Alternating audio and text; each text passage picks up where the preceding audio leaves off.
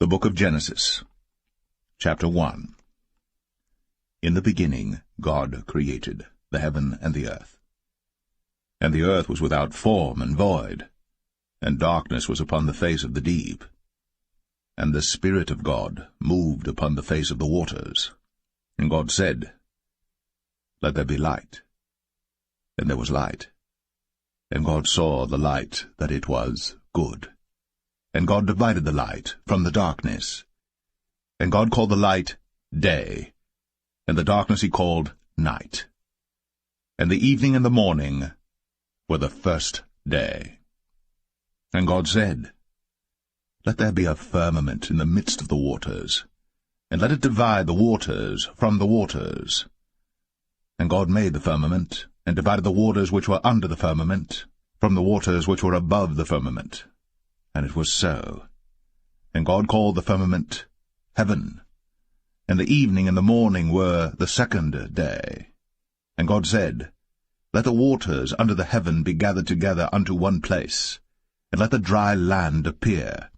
And it was so.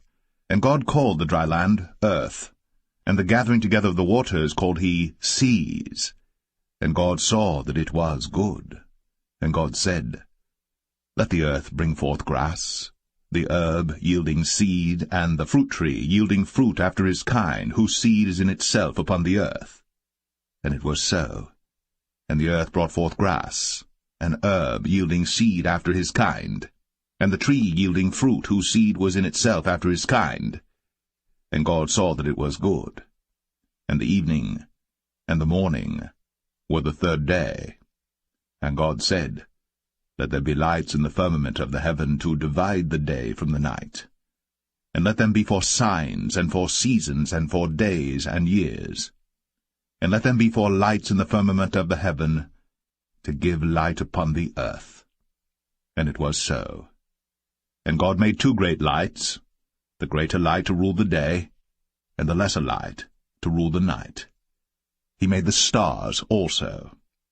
And God set them in the firmament of the heaven to give light upon the earth, and to rule over the day and over the night, and to divide the light from the darkness. And God saw that it was good. And the evening and the morning were the fourth day. And God said, Let the waters bring forth abundantly the moving creature that hath life, and fowl that may fly above the earth in the open firmament of heaven. And God created great whales, and every living creature that moveth, which the waters brought forth abundantly after their kind, and every winged fowl after his kind. And God saw that it was good. And God blessed them, saying, Be fruitful, and multiply, and fill the waters in the seas, and let fowl multiply in the earth. And the evening and the morning were the fifth day. And God said, Let the earth bring forth the living creature after his kind, cattle and creeping thing, and beast of the earth after his kind. And it was so. And God made the beast of the earth after his kind, and cattle after their kind, and everything that creepeth upon the earth after his kind. And God saw that it was good. And God said, Let us make man in our image, after our likeness, and let them have dominion over the fish of the sea, and over the fowl of the air, and over the cattle, and over all the earth, and over every creeping thing that creepeth upon the earth. So God created man in his own image. In the image of God created he him, male and female created he them. And God blessed them, and God said unto them, Be fruitful, and multiply, and replenish the earth, and subdue it, and have dominion over the fish of the sea, and over the fowl of the air, and over every living thing that moveth upon the earth. And God said, Behold, I have given you every herb-bearing seed which is upon the face of all the earth, and every tree, in the which is the fruit of a tree yielding seed. To you it shall be for meat. And to every beast of the earth, and to every fowl of the air, and to everything that creepeth upon the earth, wherein there is life, I have given every green herb for meat. And it was so. And God saw everything that he had made, and behold, it was very good. And the evening and the morning were the 6th day.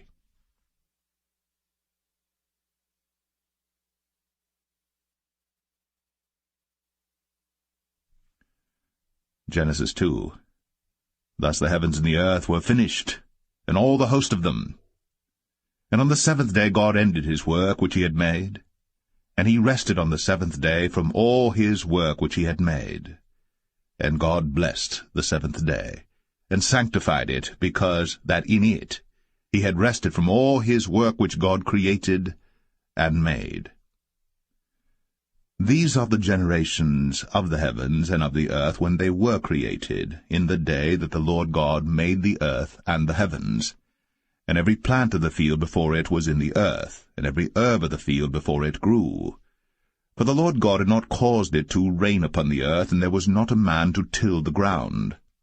But there went up a mist from the earth, and watered the whole face of the ground. And the Lord God formed man of the dust of the ground, and breathed into his nostrils the breath of life, and man became a living soul. And the Lord God planted a garden eastward in Eden, and there he put the man whom he had formed. And out of the ground made the Lord God to grow every tree that is pleasant to the sight, and good for food, the tree of life also in the midst of the garden, and the tree of knowledge of good and evil. And a river went out of Eden to water the garden, and from thence it was parted, and became into 4 heads. The name of the first is Pison. That is it which compasseth the whole land of Havilah, where there is gold. And the gold of that land is good. There is bdellium, and the onyx stone. And the name of the second river is Gihon. The same is it that compasseth the whole land of Ethiopia. And the name of the third river is Hiddekel. That is it which goeth toward the east of Assyria. And the 4th river is Euphrates. And the Lord God took the man, and put him into the Garden of Eden to dress it, and to keep it. And the Lord God commanded the man, saying, Of every tree of the garden thou mayest freely eat. But of the tree of the knowledge of good and evil thou shalt not eat of it. For in the day that thou eatest thereof, thou shalt surely die. And the Lord God said, It is not good that the man should be alone. I will make him an helpmeet for him. And out of the ground the Lord God formed every beast of the field and every fowl of the air, and brought them unto Adam to see what he would call them. And whatsoever Adam called every living creature, that was the name thereof. And Adam gave names to all cattle, and to the fowl of the air, and to every beast of the field. But for Adam there was not found an helpmeet for him. And the Lord God caused a deep sleep to fall upon Adam, and he slept. And he took one of his ribs, and closed up the flesh instead thereof.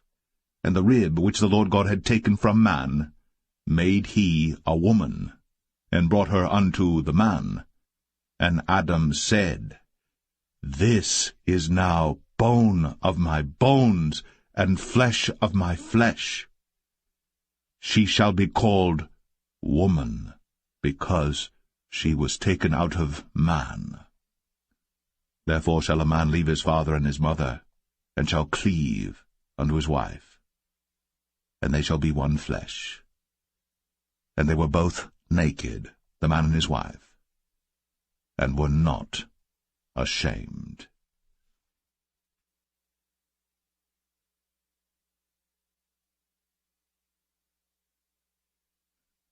Genesis 3. Now the serpent was more subtle than any beast of the field which the Lord God had made. And he said unto the woman, Yea, hath God said, Ye shall not eat of every tree of the garden? And the woman said unto the serpent, We may eat of the fruit of the trees of the garden.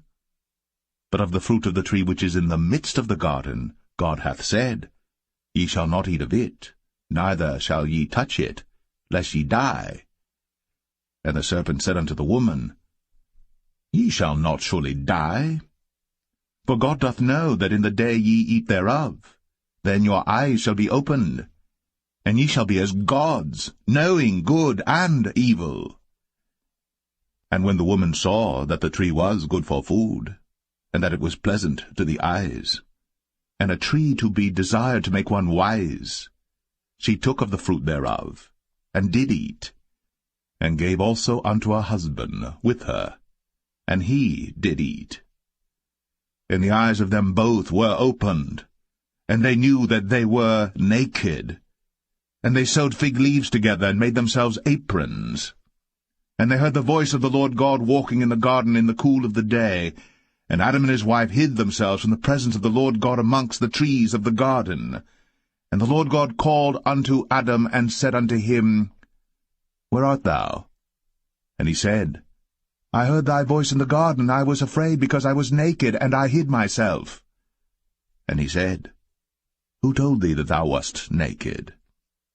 Hast thou eaten of the tree whereof I commanded thee that thou shouldest not eat? And the man said, The woman, whom thou gavest to be with me, she gave me of the tree, and I did eat. And the Lord God said unto the woman, What is this that thou hast done?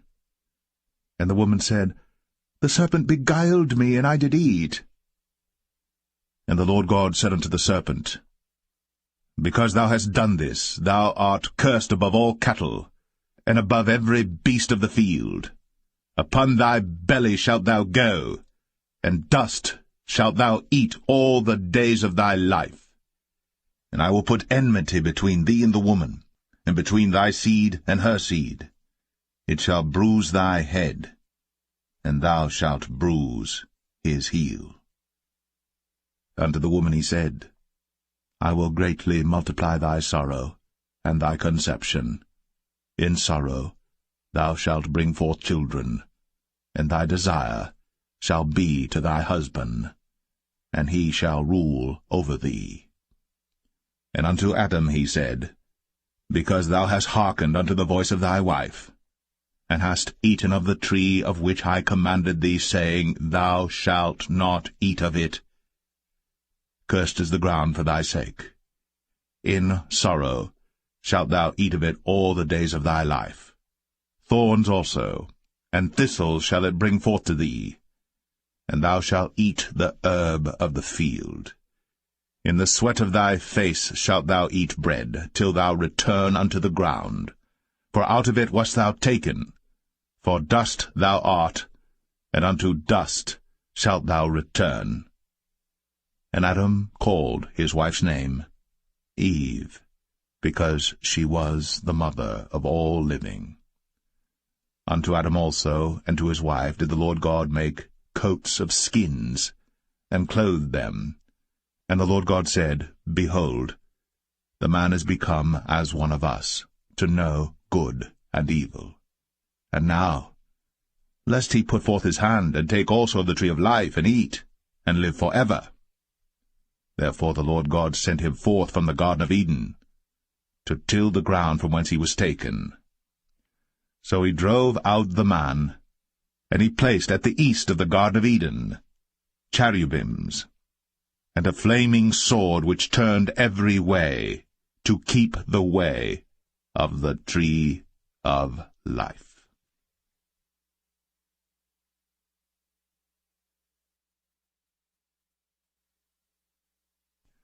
Genesis 4.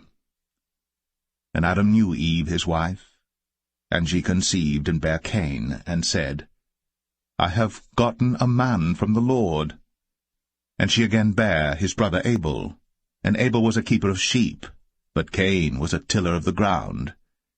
And in process of time it came to pass that Cain brought of the fruit of the ground an offering unto the Lord. And Abel he also brought of the firstlings of his flock, and of the fat thereof. And the Lord had respect unto Abel and to his offering. But unto Cain and to his offering he had not respect. And Cain was very wroth, and his countenance fell. And the Lord said unto Cain, Why art thou wroth? And why is thy countenance fallen? If thou doest well, shalt thou not be accepted? And if thou doest not well, sin lieth at the door, and unto thee shall be his desire, and thou shalt rule over him. And Cain talked with Abel his brother. And it came to pass, when they were in the field, that Cain rose up against Abel his brother, and slew him. And the Lord said unto Cain, Where is Abel thy brother? And he said, I know not. Am I my brother's keeper? And he said, What hast thou done? The voice of thy brother's blood crieth unto me from the ground. And now art thou cursed from the earth, which hath opened her mouth to receive thy brother's blood from thy hand. When thou tillest the ground, it shall not henceforth yield unto thee her strength. A fugitive and a vagabond shalt thou be in the earth. And Cain said unto the Lord, My punishment is greater than I can bear. Behold, thou hast driven me out this day from the face of the earth, and from thy face shall I be hid. And I shall be a fugitive and a vagabond in the earth. And it shall come to pass that every one that findeth me shall slay me. And the Lord said unto him, Therefore whosoever slayeth Cain, vengeance shall be taken on him sevenfold. And the Lord set a mark upon Cain, lest any finding him should kill him. And Cain went out from the presence of the Lord, and dwelt in the land of Nod, on the east of Eden. And Cain knew his wife, and she conceived, and bare Enoch. And he builded a city, and called the name of the city after the name of his son, Enoch. And unto Enoch was born Irad, and Irad begat Mahushael, and Mahushael begat Methusael, and Methusael begat Lamech. And Lamech took unto him 2 wives. The name of the one was Adah, and the name of the other Zillah. And Adah bare Jabal. He was the father of such as dwell in tents, and of such as have cattle. And his brother's name was Jubal. He was the father of all such as handle the harp and organ. And Zillah, she also bare Tubal-Cain, an instructor of every artificer in brass and iron. And the sister of Tubal-Cain was Naamah. And Lamech said unto his wives, Adah and Zillah, Hear my voice, ye wives of Lamech. Hearken unto my speech. For I have slain a man to my wounding, and a young man to my hurt. If Cain shall be avenged sevenfold, truly Lamech 77-fold. And Adam knew his wife again, and she bare a son, and called his name Seth. For God, said she, hath appointed me another seed instead of Abel, whom Cain slew. And to Seth, to him also there was born a son, and he called his name Enos. Then began men to call upon the name of the Lord.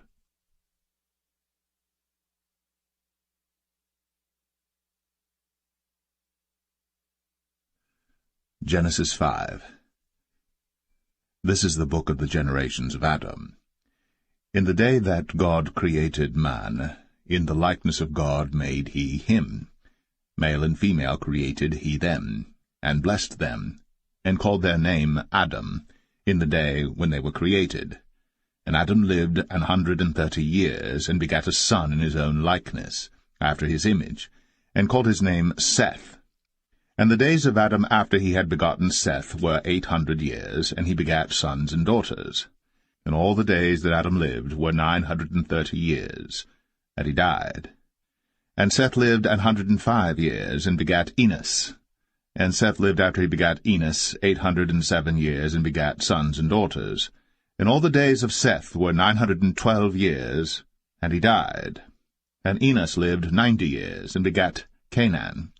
And Enos lived after he begat Canaan 815 years, and begat sons and daughters. And all the days of Enos were 905 years, and he died. And Canaan lived 70 years, and begat Mahalaleel. And Canaan lived after he begat Mahalaleel 840 years, and begat sons and daughters. And all the days of Canaan were 910 years, and he died. And Mahalaleel lived 65 years, and begat Jared. And Mahalaleel lived, after he begat Jared, 830 years, and begat sons and daughters. And all the days of Mahalaleel were 895 years, and he died. And Jared lived 162 years, and he begat Enoch. And Jared lived after he begat Enoch 800 years, and begat sons and daughters. And all the days of Jared were 962 years, and he died. And Enoch lived 65 years, and begat Methuselah. And Enoch walked with God after he begat Methuselah 300 years, and begat sons and daughters. And all the days of Enoch were 365 years. And Enoch walked with God, and he was not, for God took him. And Methuselah lived 187 years, and begat Lamech. And Methuselah lived after he begat Lamech 782 years, and begat sons and daughters. And all the days of Methuselah were 969 years, and he died. And Lamech lived 182 years, and begat a son. And he called his name Noah, saying, This same shall comfort us concerning our work and toil of our hands, because of the ground, which the Lord hath cursed.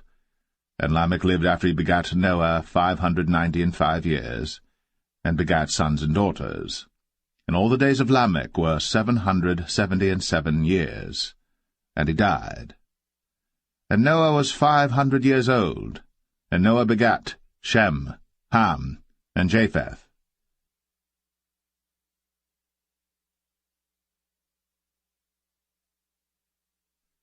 Genesis 6. And it came to pass, when men began to multiply on the face of the earth, and daughters were born unto them, that the sons of God saw the daughters of men that they were fair, and they took them wives of all which they chose. And the Lord said, My spirit shall not always strive with man, for that he also is flesh, yet his days shall be 120 years. There were giants in the earth in those days, and also after that, when the sons of God came in unto the daughters of men, and they bare children to them, the same became mighty men, which were of old, men of renown. And God saw that the wickedness of man was great in the earth, and that every imagination of the thoughts of his heart was only evil continually. And it repented the Lord that he had made man on the earth, and it grieved him at his heart. And the Lord said, I will destroy man whom I have created from the face of the earth, both man and beast, and the creeping thing, and the fowls of the air, for it repenteth me that I have made them. But Noah found grace in the eyes of the Lord. These are the generations of Noah. Noah was a just man, and perfect in his generations. And Noah walked with God. And Noah begat 3 sons, Shem, Ham, and Japheth. The earth also was corrupt before God, and the earth was filled with violence. And God looked upon the earth, and behold, it was corrupt, for all flesh had corrupted his way upon the earth. And God said unto Noah, The end of all flesh is come before me, for the earth is filled with violence through them, and behold, I will destroy them with the earth. Make thee an ark of gopher wood. Rooms shalt thou make in the ark, and shalt pitch it within and without with pitch. And this is the fashion which thou shalt make it of. The length of the ark shall be 300 cubits, the breadth of it 50 cubits, and the height of it 30 cubits. A window shalt thou make to the ark, and in a cubit shalt thou finish it above. And the door of the ark shalt thou set in the side thereof, with lower, second, and third stories shalt thou make it. And behold, I, even I, do bring a flood of waters upon the earth to destroy all flesh wherein is the breath of life from under heaven, and everything that is in the earth shall die. But with thee will I establish my covenant, and thou shalt come into the ark, thou, and thy sons, and thy wife, and thy sons' wives with thee. And of every living thing of all flesh, 2 of every sort shalt thou bring into the ark, to keep them alive with thee. They shall be male and female. Of fowls after their kind, and of cattle after their kind, of every creeping thing of the earth after his kind, 2 of every sort shall come unto thee, to keep them alive. And take thou unto thee of all food that is eaten, and thou shalt gather it to thee, and it shall be for food for thee and for them. Thus did Noah. According to all that God commanded him, so did he.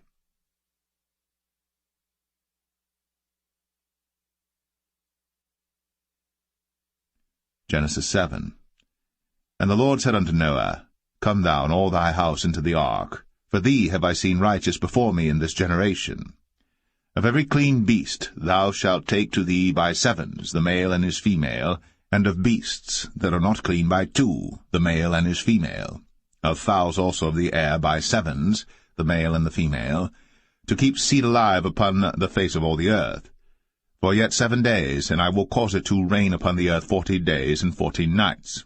And every living substance that I have made will I destroy from off the face of the earth. And Noah did according unto all that the Lord commanded him. And Noah was 600 years old when the flood of waters was upon the earth. And Noah went in, and his sons and his wife, and his sons' wives with him, into the ark because of the waters of the flood, of clean beasts, and of beasts that are not clean, and of fowls, and of everything that creepeth upon the earth. There went in 2 and 2 unto Noah into the ark, the male and the female, as God had commanded Noah. And it came to pass after 7 days, that the waters of the flood were upon the earth. In the 600th year of Noah's life, in the 2nd month, the 17th day of the month, the same day, were all the fountains of the great deep broken up. And the windows of heaven were opened, and the rain was upon the earth 40 days and 40 nights.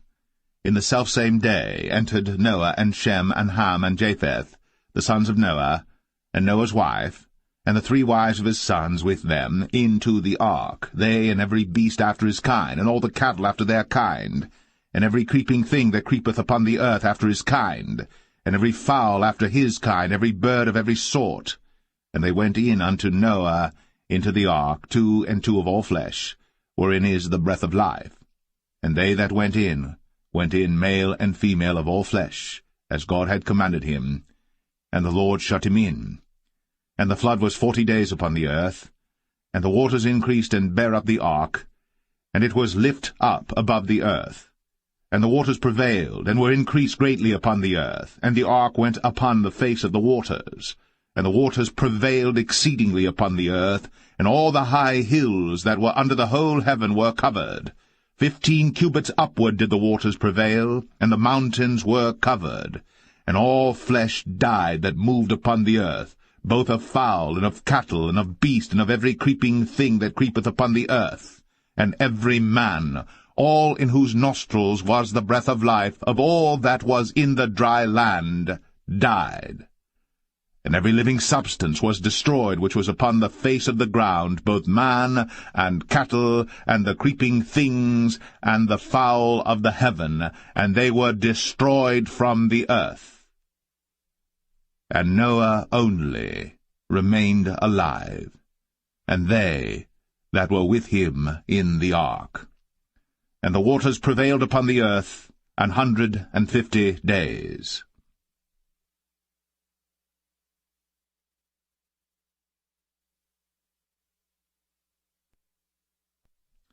Genesis 8.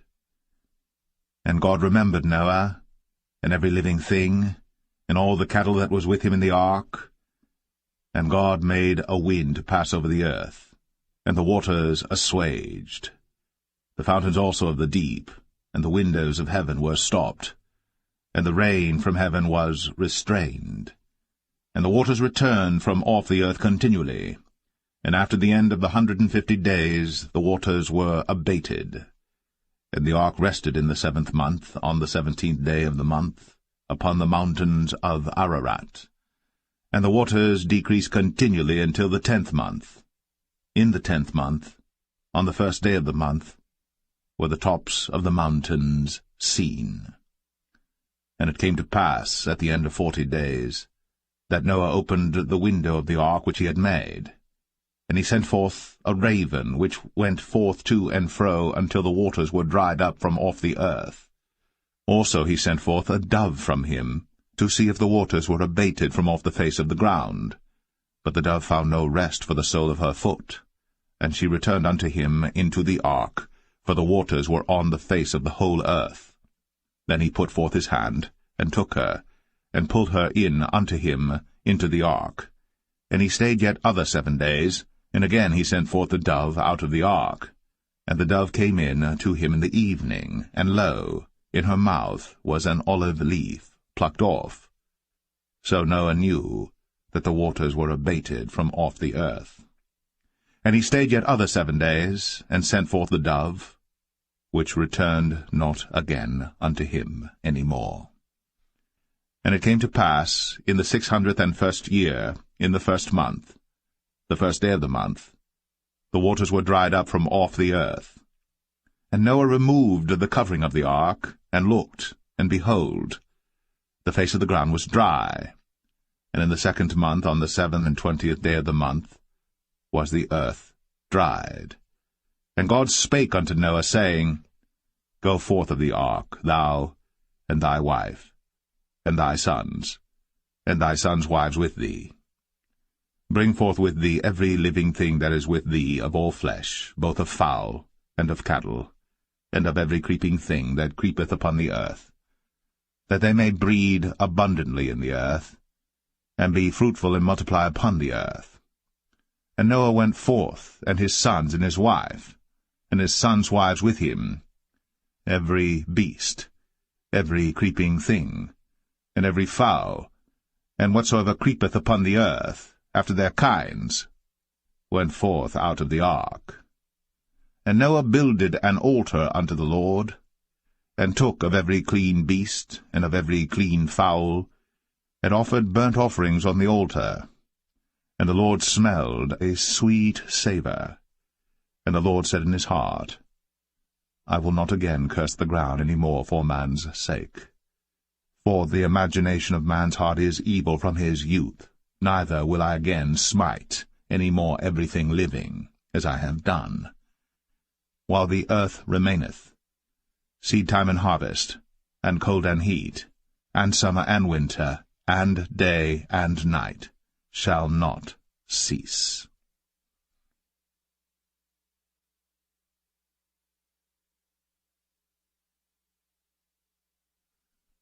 Genesis 9. And God blessed Noah and his sons, and said unto them, Be fruitful, and multiply, and replenish the earth. And the fear of you, and the dread of you shall be upon every beast of the earth, and upon every fowl of the air, upon all that moveth upon the earth, and upon all the fishes of the sea. Into your hand are they delivered.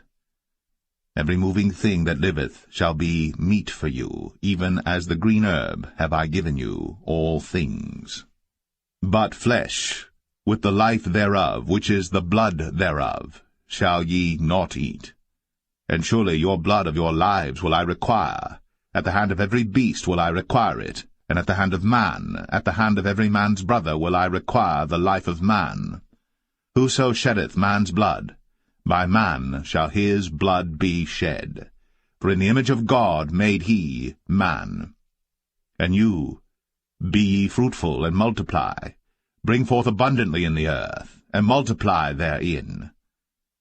And God spake unto Noah, and to his sons with him, saying, And I, behold, I establish my covenant with you, and with your seed after you, and with every living creature that is with you, of the fowl, of the cattle, and of every beast of the earth with you, from all that go out of the ark to every beast of the earth. And I will establish my covenant with you. Neither shall all flesh be cut off any more by the waters of a flood, neither shall there any more be a flood to destroy the earth. And God said, This is the token of the covenant which I make between me and you, and every living creature that is with you, for perpetual generations. I do set my bow in the cloud, and it shall be for a token of a covenant between me and the earth.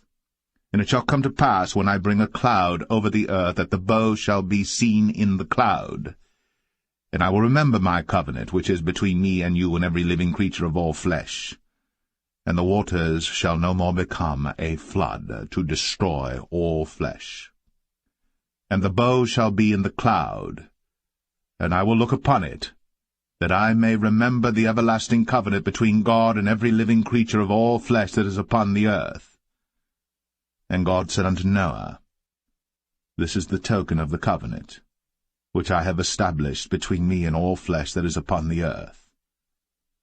And the sons of Noah that went forth of the ark were Shem, and Ham, and Japheth. And Ham is the father of Canaan. These are the 3 sons of Noah, and of them was the whole earth overspread. And Noah began to be an husbandman, and he planted a vineyard. And he drank of the wine, and was drunken, and he was uncovered within his tent. And Ham, the father of Canaan, saw the nakedness of his father, and told his 2 brethren without. And Shem and Japheth took a garment, and laid it upon both their shoulders, and went backward, and covered the nakedness of their father. And their faces were backward, and they saw not their father's nakedness. And Noah awoke from his wine, and knew what his younger son had done unto him. And he said, Cursed be Canaan! A servant of servants shall he be unto his brethren. And he said, Blessed be the Lord God of Shem, and Canaan shall be his servant. God shall enlarge Japheth, and he shall dwell in the tents of Shem, and Canaan shall be his servant. And Noah lived after the flood 350 years. And all the days of Noah were 950 years. And he died.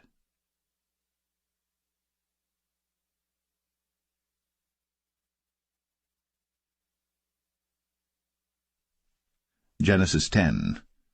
Now these are the generations of the sons of Noah, Shem, Ham, and Japheth. And unto them were sons born after the flood. The sons of Japheth, Gomer, and Magog, and Madai, and Javan, and Tubal, and Meshech, and Taras. And the sons of Gomer, Ashkenaz, and Riphath, and Togarmah.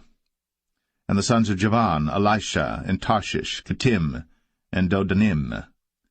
But these were the isles of the Gentiles divided in their lands, every one after his tongue, after their families, in their nations. And the sons of Ham, Cush, and Mizraim, and Phut, and Canaan. And the sons of Cush, Seba, and Havilah, and Sabta, and Ramah, and Sabteka. And the sons of Ramah, Sheba, and Dedan. And Cush begat Nimrod. He began to be a mighty one in the earth. He was a mighty hunter before the Lord. Wherefore it is said, Even as Nimrod the mighty hunter before the Lord. And the beginning of his kingdom was Babel, and Erech, and Akkad, and Calneh in the land of Shinar. Out of that land went forth Ashur, and builded Nineveh, and the city Rehoboth, and Calah. And Rezin between Nineveh and Calah, the same is a great city. And Mizraim begat Ludim, and Anamim, and Lehabim, and Naphtuhim, and Pathruzim, and Casluhim, out of whom came Philistim, and Caphtorim. And Canaan begat Sidon his firstborn, and Heth, and the Jebusite, and the Amorite, and the Girgashite, and the Hivite, and the Archite, and the Sinite, and the Arvadite, and the Zemarite, and the Hamathite. And afterward were the families of the Canaanites spread abroad. And the border of the Canaanites was from Sidon, as thou comest to Gerar, unto Gaza, as thou goest unto Sodom and Gomorrah, and Admah, and Zeboim, even unto Lasha. These are the sons of Ham, after their families, after their tongues, in their countries, and in their nations. Unto Shem also, the father of all the children of Eber, the brother of Japheth, the elder, even to him were children born, the children of Shem, Elam, and Ashur, and Arphaxad, and Lud, and Aram. And the children of Aram, Uz, and Hul, and Gether, and Mash. And Arphaxad begat Salah, and Salah begat Eber. And unto Eber were born 2 sons. The name of one was Peleg, for in his days was the earth divided, and his brother's name was Joktan. And Joktan begat Almadad, and Shalef, and Hazarmaveth, and Jerah, and Hadoram, and Uzal, and Diklah, and Obal, and Abimael, and Sheba, and Ophir, and Havilah, and Jobab. All these were the sons of Joktan. And their dwelling was from Mesha, as thou goest unto Sephar, a mount of the east. These are the sons of Shem, after their families, after their tongues, in their lands, after their nations. These are the families of the sons of Noah, after their generations, in their nations, and by these were the nations divided in the earth after the flood.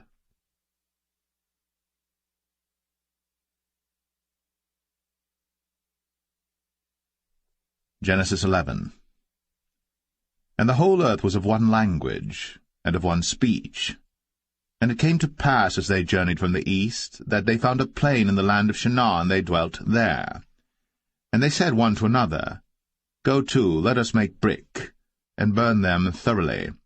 And they had brick for stone, and slime had they for mortar. And they said, Go to, let us build us a city and a tower, whose top may reach unto heaven. And let us make us a name, lest we be scattered abroad upon the face of the whole earth. And the Lord came down to see the city and the tower, which the children of men builded. And the Lord said, Behold, the people is one, and they have all one language, and this they begin to do?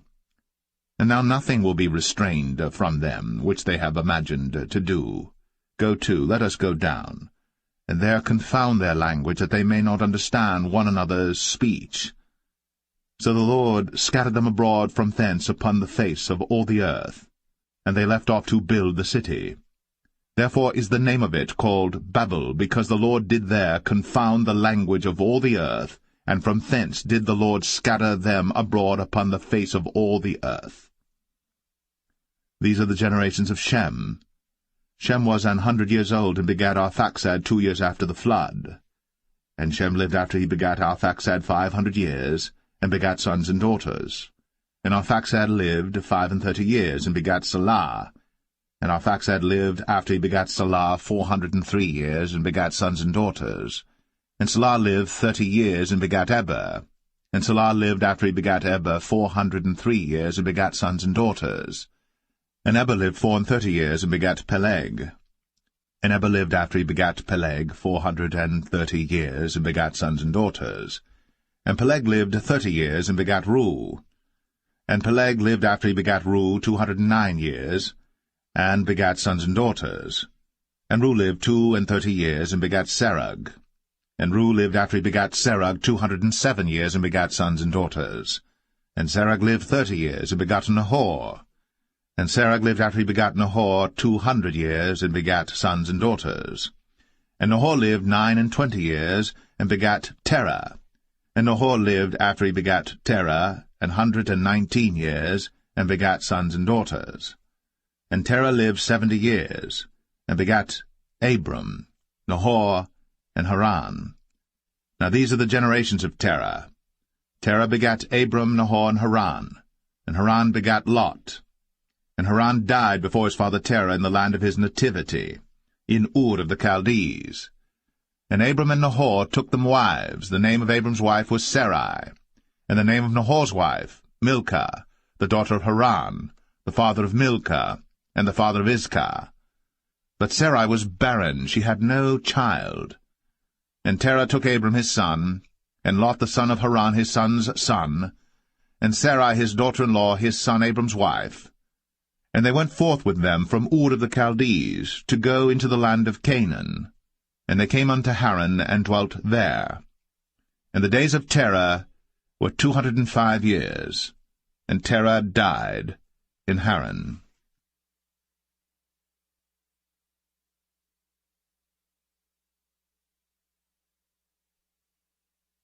Genesis 12. Now the Lord had said unto Abram, Get thee out of thy country, and from thy kindred, and from thy father's house, unto a land that I will show thee. And I will make of thee a great nation, and I will bless thee, and make thy name great, and thou shalt be a blessing. And I will bless them that bless thee, and curse him that curseth thee. And in thee shall all families of the earth be blessed. So Abram departed, as the Lord had spoken unto him. And Lot went with him. And Abram was 75 years old, when he departed out of Haran. And Abram took Sarai his wife, and Lot his brother's son, and all their substance that they had gathered, and the souls that they had gotten in Haran. And they went forth to go into the land of Canaan, and into the land of Canaan they came. And Abram passed through the land unto the place of Sichem, unto the plain of Moreh, and the Canaanite was then in the land. And the Lord appeared unto Abram, and said, Unto thy seed will I give this land. And there builded he an altar unto the Lord, who appeared unto him. And he removed from thence unto a mountain on the east of Bethel, and pitched his tent, having Bethel on the west, and Ai on the east. And there he builded an altar unto the Lord, and called upon the name of the Lord. And Abram journeyed, going on still toward the south. And there was a famine in the land, and Abram went down into Egypt to sojourn there, for the famine was grievous in the land. And it came to pass, when he was come near to enter into Egypt, that he said unto Sarai his wife, Behold now, I know that thou art a fair woman to look upon. Therefore it shall come to pass, when the Egyptians shall see thee, that they shall say, This is his wife, and they will kill me, but they will save thee alive. Say, I pray thee, Thou art my sister, that it may be well with me for thy sake, and my soul shall live because of thee. And it came to pass, that when Abram was come into Egypt, the Egyptians beheld the woman that she was very fair. The princes also of Pharaoh saw her, and commended her before Pharaoh. And the woman was taken into Pharaoh's house. And he entreated Abram well for her sake. And he had sheep, and oxen, and he-asses, and menservants, and maidservants, and she-asses, and camels. And the Lord plagued Pharaoh, and his house with great plagues, because of Sarai, Abram's wife. And Pharaoh called Abram, and said, What is this that thou hast done unto me? Why didst thou not tell me that she was thy wife? Why saidst thou, She is my sister, so I might have taken her to be my wife? Now therefore behold thy wife, take her, and go thy way. And Pharaoh commanded his men concerning him, and they sent him away, and his wife, and all that he had.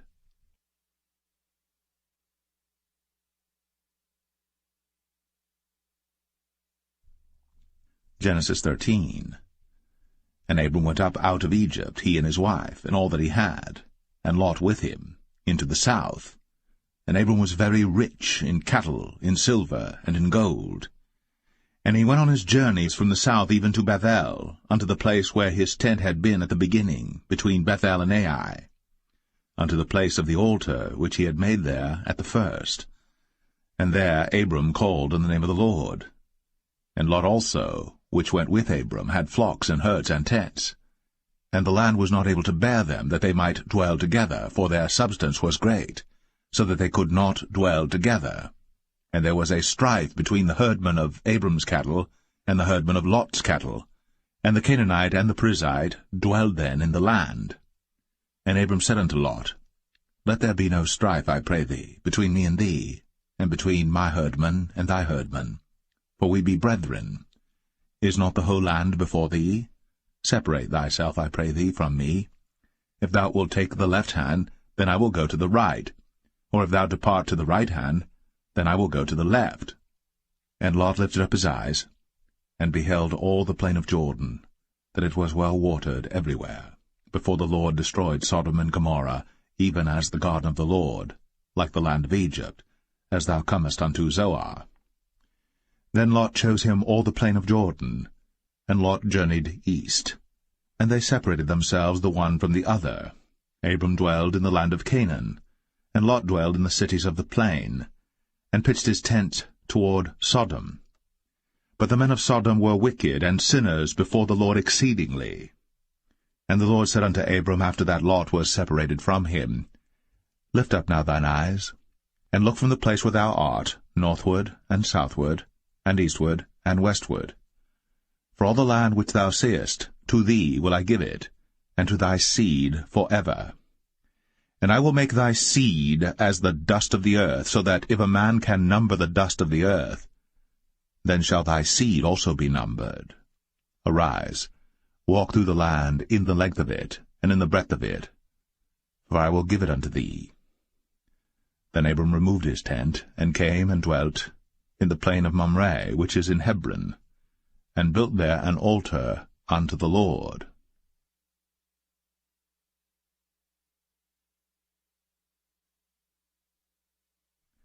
Genesis 14. And it came to pass in the days of Amraphel, king of Shinar, Arioch, king of Elasar, Chedorlaomer, king of Elam, and Tidal, king of nations, that these made war with Bera, king of Sodom, and with Birsha, king of Gomorrah, Shinab, king of Admah, and Shemeber, king of Zeboim, and the king of Bela, which is Zoar. All these were joined together in the vale of Siddim, which is the salt sea. 12 years they served Chedorlaomer, and in the 13th year they rebelled. And in the 14th year came Chedorlaomer, and the kings that were with him, and smote the Rephaims in Ashtaroth, Karnaim, and the Zazims in Ham, and the Emims in Shaveh Kerathaim, and the Horites in their Mount Seir unto El Paran, which is by the wilderness. And they returned and came to En-Mishpat, which is Kadesh, and smote all the country of the Amalekites, and also the Amorites, that dwelt in Hazazon Tamar. And there went out the king of Sodom, and the king of Gomorrah, and the king of Admah, and the king of Zeboim, and the king of Bela, the same as Zoar, and they joined battle with them in the vale of Siddim, with Chedorlaomer the king of Elam, and with Tidal king of nations, and Amraphel king of Shinar, and Arioch king of Elasar, 4 kings with 5. And the vale of Siddim was full of slime pits, and the kings of Sodom and Gomorrah fled, and fell there, and they that remained fled to the mountain. And they took all the goods of Sodom and Gomorrah, and all their victuals, and went their way. And they took Lot, Abram's brother's son, who dwelt in Sodom, and his goods, and departed. And there came one that had escaped, and told Abram the Hebrew, for he dwelt in the plain of Mamre the Amorite, brother of Eshcol, and brother of Aner, and these were confederate with Abram. And when Abram heard that his brother was taken captive, he armed his trained servants, born in his own house, 318, and pursued them unto Dan. And he divided himself against them, he and his servants, by night, and smote them, and pursued them unto Hobah, which is on the left hand of Damascus. And he brought back all the goods, and also brought again his brother Lot, and his goods, and the women also, and the people. And the king of Sodom went out to meet him after his return from the slaughter of Chedorlaomer, and of the kings that were with him at the valley of Shaveh, which is the king's dale. And Melchizedek king of Salem brought forth bread and wine, and he was the priest of the Most High God. And he blessed him, and said, Blessed be Abram of the Most High God, possessor of heaven and earth. And blessed be the Most High God, which hath delivered thine enemies into thy hand. And he gave him tithes of all. And the king of Sodom said unto Abram, Give me the persons, and take the goods to thyself. And Abram said to the king of Sodom, I have lifted up mine hand unto the Lord, the Most High God, the possessor of heaven and earth, that I will not take from a thread, even to a shoe latchet, and that I will not take anything that is thine, lest thou shouldst say, I have made Abram rich. Save only that which the young men have eaten, and the portion of the men which went with me, Aner, Eshcol, and Mamre, let them take their portion.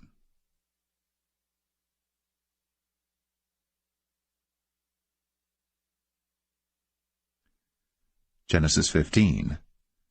After these things, the word of the Lord came unto Abram in a vision, saying, Fear not, Abram, I am thy shield, and thy exceeding great reward. And Abram said, Lord God, what wilt thou give me, seeing I go childless? And the steward of my house is this Eliezer of Damascus. And Abram said, Behold, to me thou hast given no seed, and lo, one born in my house is mine heir.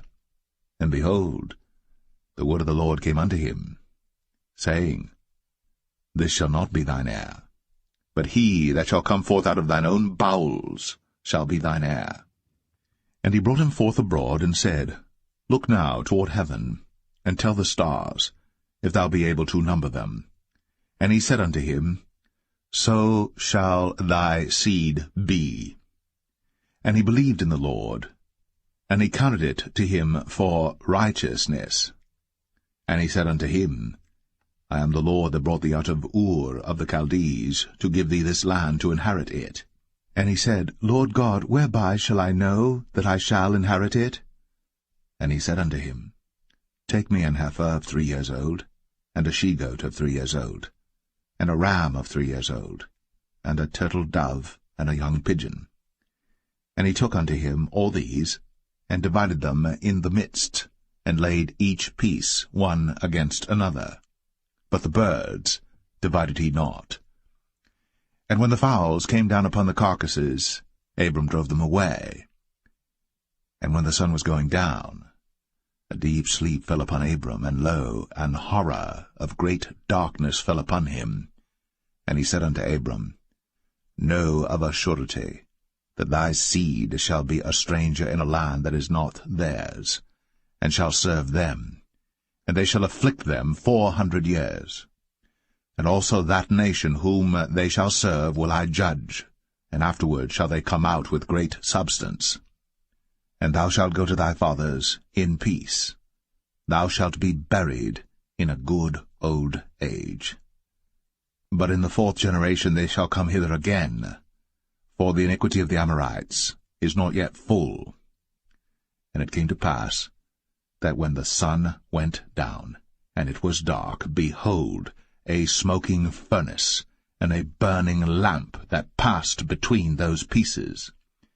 In the same day the Lord made a covenant with Abram, saying, Unto thy seed have I given this land, from the river of Egypt unto the great river, the river Euphrates, the Kenites, and the Kenizzites, and the Cadmonites, and the Hittites, and the Perizzites, and the Rephaims, and the Amorites, and the Canaanites, and the Girgashites, and the Jebusites.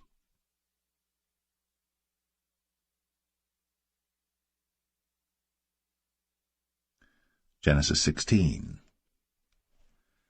Now Sarai, Abram's wife, bare him no children. And she had an handmaid, an Egyptian, whose name was Hagar.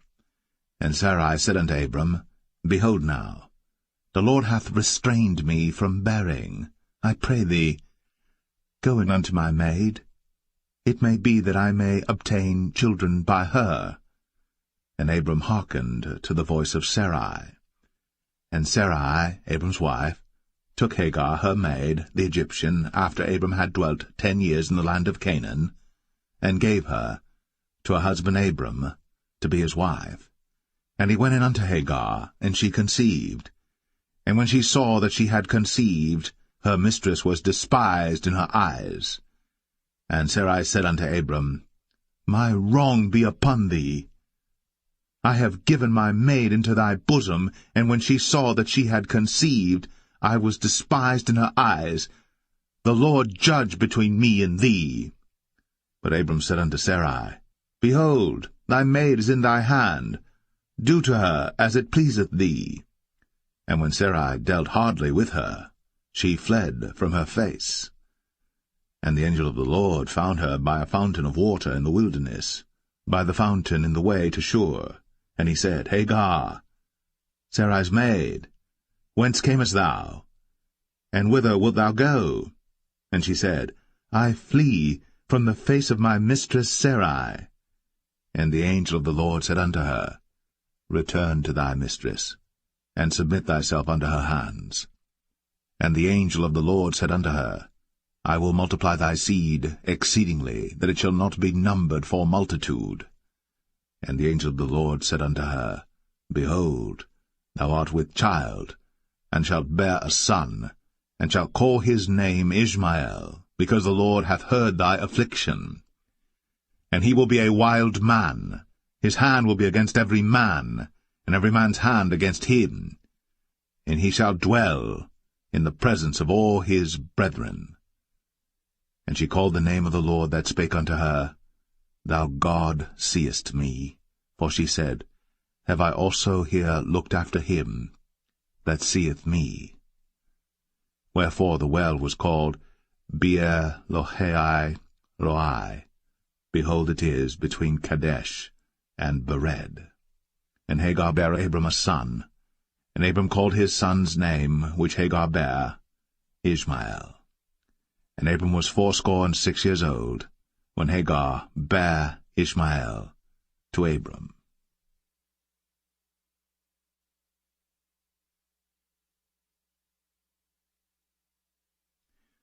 Genesis 17. And when Abram was 90 years old and 9, the Lord appeared to Abram and said unto him, I am the Almighty God. Walk before me, and be thou perfect. And I will make my covenant between me and thee, and will multiply thee exceedingly. And Abram fell on his face. And God talked with him, saying, As for me, behold, my covenant is with thee, and thou shalt be a father of many nations. Neither shall thy name any more be called Abram, but thy name shall be Abraham. For a father of many nations have I made thee. And I will make thee exceeding fruitful, and I will make nations of thee, and kings shall come out of thee. And I will establish my covenant between me and thee and thy seed after thee in their generations for an everlasting covenant, to be a God unto thee, and to thy seed after thee. And I will give unto thee, and to thy seed after thee, the land wherein thou art a stranger, all the land of Canaan, for an everlasting possession, and I will be their God.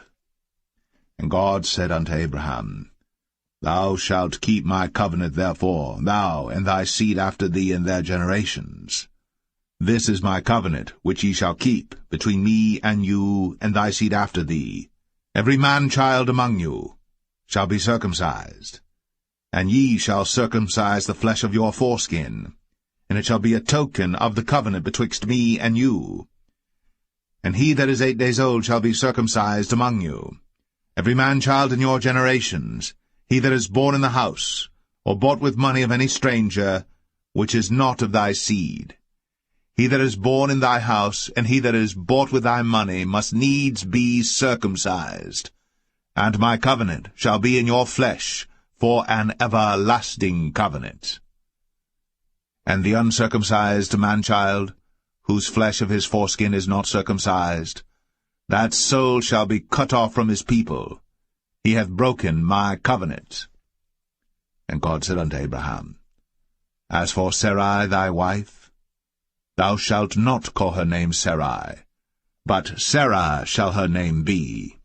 And I will bless her, and give thee a son also of her. Yea, I will bless her, and she shall be a mother of nations. Kings of people shall be of her. Then Abram fell upon his face, and laughed, and said in his heart, Shall a child be born unto him that is 100 years old? And shall Sarah, that is 90 years old, bear? And Abraham said unto God, Oh, that Ishmael might live before thee. And God said, Sarah thy wife shall bear thee a son indeed, and thou shalt call his name Isaac. And I will establish my covenant with him for an everlasting covenant, and with his seed after him. And as for Ishmael, I have heard thee. Behold, I have blessed him, and will make him fruitful, and will multiply him exceedingly. 12 princes shall he beget, and I will make him a great nation. But my covenant will I establish with Isaac, which Sarah shall bear unto thee, at this set time in the next year. And he left off talking with him, and God went up from Abraham. And Abraham took Ishmael his son, and all that were born in his house, and all that were bought with his money, every male among the men of Abraham's house, and circumcised the flesh of their foreskin in the selfsame day, as God had said unto him. And Abraham was 90 years old and 9, when he was circumcised in the flesh of his foreskin. And Ishmael his son was 13 years old, when he was circumcised in the flesh of his foreskin. In the selfsame day was Abraham circumcised, and Ishmael his son.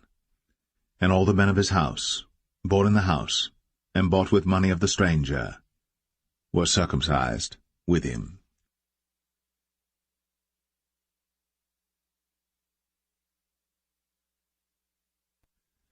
Genesis 18. And the Lord appeared unto him in the plains of Mamre, and he sat in the tent door in the heat of the day. And he lifted up his eyes, and looked, and lo, 3 men stood by him. And when he saw them, he ran to meet them from the tent door, and bowed himself toward the ground, and said, My Lord, if now I have found favor in thy sight, pass not away, I pray thee, from thy servant. Let a little water, I pray you, be fetched, and wash your feet, and rest yourselves under the tree. And I will fetch a morsel of bread, and comfort ye your hearts. After that ye shall pass on, for therefore are ye come to your servant. And they said, So do, as thou hast said. And Abraham hastened into the tent unto Sarah, and said, Make ready quickly 3 measures of fine meal, knead it, and make cakes upon the hearth. And Abraham ran unto the herd, and fetched a calf tender and good, and gave it unto a young man, and he hasted to dress it. And he took butter and milk, and the calf which he had dressed, and set it before them. And he stood by them under the tree, and they did eat. And they said unto him, Where is Sarah thy wife? And he said, Behold, in the tent. And he said, I will certainly return unto thee according to the time of life, and lo, Sarah thy wife shall have a son. And Sarah heard it in the tent door, which was behind him. Now Abraham and Sarah were old, and well stricken in age, and it ceased to be with Sarah, after the manner of women. Therefore Sarah laughed within herself, saying, After I am waxed old shall I have pleasure, my Lord being old also? And the Lord said unto Abraham, Wherefore did Sarah laugh, saying, Shall I of a surety bear a child, which am old? Is anything too hard for the Lord? At the time appointed I will return unto thee according to the time of life, and Sarah shall have a son. Then Sarah denied, saying, I laughed not, for she was afraid. And he said, Nay, but thou didst laugh. And the men rose up from thence, and looked toward Sodom. And Abraham went with them to bring them on the way. And the Lord said, Shall I hide from Abraham that thing which I do? Seeing that Abraham shall surely become a great and mighty nation, and all the nations of the earth shall be blessed in him. For I know him, that he will command his children and his household after him, and they shall keep the way of the Lord to do justice and judgment, that the Lord may bring upon Abraham that which he hath spoken of him. And the Lord said, Because the cry of Sodom and Gomorrah is great, and because their sin is very grievous, I will go down now, and see whether they have done altogether according to the cry of it, which is come unto me. And if not, I will know. And the men turned their faces from thence, and went toward Sodom. But Abraham stood yet before the Lord. And Abraham drew near and said, Wilt thou also destroy the righteous with the wicked? Peradventure there be 50 righteous within the city. Wilt thou also destroy, and not spare the place, for the 50 righteous that are therein? That be far from thee to do after this manner, to slay the righteous with the wicked, and that the righteous should be as the wicked, that be far from thee. Shall not the judge of all the earth do right? And the Lord said, If I find in Sodom 50 righteous within the city, then I will spare all the place for their sakes. And Abraham answered and said, Behold now, I have taken upon me to speak unto the Lord, which am but dust and ashes. Peradventure, there shall lack 5 of the 50 righteous. Wilt thou destroy all the city for lack of 5? And he said, If I find there 40 and 5, I will not destroy it. And he spake unto him yet again, and said, Peradventure, there shall be 40 found there. And he said, I will not do it for 40's sake. And he said unto him, O, let not the Lord be angry, and I will speak. Peradventure, there shall 30 be found there. And he said, I will not do it, if I find 30 there. And he said, Behold now, I have taken upon me to speak unto the Lord. Peradventure there shall be 20 found there. And he said, I will not destroy it for 20's sake. And he said, O, let not the Lord be angry, and I will speak yet but this once. Peradventure 10 shall be found there. And he said, I will not destroy it for 10's sake. And the Lord went his way, as soon as he had left communing with Abraham. And Abraham returned unto his place.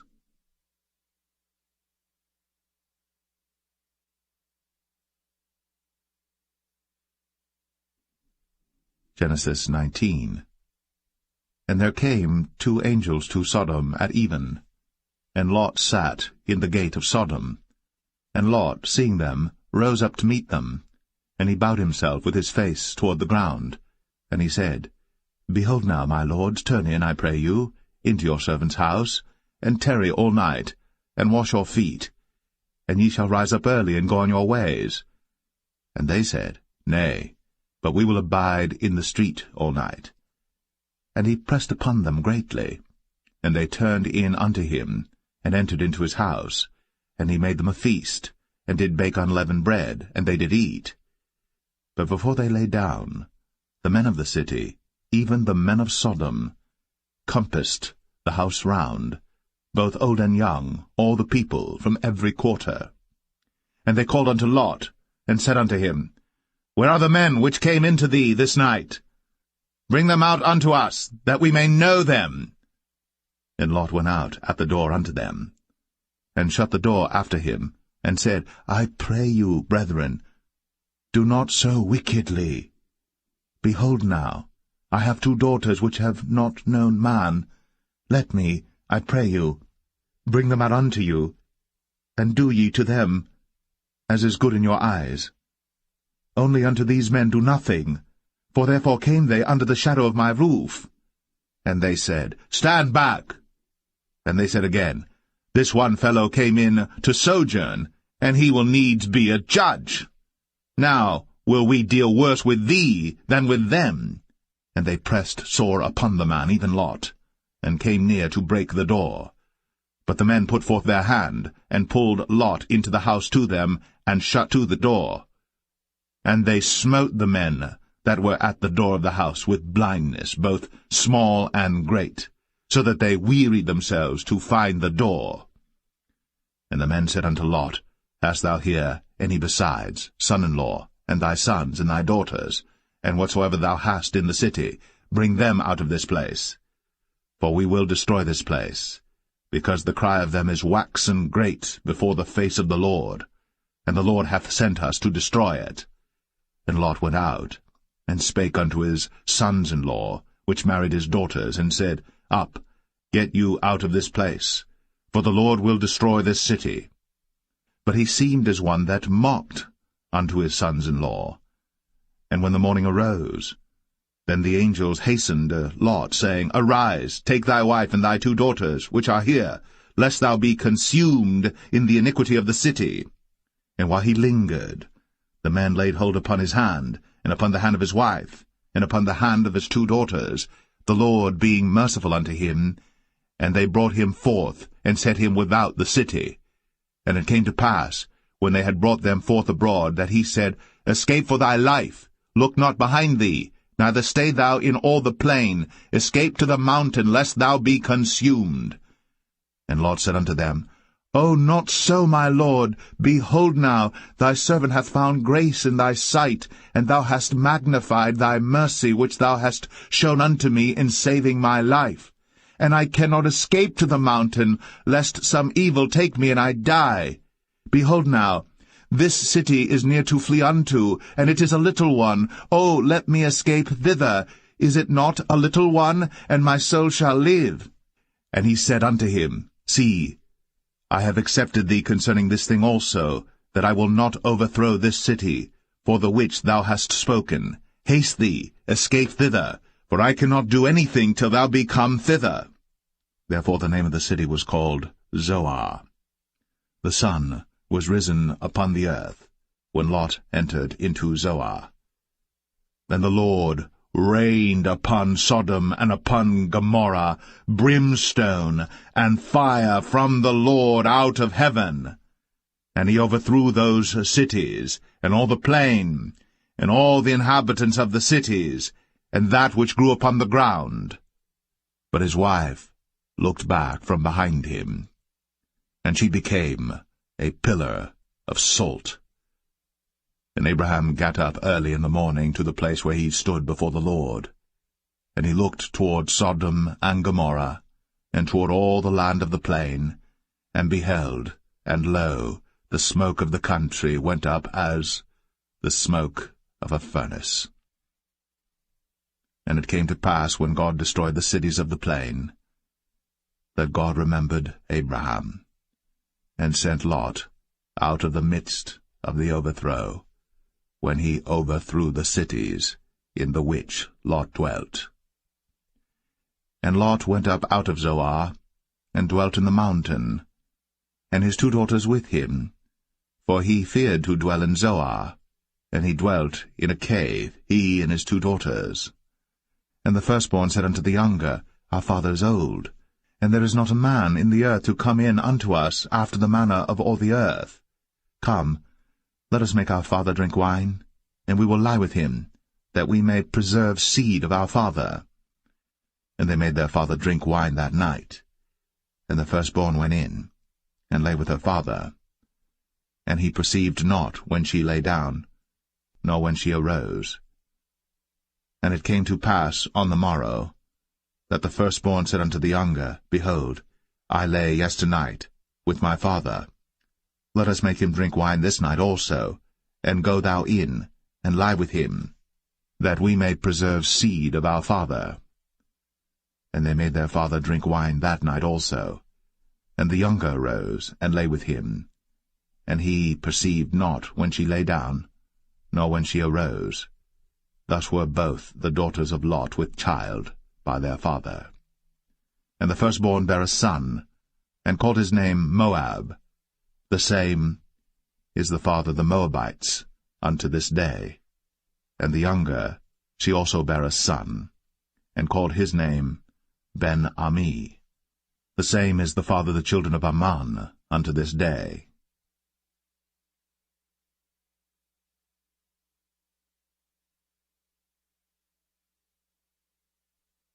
Genesis 20.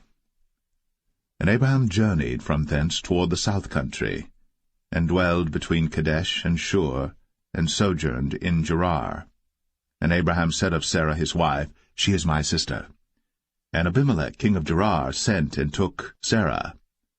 But God came to Abimelech in a dream by night, and said to him, Behold, thou art but a dead man, for the woman which thou hast taken, for she is a man's wife. But Abimelech had not come near her, and he said, Lord, wilt thou slay also a righteous nation? Said he not unto me, She is my sister? And she, even she herself, said, He is my brother? In the integrity of my heart, and innocency of my hands, have I done this. And God said unto him in a dream, Yea, I know that thou didst this in the integrity of thy heart. For I also withheld thee from sinning against me. Therefore suffered I thee not to touch her. Now therefore restore the man his wife, for he is a prophet, and he shall pray for thee, and thou shalt live.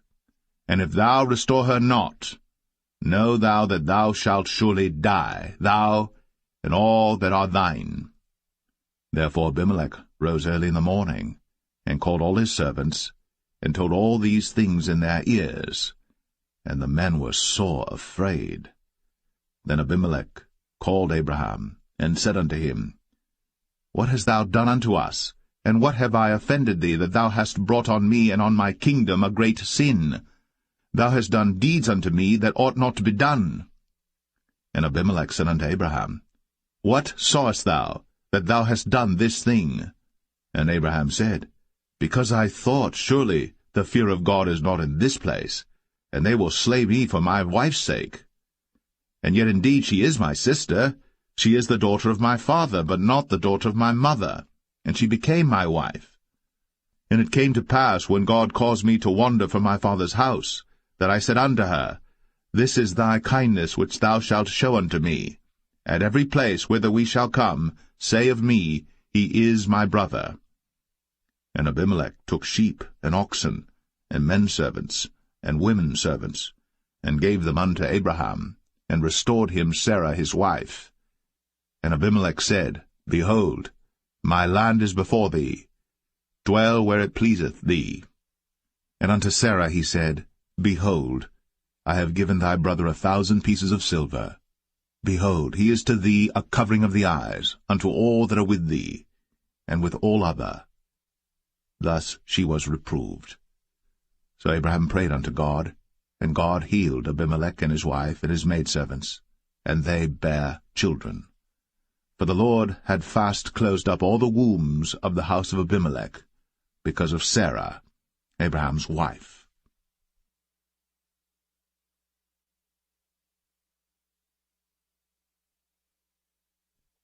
Genesis 21. And the Lord visited Sarah as he had said, and the Lord did unto Sarah as he had spoken. For Sarah conceived, and bare Abraham a son in his old age, at the set time of which God had spoken to him. And Abraham called the name of his son that was born unto him, whom Sarah bare to him, Isaac. And Abraham circumcised his son Isaac, being 8 days old, as God had commanded him. And Abraham was 100 years old when his son Isaac was born unto him. And Sarah said, God hath made me to laugh, so that all that hear will laugh with me. And she said, Who would have said unto Abraham, that Sarah should have given children suck? For I have borne him a son in his old age. And the child grew, and was weaned. And Abraham made a great feast, the same day that Isaac was weaned. And Sarah saw the son of Hagar the Egyptian, which she had borne unto Abraham, mocking. Wherefore she said unto Abraham, Cast out this bondwoman and her son, for the son of this bondwoman shall not be heir with my son, even with Isaac. And the thing was very grievous in Abraham's sight because of his son. And God said unto Abraham, Let it not be grievous in thy sight, because of the lad, and because of thy bondwoman. In all that Sarah hath said unto thee, hearken unto her voice. For in Isaac shall thy seed be called. And also of the son of the bondwoman will I make a nation, because he is thy seed. And Abraham rose up early in the morning, and took bread and a bottle of water, and gave it unto Hagar, putting it on her shoulder, and the child, and sent her away. And she departed and wandered in the wilderness of Beersheba. And the water was spent in the bottle, and she cast the child under one of the shrubs. And she went and sat her down over against him a good way off, as it were a bowshot, for she said, Let me not see the death of the child. And she sat over against him, and lifted up her voice, and wept. And God heard the voice of the lad. And the angel of God called to Hagar out of heaven, and said unto her, What aileth thee, Hagar? Fear not. For God hath heard the voice of the lad where he is. Arise, lift up the lad, and hold him in thine hand, for I will make him a great nation. And God opened her eyes, and she saw a well of water, and she went and filled the bottle with water, and gave the lad drink. And God was with the lad, and he grew, and dwelt in the wilderness, and became an archer. And he dwelt in the wilderness of Paran, and his mother took him a wife out of the land of Egypt.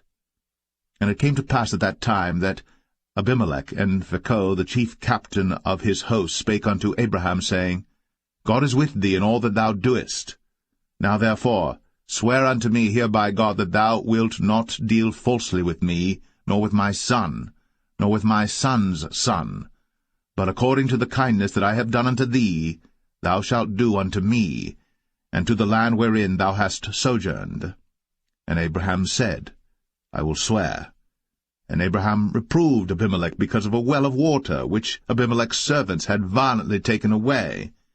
And Abimelech said, I wot not who hath done this thing, neither didst thou tell me, neither yet heard I of it, but today. And Abraham took sheep and oxen, and gave them unto Abimelech, and both of them made a covenant. And Abraham set 7 ewe lambs of the flock by themselves. And Abimelech said unto Abraham, What mean these 7 ewe lambs which thou hast set by themselves? And he said, For these 7 ewe lambs shalt thou take of my hand, that they may be a witness unto me that I have digged this well. Wherefore he called that place Beersheba, because there they sware both of them. Thus they made a covenant at Beersheba. Then Abimelech rose up, and Phicol the chief captain of his host, and they returned into the land of the Philistines. And Abraham planted a grove in Beersheba, and called there on the name of the Lord, the everlasting God. And Abraham sojourned in the Philistines' land many days.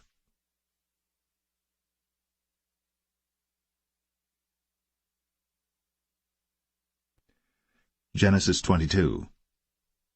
And it came to pass, after these things, that God did tempt Abraham, and said unto him, Abraham! And he said, Behold, here I am. And he said, Take now thy son, thine only son Isaac, whom thou lovest, and get thee into the land of Moriah, and offer him there for a burnt offering, upon one of the mountains which I will tell thee of. And Abraham rose up early in the morning, and saddled his ass, and took 2 of his young men with him, and Isaac his son, and clave the wood for the burnt offering, and rose up, and went unto the place of which God had told him. Then on the 3rd day Abraham lifted up his eyes, and saw the place afar off. And Abraham said unto his young men, Abide ye here with the ass, and I and the lad will go yonder, and worship, and come again to you. And Abraham took the wood of the burnt offering, and laid it upon Isaac his son. And he took the fire in his hand, and a knife, and they went both of them together. And Isaac spake unto Abraham his father, and said, My father? And he said, Here am I, my son. And he said, Behold, the fire and the wood.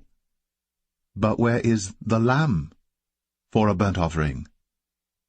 And Abraham said, My son, God will provide himself a lamb for a burnt offering. So they went both of them together. And they came to the place which God had told him of. And Abraham built an altar there, and laid the wood in order, and bound Isaac his son, and laid him on the altar upon the wood. And Abraham stretched forth his hand, and took the knife to slay his son. And the angel of the Lord called unto him out of heaven, and said, Abraham, Abraham! And he said, Here am I. And he said, Lay not thine hand upon the lad, neither do thou anything unto him. For now I know that thou fearest God, seeing thou hast not withheld thy son, thine only son, from me. And Abraham lifted up his eyes, and looked, and behold, behind him a ram caught in a thicket by his horns. And Abraham went, and took the ram, and offered him up for a burnt offering in the stead of his son. And Abraham called the name of that place Jehovah-Jireh, as it is said to this day, In the mount of the Lord it shall be seen. And the angel of the Lord called unto Abraham out of heaven the 2nd time, and said, By myself have I sworn, saith the Lord, for because thou hast done this thing, and hast not withheld thy son, thine only son, that in blessing I will bless thee, and in multiplying I will multiply thy seed as the stars of the heaven, and as the sand which is upon the seashore, and thy seed shall possess the gate of his enemies. And in thy seed shall all the nations of the earth be blessed, because thou hast obeyed my voice. So Abraham returned unto his young men, and they rose up, and went together to Beersheba. And Abraham dwelt at Beersheba. And it came to pass after these things, that it was told Abraham, saying, Behold, Milcah, she hath also borne children unto thy brother Nahor, Huz his firstborn, and Buz his brother, and Kemuel the father of Aram, and Chesed, and Hazo, and Pildash, and Jidlaph, and Bethuel. And Bethuel begat Rebekah. These 8 Milcah did bear to Nahor, Abraham's brother. And his concubine, whose name was Rumah, she bare also Tebah, and Gaham, and Thahash, and Maacah.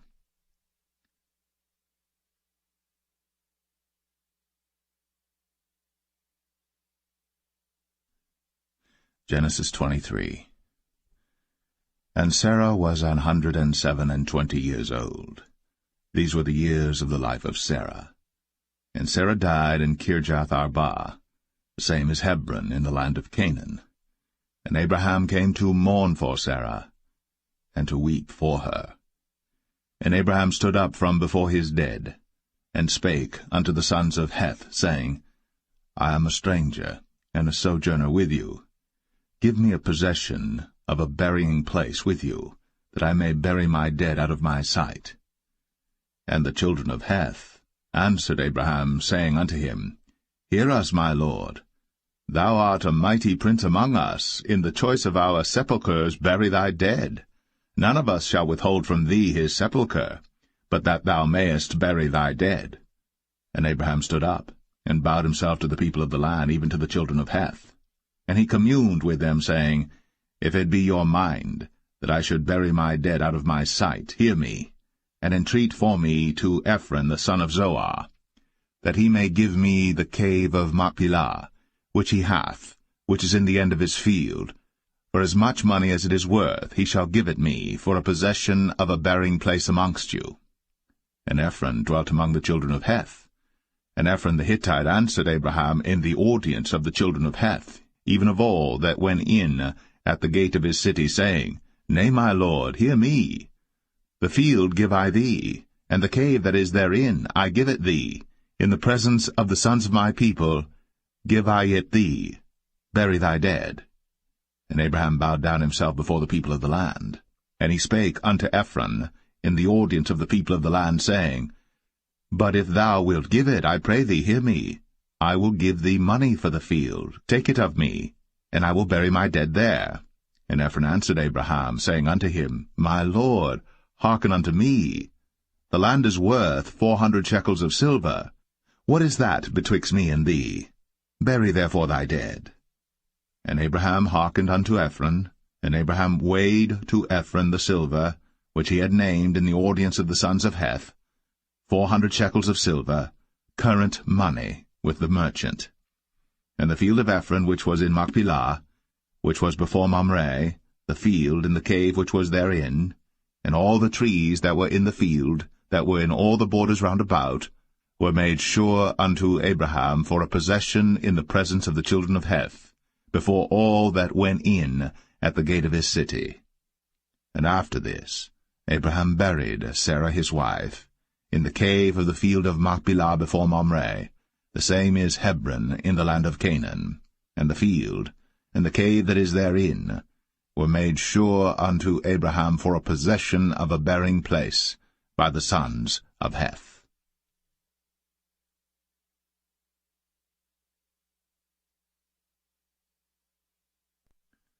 Genesis 24. And Abraham was old, and well stricken in age. And the Lord had blessed Abraham in all things. And Abraham said unto his eldest servant of his house, that ruled over all that he had, Put, I pray thee, thy hand unto my thigh, and I will make thee swear by the Lord, the God of heaven, and the God of the earth, that thou shalt not take a wife unto my son of the daughters of the Canaanites, among whom I dwell, but thou shalt go unto my country, and to my kindred, and take a wife unto my son Isaac. And the servant said unto him, Peradventure the woman will not be willing to follow me unto this land. Must I needs bring thy son again unto the land from whence thou camest? And Abraham said unto him, Beware thou that thou bring not my son thither again. The Lord God of heaven, which took me from my father's house, and from the land of my kindred, and which spake unto me, and that sware unto me, saying, Unto thy seed will I give this land, he shall send his angel before thee, and thou shalt take a wife unto my son from thence. And if the woman will not be willing to follow thee, then thou shalt be clear from this my oath. Only bring not my son thither again. And the servant put his hand under the thigh of Abraham his master, and sware to him concerning that matter. And the servant took 10 camels of the camels of his master, and departed, for all the goods of his master were in his hand. And he arose, and went to Mesopotamia, unto the city of Nahor. And he made his camels to kneel down without the city by a well of water, at the time of the evening, even the time that women go out to draw water. And he said, O Lord God of my master Abraham, I pray thee, send me good speed this day, and show kindness unto my master Abraham. Behold, I stand here by the well of water, and the daughters of the men of the city come out to draw water. And let it come to pass, that the damsel to whom I shall say, Let down thy pitcher, I pray thee, that I may drink. And she shall say, Drink, and I will give thy camels drink also. Let the same be she that thou hast appointed for thy servant Isaac, and thereby shall I know that thou hast shown kindness unto my master. And it came to pass, before he had done speaking, that, behold, Rebekah came out, who was born to Bethuel, son of Milcah, the wife of Nahor, Abraham's brother, with her pitcher upon her shoulder. And the damsel was very fair to look upon, a virgin, neither had any man known her. And she went down to the well, and filled her pitcher, and came up. And the servant ran to meet her, and said, Let me, I pray thee, drink a little water of thy pitcher. And she said, Drink, my lord. And she hasted, and let down her pitcher upon her hand, and gave him drink. And when she had done giving him drink, she said, I will draw water for thy camels also, until they have done drinking. And she hasted, and emptied her pitcher into the trough, and ran again unto the well to draw water, and drew for all his camels. And the man, wondering at her, held his peace, to wit whether the Lord had made his journey prosperous or not. And it came to pass, as the camels had done drinking, that the man took a golden earring of 1/2 shekel weight, and 2 bracelets for her hands of 10 shekels weight of gold, and said, Whose daughter art thou? Tell me, I pray thee. Is there room in thy father's house for us to lodge in? And she said unto him, I am the daughter of Bethuel, the son of Milcah, which she bare unto Nahor. She said moreover unto him, We have both straw and provender enough, and room to lodge in. And the man bowed down his head, and worshipped the Lord. And he said, Blessed be the Lord God of my master Abraham, who hath not left destitute my master of his mercy and his truth. I being in the way, the Lord led me to the house of my master's brethren. And the damsel ran, and told them of her mother's house these things. And Rebekah had a brother, and his name was Laban. And Laban ran out unto the man, unto the well. And it came to pass, when he saw the earring and bracelets upon his sister's hands, and when he heard the words of Rebekah his sister, saying, Thus spake the man unto me, that he came unto the man, and behold, he stood by the camels at the well. And he said, Come in, thou blessed of the Lord. Wherefore standest thou without? For I have prepared the house and room for the camels. And the man came into the house, and he ungirded his camels, and gave straw and provender for the camels, and water to wash his feet, and the men's feet that were with him. And there was set meat before him to eat, but he said, I will not eat until I have told mine errand. And he said, Speak on.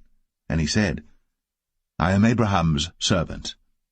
And the Lord hath blessed my master greatly, and he is become great. And he hath given him flocks, and herds, and silver, and gold, and menservants, and maidservants, and camels, and asses. And Sarah my master's wife bare a son to my master when she was old, and unto him hath he given all that he hath. And my master made me swear, saying, Thou shalt not take a wife to my son of the daughters of the Canaanites in whose land I dwell, but thou shalt go unto my father's house, and to my kindred, and take a wife unto my son. And I said unto my master, Peradventure the woman will not follow me. And he said unto me, The Lord before whom I walk will send his angel with thee, and prosper thy way. And thou shalt take a wife for my son of my kindred, and of my father's house. Then shalt thou be clear from this my oath, when thou comest to my kindred. And if they give not thee one, thou shalt be clear from my oath. And I came this day unto the well, and said, O Lord God of my master Abraham, if now thou do prosper my way which I go, behold, I stand by the well of water. And it shall come to pass that when the virgin cometh forth to draw water, and I say to her, Give me, I pray thee, a little water of thy pitcher to drink, and she say to me, Both drink thou, and I will also draw for thy camels, let the same be the woman whom the Lord hath appointed out for my master's son. And before I had done speaking in mine heart, behold, Rebekah came forth with her pitcher on her shoulder, and she went down unto the well, and drew water. And I said unto her, Let me drink, I pray thee. And she made haste, and let down her pitcher from her shoulder, and said, Drink, and I will give thy camels drink also.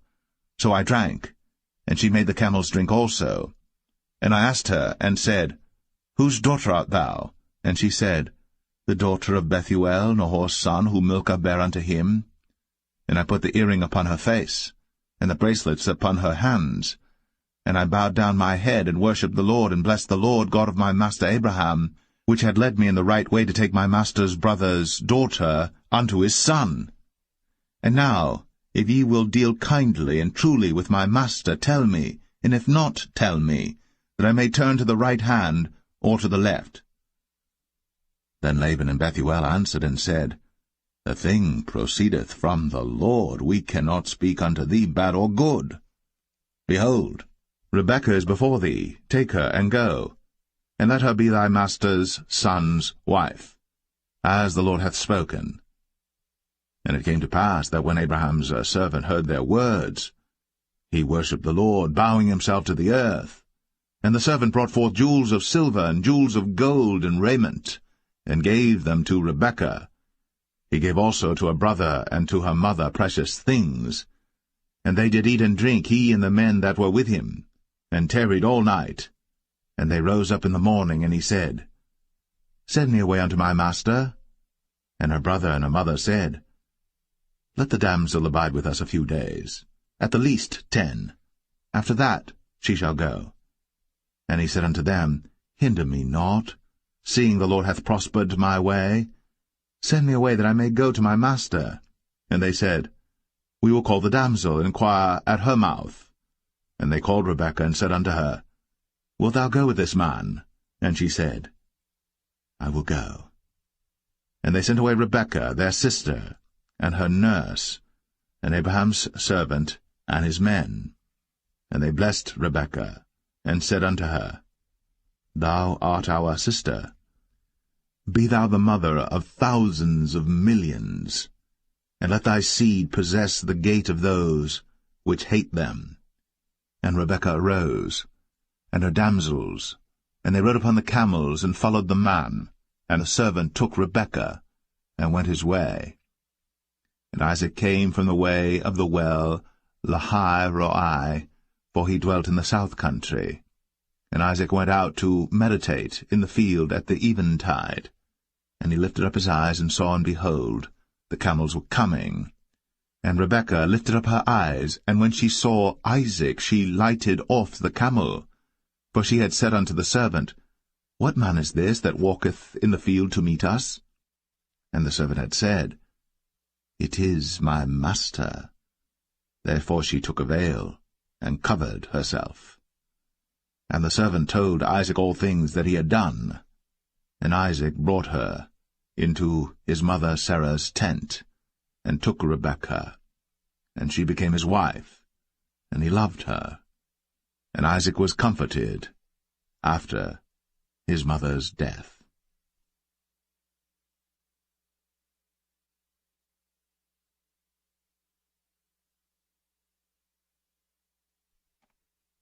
Genesis 25.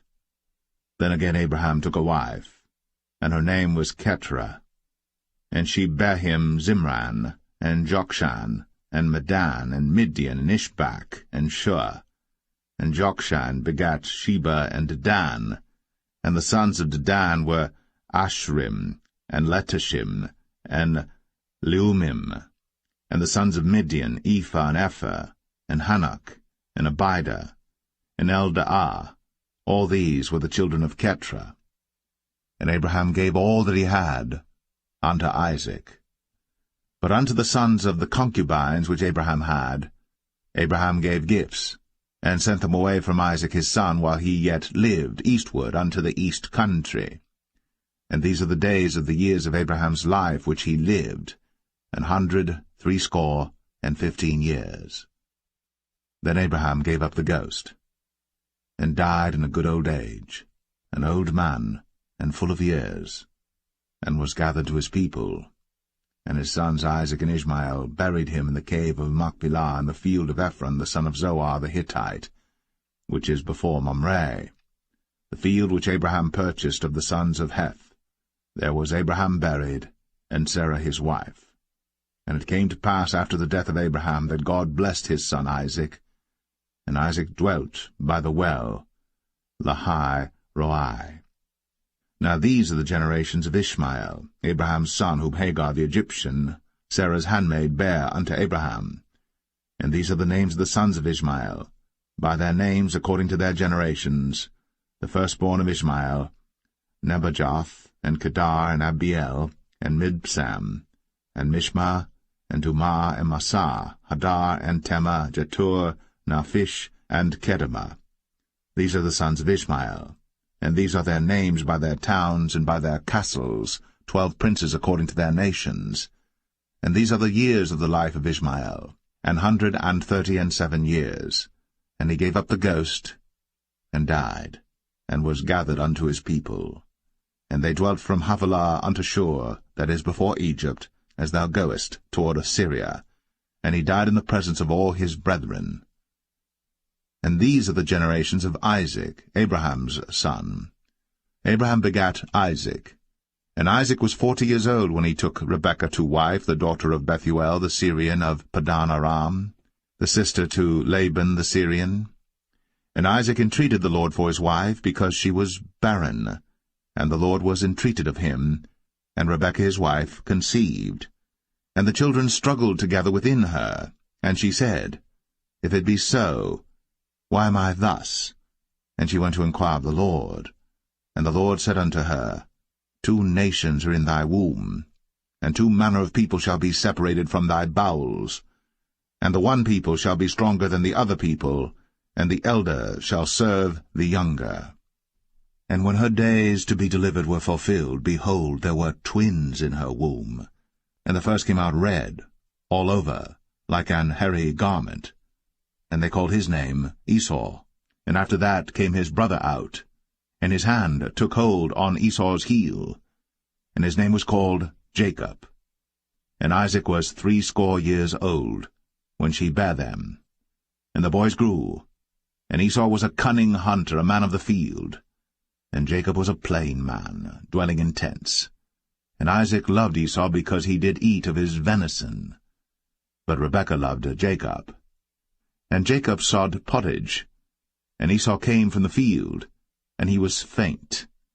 And Esau said to Jacob, Feed me, I pray thee, with that same red pottage, for I am faint. Therefore was his name called Edom. And Jacob said, Sell me this day thy birthright. And Esau said, Behold, I am at the point to die, and what profit shall this birthright do to me? And Jacob said, Swear to me this day. And he sware unto him. and he sold his birthright unto Jacob. Then Jacob gave Esau bread and pottage of lentils, and he did eat and drink, and rose up, and went his way. Thus Esau despised his birthright.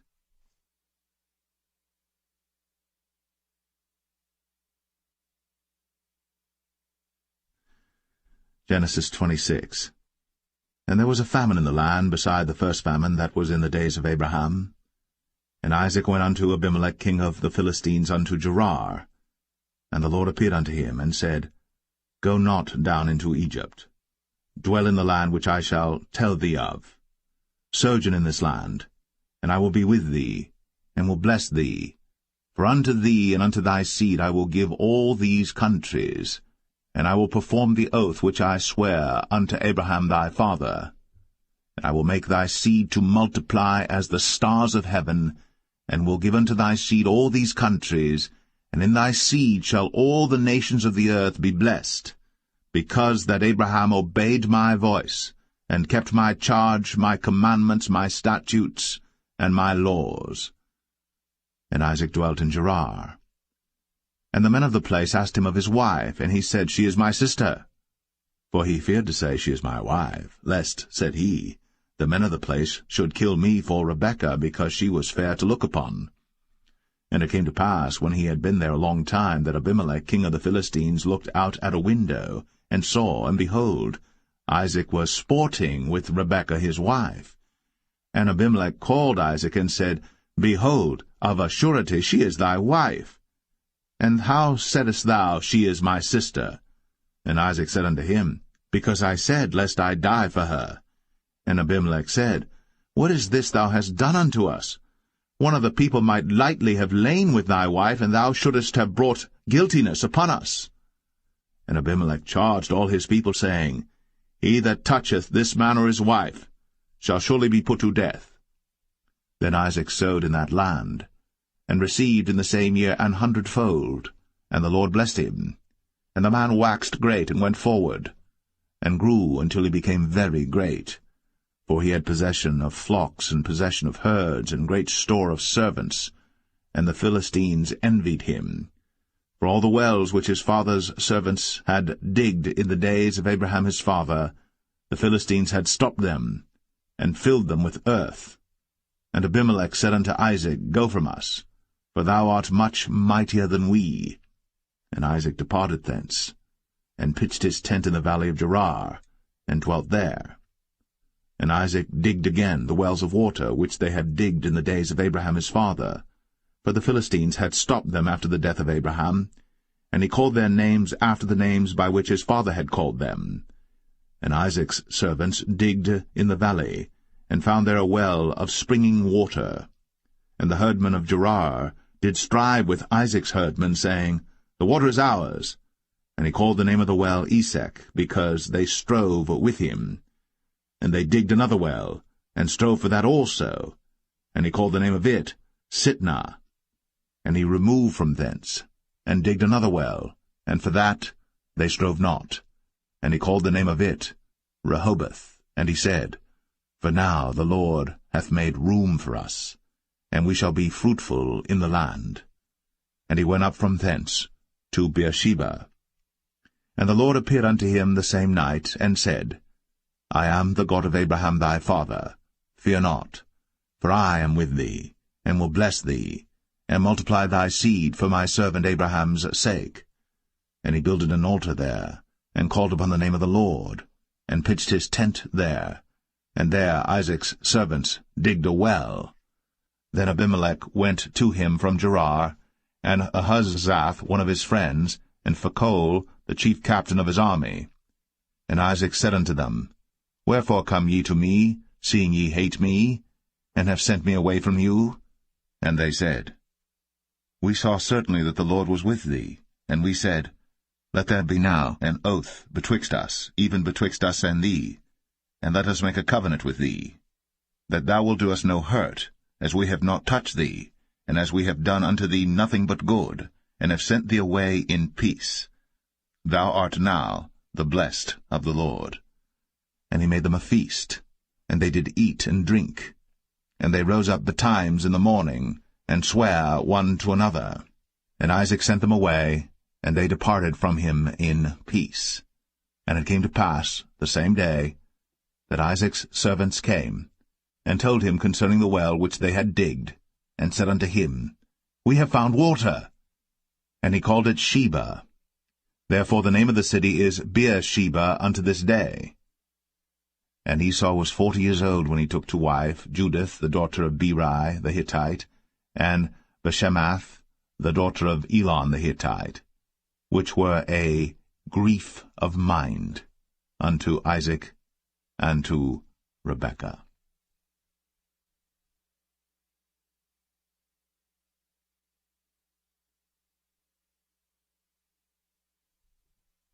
Genesis 27. And it came to pass that when Isaac was old, and his eyes were dim, so that he could not see, he called Esau his eldest son, and said unto him, My son. And he said unto him, Behold, here am I. And he said, Behold now, I am old, I know not the day of my death. Now therefore, take, I pray thee, thy weapons, thy quiver and thy bow, and go out to the field, and take me some venison, and make me savory meat, such as I love, and bring it to me, that I may eat, that my soul may bless thee before I die. And Rebekah heard when Isaac spake to Esau his son, and Esau went to the field to hunt for venison, and to bring it. And Rebekah spake unto Jacob her son, saying, Behold, I heard thy father speak unto Esau thy brother, saying, Bring me venison, and make me savory meat, that I may eat, and bless thee before the Lord, before my death. Now therefore, my son, obey my voice according to that which I command thee. Go now to the flock, and fetch me from thence 2 good kids of the goats, and I will make them savory meat for thy father, such as he loveth. And thou shalt bring it to thy father, that he may eat, and that he may bless thee before his death. And Jacob said to Rebekah his mother, Behold, Esau my brother is a hairy man, and I am a smooth man. My father peradventure will feel me, and I shall seem to him as a deceiver, and I shall bring a curse upon me, and not a blessing. And his mother said unto him, Upon me be thy curse, my son, only obey my voice, and go fetch me them. And he went, and fetched, and brought them to his mother. And his mother made savory meat such as his father loved. And Rebekah took goodly raiment of her eldest son Esau, which were with her in the house, and put them upon Jacob her younger son. And she put the skins of the kids of the goats upon his hands, and upon the smooth of his neck. And she gave the savory meat, and the bread, which she had prepared, into the hand of her son Jacob. And he came unto his father, and said, My father. And he said, Here am I. Who art thou, my son? And Jacob said unto his father, I am Esau thy firstborn. I have done according as thou badest me. Arise, I pray thee, sit and eat of my venison, that thy soul may bless me. And Isaac said unto his son, How is it that thou hast found it so quickly, my son? And he said, Because the Lord thy God brought it to me. And Isaac said unto Jacob, Come near, I pray thee, that I may feel thee, my son, whether thou be my very son Esau, or not. And Jacob went near unto Isaac his father, and he felt him, and said, The voice is Jacob's voice, but the hands are the hands of Esau. And he discerned him not, because his hands were hairy, as his brother Esau's hands. So he blessed him. And he said, Art thou my very son Esau? And he said, I am. And he said, Bring it near to me, and I will eat of my son's venison, that my soul may bless thee. And he brought it near to him, and he did eat. And he brought him wine, and he drank. And his father Isaac said unto him, Come near now, and kiss me, my son. And he came near, and kissed him. And he smelled the smell of his raiment, and blessed him, and said, See, the smell of my son is as the smell of a field which the Lord hath blessed. Therefore God give thee of the dew of heaven, and the fatness of the earth, and plenty of corn and wine. Let people serve thee, and nations bow down to thee. Be lord over thy brethren, and let thy mother's sons bow down to thee. Cursed be every one that curseth thee, and blessed be he that blesseth thee. And it came to pass, as soon as Isaac had made an end of blessing Jacob, and Jacob was yet scarce gone out from the presence of Isaac his father, that Esau his brother came in from his hunting. And he also had made savory meat, and brought it unto his father, and said unto his father, Let my father arise, and eat of his son's venison, that thy soul may bless me.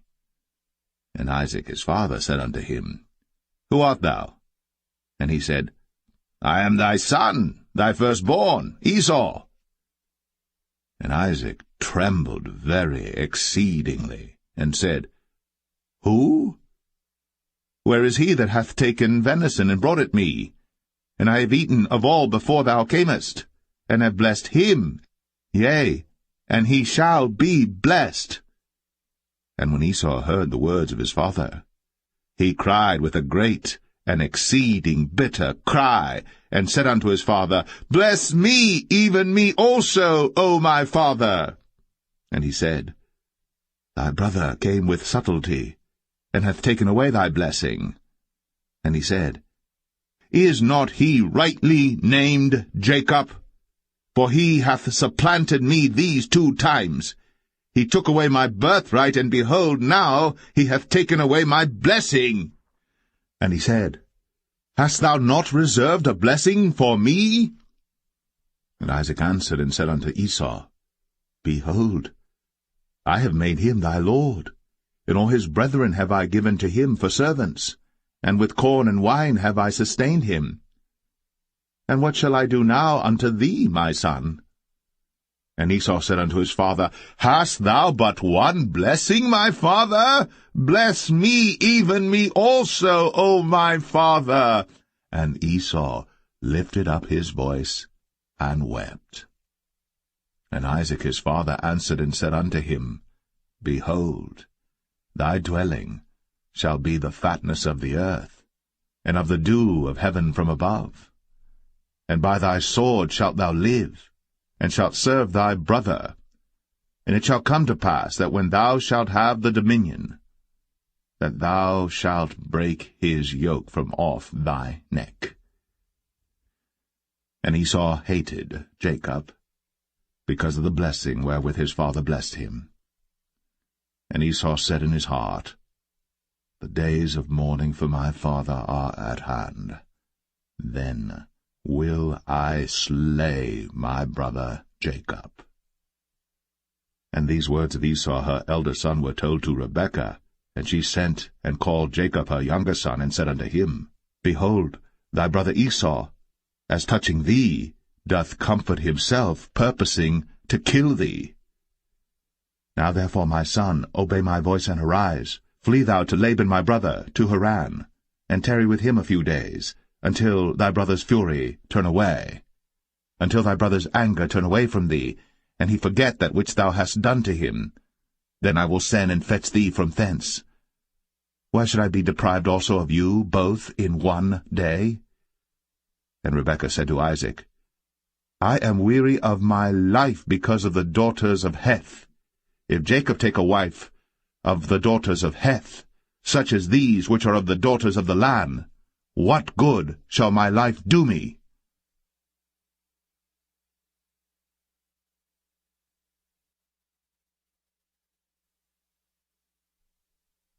Genesis 28. And Isaac called Jacob, and blessed him, and charged him, and said unto him, Thou shalt not take a wife of the daughters of Canaan. Arise, go to Padan Aram, to the house of Bethuel thy mother's father, and take thee a wife from thence of the daughters of Laban thy mother's brother. And God Almighty bless thee, and make thee fruitful, and multiply thee, that thou mayest be a multitude of people, and give thee the blessing of Abraham to thee, and to thy seed with thee, that thou mayest inherit the land wherein thou art a stranger, which God gave unto Abraham. And Isaac sent away Jacob, And he went to Padan-aram unto Laban, son of Bethuel the Syrian, the brother of Rebekah, Jacob's and Esau's mother. When Esau saw that Isaac had blessed Jacob, and sent him away to Padan-aram, to take him a wife from thence, and that as he blessed him he gave him a charge, saying, Thou shalt not take a wife of the daughters of Canaan, and that Jacob obeyed his father and his mother, and was gone to Padan-aram. And Esau, seeing that the daughters of Canaan pleased not Isaac his father, then went Esau unto Ishmael, and took unto the wives which he had Mahalath, the daughter of Ishmael, Abraham's son, the sister of Nebajoth, to be his wife. And Jacob went out from Beersheba, and went toward Haran. And he lighted upon a certain place, and tarried there all night, because the sun was set.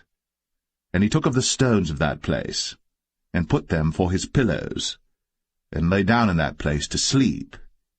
And he dreamed, and behold, a ladder set up on the earth, and the top of it reached to heaven, and behold, the angels of God ascending and descending on it.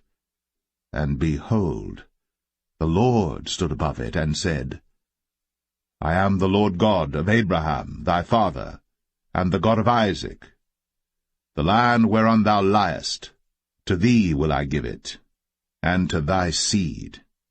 And thy seed shall be as the dust of the earth, and thou shalt spread abroad to the west, and to the east, and to the north, and to the south. And in thee and in thy seed shall all the families of the earth be blessed. And behold, I am with thee, and will keep thee in all places whither thou goest, and will bring thee again into this land. For I will not leave thee, until I have done that which I have spoken to thee of. And Jacob awaked out of his sleep, and he said, Surely the Lord is in this place, and I knew it not. And he was afraid, and said, How dreadful is this place! This is none other but the house of God, and this is the gate of heaven. And Jacob rose up early in the morning, and took the stone that he had put for his pillows, and set it up for a pillar, and poured oil upon the top of it. And he called the name of that place Bethel, but the name of that city was called Luz at the first. And Jacob vowed a vow, saying, If God will be with me, and will keep me in this way that I go, and will give me bread to eat, and raiment to put on, so that I come again to my father's house in peace, then shall the Lord be my God. And this stone which I have set up for a pillar shall be God's house. And of all that thou shalt give me, I will surely give the 10th unto thee.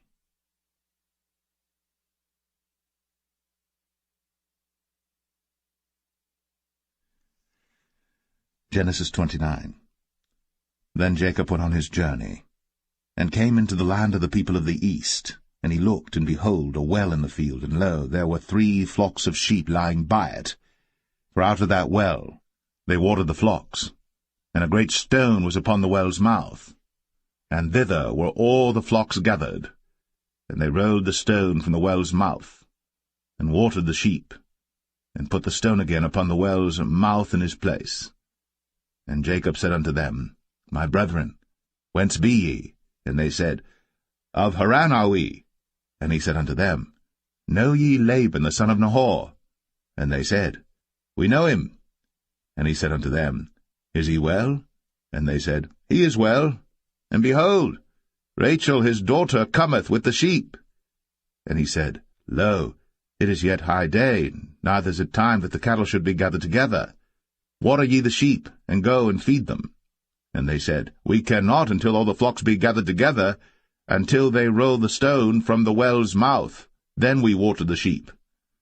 And while he yet spake with them, Rachel came with her father's sheep, for she kept them. And it came to pass, when Jacob saw Rachel the daughter of Laban his mother's brother, and the sheep of Laban his mother's brother, that Jacob went near, and rolled the stone from the well's mouth, and watered the flock of Laban his mother's brother. And Jacob kissed Rachel, and lifted up his voice and wept. And Jacob told Rachel that he was her father's brother, and that he was Rebekah's son. And she ran and told her father. And it came to pass, when Laban heard the tidings of Jacob his sister's son, that he ran to meet him, and embraced him, and kissed him, and brought him to his house. And he told Laban all these things. And Laban said to him, Surely thou art my bone and my flesh. And he abode with him the space of a month. And Laban said unto Jacob, Because thou art my brother, shouldest thou therefore serve me for naught? Tell me, what shall thy wages be? And Laban had 2 daughters. The name of the elder was Leah, and the name of the younger was Rachel. Leah was tender-eyed, but Rachel was beautiful and well-favored. And Jacob loved Rachel, and said, I will serve thee 7 years for Rachel thy younger daughter. And Laban said, It is better that I give her to thee, than that I should give her to another man. Abide with me. And Jacob served 7 years for Rachel. And they seemed unto him but a few days, for the love he had to her. And Jacob said unto Laban, Give me my wife, for my days are fulfilled, that I may go in unto her. And Laban gathered together all the men of the place, and made a feast. And it came to pass in the evening that he took Leah his daughter, and brought her to him, and he went in unto her. And Laban gave unto his daughter Leah Zilpah his maid for an handmaid. And it came to pass that in the morning, behold, it was Leah. And he said to Laban, What is this thou hast done unto me? Did not I serve with thee for Rachel? Wherefore then hast thou beguiled me? And Laban said, It must not be so done in our country to give the younger before the firstborn. Fulfill her week, and we will give thee this also for the service which thou shalt serve with me yet 7 other years. And Jacob did so, and fulfilled her week, and he gave him Rachel his daughter to wife also. And Laban gave to Rachel his daughter Bilhah his handmaid to be her maid. And he went in also unto Rachel. And he loved also Rachel more than Leah, and served with him yet 7 other years. And when the Lord saw that Leah was hated, he opened her womb.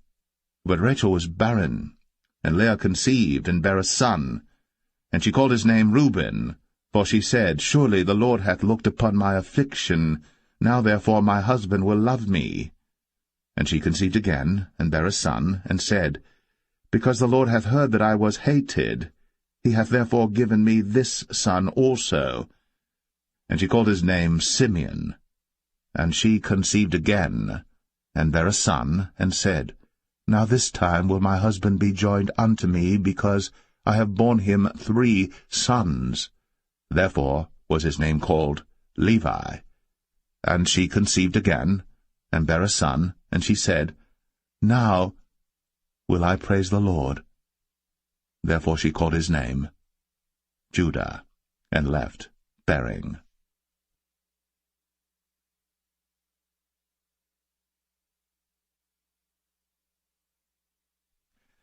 Genesis 30.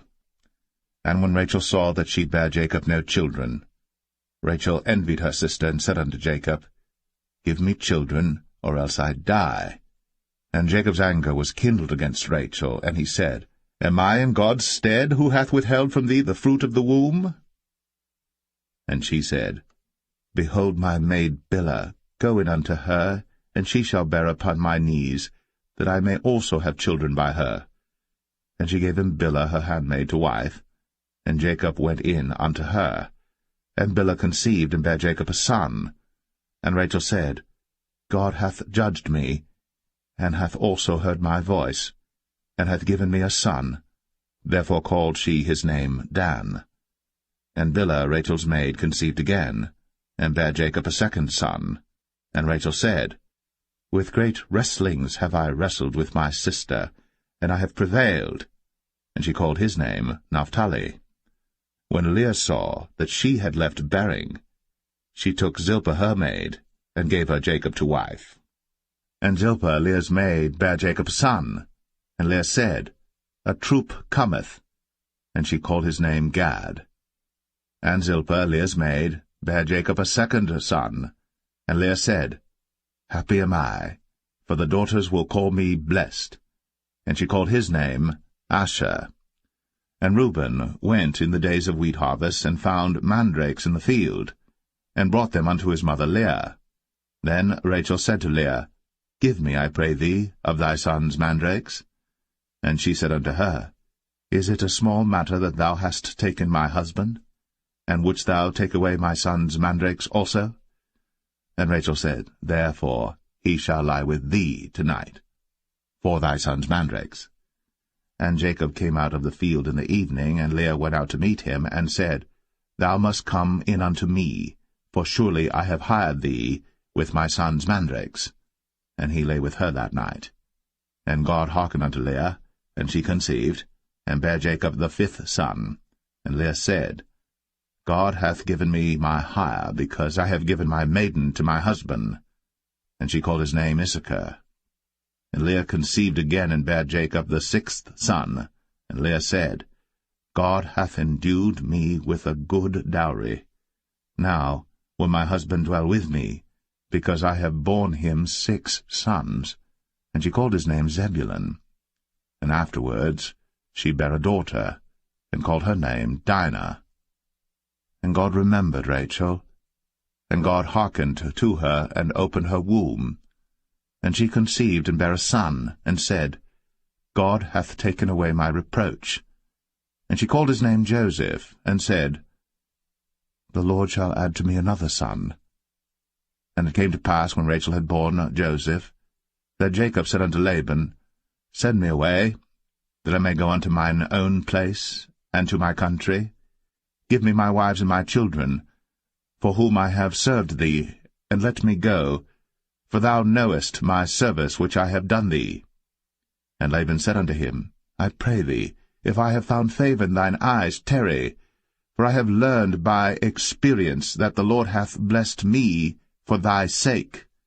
And he said, Appoint me thy wages, and I will give it. And he said unto him, Thou knowest how I have served thee, and how thy cattle was with me. For it was little which thou hadst before I came, and it is now increased unto a multitude. And the Lord hath blessed thee since my coming. And now, when shall I provide for mine own house also? And he said, What shall I give thee? And Jacob said, Thou shalt not give me anything. If thou wilt do this thing for me, I will again feed and keep thy flock. I will pass through all thy flock today, removing from thence all the speckled and spotted cattle, and all the brown cattle among the sheep, and the spotted and speckled among the goats, and of such shall be my hire. So shall my righteousness answer for me in time to come, when it shall come for my hire before thy face, every one that is not speckled and spotted among the goats, and brown among the sheep, that shall be counted stolen with me. And Laban said, Behold, I would it might be according to thy word. And he removed that day the he-goats that were ring-straked and spotted, and all the she-goats that were speckled and spotted, and every one that had some white in it, and all the brown among the sheep, and gave them into the hand of his sons. And he set 3 days' journey betwixt himself and Jacob fed the rest of Laban's flocks. And Jacob took him rods of green poplar, and of the hazel and chestnut tree, and pilled white strakes in them, and made the white appear which was in the rods. And he set the rods which he had pilled before the flocks in the gutters, in the watering troughs, when the flocks came to drink, that they should conceive when they came to drink. And the flocks conceived before the rods, and brought forth cattle ring-straked, speckled, and spotted. And Jacob did separate the lambs, and set the faces of the flocks toward the ring-straked, and all the brown in the flock of Laban. And he put his own flocks by themselves, and put them not unto Laban's cattle. And it came to pass, whensoever the stronger cattle did conceive, that Jacob laid the rods before the eyes of the cattle in the gutters, that they might conceive among the rods. But when the cattle were feeble, he put them not in. So the feebler were Laban's, and the stronger Jacob's. And the man increased exceedingly, and had much cattle, and maidservants, and menservants, and camels, and asses.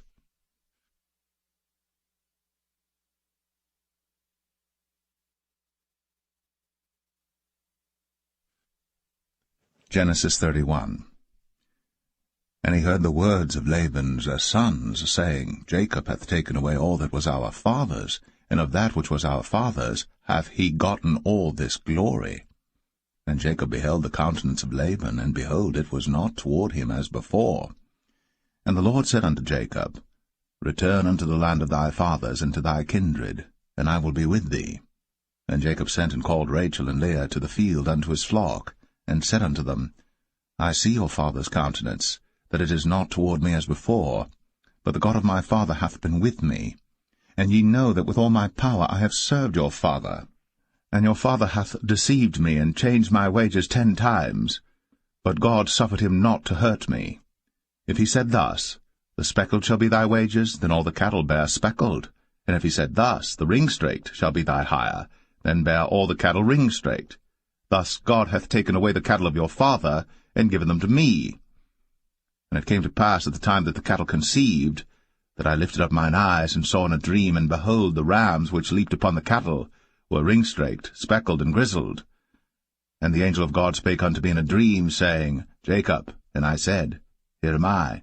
And he said, Lift up now thine eyes, and see all the rams which leap upon the cattle are ring-straked, speckled, and grizzled. For I have seen all that Laban doeth unto thee. I am the God of Bethel, where thou anointest the pillar, and where thou vowest a vow unto me. Now arise, get thee out from this land, and return unto the land of thy kindred.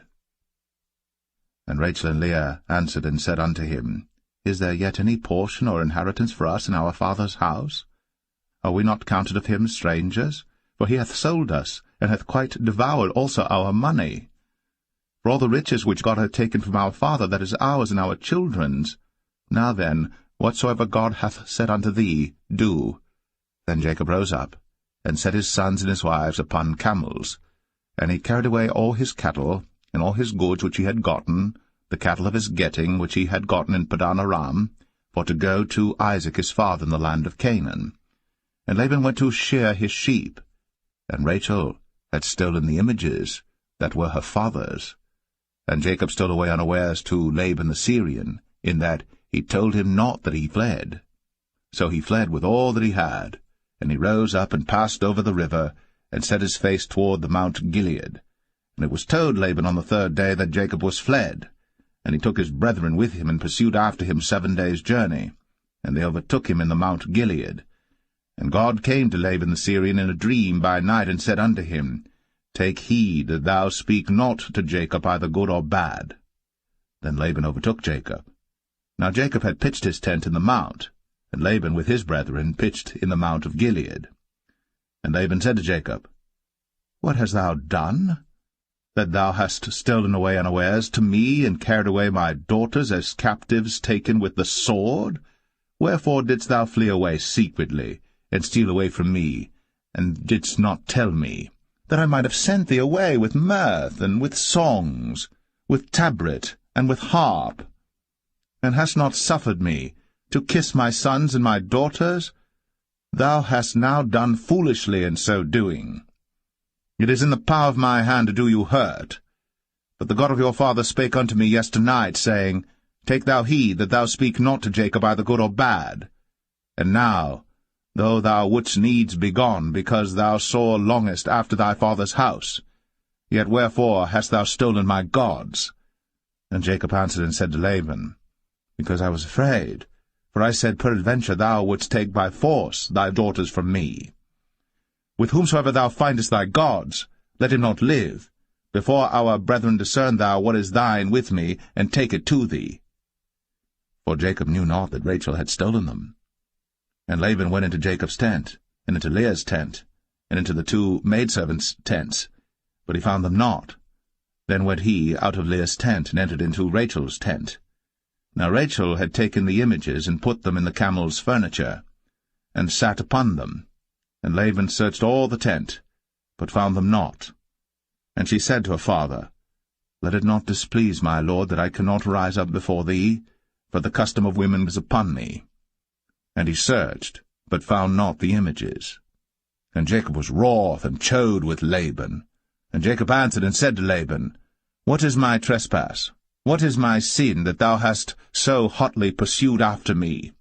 Whereas thou hast searched all my stuff, what hast thou found of all thy household stuff? Set it here before my brethren and thy brethren, that they may judge betwixt us both. This 20 years have I been with thee. Thy ewes and thy she-goats have not cast their young, and the rams of thy flock have I not eaten. That which was torn of beasts I brought not unto thee. I bear the loss of it. Of my hand didst thou require it, whether stolen by day or stolen by night. Thus I was. In the day the drought consumed me, and the frost by night, and my sleep departed from mine eyes. Thus have I been 20 years in thy house. I served thee 14 years for thy 2 daughters, and 6 years for thy cattle, and thou hast changed my wages 10 times. Except the God of my father, the God of Abraham, and the fear of Isaac had been with me, surely thou hadst sent me away now empty. God hath seen my affliction, and the labor of my hands, and rebuked thee yesternight. And Laban answered and said unto Jacob, These daughters are my daughters, and these children are my children, and these cattle are my cattle, and all that thou seest is mine. And what can I do this day unto these my daughters, or unto their children which they have borne? Now therefore come thou, let us make a covenant, I and thou, and let it be for a witness between me and thee. And Jacob took a stone, and set it up for a pillar. And Jacob said unto his brethren, Gather stones. And they took stones, and made an heap, and they did eat thereupon the heap. And Laban called it Jegar-sahadathah, but Jacob called it Galeed. And Laban said, This heap is a witness between me and thee this day. Therefore was the name of it called Galeed. And Mizpah, for he said, The Lord watch between me and thee, when we are absent one from another. If thou shalt afflict my daughters, or if thou shalt take other wives beside my daughters, no man is with us. See, God is witness betwixt me and thee. And Laban said to Jacob, Behold this heap, and behold this pillar, which I have cast betwixt me and thee. This heap be witness, and this pillar be witness, that I will not pass over this heap to thee, and that thou shalt not pass over this heap and this pillar unto me for harm. The God of Abraham and the God of Nahor, the God of their father, judge betwixt us. And Jacob sware by the fear of his father Isaac. Then Jacob offered sacrifice upon the mount, and called his brethren to eat bread. And they did eat bread, and tarried all night in the mount. And early in the morning Laban rose up, and kissed his sons and his daughters, and blessed them. And Laban departed, and returned unto his place.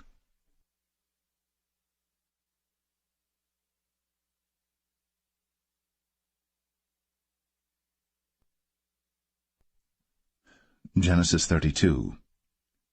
And Jacob went on his way, and the angels of God met him.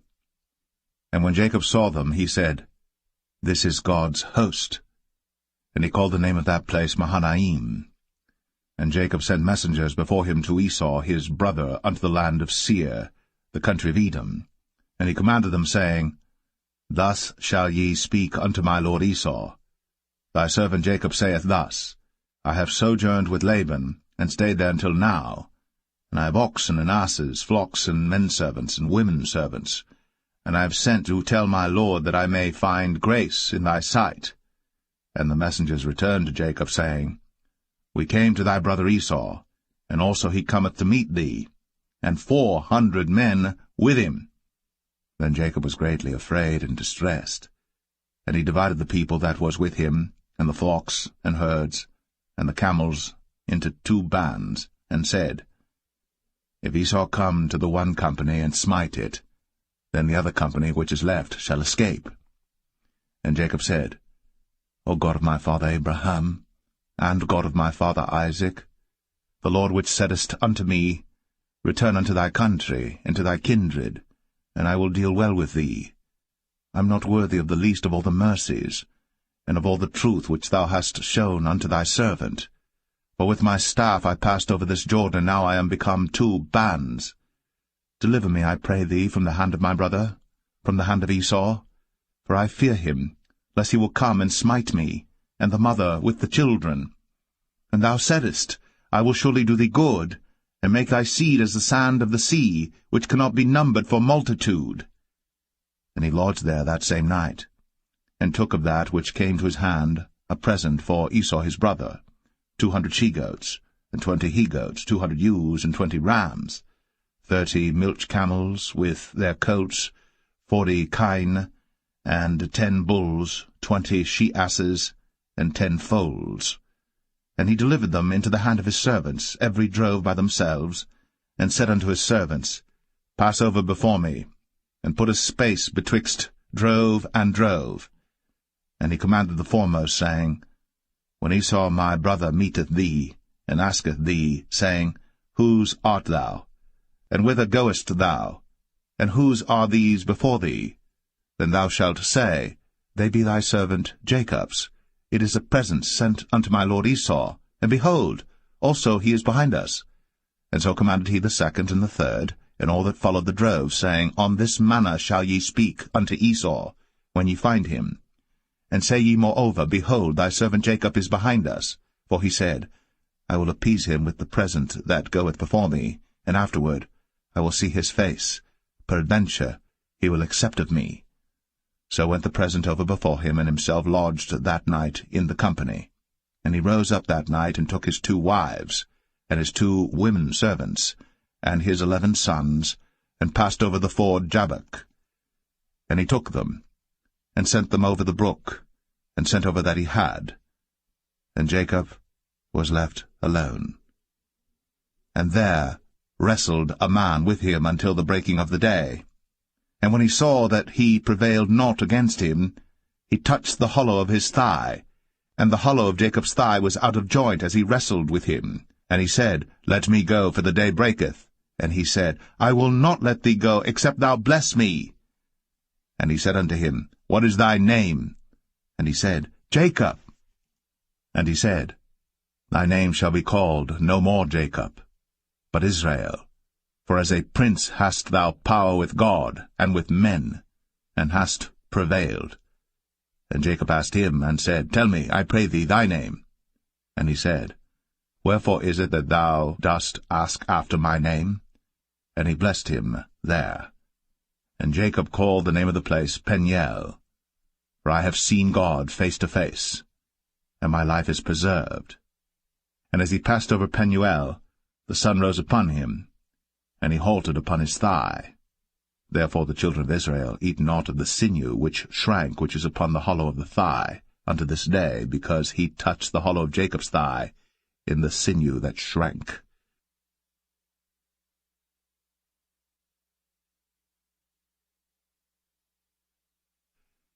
Genesis 33. And Jacob lifted up his eyes, and looked, and behold, Esau came, and with him 400 men. And he divided the children unto Leah, and unto Rachel, and unto the 2 handmaids. And he put the handmaids and their children foremost, and Leah and her children after, and Rachel and Joseph hindermost. And he passed over before them, and bowed himself to the ground 7 times, until he came near to his brother. And Esau ran to meet him, and embraced him, and fell on his neck, and kissed him, and they wept. And he lifted up his eyes, and saw the women and the children, and said, Who are those with thee? And he said, The children which God hath graciously given thy servant. Then the handmaidens came near, they and their children, and they bowed themselves. And Leah also with her children came near, and bowed themselves. And after came Joseph near, and Rachel, and they bowed themselves. And he said, What meanest thou by all this drove which I met? And he said, These are to find grace in the sight of my Lord. And Esau said, I have enough, my brother, keep that thou hast unto thyself. And Jacob said, Nay, I pray thee, If now I have found grace in thy sight, then receive my present at my hand. For therefore I have seen thy face as though I had seen the face of God, and thou wast pleased with me. Take, I pray thee, my blessing that is brought to thee, because God hath dealt graciously with me, and because I have enough. And he urged him, and he took it. And he said, Let us take our journey, and let us go, and I will go before thee. And he said unto him, My Lord knoweth that the children are tender, and the flocks and herds with young are with me. And if men should overdrive them one day, all the flock will die.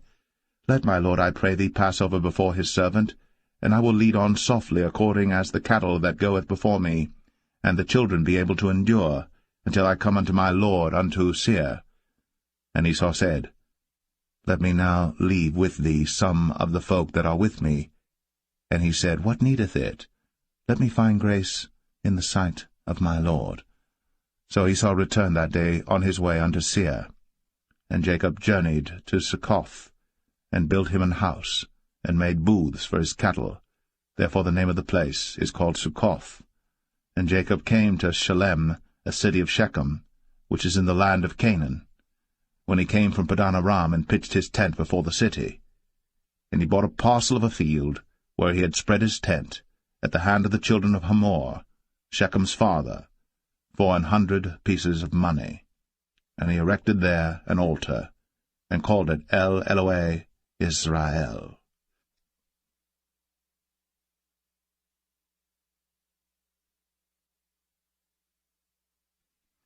Genesis 34. And Dinah the daughter of Leah, which she bare unto Jacob, went out to see the daughters of the land. And when Shechem, the son of Hamor the Hivite, prince of the country, saw her, he took her, and lay with her, and defiled her. And his soul clave unto Dinah the daughter of Jacob, and he loved the damsel, and spake kindly unto the damsel. And Shechem spake unto his father Hamor, saying, Get me this damsel to wife. And Jacob heard that he had defiled Dinah his daughter. Now his sons were with his cattle in the field, and Jacob held his peace until they were come. And Hamor the father of Shechem went out unto Jacob to commune with him. And the sons of Jacob came out of the field when they heard it, and the men were grieved, and they were very wroth, because he had wrought folly in Israel, in lying with Jacob's daughter, which thing ought not to be done. And Hamor communed with them, saying, The soul of my son Shechem longeth for your daughter. I pray you, give her him to wife. And make ye marriages with us, and give your daughters unto us, and take our daughters unto you. And ye shall dwell with us, and the land shall be before you. Dwell and trade ye therein, and get you possessions therein. And Shechem said unto her father and unto her brethren, Let me find grace in your eyes, and what ye shall say unto me I will give. Ask me never so much dowry and gift, and I will give according as ye shall say unto me. But give me the damsel to wife. And the sons of Jacob answered Shechem and Hamor his father deceitfully, and said, because he had defiled Dinah their sister, and they said unto them, We cannot do this thing to give our sister to one that is uncircumcised, for that were a reproach unto us. But in this will we consent unto you. If ye will be as we be, that every male of you be circumcised, then will we give our daughters unto you, and we will take your daughters to us, and we will dwell with you, and we will become one people. But if ye will not hearken unto us to be circumcised, then we will take our daughter, and we will be gone. And their words pleased Hamor and Shechem, Hamor's son. And the young man deferred not to do the thing, because he had delight in Jacob's daughter, and he was more honorable than all the house of his father. And Hamor and Shechem his son came unto the gate of their city, and communed with the men of their city, saying, These men are peaceable with us. Therefore let them dwell in the land, and trade therein. For the land, behold, it is large enough for them. Let us take their daughters to us for wives, and let us give them our daughters. Only herein will the men consent unto us, for to dwell with us, to be one people, if every male among us be circumcised, as they are circumcised. Shall not their cattle and their substance and every beast of theirs be ours? Only let us consent unto them, and they will dwell with us. And unto Hamor and unto Shechem his son hearken all that went out of the gate of his city, and every male was circumcised, all that went out of the gate of his city. And it came to pass on the 3rd day, when they were sore, that 2 of the sons of Jacob, Simeon and Levi, Dinah's brethren, took each man his sword, and came upon the city boldly, and slew all the males. And they slew Hamor and Shechem his son with the edge of the sword, and took Dinah out of Shechem's house, and went out. The sons of Jacob came upon the slain, and spoiled the city, because they had defiled their sister. They took their sheep and their oxen, and their asses, and that which was in the city, and that which was in the field, and all their wealth, and all their little ones, and their wives took they captive, and spoiled even all that was in the house. And Jacob said to Simeon and Levi, Ye have troubled me to make me to stink among the inhabitants of the land, among the Canaanites and the Perizzites. And I, being few in number, they shall gather themselves together against me, and slay me, and I shall be destroyed, I and my house. And they said, Should he deal with our sister as with an harlot?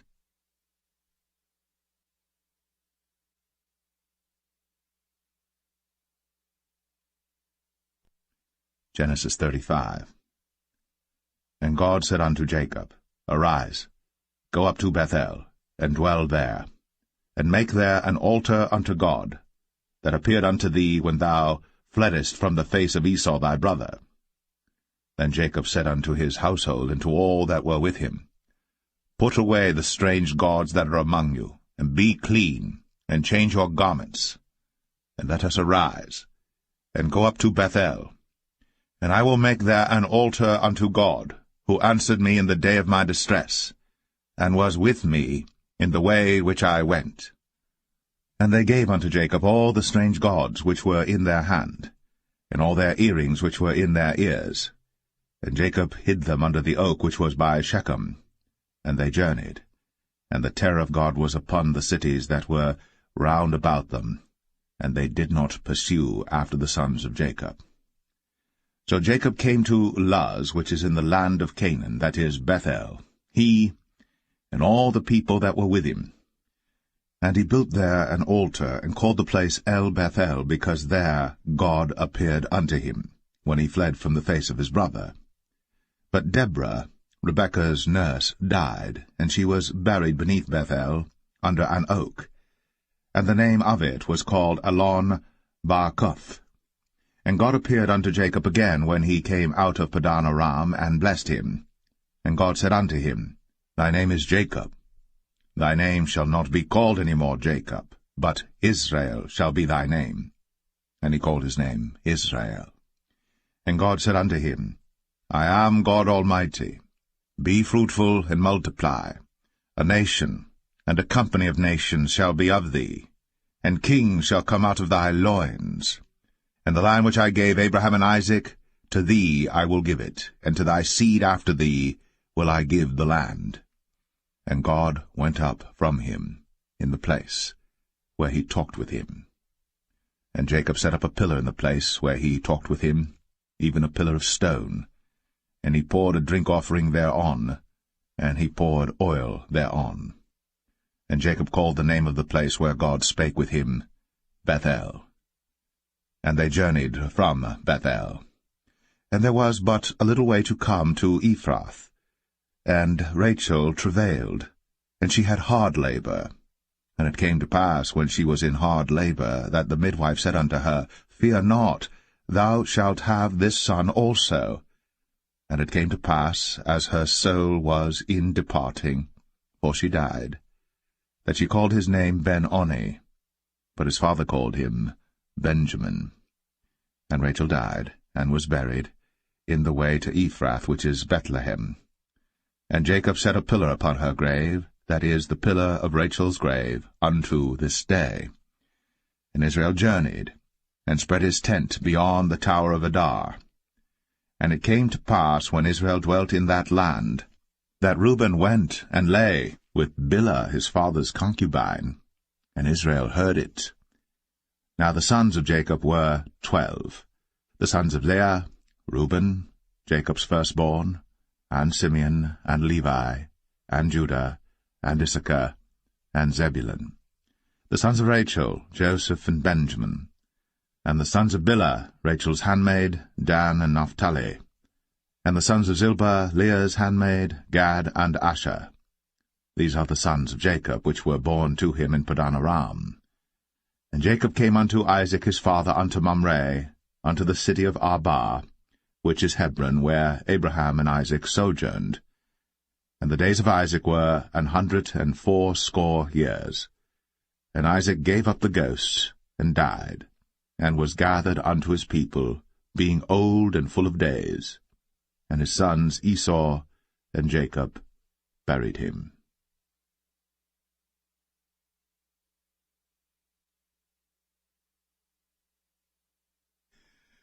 Genesis 36. Now these are the generations of Esau, who is Edom. Esau took his wives of the daughters of Canaan, Adah the daughter of Elon the Hittite, and Aholibamah the daughter of Anah the daughter of Zibeon the Hivite, and Bashemath, Ishmael's daughter, sister of Nebajoth. And Adah bare to Esau Eliphaz, and Bashemath bare Ruel. And Aholibamah bare Jeush, and Jalam, and Korah.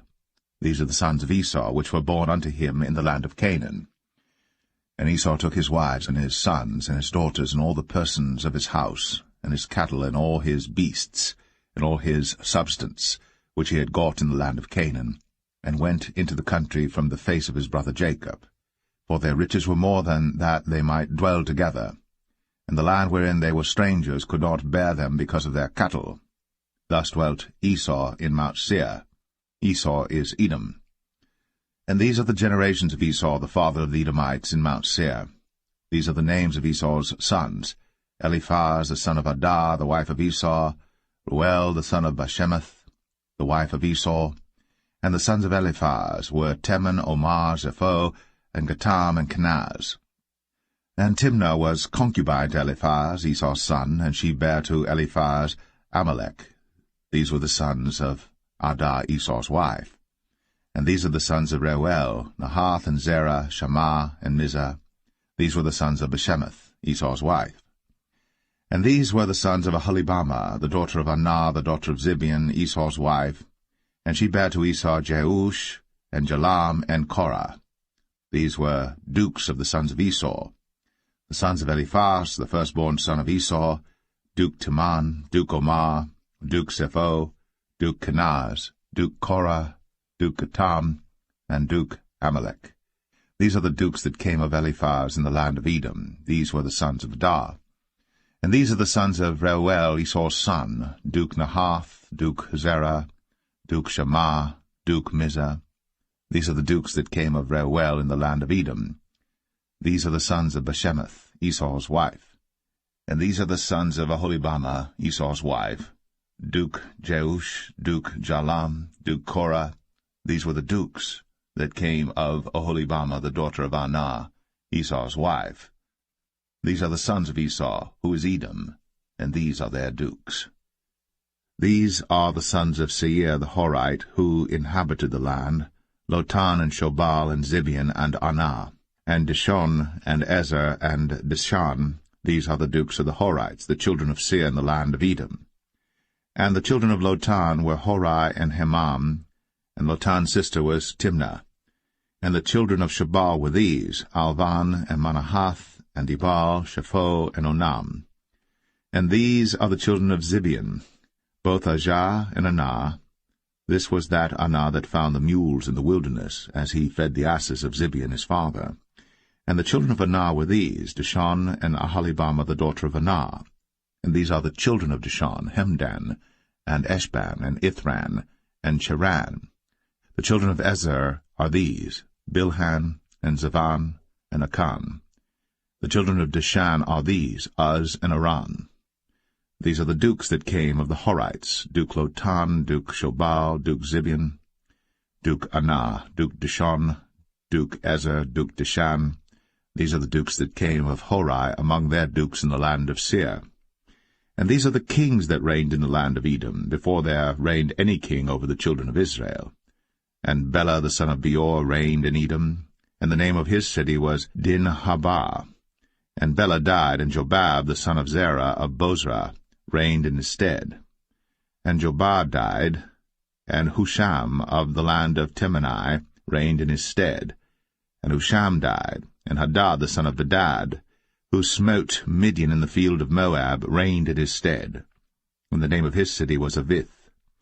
And Hadad died, and Samlah of Masrekah reigned in his stead. And Samlah died, and Saul of Rehoboth by the river reigned in his stead. And Saul died, and Baal-Hanan the son of Achbor reigned in his stead. And Baal-Hanan the son of Achbor died, and Hadar reigned in his stead. And the name of his city was Pau, and his wife's name was Mehetabel, and the daughter of Matred, the daughter of Mezahab. And these are the names of the dukes that came of Esau, according to their families after their places by their names: Duke Timnah, Duke Alvah, Duke Jetheth, Duke Aholibama, Duke Elah, Duke Pinon, Duke Kenaz, Duke Taman, Duke Mibsar, Duke Magdiel, Duke Aram. These be the dukes of Edom, according to their habitations in the land of their possession. He is Esau, the father of the Edomites.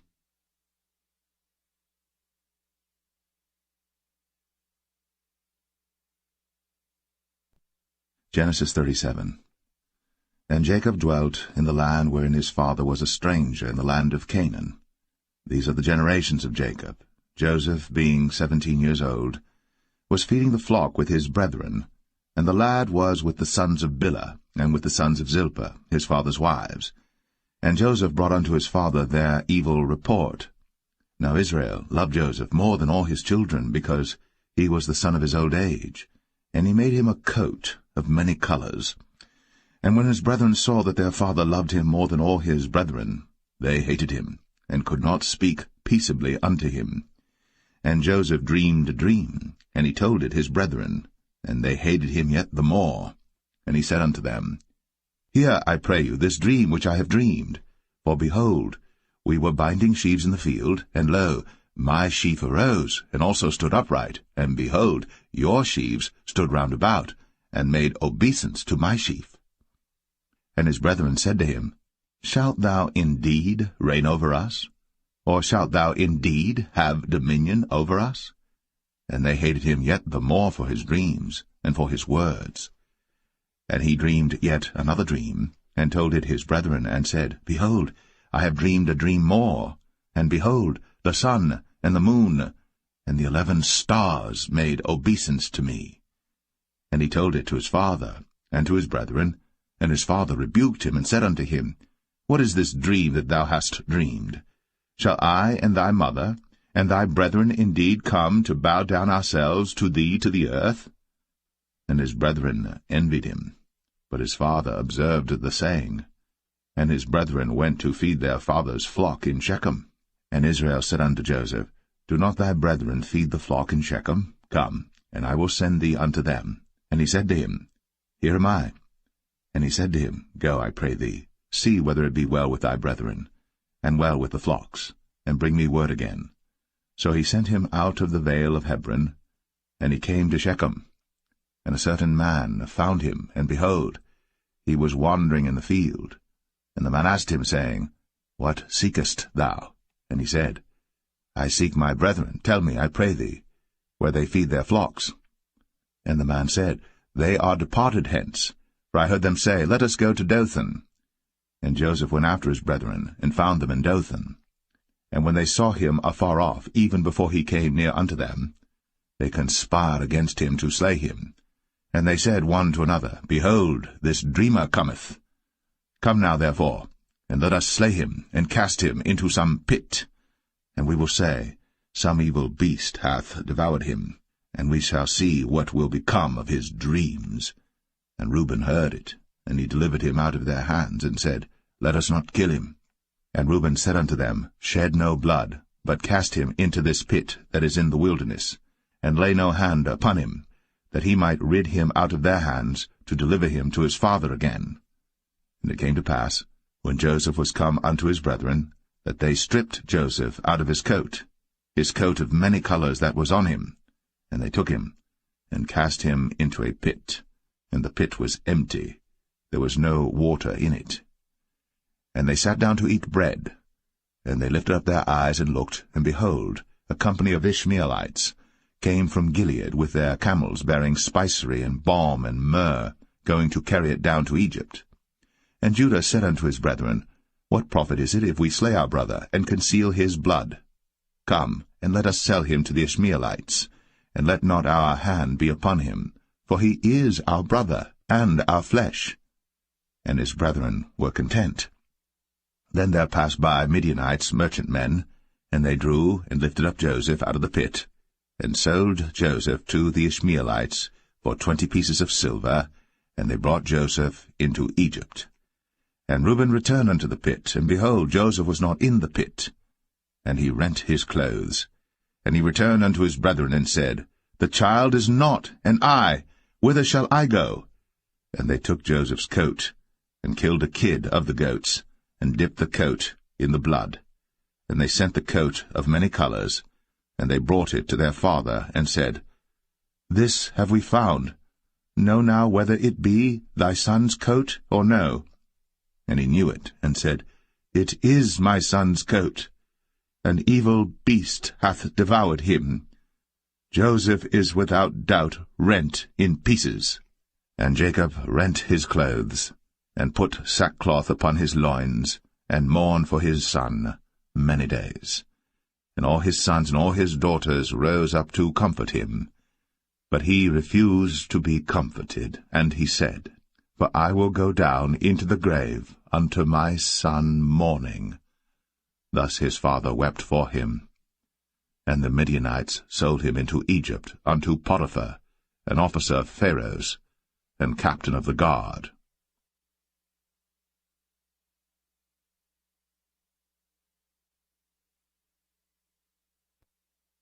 Genesis 38. And it came to pass at that time that Judah went down from his brethren, and turned in to a certain Adulamite, whose name was Hira. And Judah saw there a daughter of a certain Canaanite, whose name was Shua. And he took her, and went in unto her. And she conceived, and bare a son. And he called his name Er. And she conceived again, and bare a son. And she called his name Onan. And she yet again conceived, and bare a son.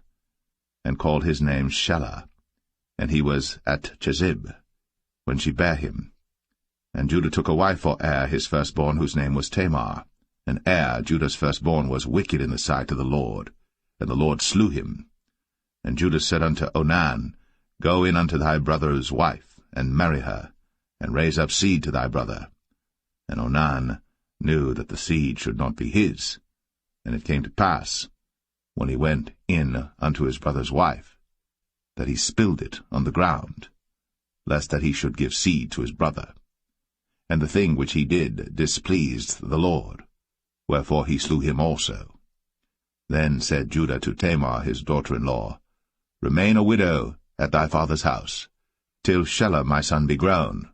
For he said, Lest peradventure he die also, as his brethren did. And Tamar went and dwelt in her father's house. And in process of time the daughter of Shua, Judah's wife, died.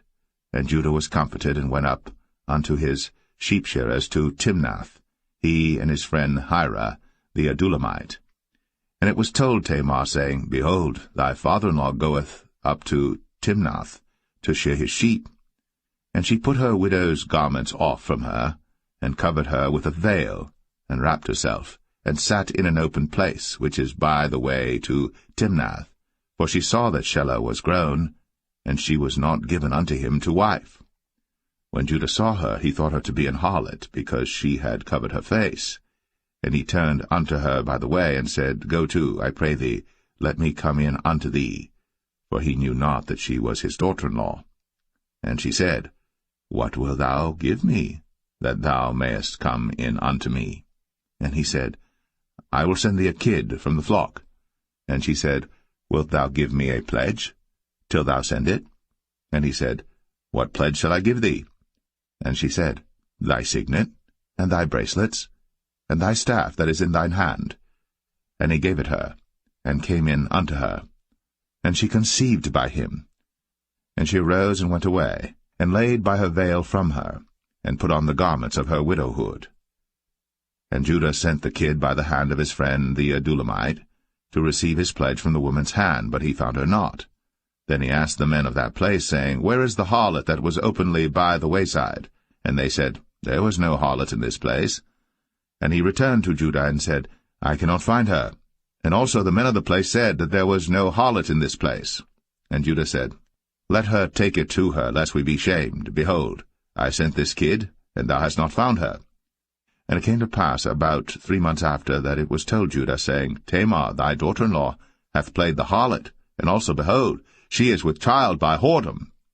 And Judah said, Bring her forth, and let her be burnt.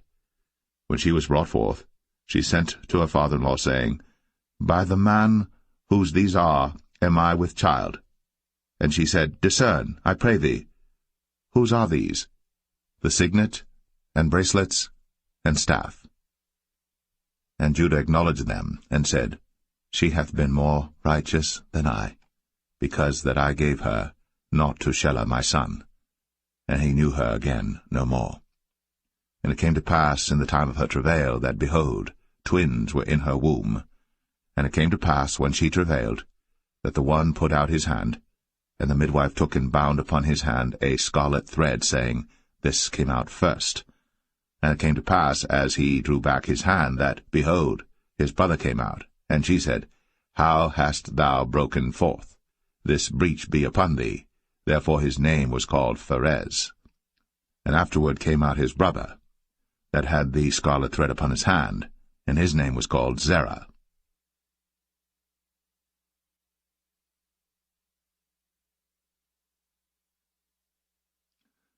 Genesis 39. And Joseph was brought down to Egypt, and Potiphar, an officer of Pharaoh, captain of the guard, an Egyptian, bought him of the hands of the Ishmaelites, which had brought him down thither. And the Lord was with Joseph, and he was a prosperous man, and he was in the house of his master the Egyptian. And his master saw that the Lord was with him, and that the Lord made all that he did to prosper in his hand. And Joseph found grace in his sight, and he served him, and he made him overseer over his house. And all that he had he put into his hand. And it came to pass from the time that he had made him overseer in his house, and over all that he had, that the Lord blessed the Egyptian's house for Joseph's sake. And the blessing of the Lord was upon all that he had in the house and in the field. And he left all that he had in Joseph's hand. And he knew not aught he had, save the bread which he did eat. And Joseph was a goodly person, and well-favored. And it came to pass after these things, that his master's wife cast her eyes upon Joseph, and she said, Lie with me. But he refused, and said unto his master's wife, Behold, my master wotteth not what is with me in the house, and he hath committed all that he hath to my hand. There is none greater in this house than I, neither hath he kept back anything from me but thee, because thou art his wife. How then can I do this great wickedness and sin against God? And it came to pass, as she spake to Joseph day by day, that he hearkened not unto her, to lie by her, or to be with her. And it came to pass about this time, that Joseph went into the house to do his business, and there was none of the men of the house there within. And she caught him by his garment, saying, Lie with me. And he left his garment in her hand, and fled, and got him out. And it came to pass, when she saw that he had left his garment in her hand, and was fled forth, that she called unto the men of her house, and spake unto them, saying, See, he hath brought in an Hebrew unto us to mock us. He came in unto me to lie with me, and I cried with a loud voice. And it came to pass, when he heard that I lifted up my voice and cried, that he left his garment with me, and fled, and got him out. And she laid up his garment by her, until his lord came home.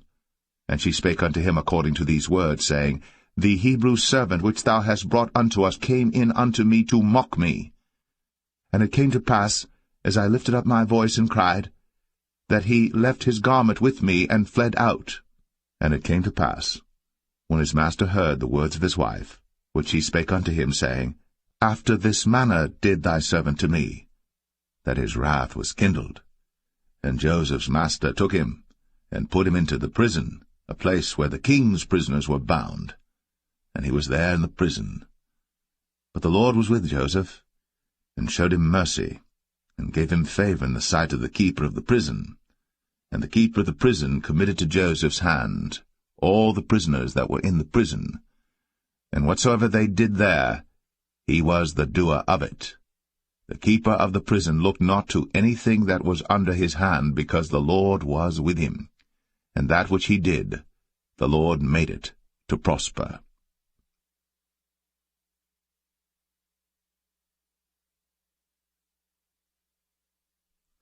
Genesis 40. And it came to pass, after these things, that the butler of the king of Egypt and his baker had offended their lord the king of Egypt. And Pharaoh was wroth against two of his officers, against the chief of the butlers and against the chief of the bakers. And he put them in ward in the house of the captain of the guard into the prison, the place where Joseph was bound. And the captain of the guard charged Joseph with them, and he served them. And they continued a season in ward. And they dreamed a dream, both of them, each man his dream in one night, each man according to the interpretation of his dream, the butler and the baker of the king of Egypt, which were bound in the prison. And Joseph came in unto them in the morning, and looked upon them, and behold, they were sad. And he asked Pharaoh's officers that were with him in the ward of his lord's house, saying, Wherefore look ye so sadly today? And they said unto him, We have dreamed a dream, and there is no interpreter of it. And Joseph said unto them, Do not interpretations belong to God? Tell me them, I pray you. And the chief butler told his dream to Joseph, and said to him, In my dream, behold, a vine was before me. And in the vine were 3 branches, and it was as though it budded, and her blossoms shot forth, and the clusters thereof brought forth ripe grapes. And Pharaoh's cup was in my hand, and I took the grapes, and pressed them into Pharaoh's cup, and I gave the cup into Pharaoh's hand.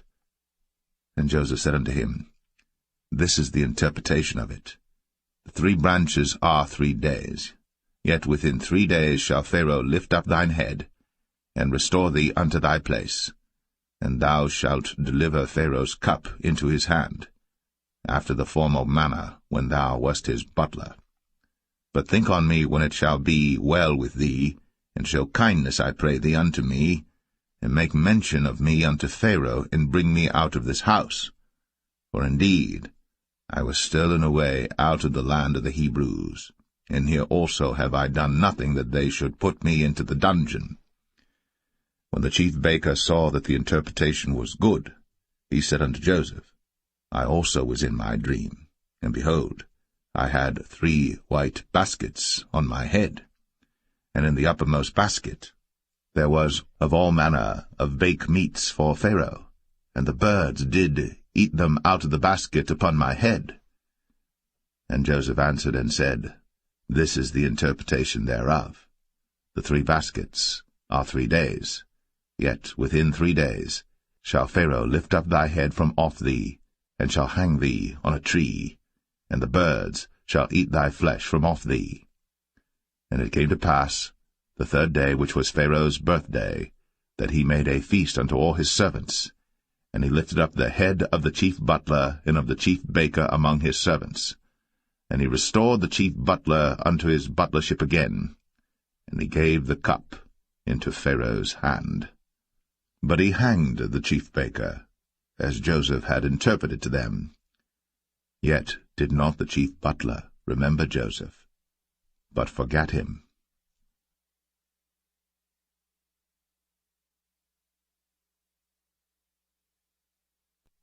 Genesis 41. And it came to pass at the end of 2 full years, that Pharaoh dreamed, and behold, he stood by the river. And behold, there came up out of the river 7 well-favored kine, and fat-fleshed, and they fed in a meadow. And behold, 7 other kine came up after them out of the river, ill-favored, and lean-fleshed. and stood by the other kine upon the brink of the river. And the ill-favoured and lean-fleshed kine did eat up the 7 well-favoured and fat kine. So Pharaoh awoke. And he slept and dreamed the second time, and behold, 7 ears of corn came up upon one stalk, rank and good. And behold, 7 thin ears, and blasted with the east wind, sprung up after them. And the 7 thin ears devoured the 7 rank and full ears. And Pharaoh awoke, and behold, it was a dream. And it came to pass in the morning that his spirit was troubled, and he sent and called for all the magicians of Egypt, and all the wise men thereof. And Pharaoh told them his dream, for there was none that could interpret them unto Pharaoh. Then spake the chief butler unto Pharaoh, saying, I do remember my faults this day. Pharaoh was wroth with his servants, and put me in ward of the captain of the guard's house, both me and the chief baker. And we dreamed a dream in one night, I and he. We dreamed each man according to the interpretation of his dream. And there was there with us a young man, an Hebrew, servant to the captain of the guard, and we told him, and he interpreted to us our dreams. To each man according to his dream he did interpret. And it came to pass, as he interpreted to us, so it was. Me he restored unto mine office, and him he hanged. Then Pharaoh sent and called Joseph, and they brought him hastily out of the dungeon. And he shaved himself, and changed his raiment, and came in unto Pharaoh. And Pharaoh said unto Joseph, I have dreamed a dream, and there is none that can interpret it. And I have heard say of thee, that thou canst understand a dream to interpret it. And Joseph answered Pharaoh, saying, It is not in me. God shall give Pharaoh an answer of peace. And Pharaoh said unto Joseph, In my dream, behold, I stood upon the bank of the river, and behold, there came up out of the river 7 kine, fat-fleshed, and well-favoured, and they fed in a meadow, and behold, 7 other kine came up after them, poor, and very ill-favoured, and lean-fleshed, such as I never saw in all the land of Egypt for badness. And the lean and the ill-favoured kine did eat up the first 7 fat kine. And when they had eaten them up, it could not be known that they had eaten them, but they were still ill-favoured, as at the beginning. So I awoke. And I saw in my dream, and behold, 7 ears came up in one stalk, full and good. And behold, 7 ears withered, thin, and blasted with the east wind, sprung up after them. And the thin ears devoured the 7 good ears. And I told this unto the magicians, but there was none that could declare it to me. And Joseph said unto Pharaoh, The dream of Pharaoh is one. God hath shown Pharaoh what he is about to do. The 7 good kine are 7 years, and the 7 good ears are 7 years. The dream is one. And the 7 thin and ill-favoured kine that came up after them are 7 years, and the 7 empty ears, blasted with the east wind, shall be 7 years of famine. This is the thing which I have spoken unto Pharaoh. What God is about to do, he showeth unto Pharaoh. Behold, there come 7 years of great plenty throughout all the land of Egypt, and there shall arise after them 7 years of famine, and all the plenty shall be forgotten in the land of Egypt, and the famine shall consume the land, and the plenty shall not be known in the land by reason of that famine following, for it shall be very grievous. And for that the dream was doubled unto Pharaoh twice. It is because the thing is established by God, and God will shortly bring it to pass. Now therefore let Pharaoh look out a man discreet and wise, and set him over the land of Egypt. Let Pharaoh do this, and let him appoint officers over the land, and take up the 5th part of the land of Egypt in the 7 plenteous years, and let them gather all the food of those good years that come, and lay up corn under the hand of Pharaoh, and let them keep food in the cities. And that food shall be for store to the land against the 7 years of famine, which shall be in the land of Egypt, that the land perish not through the famine. And the thing was good in the eyes of Pharaoh, and in the eyes of all his servants. And Pharaoh said unto his servants, Can we find such a one as this is, a man in whom the Spirit of God is? And Pharaoh said unto Joseph, Forasmuch as God hath shown thee all this, there is none so discreet and wise as thou art. Thou shalt be over my house, and according unto thy word shall all my people be ruled. Only in the throne will I be greater than thou. And Pharaoh said unto Joseph, See, I have set thee over all the land of Egypt. And Pharaoh took off his ring from his hand, and put it upon Joseph's hand, and arrayed him in vestures of fine linen, and put a gold chain about his neck. And he made him to ride in the second chariot which he had.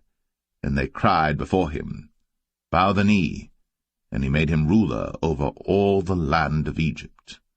And Pharaoh said unto Joseph, I am Pharaoh, and without thee shall no man lift up his hand or foot in all the land of Egypt. And Pharaoh called Joseph's name Zaphnath-Paneah, and he gave him to wife Asenath, the daughter of Potipherah, priest of On. And Joseph went out over all the land of Egypt. And Joseph was 30 years old when he stood before Pharaoh king of Egypt. And Joseph went out from the presence of Pharaoh, and went throughout all the land of Egypt. And in the 7 plenteous years the earth brought forth by handfuls. And he gathered up all the food of the 7 years which were in the land of Egypt, and laid up the food in the cities, the food of the field, which was round about every city, laid he up in the same. And Joseph gathered corn, as the sand of the sea, very much, until he left numbering, for it was without number. And unto Joseph were born 2 sons before the years of famine came, which Asenath, the daughter of Potipherah, priest of On, bare unto him. And Joseph called the name of the firstborn Manasseh, for God, said he, hath made me forget all my toil, and all my father's house. And the name of the second called he Ephraim, for God hath caused me to be fruitful in the land of my affliction. And the 7 years of plenteousness that was in the land of Egypt were ended, and the 7 years of dearth began to come, according as Joseph had said, and the dearth was in all lands, but in all the land of Egypt there was bread. And when all the land of Egypt was famished, the people cried to Pharaoh for bread. And Pharaoh said unto all the Egyptians, Go unto Joseph, what he saith to you, do. And the famine was over all the face of the earth. And Joseph opened all the storehouses, and sold unto the Egyptians, and the famine waxed sore in the land of Egypt. And all countries came into Egypt to Joseph for to buy corn, because that the famine was so sore in all lands.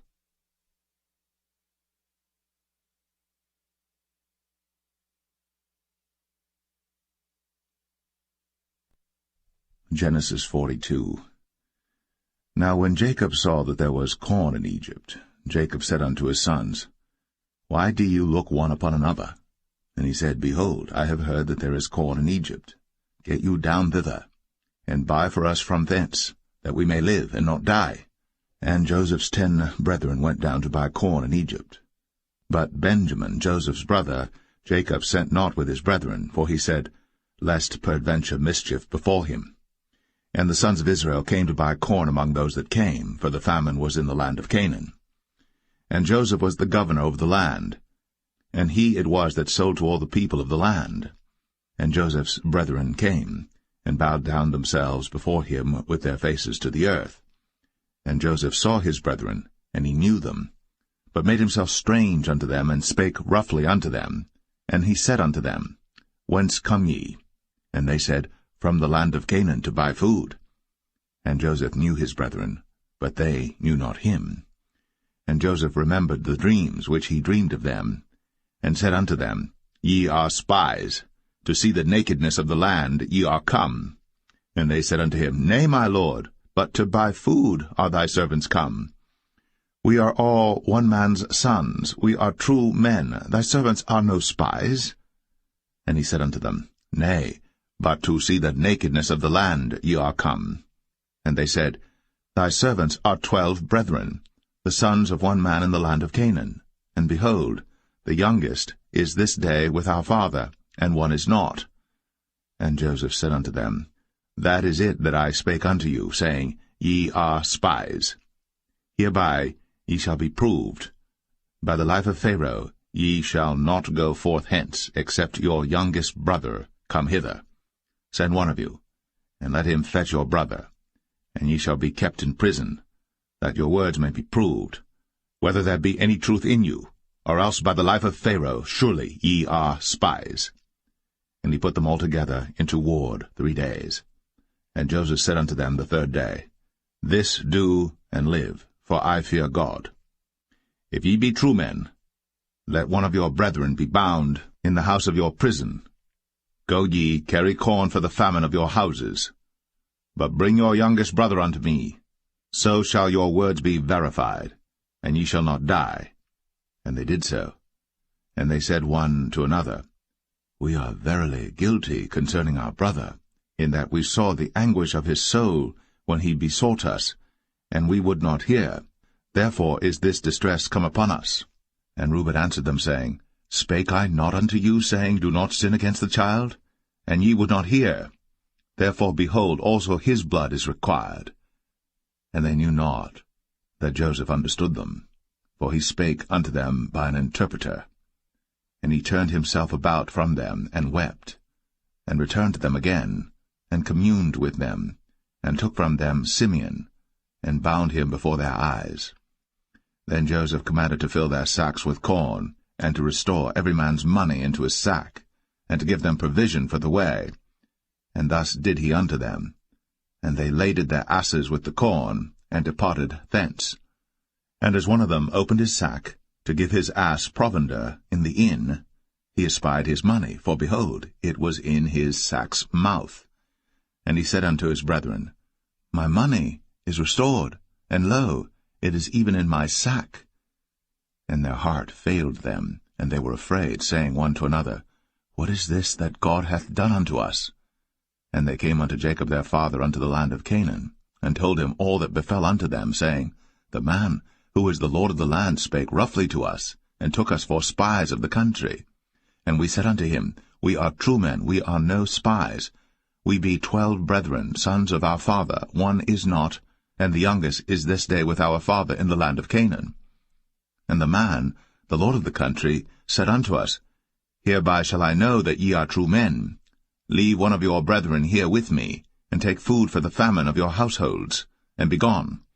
And bring your youngest brother unto me. Then shall I know that ye are no spies, but that ye are true men. So will I deliver you your brother, and ye shall traffic in the land. And it came to pass, as they emptied their sacks, that, behold, every man's bundle of money was in his sack. And when both they and their father saw the bundles of money, they were afraid. And Jacob their father said unto them, Me have ye bereaved my children. Joseph is not, and Simeon is not, and ye will take Benjamin away? All these things are against me. And Reuben spake unto his father, saying, Slay my 2 sons, if I bring him not to thee. Deliver him into my hand, and I will bring him to thee again. And he said, My son shall not go down with you, for his brother is dead, and he is left alone. If mischief befall him by the way, in the which ye go, then shall ye bring down my grey hairs with sorrow to the grave.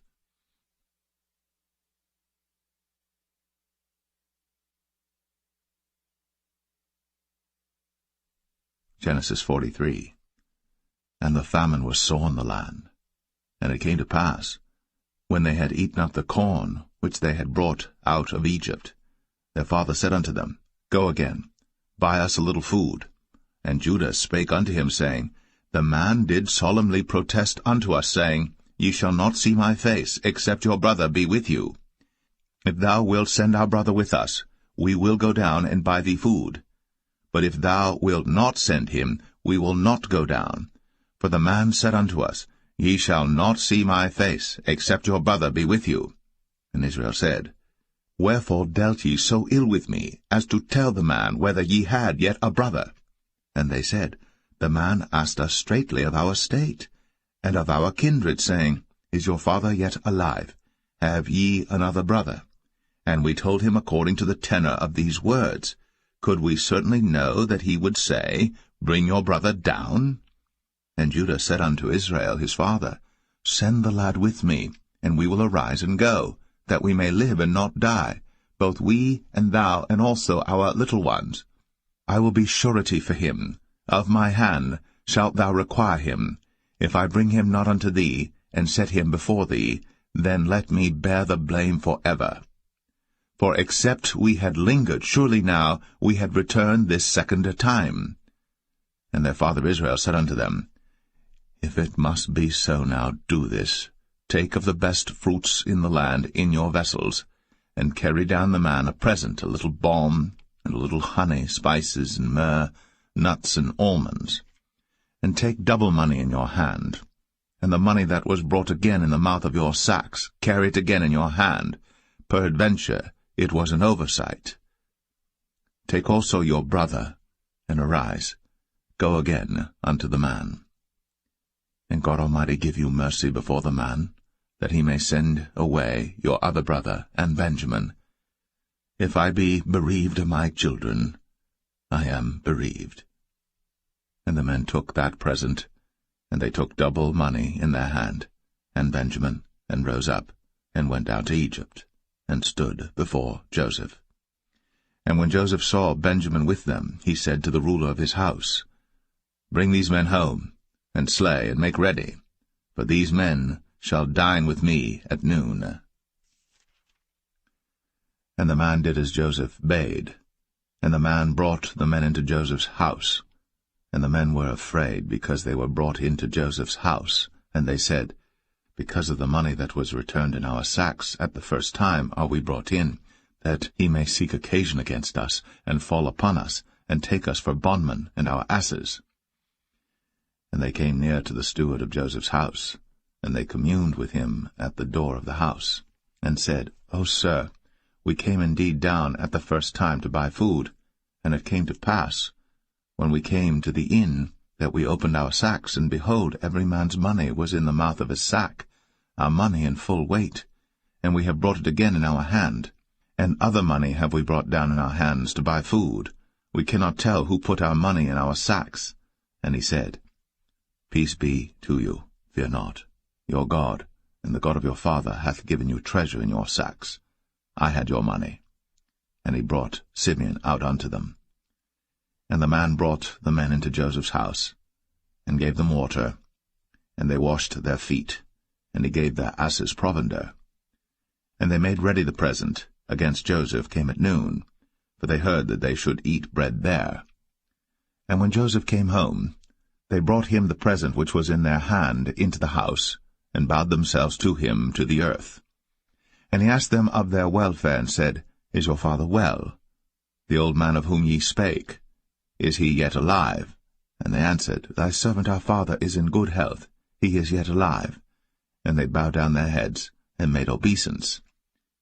And he lifted up his eyes, and saw his brother Benjamin, his mother's son, and said, Is this your younger brother, of whom ye spake unto me? And he said, God be gracious unto thee, my son. And Joseph made haste, for his bowels did yearn upon his brother, and he sought where to weep, and he entered into his chamber, and wept there. And he washed his face, and went out, and refrained himself, and said, Set on bread. And they set on for him by himself, and for them by themselves, and for the Egyptians which did eat with him by themselves, because the Egyptians might not eat bread with the Hebrews, for that is an abomination unto the Egyptians. And they sat before him, the firstborn according to his birthright, and the youngest according to his youth. And the men marveled one at another. And he took and sent messes unto them from before him. But Benjamin's mess was 5 times so much as any of theirs. And they drank, and were merry with him.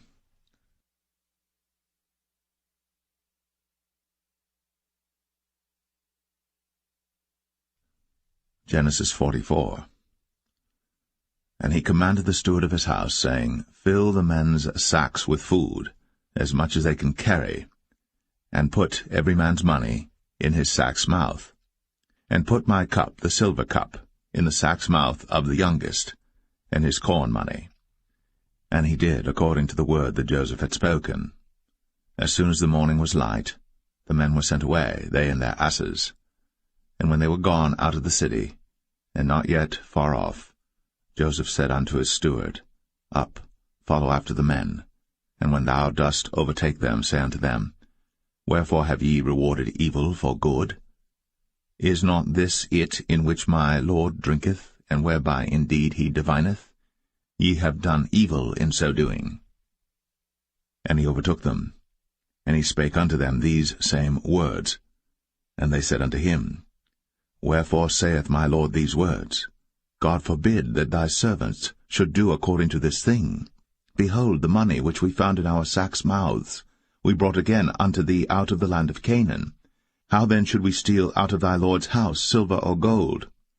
With whomsoever of thy servants it be found, both let him die, and we also will be my Lord's bondmen. And he said, Now also let it be according unto your words. He with whom it is found shall be my servant, and ye shall be blameless. Then they speedily took down every man his sack to the ground, and opened every man his sack. And he searched, and began at the eldest, and left at the youngest, and the cup was found in Benjamin's sack. Then they rent their clothes, and laded every man his ass, and returned to the city. And Judah and his brethren came to Joseph's house, for he was yet there, and they fell before him on the ground. And Joseph said unto them, What deed is this that ye have done? Wot ye not that such a man as I can certainly divine? And Judah said, What shall we say unto my lord? What shall we speak? Or how shall we clear ourselves? God hath found out the iniquity of thy servants. Behold, we are my Lord's servants, both we, and he also with whom the cup is found. And he said, God forbid that I should do so. But the man in whose hand the cup is found, he shall be my servant. And as for you, get you up in peace unto your father. Then Judah came near unto him, and said, O my lord, let thy servant, I pray thee, speak a word in my lord's ears, and let not thine anger burn against thy servant, for thou art even as Pharaoh. My lord asked his servants, saying, Have ye a father or a brother? And we said unto my lord, We have a father, an old man, and a child of his old age, a little one. And his brother is dead, and he alone is left of his mother, and his father loveth him. And thou saidst unto thy servants, Bring him down unto me, that I may set mine eyes upon him. And we said unto my lord, The lad cannot leave his father, for if he should leave his father would die. And thou saidst unto thy servants, Except your youngest brother come down with you, ye shall see my face no more. And it came to pass, when we came up unto thy servant my father, we told him the words of my lord. And our father said, Go again, and buy us a little food. And we said, We cannot go down. If our youngest brother be with us, then we will go down. For we may not see the man's face, except our youngest brother be with us. And thy servant my father said unto us, Ye know that my wife bare me 2 sons, and the one went out from me, and I said, Surely he is torn in pieces, and I saw him not since.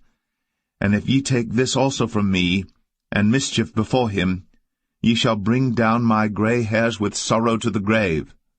Now therefore, when I come to thy servant my father, and the lad be not with us, seeing that his life is bound up in the lad's life, it shall come to pass, when he seeth that the lad is not with us, that he will die. And thy servants shall bring down the gray hairs of thy servant our father with sorrow to the grave. For thy servant became surety for the lad unto my father, saying, If I bring him not unto thee, then I shall bear the blame to my father for ever. Now therefore, I pray thee, let thy servant abide instead of the lad, a bondman to my lord, and let the lad go up with his brethren. For how shall I go up to my father, and the lad be not with me, lest peradventure I see the evil that shall come on my father?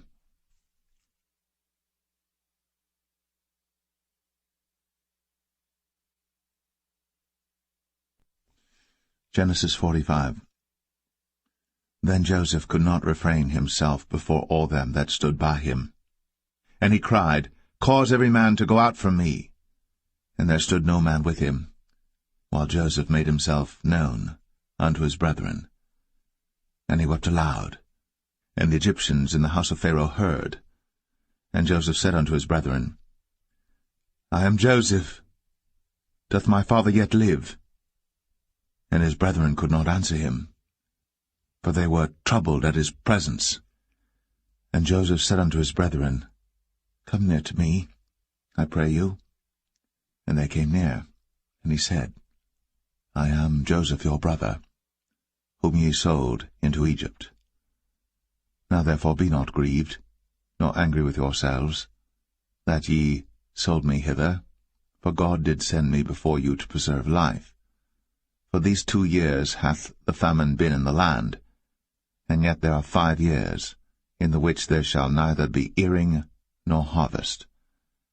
And God sent me before you to preserve you a posterity in the earth, and to save your lives by a great deliverance. So now it was not you that sent me hither, but God. And he hath made me a father to Pharaoh, and lord of all his house, and a ruler throughout all the land of Egypt. Haste ye, and go up to my father, and say unto him, Thus saith thy son Joseph, God hath made me lord of all Egypt. Come down unto me, tarry not. And thou shalt dwell in the land of Goshen. And thou shalt be near unto me, thou and thy children, and thy children's children, and thy flocks and thy herds, and all that thou hast. And there will I nourish thee. For yet there are 5 years of famine, lest thou and thy household, and all that thou hast, come to poverty. And behold, your eyes see, in the eyes of my brother Benjamin, that it is my mouth that speaketh unto you. And ye shall tell my father of all my glory in Egypt, and of all that ye have seen. And ye shall haste, and bring down my father hither. And he fell upon his brother Benjamin's neck, and wept. And Benjamin wept upon his neck. Moreover he kissed all his brethren, and wept upon them, and after that his brethren talked with him. And the fame thereof was heard in Pharaoh's house, saying, Joseph's brethren are come. And it pleased Pharaoh well, and his servants. And Pharaoh said unto Joseph, Say unto thy brethren, This do ye, lade your beasts, and go, get you unto the land of Canaan. And take your father and your households, and come unto me, and I will give you the good of the land of Egypt, and ye shall eat the fat of the land. Now thou art commanded, this do ye. Take you wagons out of the land of Egypt, for your little ones, and for your wives, and bring your father, and come. Also regard not your stuff, for the good of all the land of Egypt is yours. And the children of Israel did so. And Joseph gave them wagons according to the commandment of Pharaoh, and gave them provision for the way. To all of them he gave each man changes of raiment, but to Benjamin he gave 300 pieces of silver, and 5 changes of raiment. And to his father he sent after this manner, 10 asses laden with the good things of Egypt, and 10 she-asses laden with corn and bread and meat, for his father by the way. So he sent his brethren away, and they departed. And he said unto them, See that ye fall not out by the way. And they went up out of Egypt, and came into the land of Canaan unto Jacob their father, and told him, saying, Joseph is yet alive, and he is governor over all the land of Egypt. And Jacob's heart fainted, for he believed them not. And they told him all the words of Joseph, which he had said unto them. And when he saw the wagons which Joseph had sent to carry him, the spirit of Jacob their father revived. And Israel said, It is enough. Joseph my son is yet alive. I will go and see him before I die.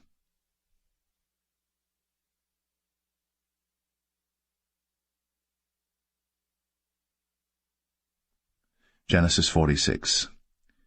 And Israel took his journey with all that he had, and came to Beersheba, and offered sacrifices unto the God of his father Isaac. And God spake unto Israel in the visions of the night, and said, Jacob, Jacob.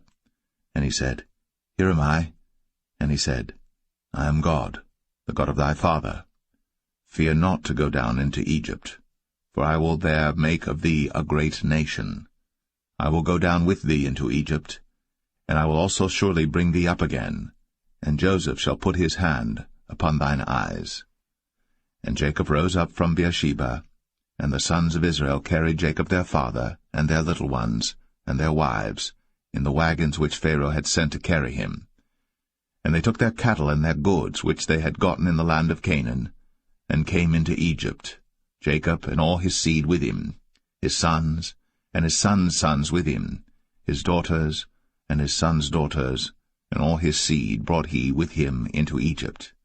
And these are the names of the children of Israel, which came into Egypt, Jacob and his sons, Reuben, Jacob's firstborn, and the sons of Reuben, Hanok and Phalu, and Hezron and Carmi, and the sons of Simeon, Jemuel, and Jamin, and Ohad, and Jachin, and Zohar, and Shaul the son of a Canaanitish woman, and the sons of Levi, Gershon, Kohath, and Merari, and the sons of Judah, Er, and Onan, and Shelah, and Pharez, and Zerah.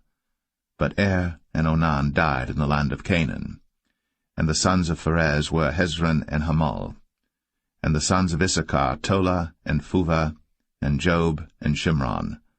And the sons of Zebulun, Sered, and Elon, and Jaleel.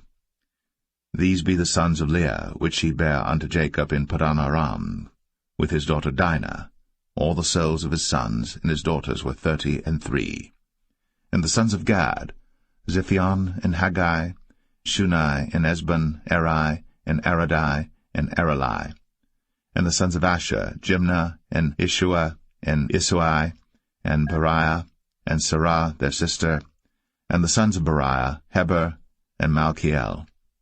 These are the sons of Zilpah, whom Laban gave to Leah his daughter, and these she bare unto Jacob, even 16 souls. The sons of Rachel, Jacob's wife, Joseph and Benjamin. And unto Joseph in the land of Egypt were born Manasseh and Ephraim, which Asenath, the daughter of Potipharah, priest of On, bare unto him. And the sons of Benjamin were Bela, and Becher, and Ashbel, Gera, and Naaman, Ehi, and Rosh, Mupim, and Hupim, and Ard. These are the sons of Rachel, which were born to Jacob. All the souls were 14. And the sons of Dan, Hushim. And the sons of Naphtali, Jaziel, and Gunai, and Jezer, and Shillem. These are the sons of Bilhah, which Laban gave unto Rachel his daughter, and she bare these unto Jacob. All the souls were 7.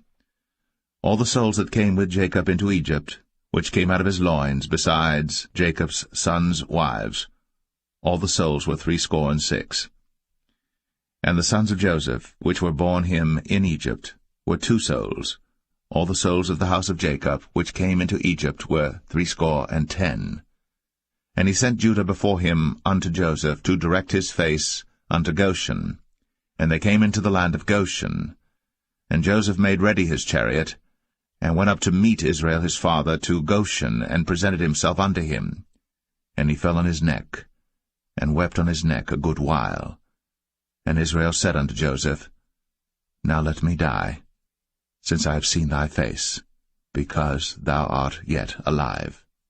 And Joseph said unto his brethren, and unto his father's house, I will go up and show Pharaoh, and say unto him, My brethren, and my father's house, which were in the land of Canaan, are come unto me.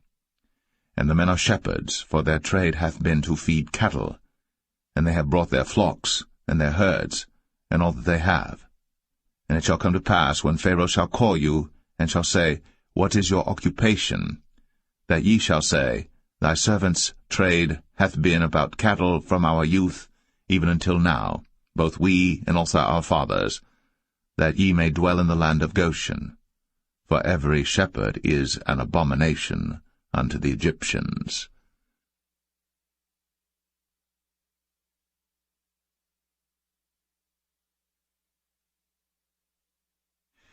Genesis 47. Then Joseph came and told Pharaoh, and said, My father and my brethren, and their flocks, and their herds, and all that they have, are come out of the land of Canaan, and behold, they are in the land of Goshen. And he took some of his brethren, even 5 men, and presented them unto Pharaoh. And Pharaoh said unto his brethren, What is your occupation? And they said unto Pharaoh, Thy servants are shepherds, both we and also our fathers. They said moreover unto Pharaoh, For to sojourn in the land are we come, for thy servants have no pasture for their flocks, for the famine is sore in the land of Canaan. Now therefore, we pray thee, let thy servants dwell in the land of Goshen. And Pharaoh spake unto Joseph, saying, Thy father and thy brethren are come unto thee.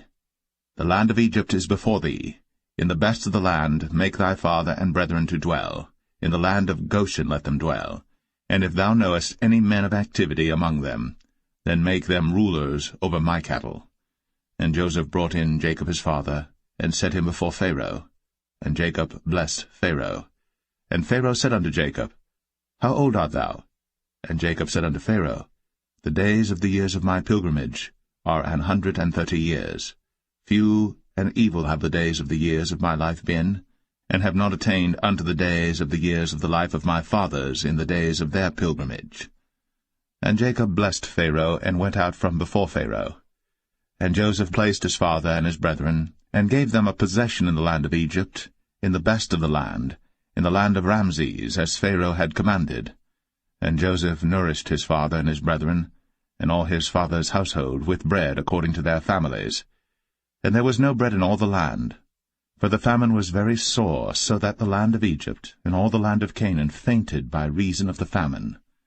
And Joseph gathered up all the money that was found in the land of Egypt and in the land of Canaan, for the corn which they bought. And Joseph brought the money into Pharaoh's house. And when money failed in the land of Egypt and in the land of Canaan, all the Egyptians came unto Joseph, and said, Give us bread, for why should we die in thy presence? For the money faileth. And Joseph said, Give your cattle, and I will give you for your cattle, if money fail.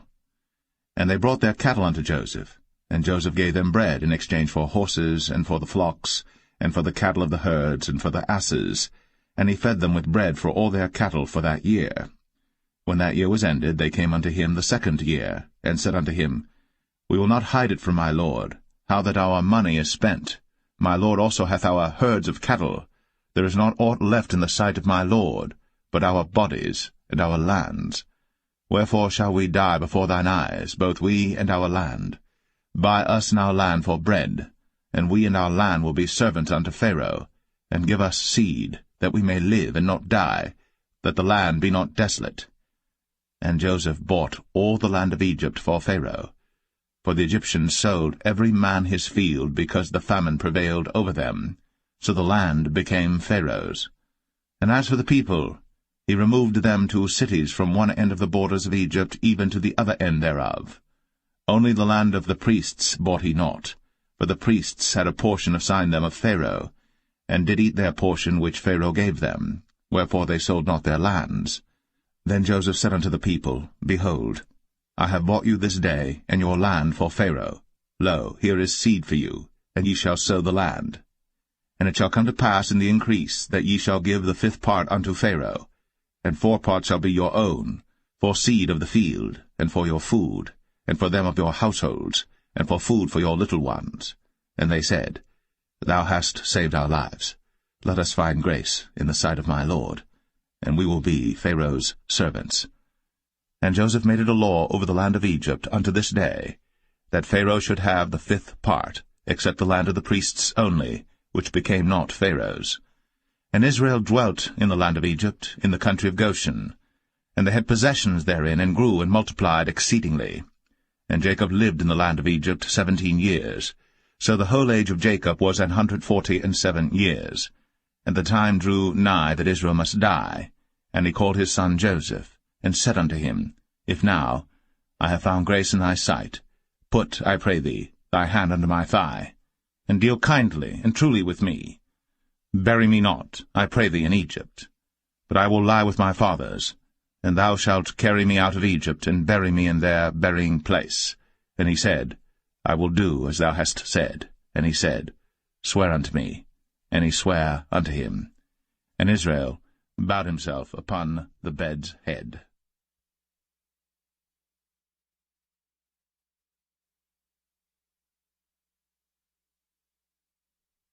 Genesis 48. And it came to pass after these things, that one told Joseph, Behold, thy father is sick. And he took with him his 2 sons, Manasseh and Ephraim. And one told Jacob, and said, Behold, thy son Joseph cometh unto thee. And Israel strengthened himself, and sat upon the bed. And Jacob said unto Joseph, God Almighty appeared unto me at Luz in the land of Canaan, and blessed me. And said unto me, Behold, I will make thee fruitful, and multiply thee, and I will make of thee a multitude of people, and will give this land to thy seed after thee for an everlasting possession. And now thy 2 sons, Ephraim and Manasseh, which were born unto thee in the land of Egypt, before I came unto thee into Egypt, are mine. As Reuben and Simeon they shall be mine. And thy issue which thou begettest after them shall be thine, and shall be called after the name of their brethren in their inheritance. And as for me, when I came from Padan, Rachel died by me in the land of Canaan in the way, when yet there was but a little way to come unto Ephrath. And I buried her there in the way of Ephrath, the same as Bethlehem. And Israel beheld Joseph's sons, and said, Who are these? And Joseph said unto his father, They are my sons, whom God hath given me in this place. And he said, Bring them, I pray thee, unto me, and I will bless them. Now the eyes of Israel were dim for age, so that he could not see. And he brought them near unto him. And he kissed them, and embraced them. And Israel said unto Joseph, I had not thought to see thy face, and lo, God hath shown me also thy seed. And Joseph brought them out from between his knees, and he bowed himself with his face to the earth. And Joseph took them both, Ephraim in his right hand toward Israel's left hand, and Manasseh in his left hand toward Israel's right hand, and brought them near unto him. And Israel stretched out his right hand, and laid it upon Ephraim's head, who was the younger, and his left hand upon Manasseh's head, guiding his hands wittingly, for Manasseh was the firstborn. And he blessed Joseph, and said, God, before whom my fathers Abraham and Isaac did walk, the God which fed me all my life long unto this day, the angel which redeemed me from all evil, bless the lads, and let my name be named on them, and the name of my fathers Abraham and Isaac, and let them grow into a multitude in the midst of the earth. And when Joseph saw that his father laid his right hand upon the head of Ephraim, it displeased him, and he held up his father's hand to remove it from Ephraim's head unto Manasseh's head. And Joseph said unto his father, Not so, my father, for this is the firstborn. Put thy right hand upon his head. And his father refused, and said, I know it, my son, I know it. He also shall become a people, and he also shall be great. But truly his younger brother shall be greater than he, and his seed shall become a multitude of nations. And he blessed them that day, saying, In thee shall Israel bless, saying, God make thee as Ephraim and as Manasseh. And he set Ephraim before Manasseh. And Israel said unto Joseph, Behold, I die, but God shall be with you, and bring you again unto the land of your fathers. Moreover, I have given to thee one portion above thy brethren, which I took out of the hand of the Amorite with my sword and with my bow.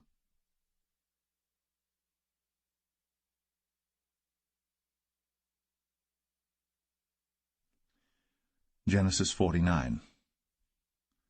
And Jacob called unto his sons, and said, Gather yourselves together, that I may tell you that which shall befall you in the last days. Gather yourselves together, and hear, ye sons of Jacob, and hearken unto Israel your father. Reuben, thou art my firstborn, my might, and the beginning of my strength, the excellency of dignity, and the excellency of power.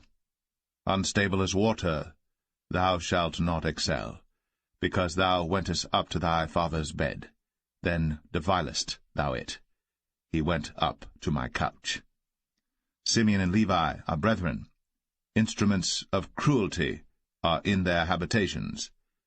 O my soul, come not thou into their secret, unto their assembly. Mine honour, be not thou united.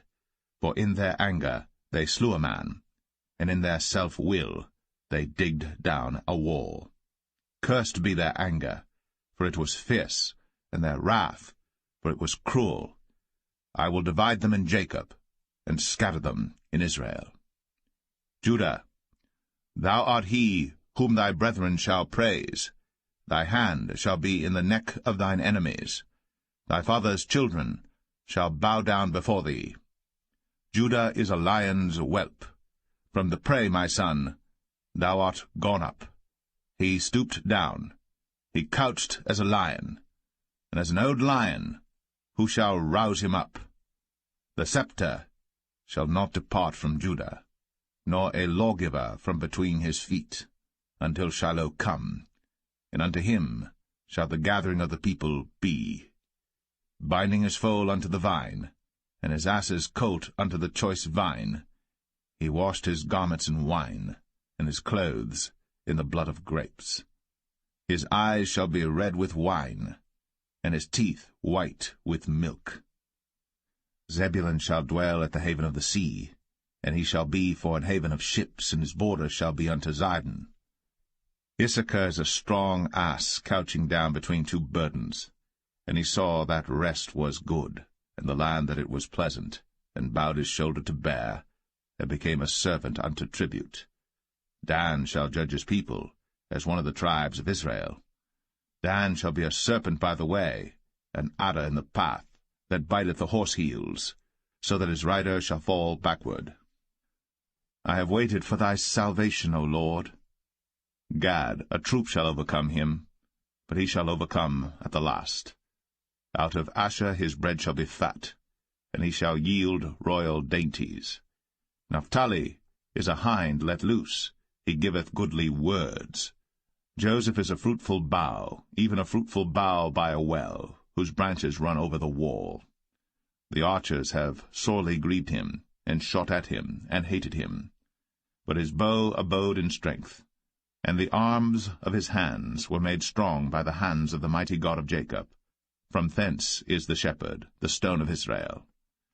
Even by the God of thy father, who shall help thee, and by the Almighty, who shall bless thee with blessings of heaven above, blessings of the deep that lieth under, blessings of the breasts, and of the womb. The blessings of thy father have prevailed above the blessings of my progenitors, unto the utmost bound of the everlasting hills. They shall be on the head of Joseph, and on the crown of the head of him that was separate from his brethren. Benjamin shall raven as a wolf. In the morning he shall devour the prey, and at night he shall divide the spoil. All these are the 12 tribes of Israel. And this is it that their father spake unto them, and blessed them, every one, according to his blessing, he blessed them. And he charged them, and said unto them, I am to be gathered unto my people. Bury me with my fathers in the cave that is in the field of Ephron the Hittite, in the cave that is in the field of Machpelah, which is before Mamre, in the land of Canaan, which Abraham bought with the field of Ephron the Hittite, for a possession of a burying place. There they buried Abraham and Sarah his wife. There they buried Isaac and Rebekah his wife, and there I buried Leah. The purchase of the field and of the cave that is therein was from the children of Heth. And when Jacob had made an end of commanding his sons, he gathered up his feet into the bed, and yielded up the ghost, and was gathered unto his people.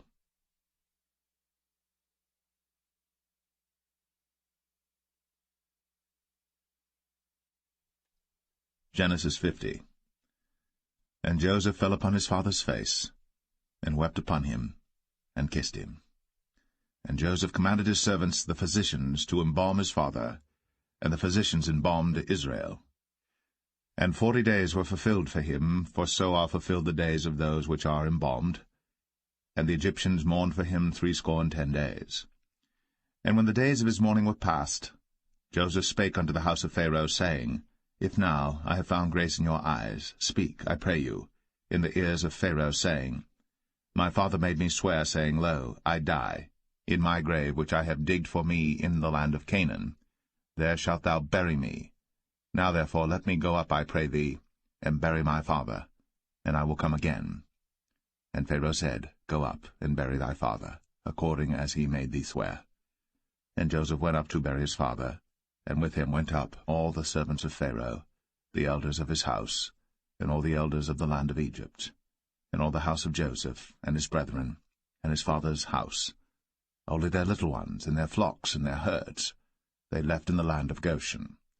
And there went up with him both chariots and horsemen, and it was a very great company. And they came to the threshing floor of Atad, which is beyond Jordan, and there they mourned with a great and very sore lamentation. And he made a mourning for his father 7 days. And when the inhabitants of the land, the Canaanites, saw the mourning in the floor of Atad, they said, This is a grievous mourning to the Egyptians. Wherefore the name of it was called Abel Mizraim, which is beyond Jordan. And his sons did unto him according as he commanded them. For his sons carried him into the land of Canaan, and buried him in the cave of the field of Machpelah, which Abraham bought with the field for possession of a burying place of Ephron the Hittite before Mamre. And Joseph returned into Egypt, he and his brethren, and all that went up with him to bury his father, after he had buried his father. And when Joseph's brethren saw that their father was dead, they said, Joseph will peradventure hate us, and will certainly requite us all the evil which we did unto him. And they sent a messenger unto Joseph, saying, Thy father did command before he died, saying, So shall ye say unto Joseph, Forgive, I pray thee now, the trespass of thy brethren, and their sin. For they did unto thee evil, and now, we pray thee, forgive the trespass of the servants of the God of thy father. And Joseph wept, when they spake unto him. And his brethren also went and fell down before his face, and they said, Behold, we be thy servants. And Joseph said unto them, Fear not, for am I in the place of God? But as for you, ye thought evil against me, but God meant it unto good, to bring to pass, as it is this day, to save much people alive. Now therefore fear ye not, I will nourish you, and your little ones. And he comforted them, and spake kindly unto them. And Joseph dwelt in Egypt, he and his father's house. And Joseph lived 110 years. And Joseph saw Ephraim's children of the 3rd generation. The children also of Machir, the son of Manasseh, were brought up upon Joseph's knees. And Joseph said unto his brethren, I die, and God will surely visit you, and bring you out of this land unto the land which he sware to Abraham, to Isaac, and to Jacob. And Joseph took an oath of the children of Israel, saying, God will surely visit you, and ye shall carry up my bones from hence. So Joseph died, being 110 years old. And they embalmed him, and he was put in a coffin in Egypt.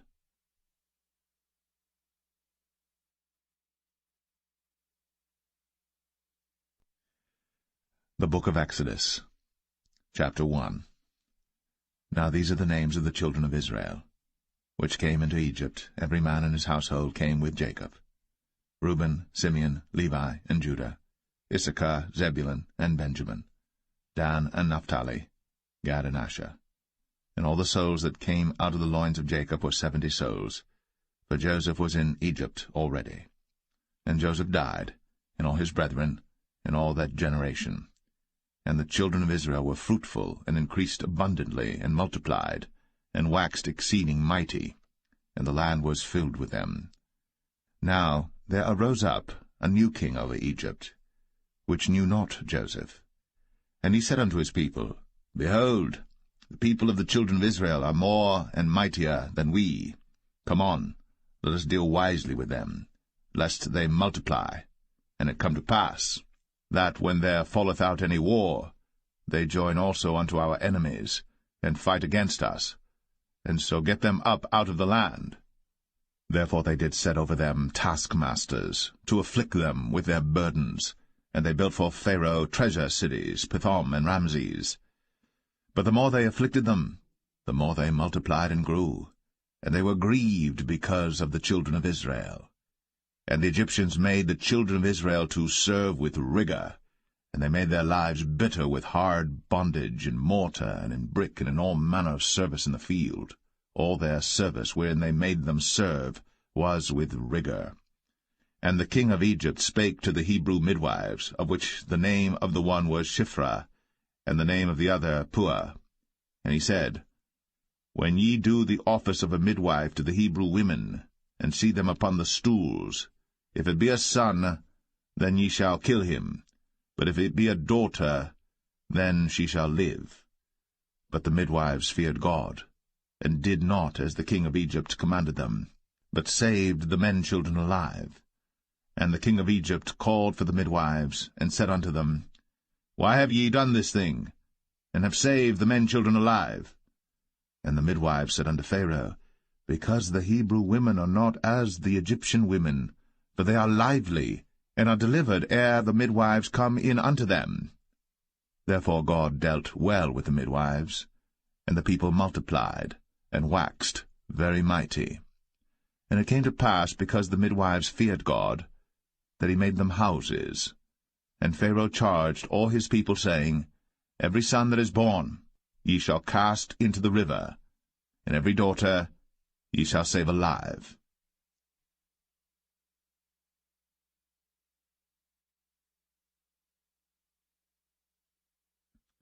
Exodus 2. And there went a man of the house of Levi, and took to wife a daughter of Levi. And the woman conceived, and bare a son. And when she saw him that he was a goodly child, she hid him 3 months. And when she could not longer hide him, she took for him an ark of bulrushes, and daubed it with slime, and with pitch, and put the child therein, and she laid it in the flags by the river's brink. And his sister stood afar off, to wit what would be done to him.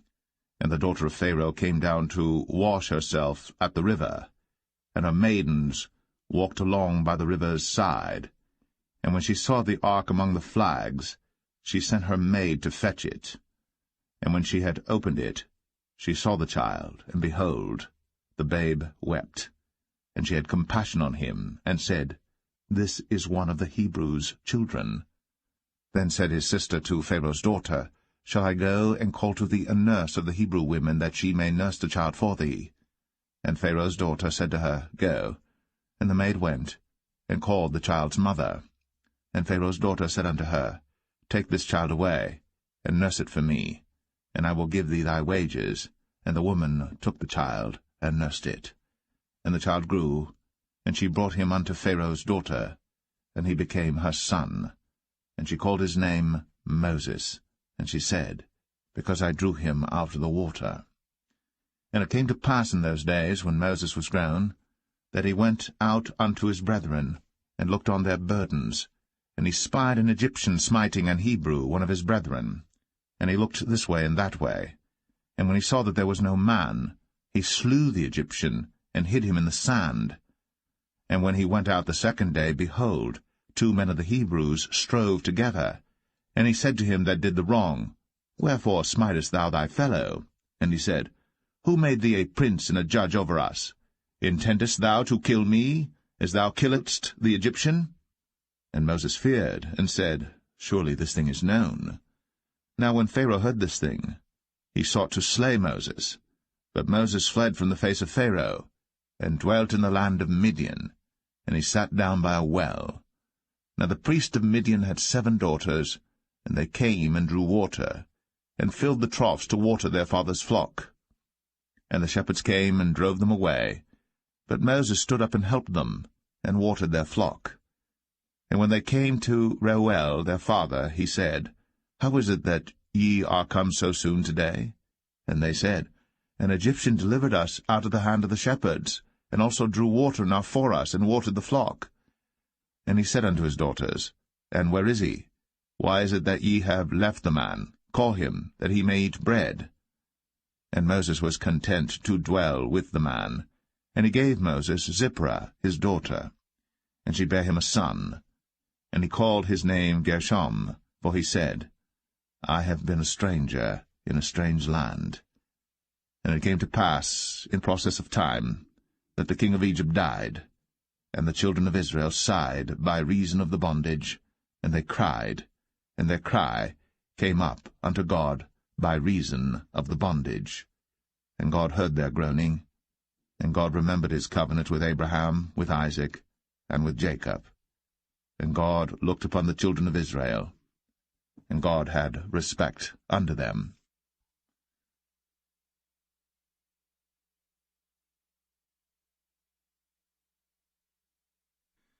Exodus 3. Now Moses kept the flock of Jethro his father-in-law, the priest of Midian.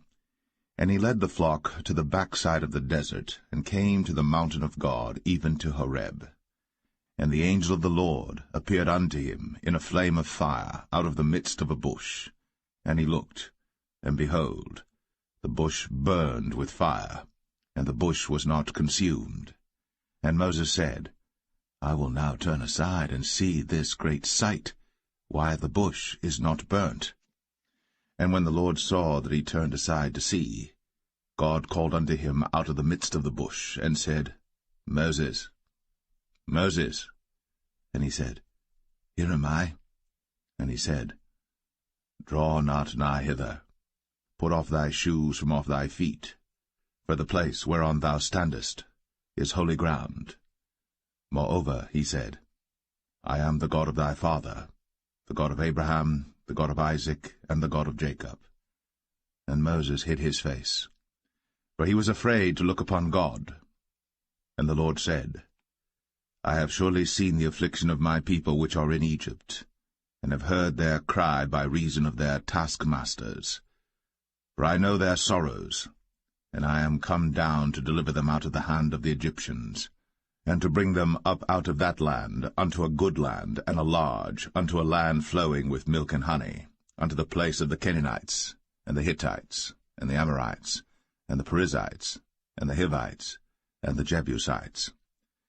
Now therefore, behold, the cry of the children of Israel is come unto me, and I have also seen the oppression wherewith the Egyptians oppress them. Come now therefore, and I will send thee unto Pharaoh, that thou mayest bring forth my people, the children of Israel, out of Egypt. And Moses said unto God, Who am I, that I should go unto Pharaoh, and that I should bring forth the children of Israel out of Egypt? And he said, Certainly I will be with thee, and this shall be a token unto thee, that I have sent thee. When thou hast brought forth the people out of Egypt, ye shall serve God upon this mountain. And Moses said unto God, Behold, when I come unto the children of Israel, and shall say unto them, The God of your fathers has sent me unto you, and they shall say to me, What is his name? What shall I say unto them? And God said unto Moses, I am that I am. And he said, Thus shalt thou say unto the children of Israel, I am hath sent me unto you. And God said moreover unto Moses, Thus shalt thou say unto the children of Israel, The Lord God of your fathers, the God of Abraham, the God of Isaac, and the God of Jacob, hath sent me unto you. This is my name for ever, and this is my memorial unto all generations. Go and gather the elders of Israel together, and say unto them, The Lord God of your fathers, the God of Abraham, of Isaac, and of Jacob, appeared unto me, saying, I have surely visited you, and seen that which is done to you in Egypt. And I have said, I will bring you up out of the affliction of Egypt, unto the land of the Canaanites, and the Hittites, and the Amorites, and the Perizzites, and the Hivites, and the Jebusites, unto a land flowing with milk and honey. And they shall hearken to thy voice, and thou shalt come, thou and the elders of Israel, unto the king of Egypt, and ye shall say unto him, The Lord God of the Hebrews hath met with us. And now let us go, we beseech thee, 3 days' journey into the wilderness, that we may sacrifice to the Lord our God. And I am sure that the king of Egypt will not let you go, no, not by a mighty hand. And I will stretch out my hand, and smite Egypt with all my wonders which I will do in the midst thereof, and after that he will let you go. And I will give this people favor in the sight of the Egyptians, and it shall come to pass that, when ye go, ye shall not go empty. But every woman shall borrow of her neighbor, and of her that sojourneth in her house, jewels of silver, and jewels of gold, and raiment, and ye shall put them upon your sons, and upon your daughters, and ye shall spoil the Egyptians.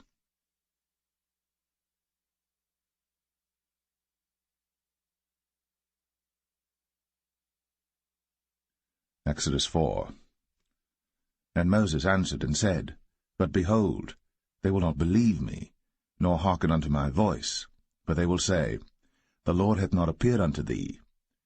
And the Lord said unto him, What is that in thine hand? And he said, A rod. And he said, Cast it on the ground. And he cast it on the ground, and it became a serpent. And Moses fled from before it. And the Lord said unto Moses, Put forth thine hand, and take it by the tail.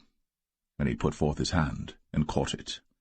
And it became a rod in his hand, that they may believe that the Lord God of their fathers, the God of Abraham, the God of Isaac, and the God of Jacob, hath appeared unto thee. And the Lord said furthermore unto him, Put now thine hand into thy bosom. And he put his hand into his bosom, and when he took it out, behold, his hand was leprous as snow. And he said, Put thine hand into thy bosom again. And he put his hand into his bosom again, and plucked it out of his bosom, and behold, it was turned again as his other flesh. And it shall come to pass, if they will not believe thee, neither hearken to the voice of the first sign, that they will believe the voice of the latter sign. And it shall come to pass, if they will not believe also these two signs, neither hearken unto thy voice, that thou shalt take of the water of the river, and pour it upon the dry land, and the water which thou takest out of the river shall become blood upon the dry land. And Moses said unto the Lord, O my Lord, I am not eloquent, neither heretofore nor since thou hast spoken unto thy servant, but I am slow of speech and of a slow tongue. And the Lord said unto him, Who hath made man's mouth? Or who maketh the dumb, or deaf, or the seeing, or the blind? Have not I the Lord? Now therefore go, and I will be with thy mouth, and teach thee what thou shalt say. And he said, O my Lord, send, I pray thee, by the hand of him whom thou wilt send. And the anger of the Lord was kindled against Moses, and he said, Is not Aaron the Levite thy brother? I know that he can speak well, and also, behold, he cometh forth to meet thee. And when he seeth thee, he will be glad in his heart. And thou shalt speak unto him, and put words in his mouth. And I will be with thy mouth, and with his mouth, and will teach you what ye shall do.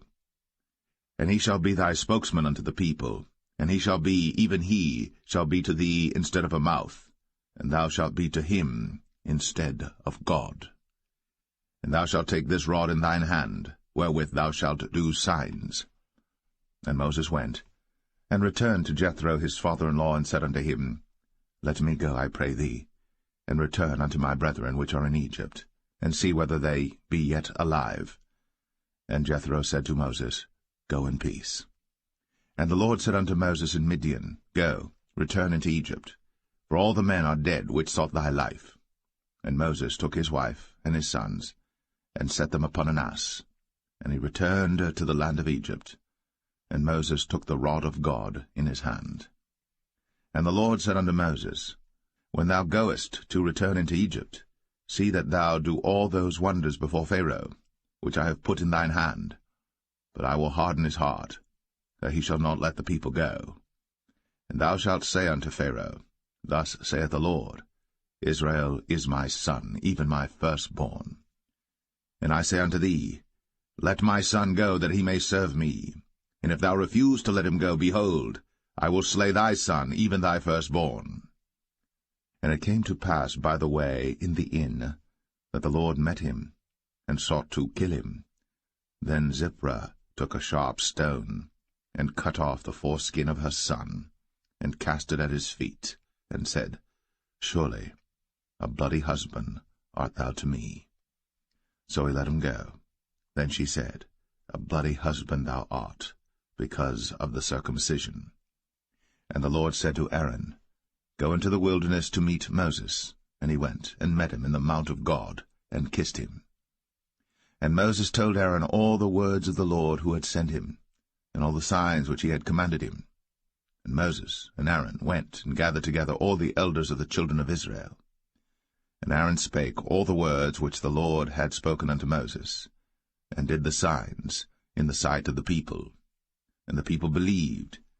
And when they heard that the Lord had visited the children of Israel, and that he had looked upon their affliction, then they bowed their heads and worshipped.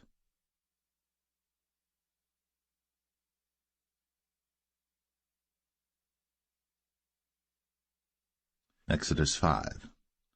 And afterward Moses and Aaron went in, and told Pharaoh, Thus saith the Lord God of Israel, Let my people go, that they may hold a feast unto me in the wilderness. And Pharaoh said, Who is the Lord that I should obey his voice to let Israel go? I know not the Lord, neither will I let Israel go. And they said, The God of the Hebrews hath met with us. Let us go, we pray thee, 3 days' journey into the desert, and sacrifice unto the Lord our God, lest he fall upon us with pestilence, or with the sword. And the king of Egypt said unto them, Wherefore do ye, Moses and Aaron? Let the people from their works get you unto your burdens. And Pharaoh said, Behold, the people of the land now are many, and ye make them rest from their burdens. And Pharaoh commanded the same day the taskmasters of the people and their officers, saying, Ye shall no more give the people straw to make brick, as heretofore.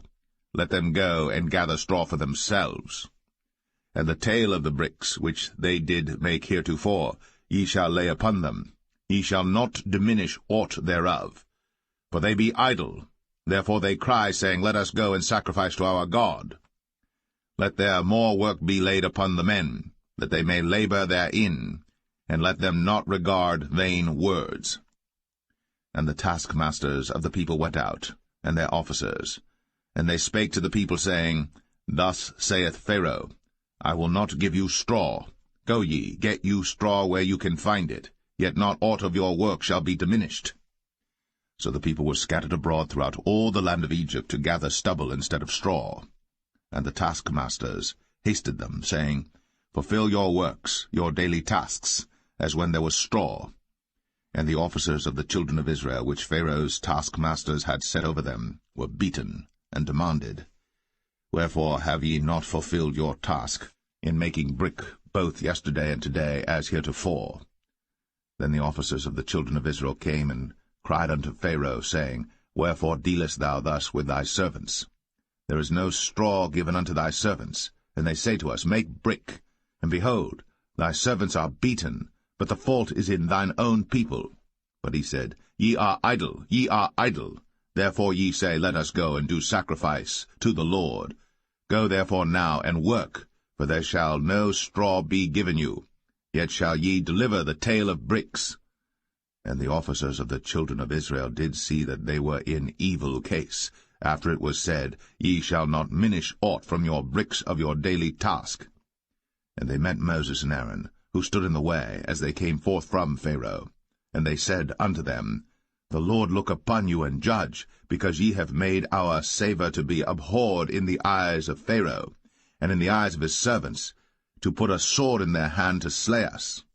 And Moses returned unto the Lord, and said, Lord, wherefore hast thou so evil entreated this people? Why is it that thou hast sent me?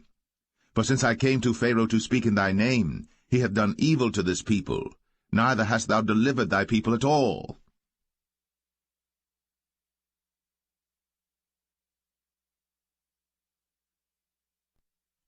Exodus 6. Then the Lord said unto Moses, Now shalt thou see what I will do to Pharaoh. For with a strong hand shall he let them go, and with a strong hand shall he drive them out of his land. And God spake unto Moses, and said unto him, I am the Lord. And I appeared unto Abraham, unto Isaac, and unto Jacob, by the name of God Almighty, but by my name Jehovah was I not known to them.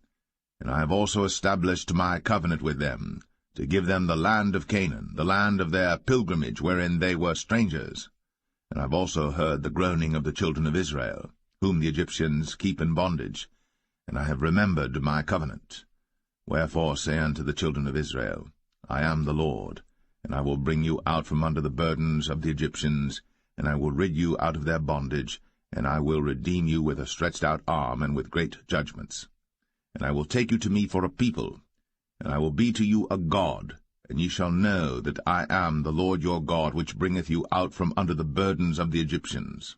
And I will bring you in unto the land, concerning the which I did swear to give it to Abraham, to Isaac, and to Jacob, and I will give it you for an heritage. I am the Lord. And Moses spake so unto the children of Israel, but they hearkened not unto Moses for anguish of spirit, and for cruel bondage. And the Lord spake unto Moses, saying, Go in, speak unto Pharaoh king of Egypt, that he let the children of Israel go out of his land. And Moses spake before the Lord, saying, Behold, the children of Israel have not hearkened unto me. How then shall Pharaoh hear me, who am of uncircumcised lips? And the Lord spake unto Moses and unto Aaron, and gave them a charge unto the children of Israel, and unto Pharaoh king of Egypt, to bring the children of Israel out of the land of Egypt. These be the heads of their fathers' houses, the sons of Reuben, the firstborn of Israel, Hanok and Palu, Hezron and Carmi. These be the families of Reuben. And the sons of Simeon, Jemuel and Jamin, and Ohad and Jachin, and Zohar and Shaul the son of a Canaanitish woman. These are the families of Simeon. And these are the names of the sons of Levi according to their generations, Gershon and Kohath and Merari. And the years of the life of Levi were 137 years. The sons of Gershon, Libni and Shimei, according to their families. And the sons of Kohath, Amram and Izhar, and Hebron and Uzziel. And the years of the life of Kohath were 133 years. And the sons of Merari, Mahali and Mushai. These are the families of Levi according to their generations. And Amram took him Jochebed, his father's sister, to wife, and she bare him, Aaron and Moses. And the years of the life of Amram were 137 years. And the sons of Izhar, Korah and Nepheg and Zichri. And the sons of Uzziel, Mishael and Elzaphan and Zithri. And Aaron took him Elisheba, daughter of Aminadab, sister of Nahshon, to wife, and she bare him Nadab and Abihu, Eleazar and Ithamar. And the sons of Korah, Asir and Elkanah and Abiasaph. These are the families of the Korhites. And Eleazar, Aaron's son, took him one of the daughters of Putiel to wife, and she bare him Phinehas. These are the heads of the fathers of the Levites according to their families. These are that Aaron and Moses, to whom the Lord said, Bring out the children of Israel from the land of Egypt, according to their armies. These are they which spake to Pharaoh king of Egypt, to bring out the children of Israel from Egypt. These are that Moses and Aaron. And it came to pass on the day when the Lord spake unto Moses in the land of Egypt, that the Lord spake unto Moses, saying, I am the Lord. Speak thou unto Pharaoh king of Egypt all that I say unto thee. And Moses said before the Lord, Behold, I am of uncircumcised lips, and how shall Pharaoh hearken unto me?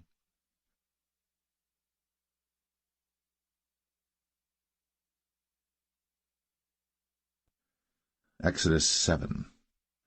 And the Lord said unto Moses, See, I have made thee a god to Pharaoh, and Aaron thy brother shall be thy prophet. Thou shalt speak all that I command thee, and Aaron thy brother shall speak unto Pharaoh, that he send the children of Israel out of his land. And I will harden Pharaoh's heart, and multiply my signs and my wonders in the land of Egypt. But Pharaoh shall not hearken unto you, that I may lay my hand upon Egypt, and bring forth mine armies and my people the children of Israel out of the land of Egypt by great judgments. And the Egyptians shall know that I am the Lord, when I stretch forth mine hand upon Egypt, and bring out the children of Israel from among them. And Moses and Aaron did as the Lord commanded them, so did they. And Moses was 80 years old, and Aaron 83 years old, when they spake unto Pharaoh.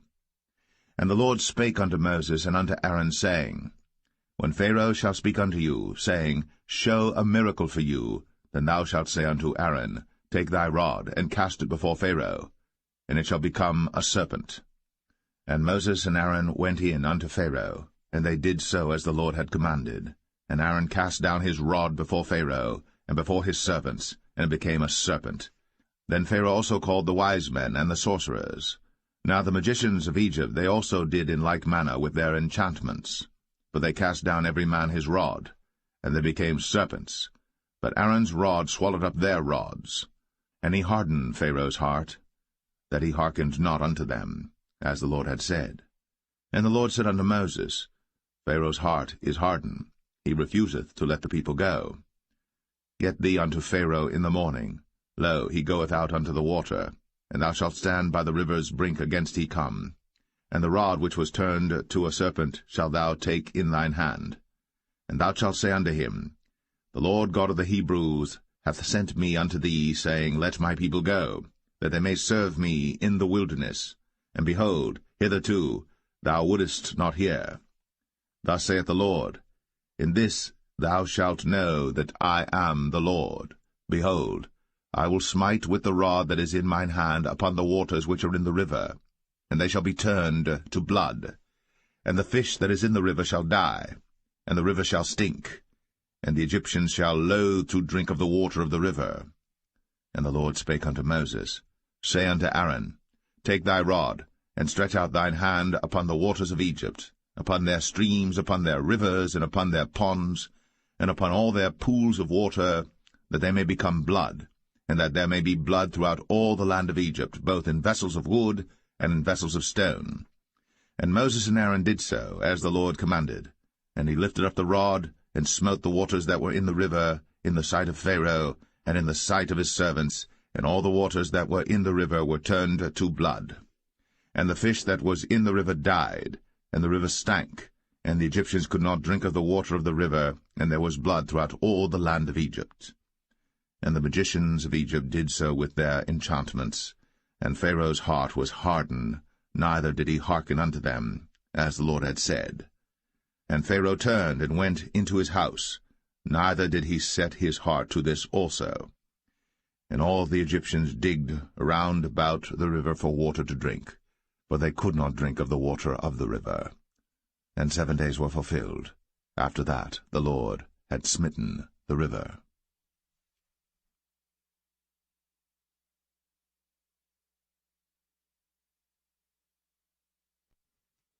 Exodus 8. And the Lord spake unto Moses, Go unto Pharaoh, and say unto him, Thus saith the Lord, Let my people go, that they may serve me. And if thou refuse to let them go, behold, I will smite all thy borders with frogs, and the river shall bring forth frogs abundantly, which shall go up and come into thine house, and into thy bedchamber, and upon thy bed, and into the house of thy servants, and upon thy people, and into thine ovens, and into thy kneading troughs. And the frogs shall come up both on thee, and upon thy people, and upon all thy servants. And the Lord spake unto Moses, Say unto Aaron, Stretch forth thine hand with thy rod over the streams, over the rivers, and over the ponds, and cause frogs to come up upon the land of Egypt. And Aaron stretched out his hand over the waters of Egypt, and the frogs came up, and covered the land of Egypt. And the magicians did so with their enchantments, and brought up frogs upon the land of Egypt. Then Pharaoh called for Moses and Aaron, and said, Entreat the Lord, that he may take away the frogs from me, and from my people, and I will let the people go, that they may do sacrifice unto the Lord. And Moses said unto Pharaoh, Glory over me. When shall I entreat for thee, and for thy servants, and for thy people, to destroy the frogs from thee, and thy houses, that they may remain in the river only? And he said, Tomorrow. And he said, Be it according to thy word, that thou mayest know that there is none like unto the Lord our God.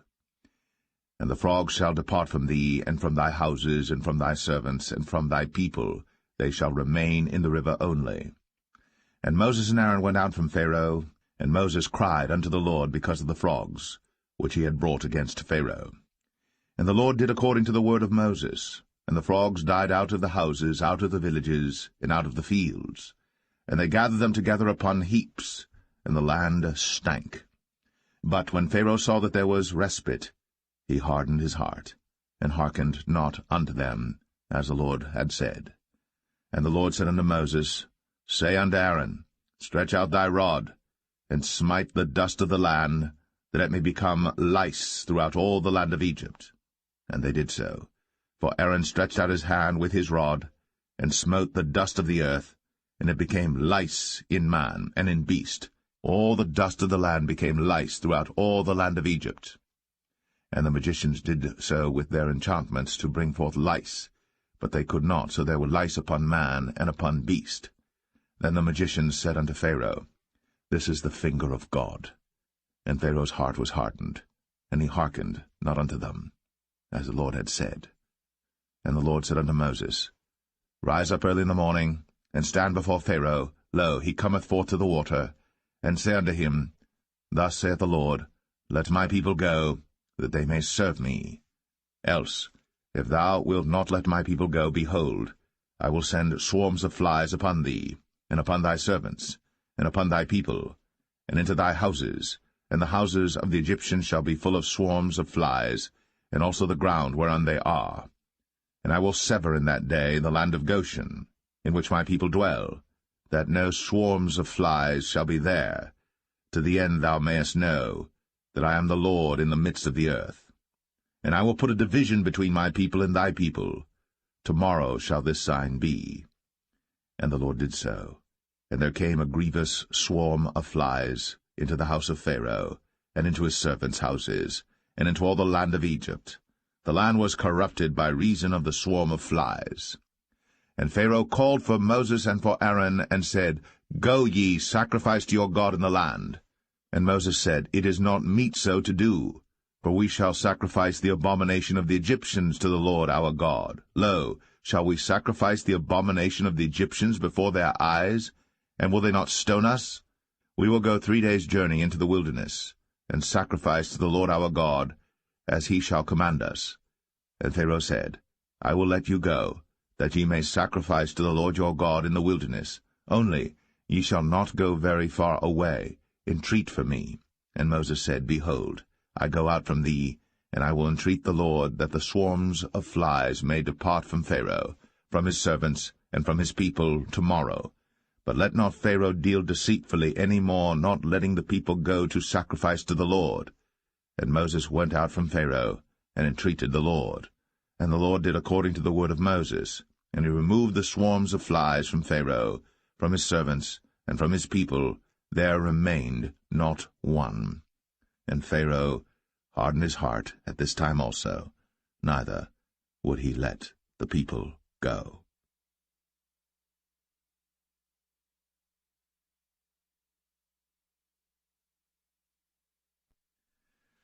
Exodus 9. Then the Lord said unto Moses, Go in unto Pharaoh, and tell him, Thus saith the Lord God of the Hebrews, Let my people go, that they may serve me. For if thou refuse to let them go, and wilt hold them still, behold, the hand of the Lord is upon thy cattle which is in the field, upon the horses, upon the asses, upon the camels, upon the oxen, and upon the sheep. There shall be a very grievous murrain. And the Lord shall sever between the cattle of Israel and the cattle of Egypt, and there shall nothing die of all that is the children's of Israel. And the Lord appointed a set time, saying, Tomorrow the Lord shall do this thing in the land. And the Lord did that thing on the morrow, and all the cattle of Egypt died, but of the cattle of the children of Israel died not one. And Pharaoh sent, and behold, there was not one of the cattle of the Israelites dead, and the heart of Pharaoh was hardened, and he did not let the people go. And the Lord said unto Moses and unto Aaron, Take to you handfuls of ashes of the furnace, and let Moses sprinkle it toward the heaven in the sight of Pharaoh. And it shall become small dust in all the land of Egypt, and shall be a boil breaking forth with blains upon man and upon beast throughout all the land of Egypt. Then they took ashes of the furnace, and stood before Pharaoh. And Moses sprinkled it up toward heaven, and it became a boil, breaking forth with blains upon man and upon beast. And the magicians could not stand before Moses because of the boils, for the boil was upon the magicians and upon all the Egyptians. And the Lord hardened the heart of Pharaoh, and he hearkened not unto them, as the Lord had spoken unto Moses. And the Lord said unto Moses, Rise up early in the morning, and stand before Pharaoh, and say unto him, Thus saith the Lord God of the Hebrews, Let my people go, that they may serve me. For I will at this time send all my plagues upon thine heart, and upon thy servants, and upon thy people, that thou mayest know that there is none like me in all the earth.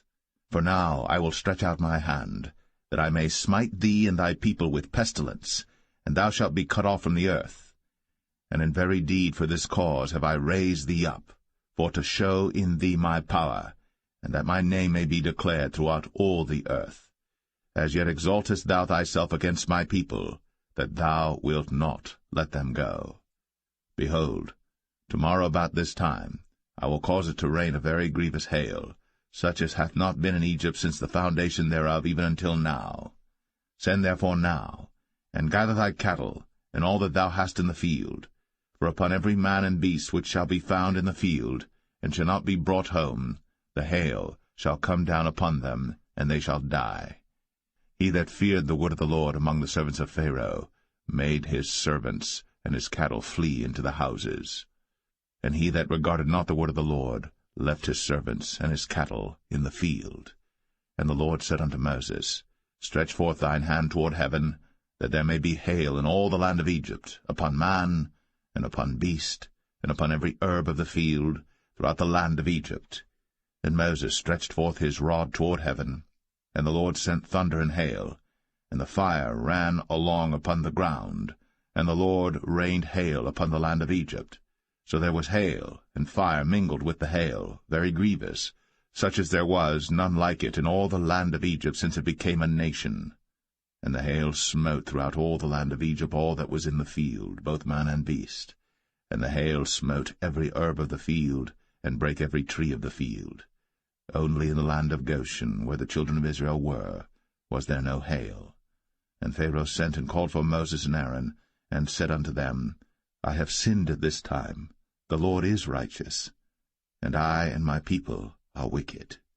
Entreat the Lord, for it is enough that there be no more mighty thunderings and hail, and I will let you go, and ye shall stay no longer.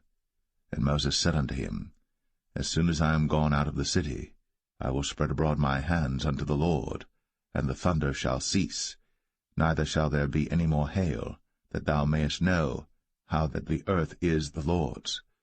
But as for thee and thy servants, I know that ye will not yet fear the Lord God. And the flax and the barley was smitten, for the barley was in the ear, and the flax was bold. But the wheat and the rye were not smitten, for they were not grown up.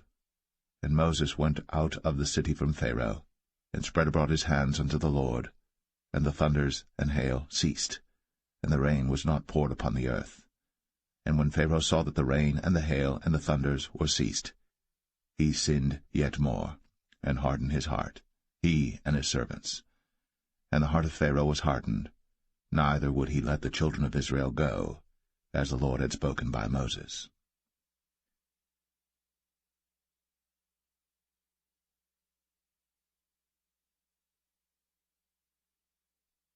Exodus 10. And the Lord said unto Moses, Go in unto Pharaoh, for I have hardened his heart, and the heart of his servants, that I might show these my signs before him, and that thou mayest tell in the ears of thy son, and of thy son's son, what things I have wrought in Egypt, and my signs which I have done among them, that ye may know how that I am the Lord. And Moses and Aaron came in unto Pharaoh, and said unto him, Thus saith the Lord God of the Hebrews, How long wilt thou refuse to humble thyself before me? Let my people go, that they may serve me. Else, if thou refuse to let my people go, behold, tomorrow will I bring the locusts into thy coast. And they shall cover the face of the earth, that one cannot be able to see the earth.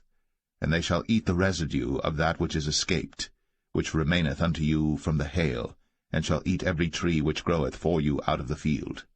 And they shall fill thy houses, and the houses of all thy servants, and the houses of all the Egyptians, which neither thy fathers nor thy fathers' fathers have seen, since the day that they were upon the earth unto this day. And he turned himself, and went out from Pharaoh. And Pharaoh's servants said unto him, How long shall this man be a snare unto us? Let the men go, that they may serve the Lord their God.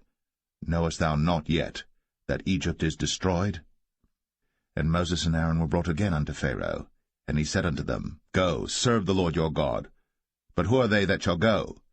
And Moses said, We will go with our young and with our old, with our sons and with our daughters, with our flocks and with our herds will we go, for we must hold a feast unto the Lord. And he said unto them, Let the Lord be so with you, as I will let you go, and your little ones. Look to it, for evil is before you. Not so. Go now, ye that are men, and serve the Lord, for that ye did desire. And they were driven out from Pharaoh's presence.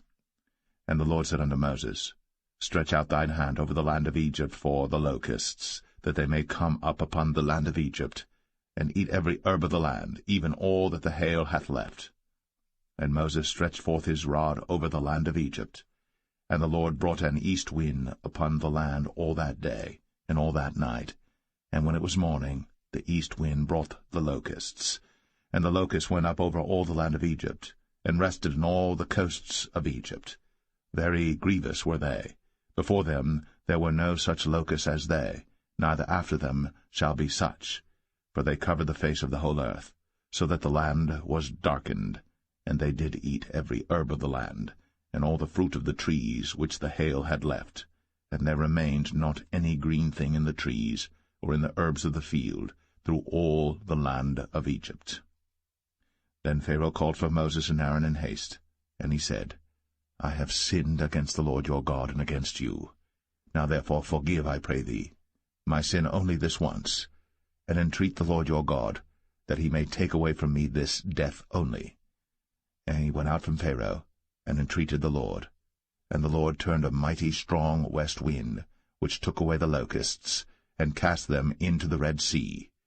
There remained not one locust in all the coasts of Egypt. But the Lord hardened Pharaoh's heart, so that he would not let the children of Israel go. And the Lord said unto Moses, Stretch out thine hand toward heaven, that there may be darkness over the land of Egypt, even darkness which may be felt. And Moses stretched forth his hand toward heaven, and there was a thick darkness in all the land of Egypt 3 days. They saw not one another, neither rose any from his place for 3 days. But all the children of Israel had light in their dwellings. And Pharaoh called unto Moses, and said, Go ye, serve the Lord. Only let your flocks and your herds be stayed. Let your little ones also go with you. And Moses said, Thou must give us also sacrifices and burnt offerings, that we may sacrifice unto the Lord our God. Our cattle also shall go with us. There shall not an hoof be left behind. For thereof must we take to serve the Lord our God, and we know not with what we must serve the Lord until we come thither. But the Lord hardened Pharaoh's heart, and he would not let them go. And Pharaoh said unto him, Get thee from me, take heed to thyself, see my face no more, for in that day thou seest my face, thou shalt die. And Moses said, Thou hast spoken well. I will see thy face again no more.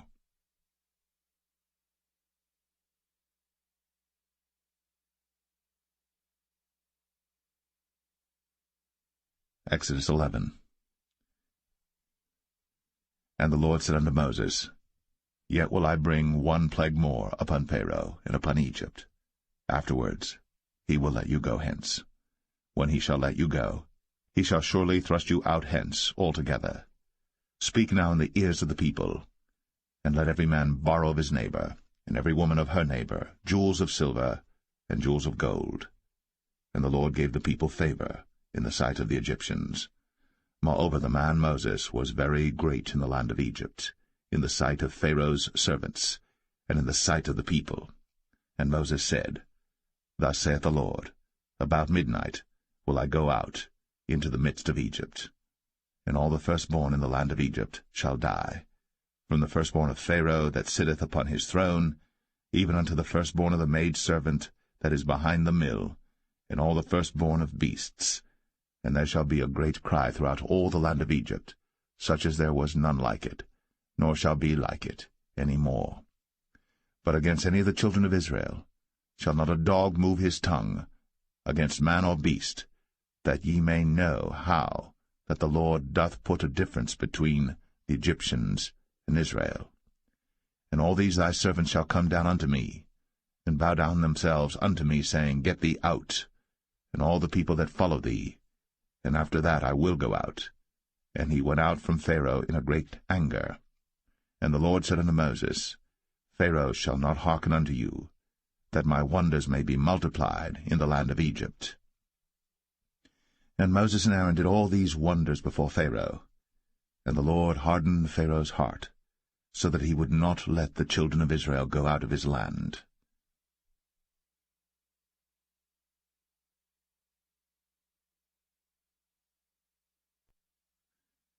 Exodus 12. And the Lord spake unto Moses and Aaron in the land of Egypt, saying, This month shall be unto you the beginning of months. It shall be the first month of the year to you. Speak ye unto all the congregation of Israel, saying, In the 10th day of this month they shall take to them every man a lamb, according to the house of their fathers, a lamb for an house. And if the household be too little for the lamb, let him and his neighbor next unto his house take it according to the number of the souls. Every man according to his eating shall make your count for the lamb. Your lamb shall be without blemish, a male of the first year. Ye shall take it out from the sheep or from the goats. And ye shall keep it up until the 14th day of the same month. And the whole assembly of the congregation of Israel shall kill it in the evening. And they shall take of the blood, and strike it on the 2 side posts, and on the upper door post of the houses wherein they shall eat it. And they shall eat the flesh in that night, roast with fire, and unleavened bread, and with bitter herbs they shall eat it. Eat not of it raw, nor sodden it all with water, but roast with fire, his head with his legs, and with the purtenance thereof. And ye shall let nothing of it remain until the morning. And that which remaineth of it until the morning ye shall burn with fire.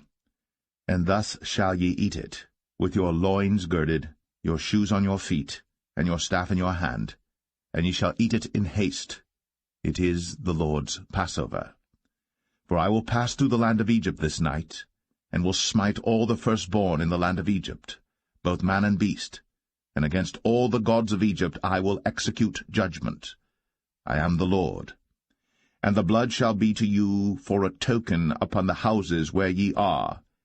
And when I see the blood, I will pass over you, and the plague shall not be upon you to destroy you, when I smite the land of Egypt. And this day shall be unto you for a memorial, and ye shall keep it a feast to the Lord throughout your generations. Ye shall keep it a feast by an ordinance for ever. 7 days shall ye eat unleavened bread. Even the first day ye shall put away leaven out of your houses. For whosoever eateth leavened bread from the first day until the 7th day, that soul shall be cut off from Israel. And in the first day there shall be an holy convocation, and in the 7th day there shall be an holy convocation to you. No manner of work shall be done in them, save that which every man must eat, that only may be done of you. And ye shall observe the feast of unleavened bread. For in this selfsame day have I brought your armies out of the land of Egypt. Therefore shall ye observe this day in your generations by an ordinance for ever. In the 1st month, on the 14th day of the month at even, ye shall eat unleavened bread, until the 21st day of the month at even. 7 days shall there be no leaven found in your houses. For whosoever eateth that which is leavened, even that soul shall be cut off from the congregation of Israel, whether he be a stranger or born in the land. Ye shall eat nothing leavened. In all your habitations shall ye eat unleavened bread. Then Moses called for all the elders of Israel, and said unto them, Draw out, and take you a lamb according to your families, and kill the Passover. And ye shall take a bunch of hyssop, and dip it in the blood that is in the basin, and strike the lintel and the 2 side posts with the blood that is in the basin, and none of you shall go out at the door of his house until the morning. For the Lord will pass through to smite the Egyptians, and when he seeth the blood upon the lintel, and on the 2 side posts, the Lord will pass over the door, and will not suffer the destroyer to come in unto your houses to smite you. And ye shall observe this thing for an ordinance to thee, and to thy sons, for ever. And it shall come to pass, when ye be come to the land which the Lord will give you, according as he hath promised, that ye shall keep this service. And it shall come to pass, when your children shall say unto you, What mean ye by this service? That ye shall say, It is the sacrifice of the Lord's Passover, who passed over the houses of the children of Israel in Egypt, when he smote the Egyptians, and delivered our houses. And the people bowed the head, and worshipped. And the children of Israel went away, and did, as the Lord had commanded Moses and Aaron, so did they. And it came to pass that at midnight the Lord smote all the firstborn in the land of Egypt, from the firstborn of Pharaoh that sat on his throne unto the firstborn of the captive that was in the dungeon. and all the firstborn of cattle. And Pharaoh rose up in the night, he and all his servants and all the Egyptians. And there was a great cry in Egypt, for there was not a house where there was not one dead.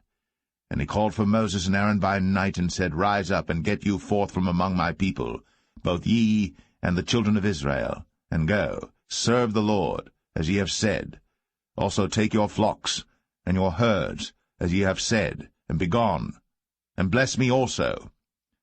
And the Egyptians were urgent upon the people, that they might send them out of the land in haste, for they said, We be all dead men. And the people took their dough before it was leavened, their kneading troughs being bound up in their clothes upon their shoulders. And the children of Israel did according to the word of Moses, and they borrowed of the Egyptians jewels of silver, and jewels of gold and raiment. And the Lord gave the people favor in the sight of the Egyptians, so that they lent unto them such things as they required, and they spoiled the Egyptians. And the children of Israel journeyed from Ramses to Succoth, about 600,000 on foot, that were men, beside children. And a mixed multitude went up also with them, and flocks and herds, even very much cattle. And they baked unleavened cakes of the dough which they brought forth out of Egypt, for it was not leavened, because they were thrust out of Egypt, and could not tarry, neither had they prepared for themselves any victual. Now the sojourning of the children of Israel, who dwelt in Egypt, was 430 years. And it came to pass, at the end of the 430 years, even the selfsame day it came to pass, that all the hosts of the Lord went out from the land of Egypt. It is a night to be much observed unto the Lord for bringing them out from the land of Egypt. This is that night of the Lord to be observed of all the children of Israel in their generations. And the Lord said unto Moses and Aaron, This is the ordinance of the Passover. There shall no stranger eat thereof. But every man's servant that is bought for money, when thou hast circumcised him, then shall he eat thereof. A foreigner and an hired servant shall not eat thereof. In one house shall it be eaten. Thou shalt not carry forth aught of the flesh abroad out of the house, neither shall ye break a bone thereof. All the congregation of Israel shall keep it.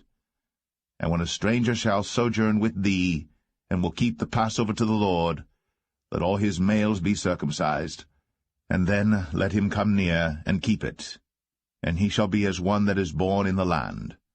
For no uncircumcised person shall eat thereof. One law shall be to him that is homeborn, and unto the stranger that sojourneth among you. Thus did all the children of Israel. As the Lord commanded Moses and Aaron, so did they. And it came to pass the selfsame day, that the Lord did bring the children of Israel out of the land of Egypt by their armies.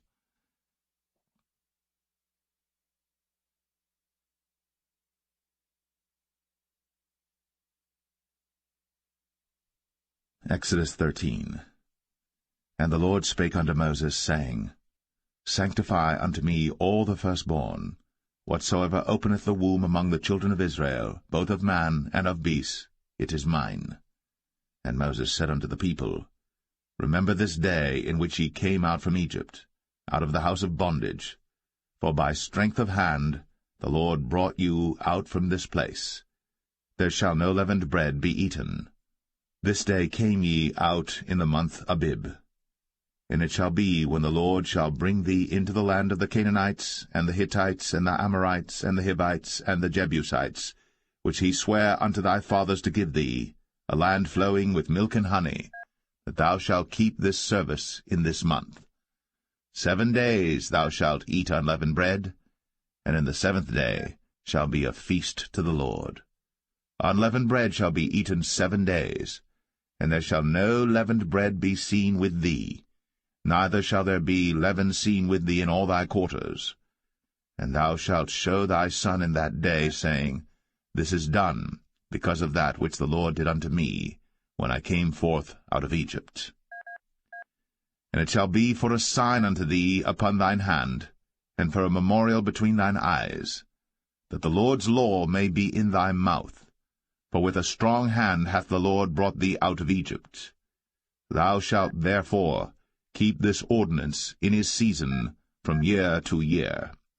And it shall be, when the Lord shall bring thee into the land of the Canaanites, as he sware unto thee and to thy fathers, and shall give it thee, that thou shalt set apart unto the Lord all that openeth the matrix, and every firstling that cometh of a beast which thou hast, the males shall be the Lord's.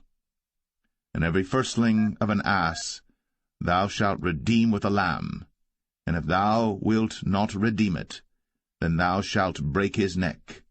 And all the firstborn of man among thy children shalt thou redeem. And it shall be, when thy son asketh thee in time to come, saying, What is this? That thou shalt say unto him, By strength of hand the Lord brought us out from Egypt, from the house of bondage. And it came to pass, when Pharaoh would hardly let us go, that the Lord slew all the firstborn in the land of Egypt, both the firstborn of man and the firstborn of beast. Therefore I sacrifice to the Lord all that openeth the matrix, being males, but all the firstborn of my children I redeem. And it shall be for a token upon thine hand, and for frontlets between thine eyes, for by strength of hand the Lord brought us forth out of Egypt. And it came to pass, when Pharaoh had let the people go, that God led them not through the way of the land of the Philistines, although that was near, for God said, Lest peradventure the people repent when they see war, and they return to Egypt. But God led the people about through the way of the wilderness of the Red Sea, and the children of Israel went up harnessed out of the land of Egypt. And Moses took the bones of Joseph with him, for he had straitly sworn the children of Israel, saying, God will surely visit you, and ye shall carry up my bones away hence with you. And they took their journey from Succoth, and encamped in Etham, in the edge of the wilderness. And the Lord went before them by day in a pillar of a cloud, to lead them the way, and by night in a pillar of fire, to give them light, to go by day and night. He took not away the pillar of the cloud by day, nor the pillar of fire by night, from before the people.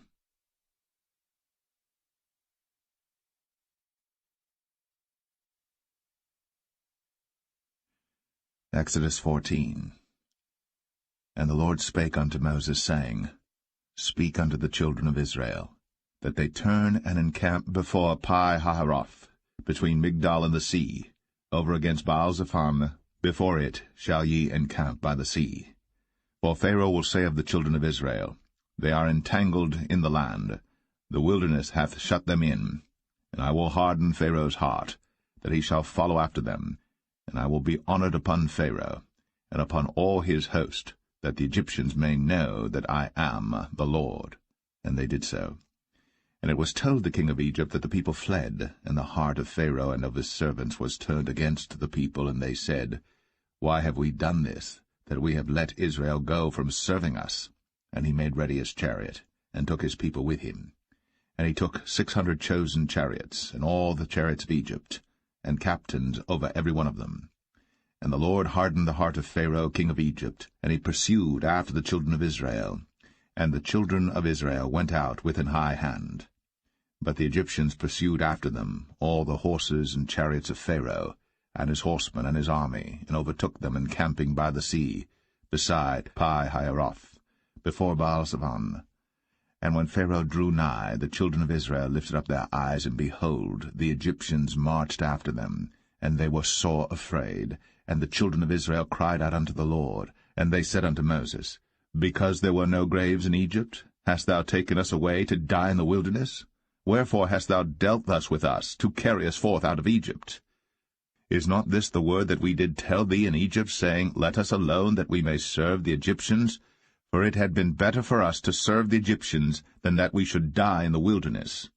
And Moses said unto the people, Fear ye not, stand still, and see the salvation of the Lord, which he will show to you today. For the Egyptians whom ye have seen today, ye shall see them again no more for ever. The Lord shall fight for you, and ye shall hold your peace. And the Lord said unto Moses, Wherefore criest thou unto me? Speak unto the children of Israel, that they go forward. But lift thou up thy rod, and stretch out thine hand over the sea, and divide it. And the children of Israel shall go on dry ground through the midst of the sea. And I, behold, I will harden the hearts of the Egyptians, and they shall follow them. And I will get me honor upon Pharaoh, and upon all his host, upon his chariots, and upon his horsemen. And the Egyptians shall know that I am the Lord, when I have gotten me honor upon Pharaoh, upon his chariots, and upon his horsemen. And the angel of God, which went before the camp of Israel, removed, and went behind them. And the pillar of the cloud went from before their face, and stood behind them. And it came between the camp of the Egyptians and the camp of Israel. And it was a cloud and darkness to them, but it gave light by night to these, so that the one came not near the other all the night. And Moses stretched out his hand over the sea, and the Lord caused the sea to go back by a strong east wind all that night, and made the sea dry land, and the waters were divided. And the children of Israel went into the midst of the sea upon the dry ground, and the waters were a wall unto them on their right hand and on their left. And the Egyptians pursued, and went in after them to the midst of the sea, even all Pharaoh's horses, his chariots, and his horsemen. And it came to pass that in the morning watch the Lord looked unto the host of the Egyptians through the pillar of fire and of the cloud, and troubled the host of the Egyptians, and took off their chariot wheels, that they drave them heavily, so that the Egyptians said, Let us flee from the face of Israel, for the Lord fighteth for them against the Egyptians. And the Lord said unto Moses, Stretch out thine hand over the sea, that the waters may come again upon the Egyptians, upon their chariots, and upon their horsemen. And Moses stretched forth his hand over the sea, and the sea returned to his strength when the morning appeared, and the Egyptians fled against it. And the Lord overthrew the Egyptians in the midst of the sea. And the waters returned and covered the chariots, and the horsemen, and all the host of Pharaoh that came into the sea after them. There remained not so much as one of them. But the children of Israel walked upon dry land in the midst of the sea, and the waters were a wall unto them on their right hand and on their left. Thus the Lord saved Israel that day out of the hand of the Egyptians, and Israel saw the Egyptians dead upon the seashore. And Israel saw that great work which the Lord did upon the Egyptians, and the people feared the Lord, and believed the Lord and his servant Moses.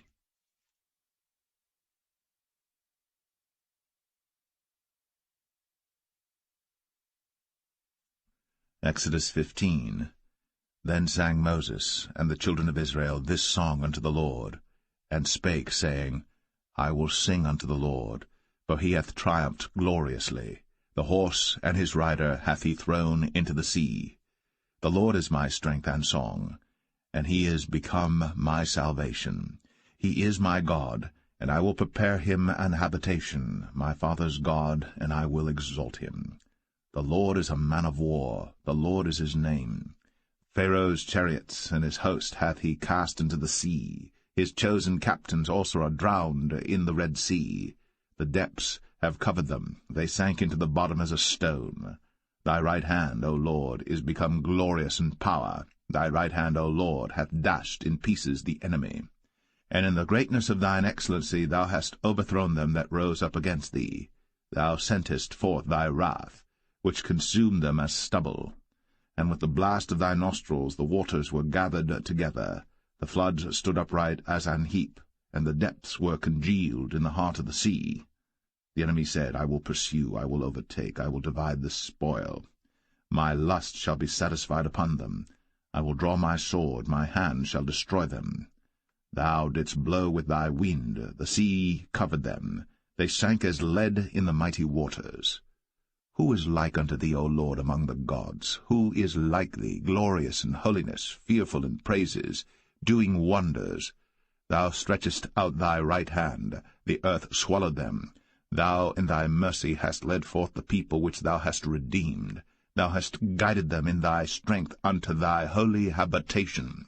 The people shall hear and be afraid. Sorrow shall take hold on the inhabitants of Palestina. Then the dukes of Edom shall be amazed. The mighty men of Moab, trembling, shall take hold upon them. All the inhabitants of Canaan shall melt away. Fear and dread shall fall upon them. By the greatness of thine arm they shall be as still as a stone. till thy people pass over, O Lord, till the people pass over, which thou hast purchased. Thou shalt bring them in, and plant them in the mountain of thine inheritance, in the place, O Lord, which thou hast made for thee to dwell in the sanctuary, O Lord, which thy hands have established. The Lord shall reign for ever and ever. For the horse of Pharaoh went in with his chariots and with his horsemen into the sea, and the Lord brought again the waters of the sea upon them. But the children of Israel went on dry land in the midst of the sea. And Miriam the prophetess, the sister of Aaron, took a timbrel in her hand, and all the women went out after her with timbrels and with dances. And Miriam answered them, Sing ye to the Lord, for he hath triumphed gloriously. The horse and his rider hath he thrown into the sea. So Moses brought Israel from the Red Sea, and they went out into the wilderness of Shur. And they went 3 days in the wilderness, and found no water. And when they came to Marah, they could not drink of the waters of Marah, for they were bitter. Therefore the name of it was called Marah. And the people murmured against Moses, saying, What shall we drink? And he cried unto the Lord, and the Lord showed him a tree, which when he had cast into the waters were made sweet. There he made for them a statute and an ordinance, and there he proved them, and said, If thou wilt diligently hearken to the voice of the Lord thy God, and wilt do that which is right in his sight, and wilt give ear to his commandments, and keep all his statutes, I will put none of these diseases upon thee, which I have brought upon the Egyptians, for I am the Lord that healeth thee. And they came to Elim, where were 12 wells of water, and 70 palm trees, and they encamped there by the waters.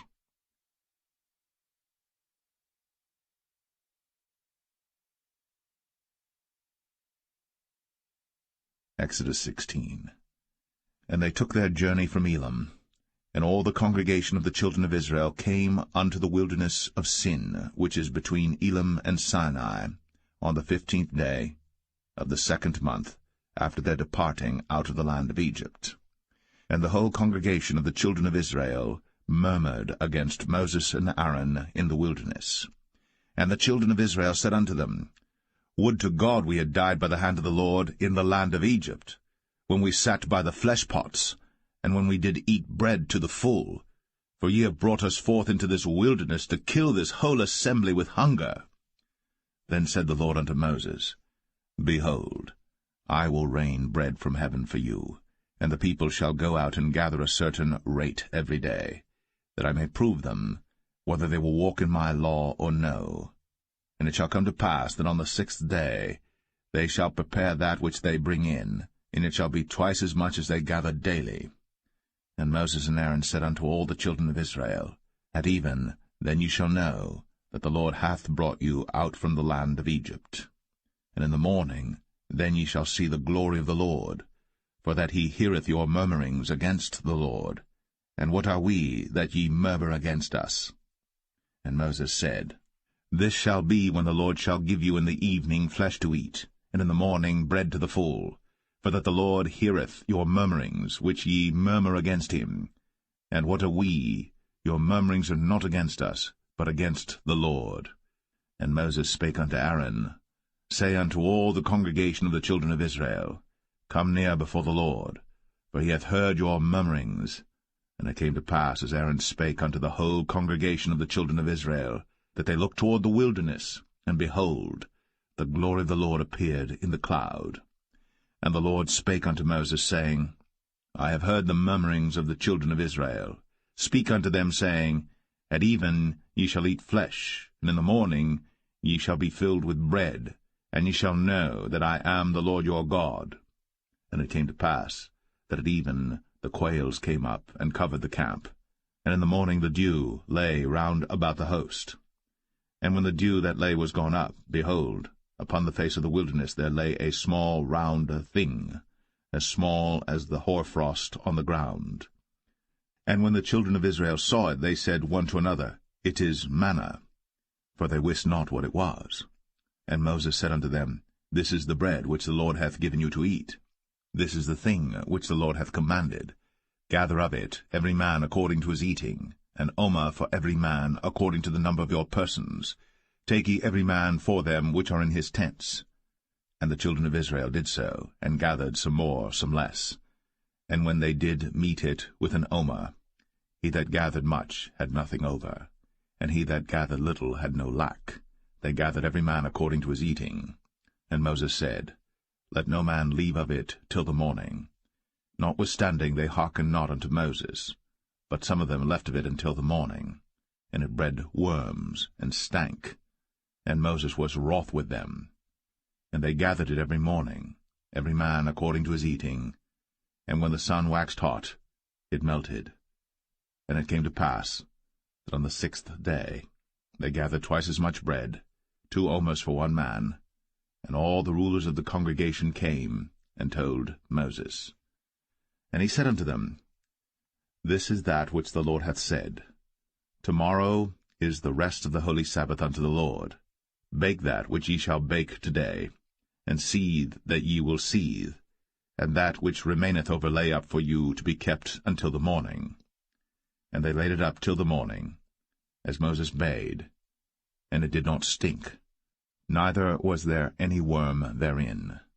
And Moses said, Eat that today, for today is a Sabbath unto the Lord. Today ye shall not find it in the field. 6 days ye shall gather it, for on the 7th day, which is the Sabbath, in it there shall be none. And it came to pass that there went out some of the people on the 7th day for to gather, and they found none. And the Lord said unto Moses, How long refuse ye to keep my commandments and my laws? See, for that the Lord hath given you the Sabbath.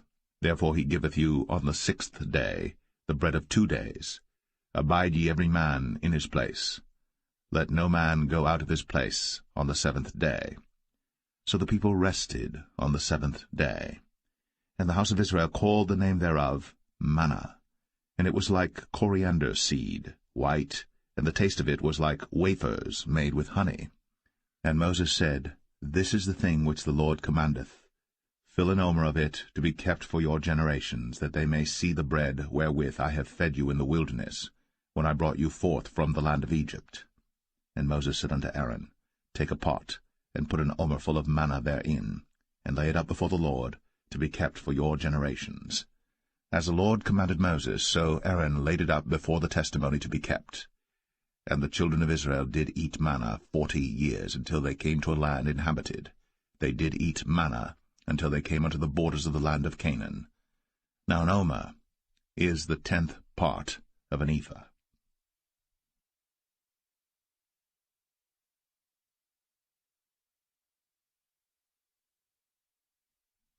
Exodus 17. And all the congregation of the children of Israel journeyed from the wilderness of Sin after their journeys, according to the commandment of the Lord, and pitched in Rephidim. And there was no water for the people to drink. Wherefore the people did chide with Moses, and said, Give us water that we may drink. And Moses said unto them, Why chide ye with me? Wherefore do ye tempt the Lord? And the people thirsted there for water. And the people murmured against Moses, and said, Wherefore is this that thou hast brought us up out of Egypt, to kill us, and our children, and our cattle with thirst? And Moses cried unto the Lord, saying, What shall I do unto this people? They be almost ready to stone me. And the Lord said unto Moses, Go on before the people, and take with thee of the elders of Israel, and thy rod wherewith thou smotest the river, take in thine hand, and go. Behold, I will stand before thee there upon the rock in Horeb, and thou shalt smite the rock. And there shall come water out of it, that the people may drink. And Moses did so in the sight of the elders of Israel. And he called the name of the place Massah, and Meribah, because of the chiding of the children of Israel, and because they tempted the Lord, saying, Is the Lord among us or not? Then came Amalek and fought with Israel in Rephidim. And Moses said unto Joshua, Choose us out men, and go out, fight with Amalek. Tomorrow I will stand on the top of the hill with the rod of God in mine hand. So Joshua did as Moses had said to him, and fought with Amalek. And Moses, Aaron, and Hur went up to the top of the hill. And it came to pass, when Moses held up his hand, that Israel prevailed. And when he let down his hand, Amalek prevailed. But Moses' hands were heavy, and they took a stone and put it under him, and he sat thereon, and Aaron and Hur stayed up his hands, the one on the one side, and the other on the other side, and his hands were steady until the going down of the sun. And Joshua discomfited Amalek and his people with the edge of the sword. And the Lord said unto Moses, Write this for a memorial in a book, and rehearse it in the ears of Joshua. For I will utterly put out the remembrance of Amalek from under heaven. And Moses built an altar, and called the name of it Jehovah Nissi. For he said, Because the Lord has sworn that the Lord will have war with Amalek from generation to generation.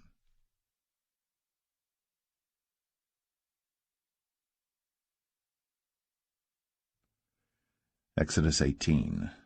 When Jethro, the priest of Midian, Moses' father-in-law, heard of all that God had done for Moses, and for Israel his people, and that the Lord had brought Israel out of Egypt, then Jethro, Moses' father-in-law, took Zipporah, Moses' wife, after he'd sent her back, and her 2 sons, of which the name of the one was Gershom, for he said, I have been an alien in a strange land.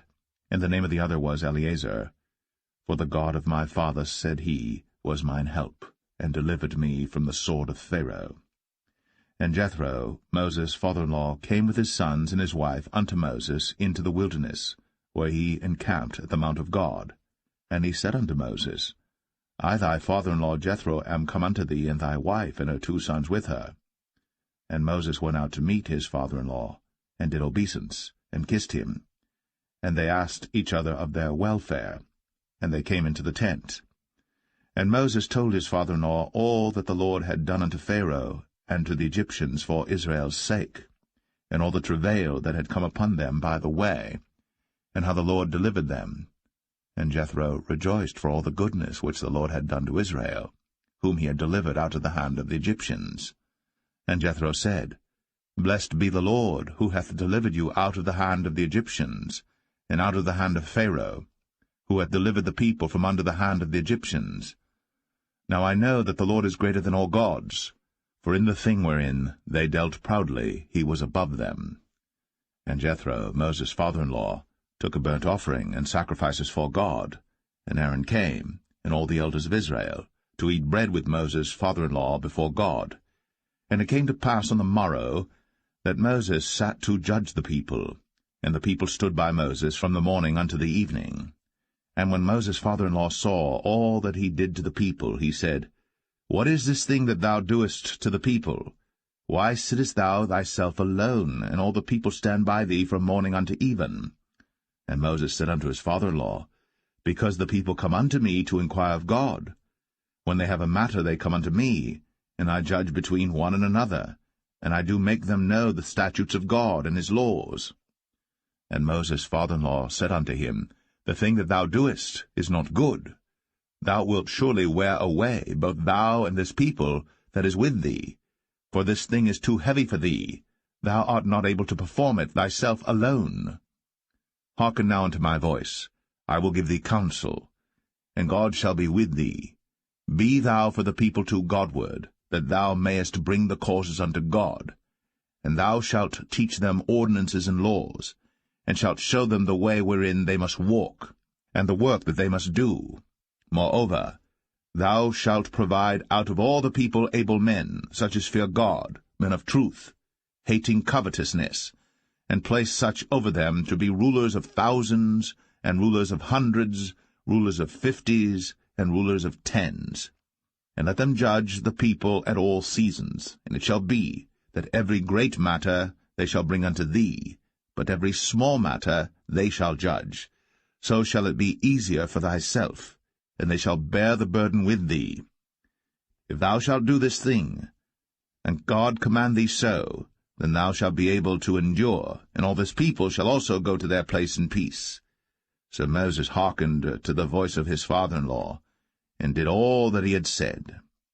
And Moses chose able men out of all Israel, and made them heads over the people, rulers of thousands, rulers of hundreds, rulers of 50s, and rulers of 10s. And they judged the people at all seasons. The hard causes they brought unto Moses, but every small matter they judged themselves. And Moses let his father-in-law depart, and he went his way into his own land.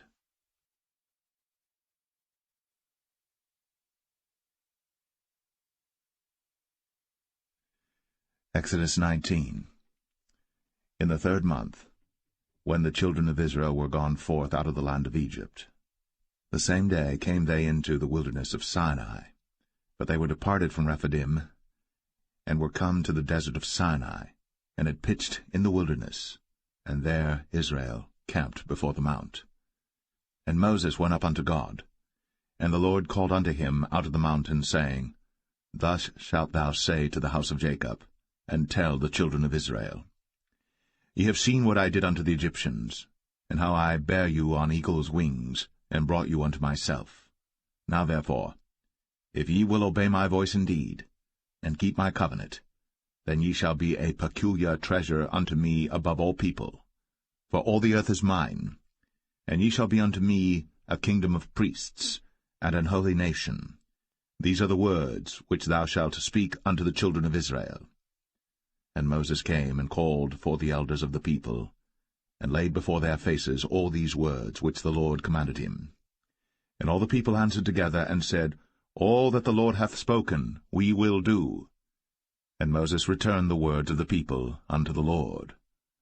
And the Lord said unto Moses, Lo, I come unto thee in a thick cloud, that the people may hear when I speak with thee, and believe thee for ever.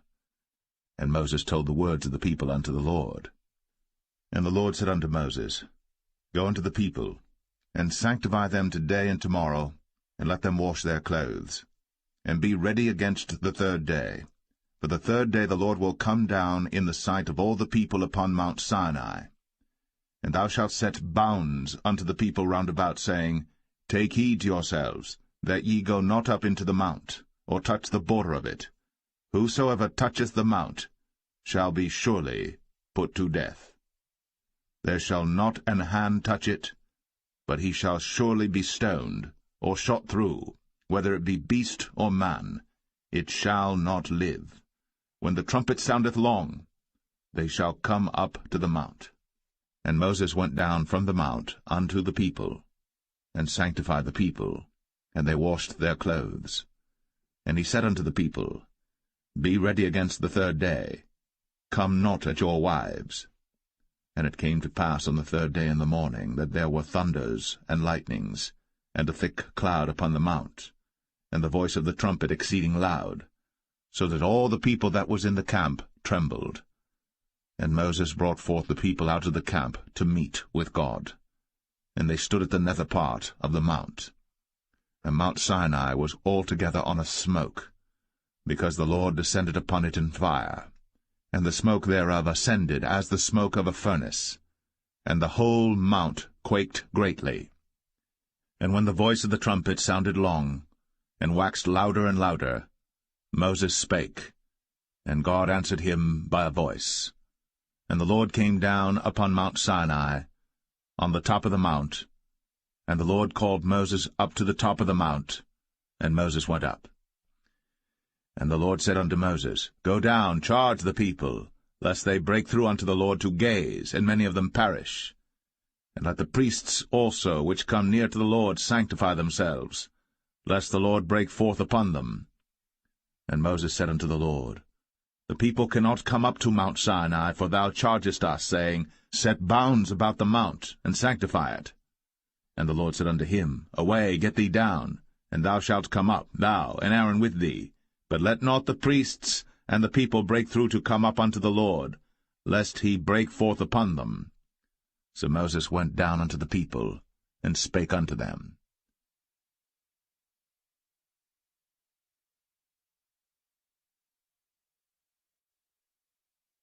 Exodus 20. And God spake all these words, saying, I am the Lord thy God, which have brought thee out of the land of Egypt, out of the house of bondage. Thou shalt have no other gods before me. Thou shalt not make unto thee any graven image, or any likeness of any thing that is in heaven above, or that is in the earth beneath, or that is in the water under the earth.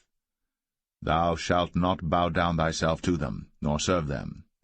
For I, the Lord thy God, am a jealous God, visiting the iniquity of the fathers upon the children unto the third and fourth generation of them that hate me, and showing mercy unto thousands of them that love me, and keep my commandments. Thou shalt not take the name of the Lord thy God in vain, for the Lord will not hold him guiltless that taketh his name in vain. Remember the Sabbath day, to keep it holy. 6 days shalt thou labor, and do all thy work. But the 7th day is the Sabbath of the Lord thy God.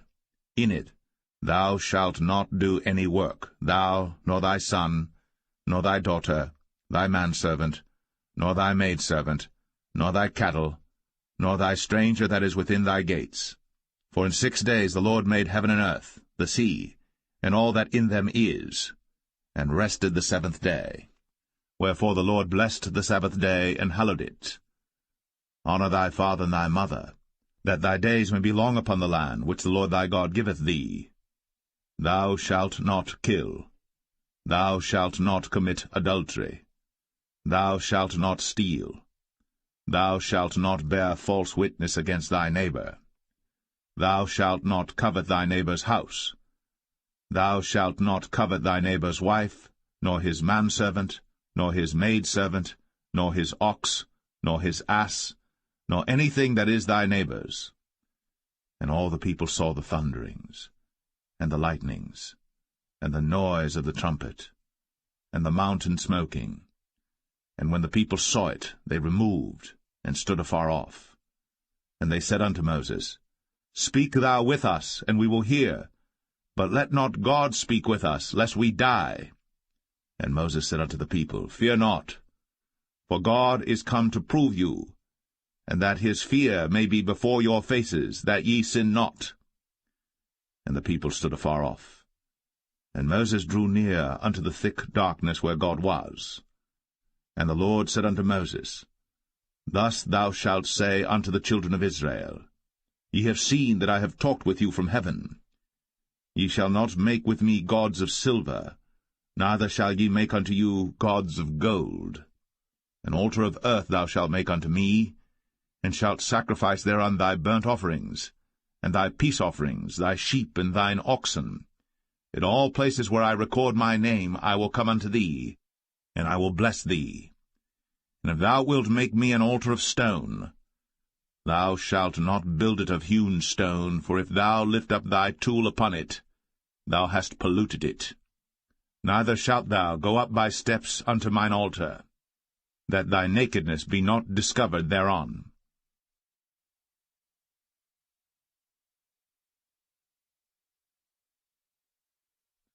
Exodus 21. Now these are the judgments which thou shalt set before them. If thou buy an Hebrew servant, 6 years he shall serve, and in the 7th he shall go out free for nothing. If he came in by himself, he shall go out by himself. If he were married, then his wife shall go out with him. If his master have given him a wife, and she have borne him sons or daughters, the wife and her children shall be her master's, and he shall go out by himself.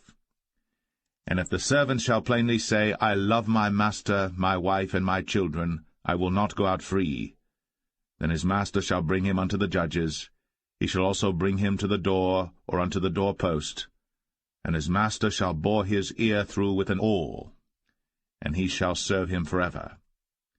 And if a man sell his daughter to be a maidservant, she shall not go out as the men servants do. If she please not her master, who hath betrothed her to himself, then shall he let her be redeemed. To sell her unto a strange nation, he shall have no power, seeing he hath dealt deceitfully with her. And if he have betrothed her unto his son, he shall deal with her after the manner of daughters. If he take him another wife, her food, her raiment, and her duty of marriage, shall he not diminish? And if he do not these 3 unto her, then shall she go out free without money. He that smiteth a man so that he die shall be surely put to death. And if a man lie not in wait, but God deliver him into his hand, then I will appoint thee a place whither he shall flee. But if a man come presumptuously upon his neighbor, to slay him with guile, thou shalt take him from mine altar, that he may die. and he that smiteth his father or his mother shall be surely put to death. And he that stealeth a man, and selleth him, or if he be found in his hand, he shall surely be put to death. And he that curseth his father or his mother shall surely be put to death. And if men strive together, and one smite another with a stone, or with his fist, and he die not, but keepeth his bed, if he rise again and walk abroad upon his staff, then shall he that smote him be quit, only he shall pay for the loss of his time, and shall cause him to be thoroughly healed. And if a man smite his servant or his maid with a rod, and he die under his hand, he shall be surely punished. Notwithstanding, if he continue a day or two, he shall not be punished, for he is his money.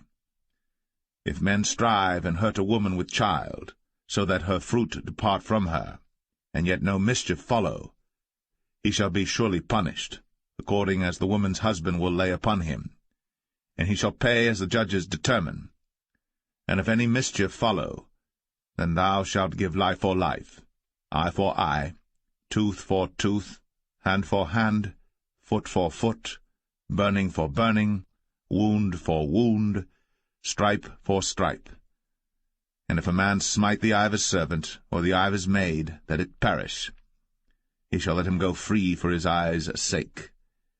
And if he smite out his manservant's tooth, or his maidservant's tooth, he shall let him go free for his tooth's sake.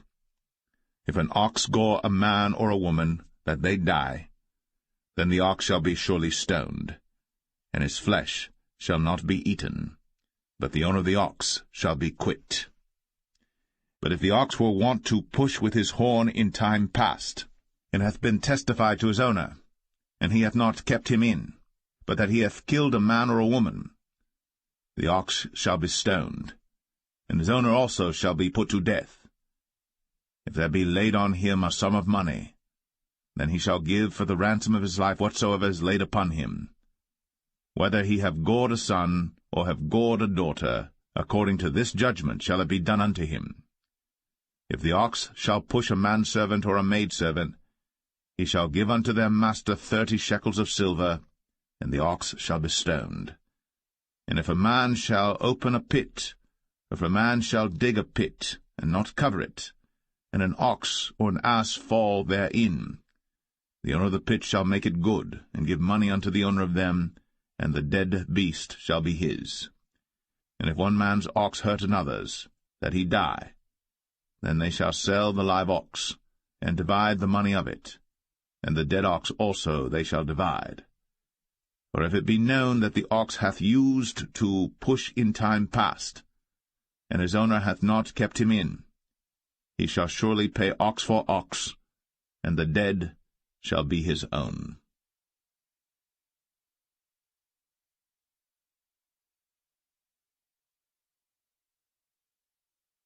Exodus 22. If a man shall steal an ox, or a sheep, and kill it, or sell it, he shall restore 5 oxen for an ox, and 4 sheep for a sheep. If a thief be found breaking up, and be smitten that he die, there shall no blood be shed for him.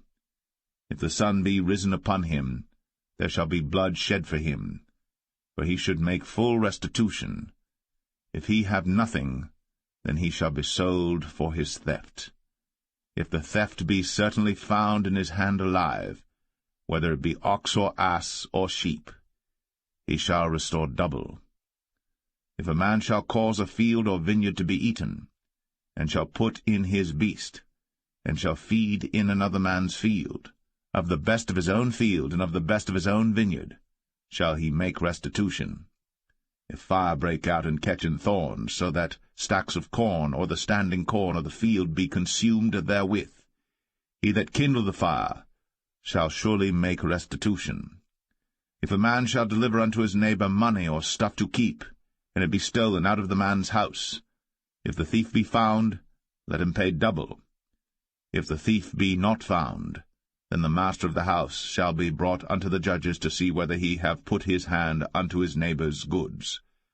For all manner of trespass, whether it be for ox, for ass, for sheep, for raiment, or for any manner of lost thing, which another challengeth to be his, the cause of both parties shall come before the judges, and whom the judges shall condemn, he shall pay double unto his neighbor. If a man deliver unto his neighbor an ass, or an ox, or a sheep, or any beast to keep, and it die, or be hurt, or driven away, no man seeing it, then shall an oath of the Lord be between them both, that he hath not put his hand unto his neighbor's goods, and the owner of it shall accept thereof, and he shall not make it good. And if it be stolen from him, he shall make restitution unto the owner thereof. If it be torn in pieces, then let him bring it for witness, and he shall not make good that which was torn. And if a man borrow aught of his neighbor, and it be hurt or die, the owner thereof being not with it, he shall surely make it good. But if the owner thereof be with it, he shall not make it good. If it be an hired thing, it came for his hire. And if a man entice a maid that is not betrothed, and lie with her, he shall surely endow her to be his wife. If her father utterly refuse to give her unto him, he shall pay money according to the dowry of virgins. Thou shalt not suffer a witch to live. Whosoever lieth with a beast shall surely be put to death. He that sacrificeth unto any god, save unto the Lord only, he shall be utterly destroyed. Thou shalt neither vex a stranger nor oppress him, for ye were strangers in the land of Egypt. Ye shall not afflict any widow or fatherless child. If thou afflict them in any wise, and they cry at all unto me, I will surely hear their cry, and my wrath shall wax hot, and I will kill you with the sword, and your wives shall be widows, and your children fatherless. If thou lend money to any of my people that is poor by thee, thou shalt not be to him as an usurer, neither shalt thou lay upon him usury. If thou at all take thy neighbor's raiment to pledge, thou shalt deliver it unto him by that the sun goeth down. For that is his covering only, it is his raiment for his skin, wherein shall he sleep. And it shall come to pass, when he crieth unto me, that I will hear, for I am gracious. Thou shalt not revile the gods, nor curse the ruler of thy people. Thou shalt not delay to offer the first of thy ripe fruits, and of thy liquors, the firstborn of thy sons shalt thou give unto me. Likewise shalt thou do with thine oxen, and with thy sheep. 7 days it shall be with his dam. On the 8th day thou shalt give it me. And ye shall be holy men unto me. Neither shall ye eat any flesh that is torn of beasts in the field. Ye shall cast it to the dogs.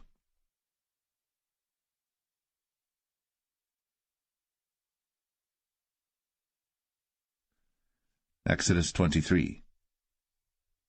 Thou shalt not raise a false report. Put not thine hand with the wicked to be an unrighteous witness. Thou shalt not follow a multitude to do evil. Neither shalt thou speak in a cause to decline after many to wrest judgment. Neither shalt thou countenance a poor man in his cause.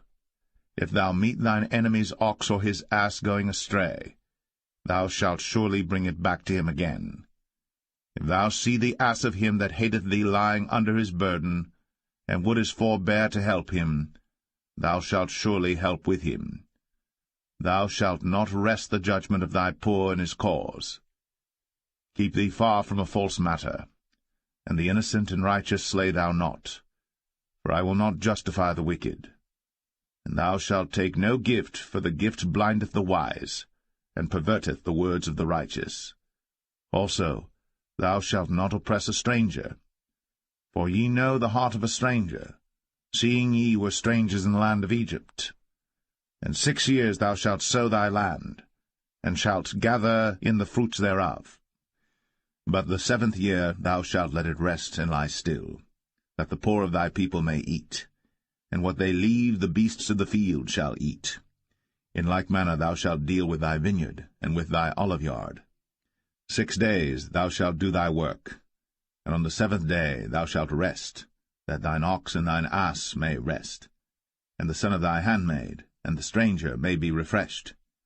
In all things that I have said unto you be circumspect, and make no mention of the name of other gods, neither let it be heard out of thy mouth. 3 times thou shalt keep a feast unto me in the year. Thou shalt keep the feast of unleavened bread.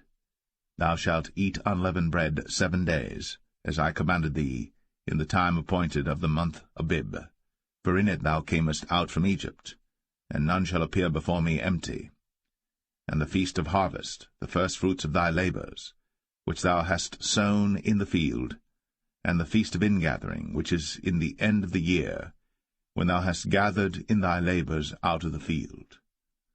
3 times in the year all thy males shall appear before the Lord God. Thou shalt not offer the blood of my sacrifice with leavened bread, neither shall the fat of my sacrifice remain until the morning.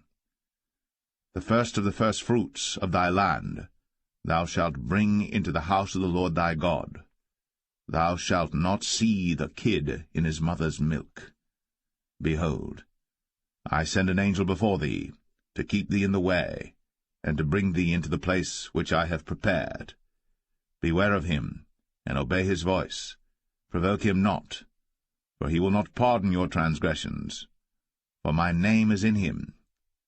But if thou shalt indeed obey his voice, and do all that I speak, then I will be an enemy unto thine enemies, and an adversary unto thine adversaries. For mine angel shall go before thee, and bring thee in unto the Amorites, and the Hittites, and the Perizzites, and the Canaanites, the Hivites, and the Jebusites, and I will cut them off. Thou shalt not bow down to their gods, nor serve them, nor do after their works, but thou shalt utterly overthrow them, and quite break down their images. And ye shall serve the Lord your God, and he shall bless thy bread and thy water, and I will take sickness away from the midst of thee. There shall nothing cast their young, nor be barren in thy land. The number of thy days I will fulfill. I will send my fear before thee, and will destroy all the people to whom thou shalt come, and I will make all thine enemies turn their backs unto thee. And I will send hornets before thee, which shall drive out the Hivite, the Canaanite, and the Hittite from before thee. I will not drive them out from before thee in 1 year, lest the land become desolate, and the beasts of the field multiply against thee. By little and little I will drive them out from before thee, until thou be increased and inherit the land. And I will set thy bounds from the Red Sea even unto the sea of the Philistines, and from the desert unto the river. For I will deliver the inhabitants of the land into your hand, and thou shalt drive them out before thee. Thou shalt make no covenant with them, nor with their gods. They shall not dwell in thy land, lest they make thee sin against me. For if thou serve their gods, it will surely be a snare unto thee.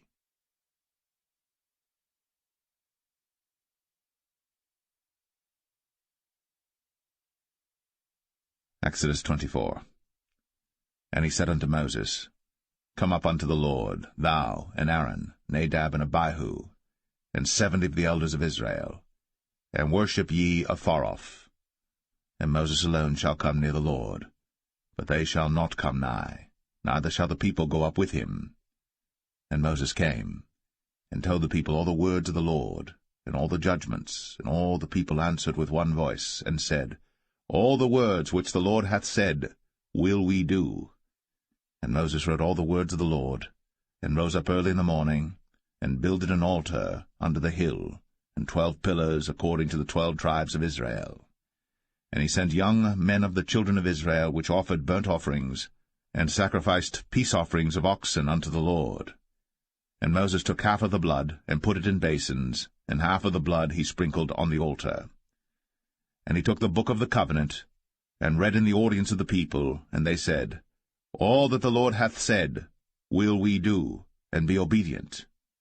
And Moses took the blood, and sprinkled it on the people, and said, Behold, the blood of the covenant which the Lord hath made with you concerning all these words.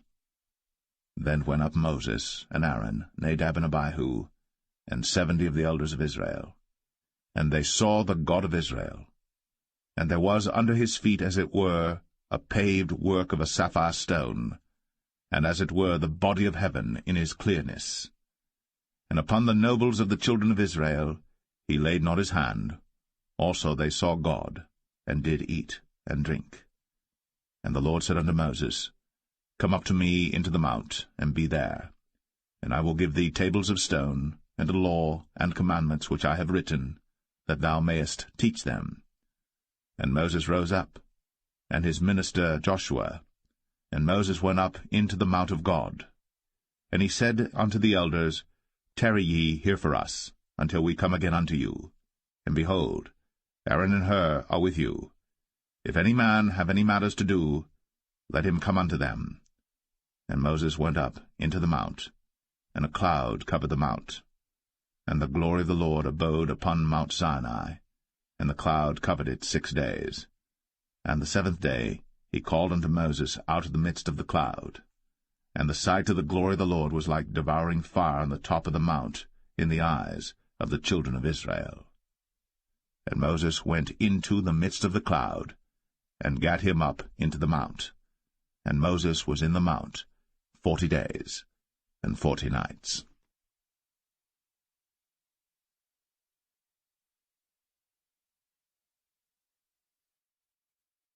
Exodus 25. And the Lord spake unto Moses, saying, Speak unto the children of Israel, that they bring me an offering of every man that giveth it willingly with his heart. Ye shall take my offering. And this is the offering which ye shall take of them, gold, and silver, and brass, and blue, and purple, and scarlet, and fine linen, and goat's hair, and rams' skins dyed red, and badgers' skins, and shittim wood, oil for the light, spices for anointing oil, and for sweet incense, onyx stones, and stones to be set in the ephod, and in the breastplate. And let them make me a sanctuary, that I may dwell among them, according to all that I show thee, after the pattern of the tabernacle, and the pattern of all the instruments thereof, even so shall ye make it. And they shall make an ark of shittim wood. 2 cubits and a half shall be the length thereof, and 1 cubit and a half the breadth thereof, and 1 cubit and a half the height thereof. And thou shalt overlay it with pure gold, within and without shalt thou overlay it, and shalt make upon it a crown of gold round about. And thou shalt cast 4 rings of gold for it, and put them in the 4 corners thereof, and 2 rings shall be in the one side of it, and 2 rings in the other side of it. And thou shalt make staves of shittim wood, and overlay them with gold.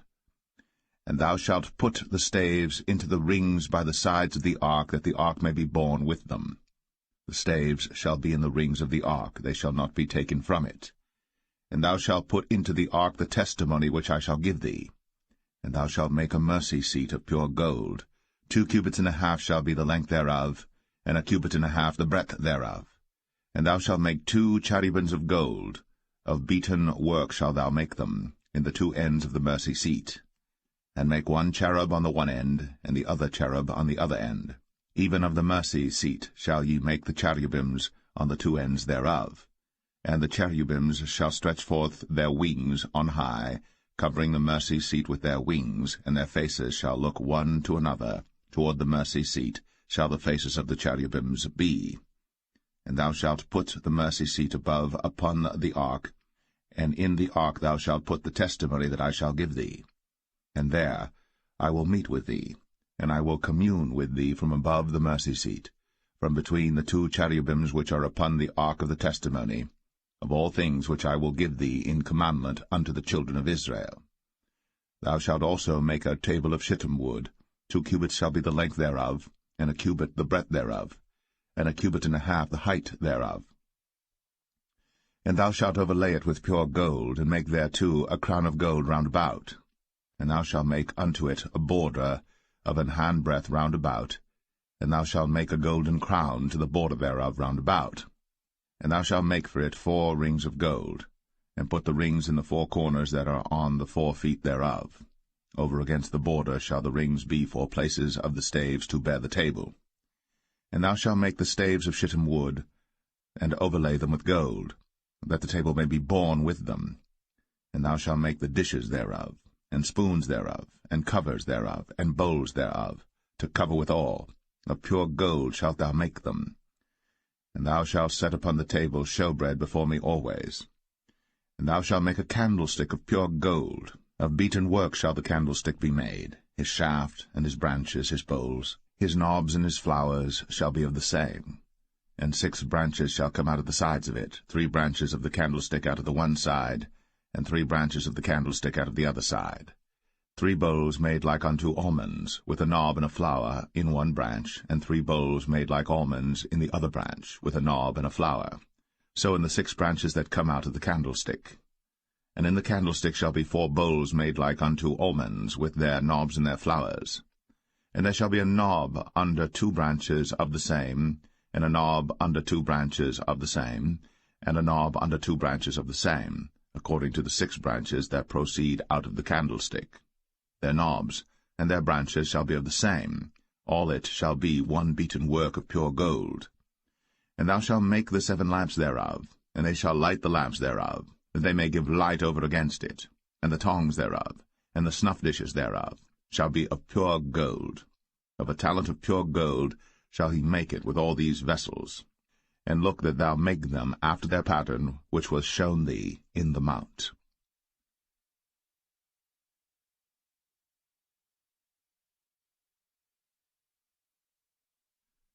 Exodus 26. Moreover, thou shalt make the tabernacle with 10 curtains of fine twined linen, and blue, and purple, and scarlet. With cherubims of cunning work shalt thou make them. The length of one curtain shall be 28 cubits, and the breadth of one curtain 4 cubits, and every one of the curtains shall have one measure. The 5 curtains shall be coupled together one to another, and other 5 curtains shall be coupled one to another. And thou shalt make loops of blue upon the edge of the one curtain, from the selvage in the coupling. And likewise shalt thou make in the uttermost edge of another curtain, in the coupling of the second. 50 loops shalt thou make in the one curtain, and 50 loops shalt thou make in the edge of the curtain that is in the coupling of the second, that the loops may take hold one of another. And thou shalt make 50 taches of gold, and couple the curtains together with the taches, and it shall be one tabernacle. And thou shalt make curtains of goat's hair to be a covering upon the tabernacle. 11 curtains shalt thou make. The length of one curtain shall be 30 cubits, and the breadth of one curtain 4 cubits, and the 11 curtains shall be all of one measure. And thou shalt couple 5 curtains by themselves, and 6 curtains by themselves, and shalt double the 6 curtain in the forefront of the tabernacle. And thou shalt make 50 loops on the edge of the one curtain that is outmost in the coupling, and 50 loops in the edge of the curtain which coupleth the second. And thou shalt make 50 taches of brass, and put the taches into the loops, and couple the tent together, that it may be one. And the remnant that remaineth of the curtains of the tent, the half curtain that remaineth, shall hang over the backside of the tabernacle, and a cubit on the one side, and a cubit on the other side of that which remaineth in the length of the curtains of the tent. It shall hang over the sides of the tabernacle on this side, and on that side to cover it. And thou shalt make a covering for the tent of ram skins dyed red, and a covering above of badgers' skins. And thou shalt make boards for the tabernacle of shittim wood standing up. 10 cubits shall be the length of a board, and a cubit and a half shall be the breadth of one board. 2 tenons shall there be in one board, set in order, one against another. Thus shalt thou make for all the boards of the tabernacle. And thou shalt make the boards for the tabernacle 20 boards on the south side southward.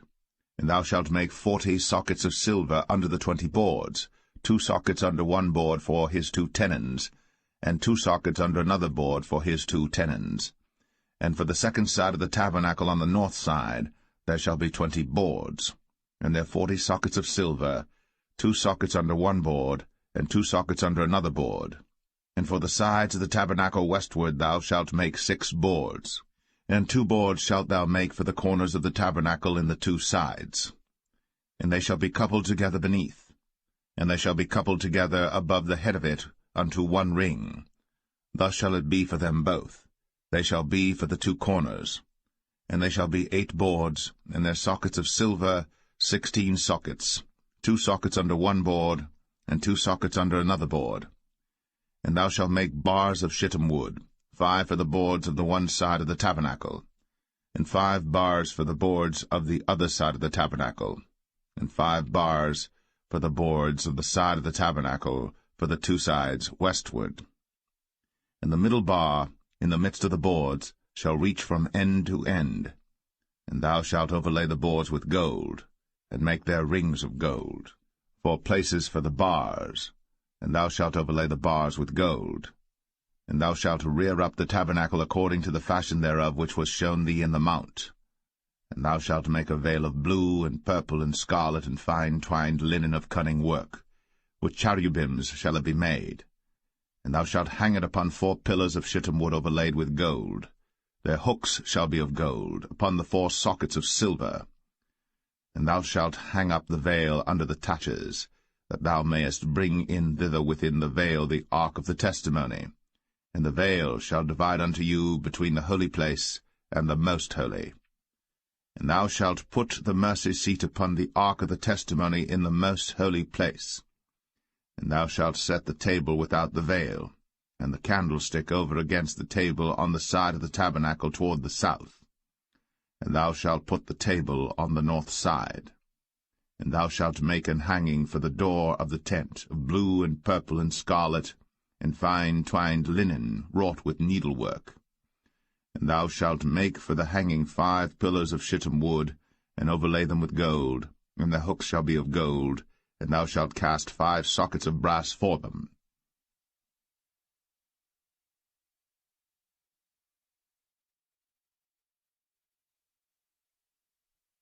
Exodus 27. And thou shalt make an altar of shittim wood, 5 cubits long and 5 cubits broad. The altar shall be 4 square, and the height thereof shall be 3 cubits. And thou shalt make the horns of it upon the 4 corners thereof. His horns shall be of the same, and thou shalt overlay it with brass. And thou shalt make his pans to receive his ashes, and his shovels, and his basins, and his flesh hooks, and his firepans. All the vessels thereof thou shalt make of brass. And thou shalt make for it a grate of network of brass, and upon the net shalt thou make 4 brazen rings in the 4 corners thereof. And thou shalt put it under the compass of the altar beneath, that the net may be even to the midst of the altar. And thou shalt make staves for the altar, staves of shittim wood, and overlay them with brass. And the staves shall be put into the rings, and the staves shall be upon the 2 sides of the altar to bear it. Hollow with boards shalt thou make it, as it was shown thee in the mount, so shall they make it. And thou shalt make the court of the tabernacle for the south side. Southward there shall be hangings for the court of fine twined linen, of 100 cubits long for one side. And the 20 pillars thereof, and their 20 sockets shall be of brass. The hooks of the pillars, and their fillets, shall be of silver. And likewise for the north side in length there shall be hangings of 100 cubits long, and his 20 pillars, and their 20 sockets of brass, the hooks of the pillars, and their fillets of silver. And for the breadth of the court on the west side shall be hangings of 50 cubits, their pillars 10, and their sockets 10. And the breadth of the court on the east side eastward shall be 50 cubits. The hangings of one side of the gate shall be 15 cubits, their pillars 3, and their sockets 3. And on the other side shall be hangings 15 cubits, their pillars 3, and their sockets 3. And for the gate of the court shall be an hanging of 20 cubits of blue, and purple, and scarlet, and fine twined linen, wrought with needlework, and their pillars shall be 4, and their sockets 4. All the pillars round about the court shall be filleted with silver.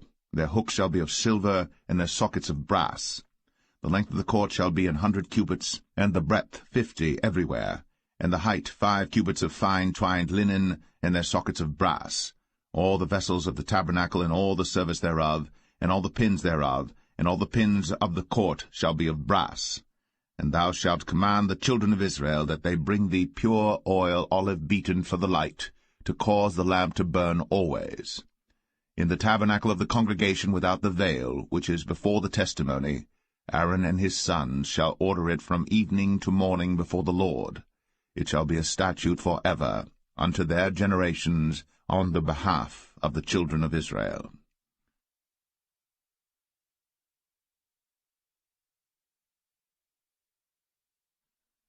Exodus 28. And take thou unto thee Aaron thy brother, and his sons with him, from among the children of Israel, that he may minister unto me in the priest's office, even Aaron, Nadab, and Abihu, Eleazar, and Ithamar, Aaron's sons. And thou shalt make holy garments for Aaron thy brother, for glory and for beauty. And thou shalt speak unto all that are wise-hearted, whom I have filled with the spirit of wisdom, that they may make Aaron's garments to consecrate him, that he may minister unto me in the priest's office. And these are the garments which they shall make, a breastplate, and an ephod, and a robe, and a broidered coat, a mitre, and a girdle. And they shall make holy garments for Aaron thy brother, and his sons, that he may minister unto me in the priest's office. And they shall take gold, and blue, and purple, and scarlet, and fine linen. And they shall make the ephod of gold, of blue, and of purple, of scarlet, and fine twined linen with cunning work. It shall have the 2 shoulder pieces thereof joined at the 2 edges thereof, and so it shall be joined together. And the curious girdle of the ephod which is upon it shall be of the same, according to the work thereof, even of gold, of blue, and purple, and scarlet, and fine twined linen.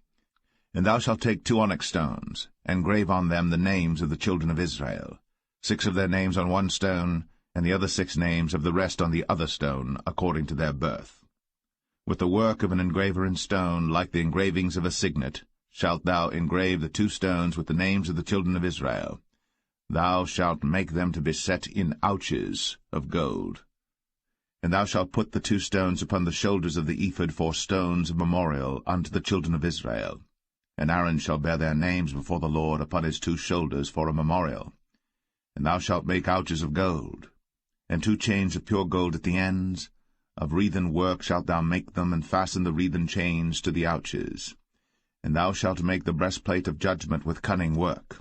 After the work of the ephod thou shalt make it, of gold, of blue, and of purple, and of scarlet, and of fine twined linen shalt thou make it. 4 square it shall be, being doubled. A span shall be the length thereof, and a span shall be the breadth thereof. And thou shalt set in it settings of stones, even 4 rows of stones. The first row shall be a sardius, a topaz, and a carbuncle. This shall be the first row. And the second row shall be an emerald, a sapphire, and a diamond. And the third row a ligure, an agate, and an amethyst. And the 4th row a beryl, and an onyx, and a jasper. They shall be set in gold in their enclosings. And the stone shall be with the names of the children of Israel, 12 according to their names, like the engravings of a signet. Every one with his name shall they be according to the 12 tribes. And thou shalt make upon the breastplate chains at the ends of wreathen work of pure gold. And thou shalt make upon the breastplate 2 rings of gold, and shalt put the 2 rings on the 2 ends of the breastplate. And thou shalt put the 2 wreathen chains of gold in the 2 rings which are on the ends of the breastplate. And the other 2 ends of the 2 wreathen chains thou shalt fasten in the 2 ouches, and put them on the shoulder pieces of the ephod before it. And thou shalt make 2 rings of gold, and thou shalt put them upon the 2 ends of the breastplate, in the border thereof, which is in the side of the ephod inward. And 2 other rings of gold thou shalt make, and shalt put them on the 2 sides of the ephod underneath, toward the forepart thereof, over against the other coupling thereof, above the curious girdle of the ephod. And they shall bind the breastplate by the rings thereof unto the rings of the ephod with a lace of blue, that it may be above the curious girdle of the ephod, and that the breastplate be not loosed from the ephod. And Aaron shall bear the names of the children of Israel in the breastplate of judgment upon his heart, when he goeth in unto the holy place for a memorial before the Lord continually. And thou shalt put in the breastplate of judgment the Urim and the Thummim, and they shall be upon Aaron's heart, when he goeth in before the Lord. And Aaron shall bear the judgment of the children of Israel upon his heart before the Lord continually. And thou shalt make the robe of the ephod all of blue. And there shall be an hole in the top of it, in the midst thereof. It shall have a binding of woven work round about the whole of it, as it were the whole of an habergeon, that it be not rent. And beneath upon the hem of it thou shalt make pomegranates of blue, and of purple, and of scarlet round about the hem thereof, and bells of gold between them round about. A golden bell and a pomegranate, a golden bell and a pomegranate, upon the hem of the robe round about. and it shall be upon Aaron to minister. And his sound shall be heard when he goeth in unto the holy place before the Lord, and when he cometh out, that he die not. And thou shalt make a plate of pure gold, and grave upon it, like the engravings of a signet, holiness to the Lord. And thou shalt put it on a blue lace, that it may be upon the mitre, upon the forefront of the mitre it shall be. And it shall be upon Aaron's forehead, that Aaron may bear the iniquity of the holy things, which the children of Israel shall hallow in all their holy gifts. And it shall be always upon his forehead, that they may be accepted before the Lord. And thou shalt embroider the coat of fine linen, and thou shalt make the mitre of fine linen, and thou shalt make the girdle of needlework. And for Aaron's sons thou shalt make coats, and thou shalt make for them girdles, and bonnets shalt thou make for them for glory and for beauty. And thou shalt put them upon Aaron thy brother, and his sons with him, and shalt anoint them, and consecrate them, and sanctify them, that they may minister unto me in the priest's office. And thou shalt make them linen breeches to cover their nakedness, from the loins even unto the thighs they shall reach. And they shall be upon Aaron and upon his sons when they come in unto the tabernacle of the congregation, or when they come near unto the altar to minister in the holy place, that they bear not iniquity, and die. It shall be a statute for ever unto him, and his seed after him.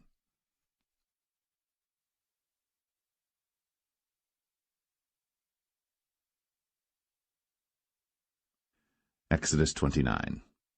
And this is the thing that thou shalt do unto them to hallow them, to minister unto me in the priest's office.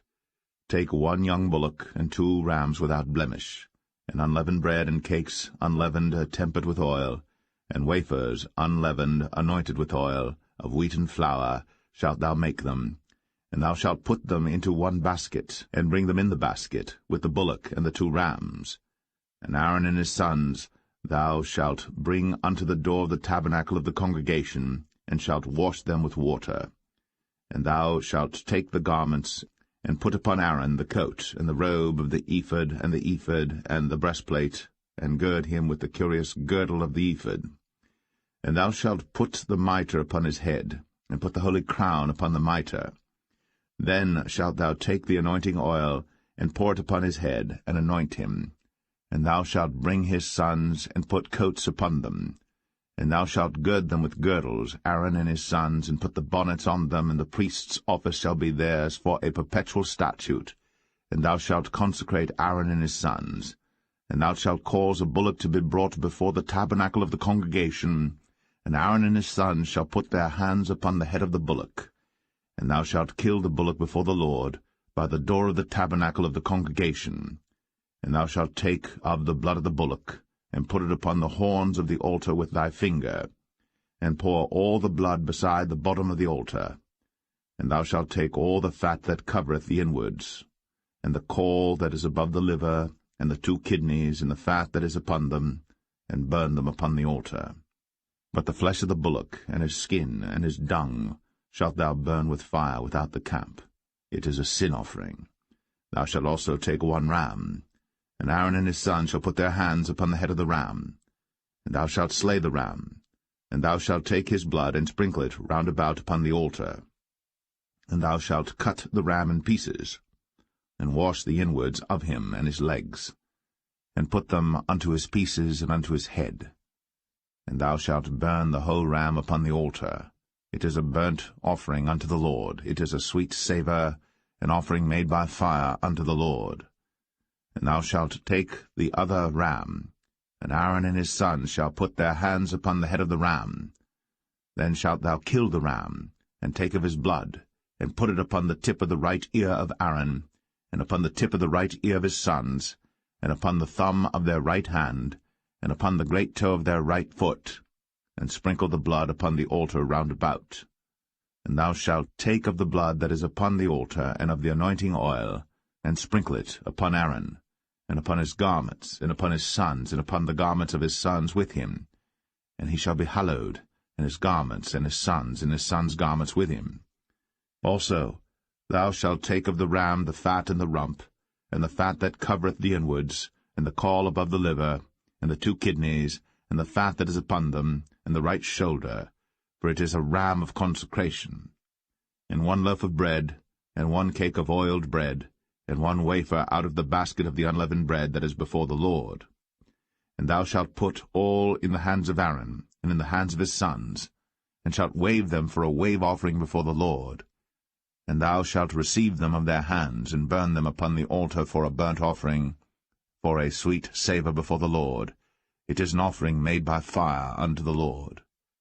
And thou shalt take the breast of the ram of Aaron's consecration, and wave it for a wave offering before the Lord, and it shall be thy part.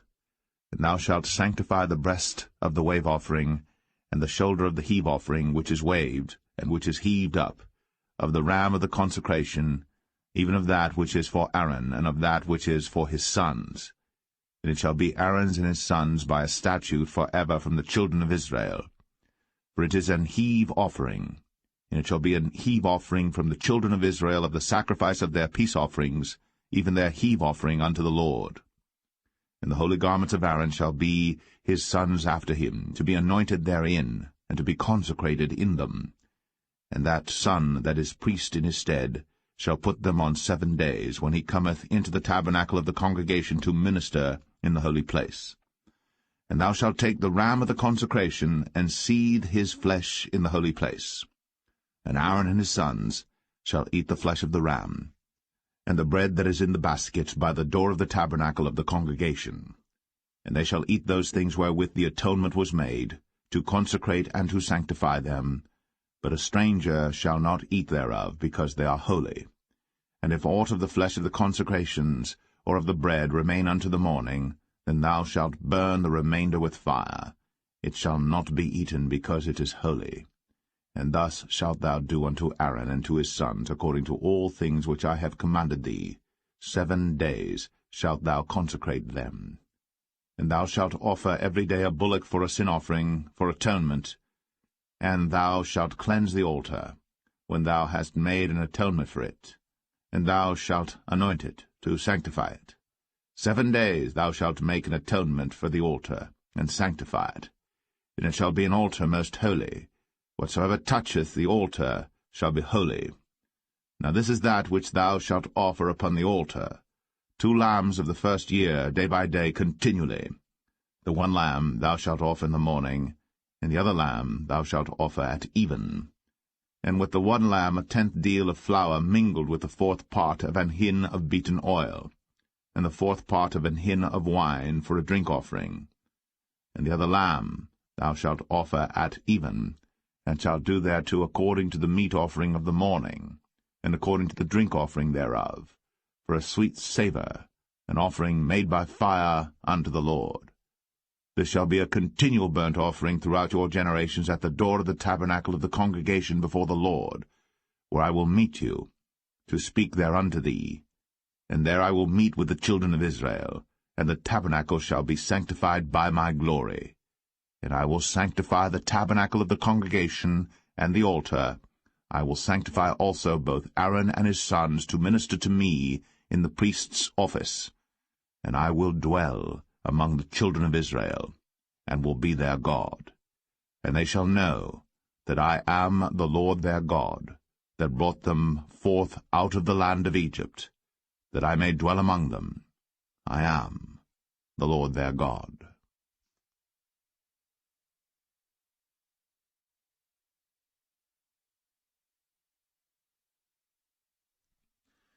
Exodus 30. And thou shalt make an altar to burn incense upon. Of shittim wood shalt thou make it. A cubit shall be the length thereof, and a cubit the breadth thereof. 4 square shall it be. And 2 cubits shall be the height thereof. The horns thereof shall be of the same. And thou shalt overlay it with pure gold, the top thereof and the sides thereof round about, and the horns thereof. And thou shalt make unto it a crown of gold round about. And 2 golden rings shalt thou make to it under the crown of it. By the 2 corners thereof upon the 2 sides of it shalt thou make it. And they shall be for places for the staves to bear it withal. And thou shalt make the staves of shittim wood, and overlay them with gold. And thou shalt put it before the veil that is by the ark of the testimony, before the mercy seat that is over the testimony, where I will meet with thee. And Aaron shall burn thereon sweet incense every morning. When he dresseth the lamps, he shall burn incense upon it. And when Aaron lighteth the lamps at even, he shall burn incense upon it, a perpetual incense before the Lord throughout your generations. Ye shall offer no strange incense thereon, nor burnt sacrifice, nor meat offering, neither shall ye pour drink offering thereon.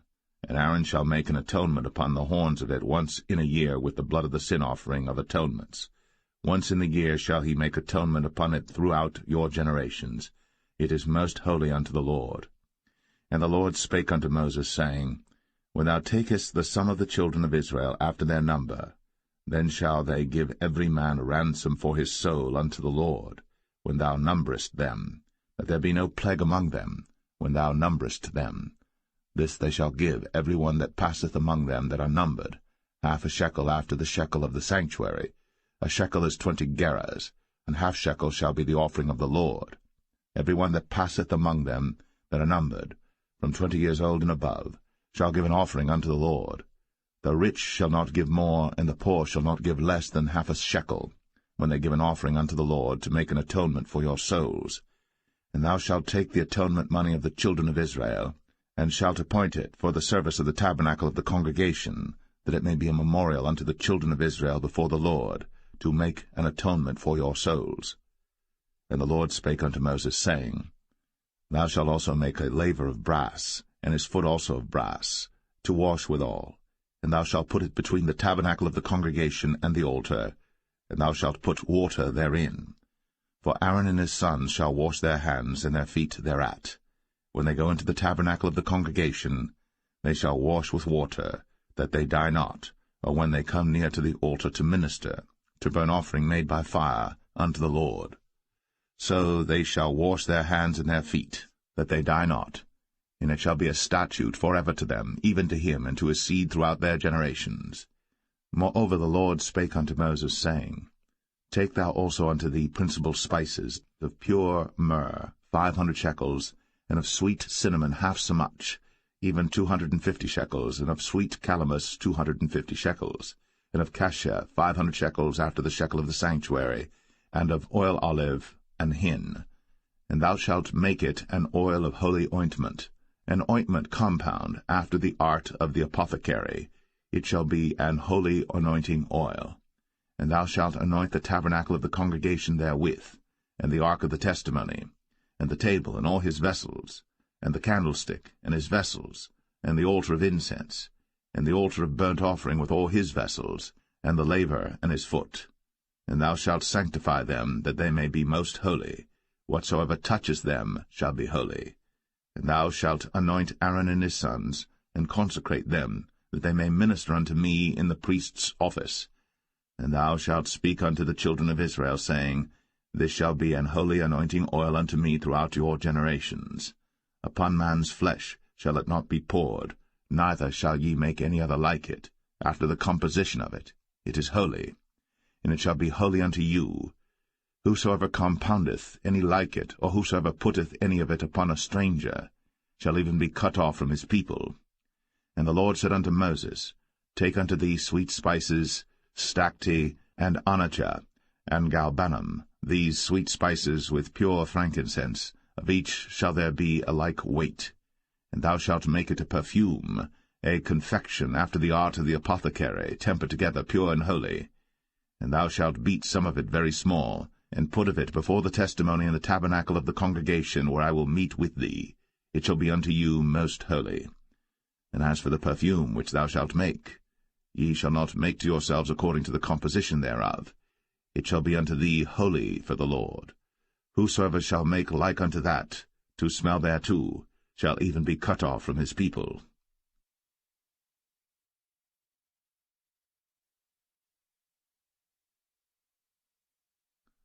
Exodus 31. And the Lord spake unto Moses, saying, See, I have called by name Bezalel the son of Uri, the son of Hur, of the tribe of Judah, and I have filled him with the Spirit of God, in wisdom, and in understanding, and in knowledge, and in all manner of workmanship, to devise cunning works, to work in gold, and in silver, and in brass, and in cutting of stones, to set them, and in carving of timber, to work in all manner of workmanship. And I, behold, I have given with him Aholiab, the son of Ahisamach, of the tribe of Dan. And in the hearts of all that are wise-hearted I have put wisdom, that they may make all that I have commanded thee: the tabernacle of the congregation, and the ark of the testimony, and the mercy seat that is thereupon, and all the furniture of the tabernacle, and the table, and his furniture, and the pure candlestick with all his furniture, and the altar of incense, and the altar of burnt offering with all his furniture, and the laver and his foot, and the cloths of service, and the holy garments for Aaron the priest, and the garments of his sons to minister in the priest's office, and the anointing oil, and sweet incense for the holy place, according to all that I have commanded thee shall they do. And the Lord spake unto Moses, saying, Speak thou also unto the children of Israel, saying, Verily, my Sabbaths ye shall keep, for it is a sign between me and you throughout your generations, that ye may know that I am the Lord that doth sanctify you. Ye shall keep the Sabbath therefore, for it is holy unto you. Every one that defileth it shall surely be put to death. For whosoever doeth any work therein, that soul shall be cut off from among his people. 6 days may work be done, but in the 7th is the Sabbath of rest, holy to the Lord. Whosoever doeth any work in the Sabbath day, he shall surely be put to death. Wherefore the children of Israel shall keep the Sabbath, to observe the Sabbath throughout their generations, for a perpetual covenant. It is a sign between me and the children of Israel forever. For in 6 days the Lord made heaven and earth, and on the 7th day he rested and was refreshed. And he gave unto Moses, when he had made an end of communing with him upon Mount Sinai, 2 tables of testimony, tables of stone, written with the finger of God.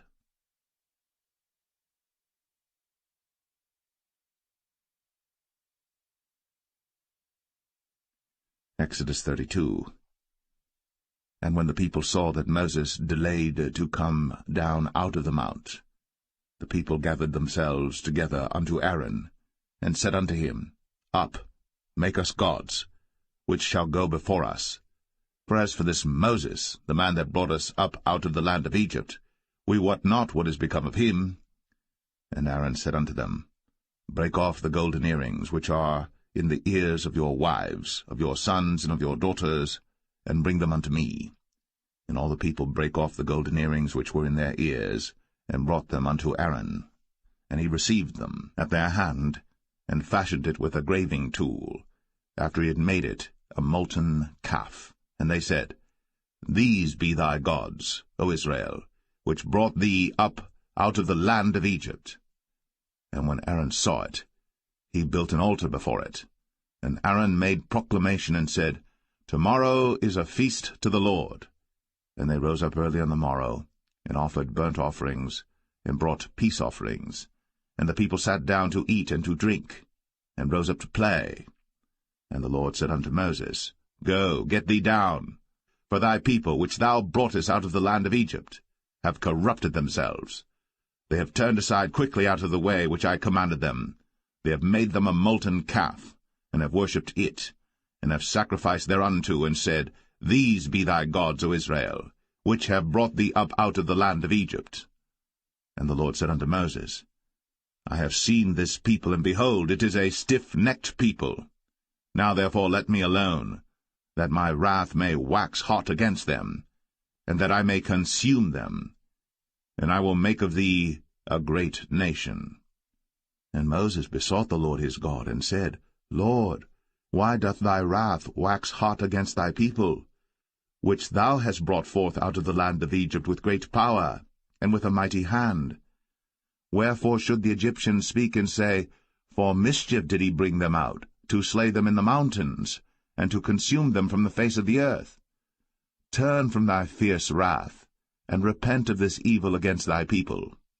Remember Abraham, Isaac, and Israel, thy servants, to whom thou swarest by thine own self, and saidst unto them, I will multiply your seed as the stars of heaven, and all this land that I have spoken of will I give unto your seed, and they shall inherit it forever. And the Lord repented of the evil which he thought to do, unto his people. And Moses turned, and went down from the mount, and the 2 tables of the testimony were in his hand. The tables were written on both their sides. On the one side and on the other were they written. And the tables were the work of God, and the writing was the writing of God, graven upon the tables.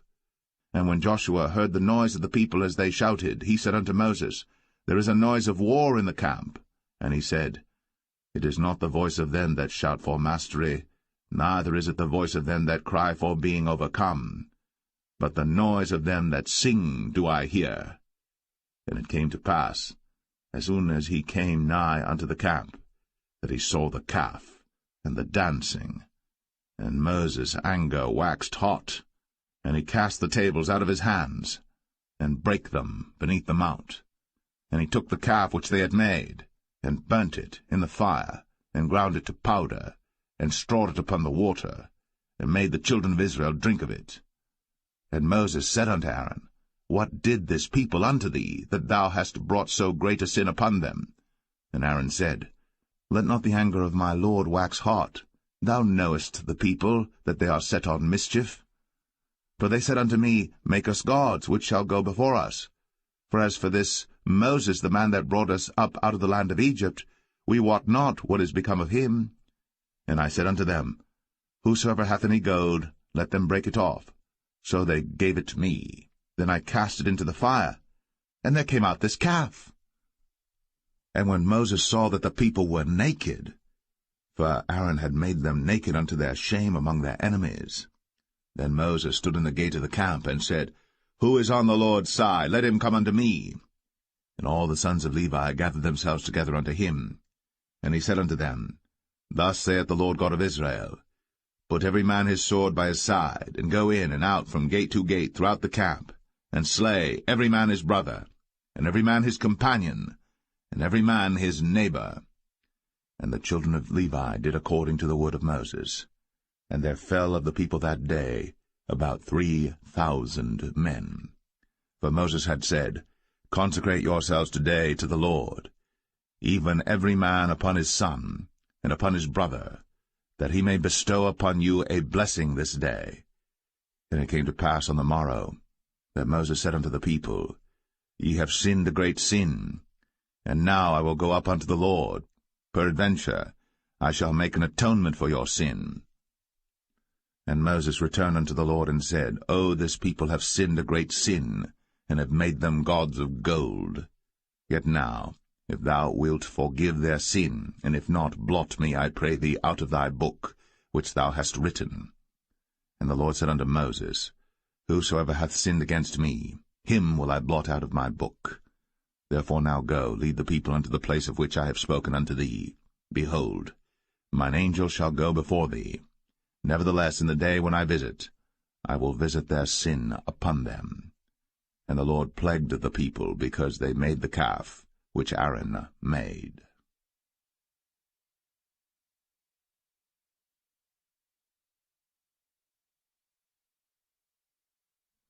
Exodus 33.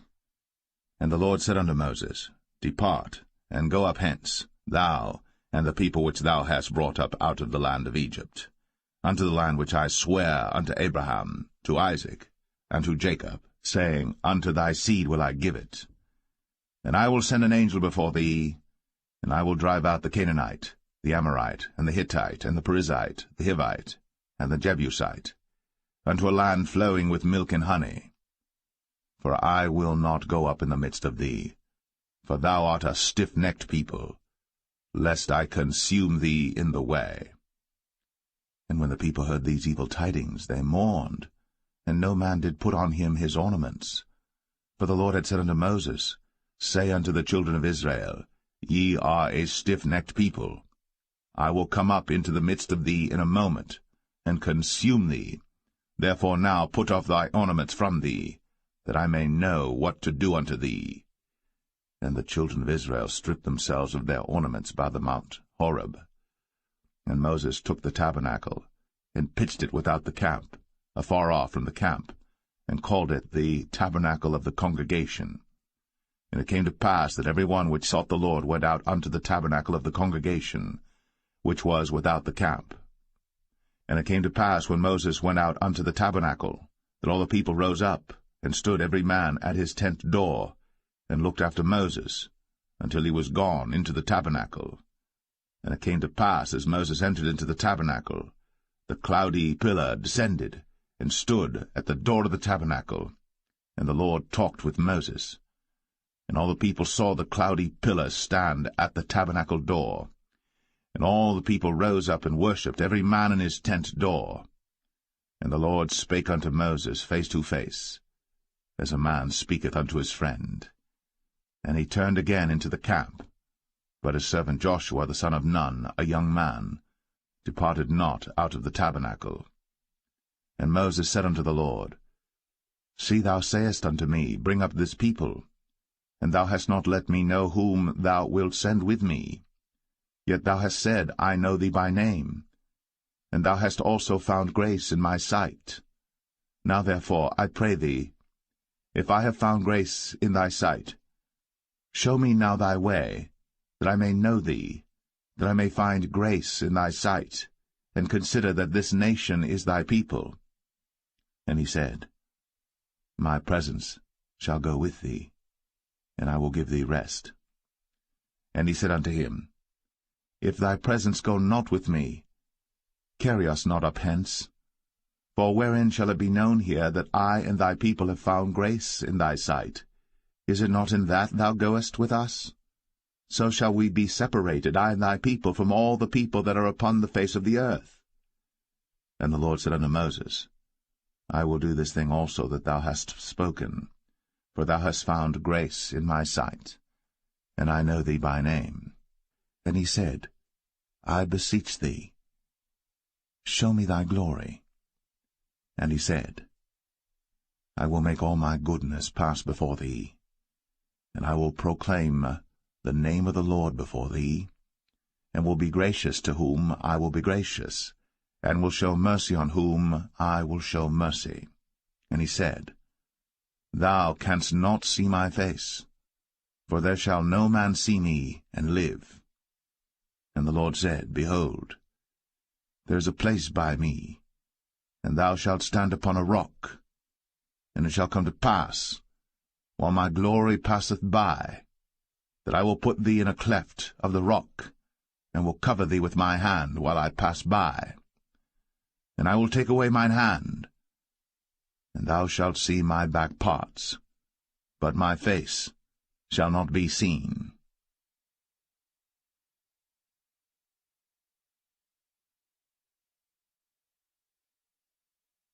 Exodus 34. And the Lord said unto Moses, Hew thee 2 tables of stone like unto the first. And I will write upon these tables the words that were in the first tables which thou breakest. And be ready in the morning, and come up in the morning unto Mount Sinai, and present thyself there to me in the top of the mount. And no man shall come up with thee, neither let any man be seen throughout all the mount. Neither let the flocks nor herds feed before that mount. And he hewed 2 tables of stone like unto the first. And Moses rose up early in the morning, and went up unto Mount Sinai, as the Lord had commanded him, and took in his hand the 2 tables of stone. And the Lord descended in the cloud, and stood with him there, and proclaimed the name of the Lord. And the Lord passed by before him, and proclaimed, the Lord God, merciful and gracious, long-suffering, and abundant in goodness and truth, keeping mercy for thousands, forgiving iniquity, and transgression and sin, and that will by no means clear the guilty, visiting the iniquity of the fathers upon the children, and upon the children's children, unto the 3rd and to the 4th generation. And Moses made haste, and bowed his head toward the earth, and worshipped. And he said, If now I have found grace in thy sight, O Lord, let my Lord, I pray thee, go among us. For it is a stiff-necked people, and pardon our iniquity and our sin, and take us for thine inheritance. And he said, Behold, I make a covenant. Before all thy people I will do marvels, such as have not been done in all the earth, nor in any nation, and all the people among which thou art shall see the work of the Lord, for it is a terrible thing that I will do with thee. Observe thou that which I command thee this day. Behold, I drive out before thee the Amorite, and the Canaanite, and the Hittite, and the Perizzite, and the Hivite, and the Jebusite.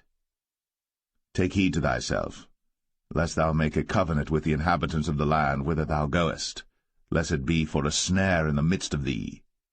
But ye shall destroy their altars, break their images, and cut down their groves.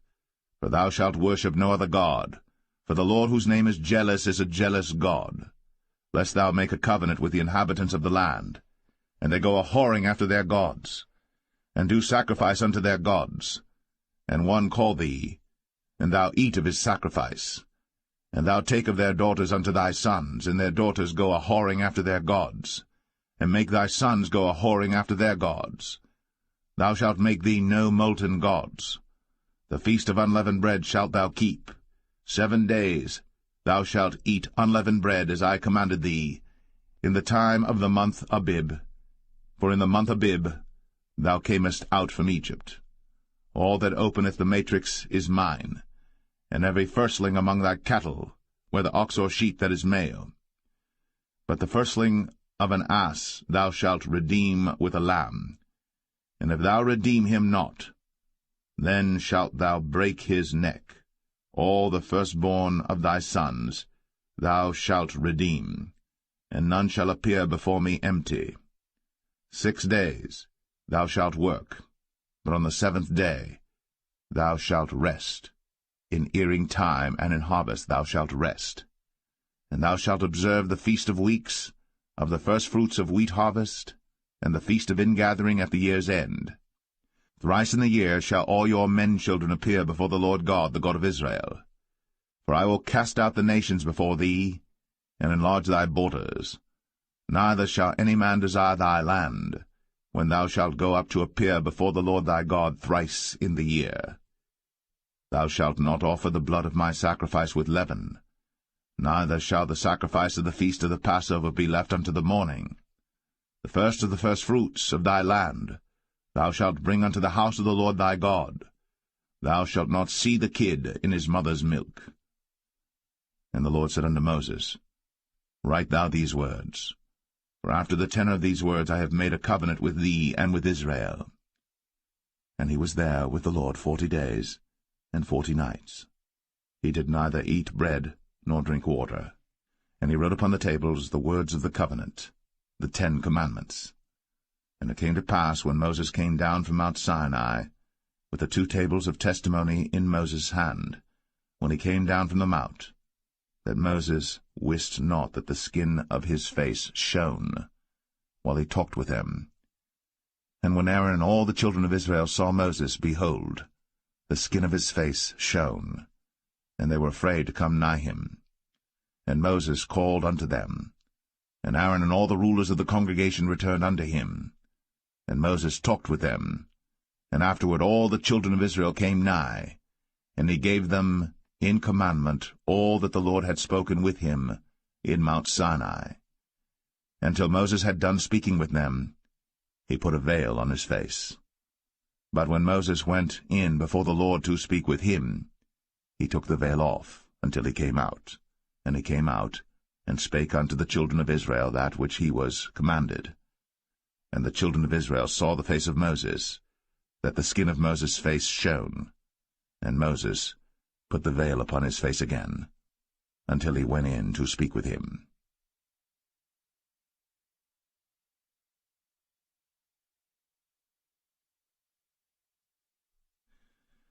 Exodus 35. And Moses gathered all the congregation of the children of Israel together, and said unto them, These are the words which the Lord hath commanded, that ye should do them.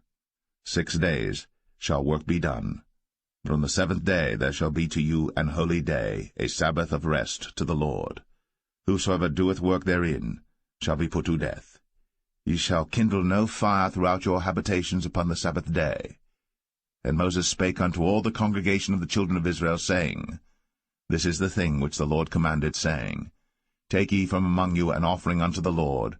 Whosoever is of a willing heart, let him bring it, an offering of the Lord, gold and silver and brass, and blue and purple and scarlet and fine linen and goat's hair, and rams' skins dyed red, and badgers' skins, and shittim wood, and oil for the light, and spices for anointing oil, and for the sweet incense, and onyx stones, and stones to be set for the ephod and for the breastplate.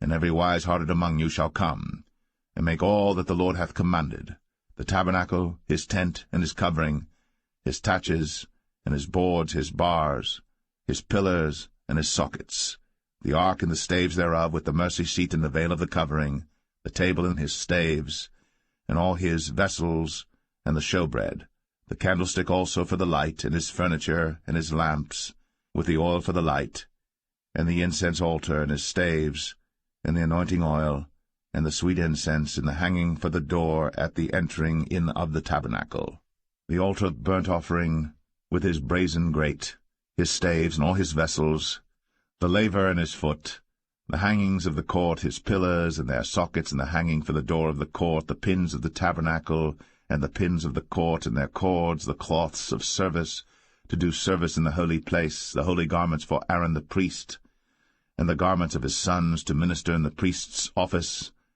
And all the congregation of the children of Israel departed from the presence of Moses. And they came, every one whose heart stirred him up, and every one whom his spirit made willing. And they brought the Lord's offering to the work of the tabernacle of the congregation, and for all his service, and for the holy garments.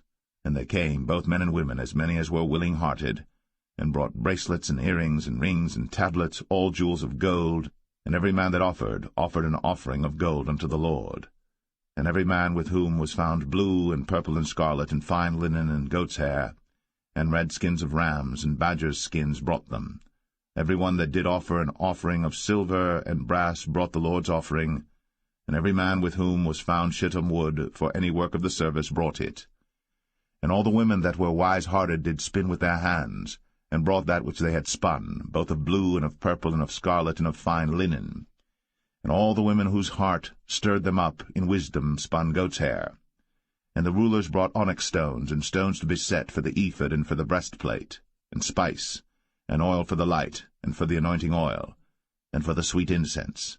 The children of Israel brought a willing offering unto the Lord, every man and woman whose heart made them willing to bring for all manner of work, which the Lord had commanded to be made by the hand of Moses. And Moses said unto the children of Israel, See, the Lord hath called by name Bezalel the son of Uri, the son of Hur, of the tribe of Judah.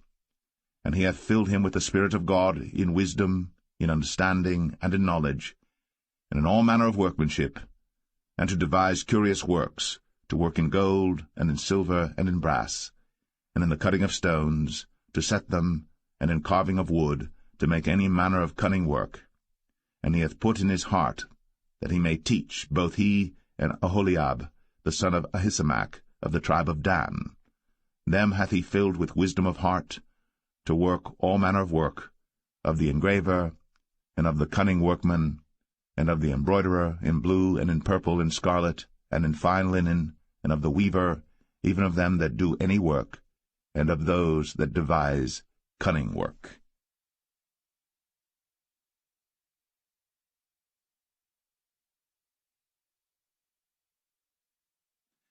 Exodus 36. Then wrought Bezalel and Aholiab, and every wise-hearted man, in whom the Lord put wisdom and understanding to know how to work all manner of work for the service of the sanctuary, according to all that the Lord had commanded. And Moses called Bezalel and Aholiab, and every wise-hearted man, in whose heart the Lord had put wisdom, even every one whose heart stirred him up to come unto the work to do it. And they received of Moses all the offering, which the children of Israel had brought for the work of the service of the sanctuary, to make it withal. And they brought yet unto him free offerings every morning. And all the wise men that wrought all the work of the sanctuary came every man from his work which they made. And they spake unto Moses, saying, The people bring much more than enough for the service of the work, which the Lord commanded to make. And Moses gave commandment, and they caused it to be proclaimed throughout the camp, saying, Let neither man nor woman make any more work for the offering of the sanctuary. so the people were restrained from bringing. For the stuff they had was sufficient for all the work to make it, and too much. And every wise-hearted man among them that wrought the work of the tabernacle made 10 curtains of fine twined linen, and blue, and purple, and scarlet. With cherubims of cunning work made he them. The length of one curtain was 28 cubits, and the breadth of one curtain 4 cubits. The curtains were all of one size. And he coupled the 5 curtains one unto another, and the other 5 curtains he coupled one unto another. And he made loops of blue on the edge of one curtain from the selvage in the coupling. Likewise he made in the uttermost side of another curtain in the coupling of the second. 50 loops made he in one curtain, and 50 loops made he in the edge of the curtain which was in the coupling of the second. The loops held one curtain to another.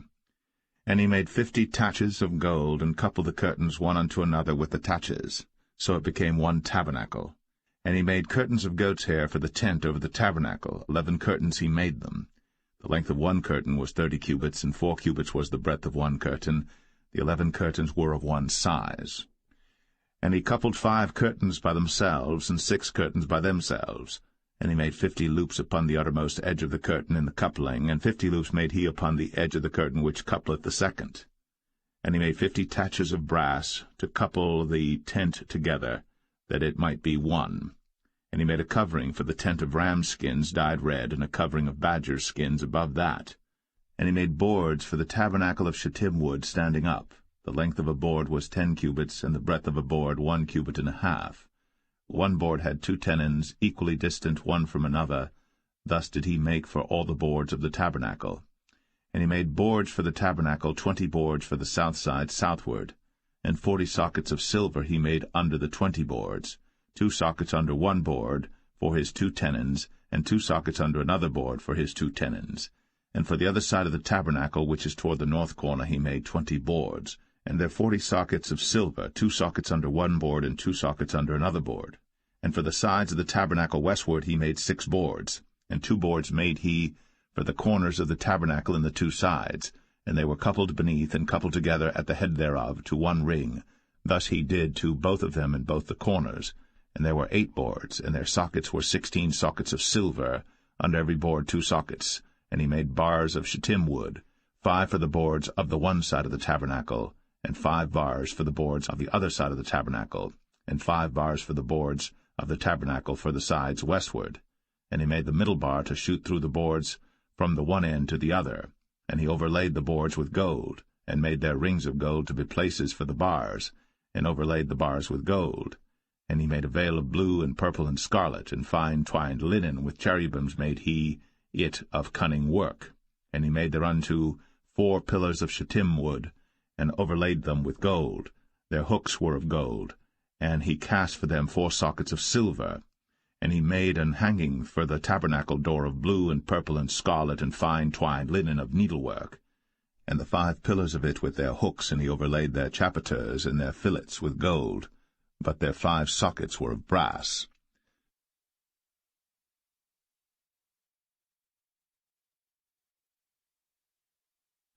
Exodus 37. And Bezalel made the ark of shittim wood. 2 cubits and a half was the length of it, and 1 cubit and a half the breadth of it, and 1 cubit and a half the height of it. And he overlaid it with pure gold within and without, and made a crown of gold to it round about. And he cast for it 4 rings of gold, to be set by the 4 corners of it, even 2 rings upon the one side of it, and 2 rings upon the other side of it. And he made staves of shittim wood, and overlaid them with gold. And he put the staves into the rings by the sides of the ark to bear the ark. And he made the mercy seat of pure gold. 2 cubits and a half was the length thereof, and 1 cubit and a half the breadth thereof. And he made 2 cherubims of gold, beaten out of one piece made he them, on the 2 ends of the mercy seat, 1 cherub on the end on this side, and another cherub on the other end on that side. Out of the mercy seat made he the cherubims on the 2 ends thereof.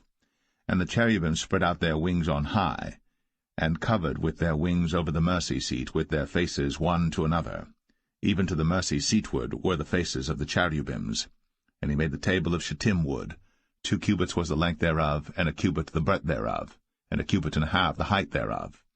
And he overlaid it with pure gold, and made thereunto a crown of gold round about. Also he made thereunto a border of an handbreadth round about, and made a crown of gold for the border thereof round about. And he cast for it 4 rings of gold, and put the rings upon the 4 corners that were in the 4 feet thereof. Over against the border were the rings, the places for the staves to bear the table. And he made the staves of shittim wood, and overlaid them with gold to bear the table.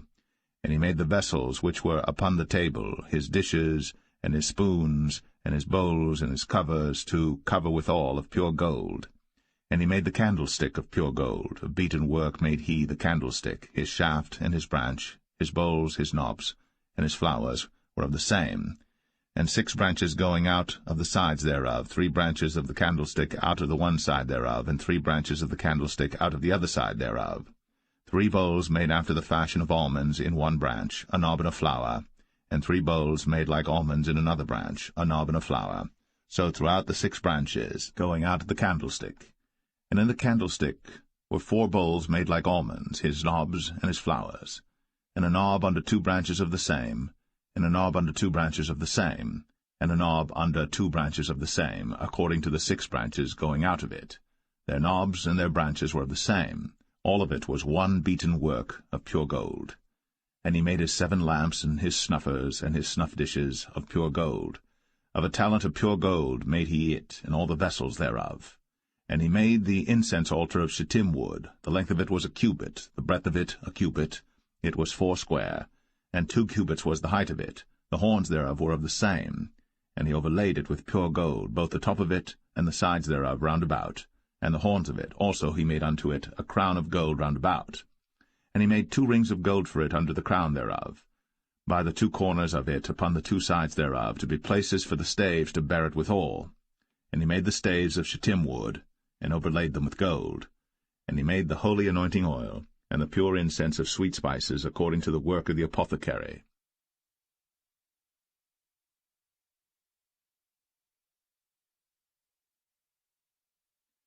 Exodus 38. And he made the altar of burnt offering of shittim wood. 5 cubits was the length thereof, and 5 cubits the breadth thereof. It was 4 square, and 3 cubits the height thereof. And he made the horns thereof on the 4 corners of it.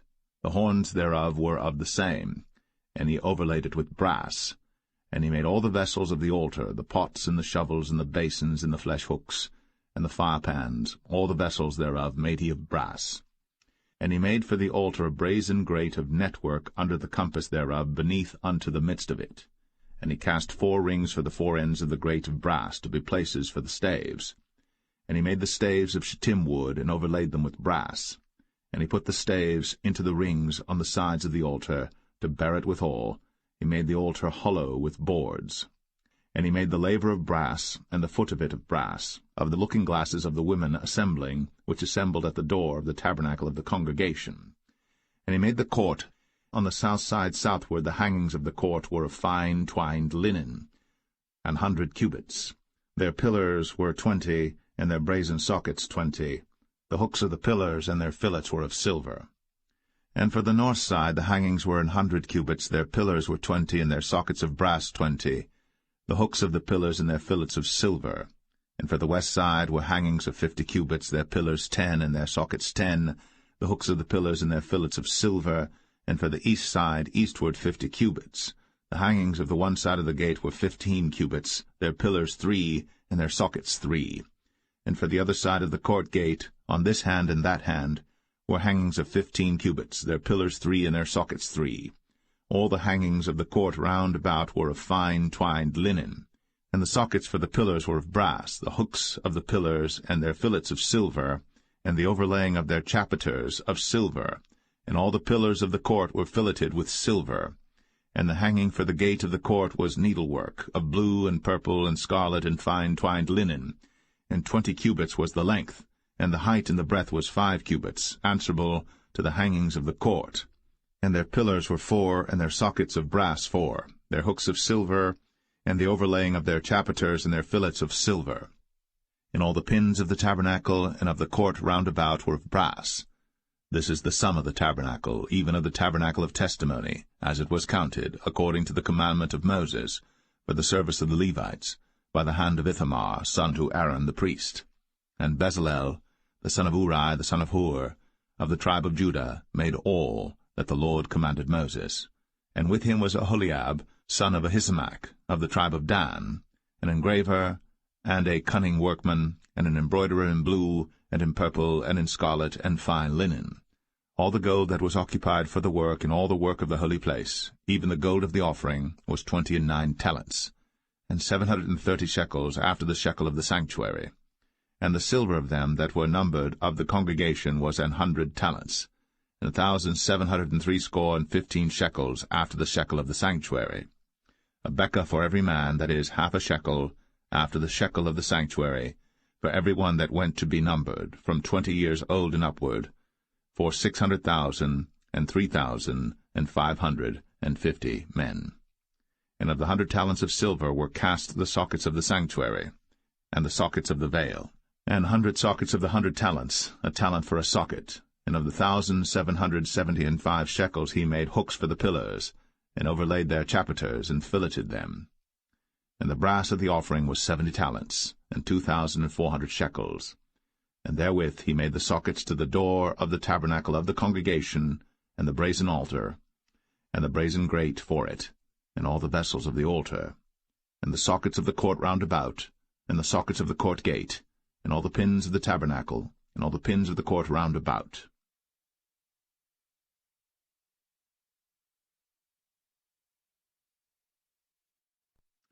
Exodus 39.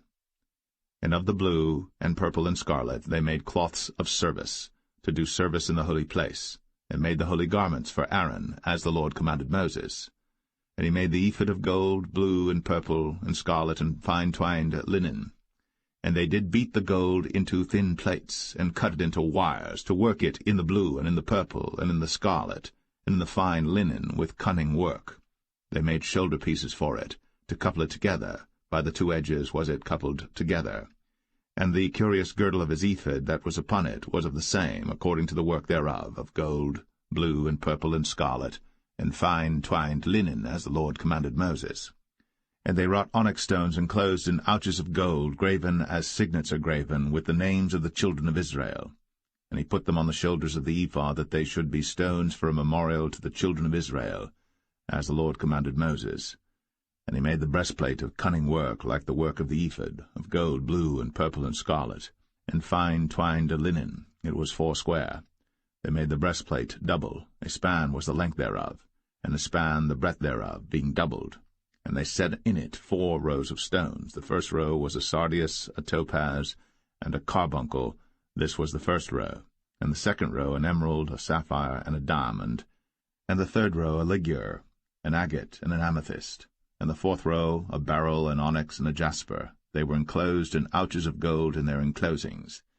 And the stones were according to the names of the children of Israel, 12 according to their names, like the engravings of a signet, every one with his name, according to the 12 tribes.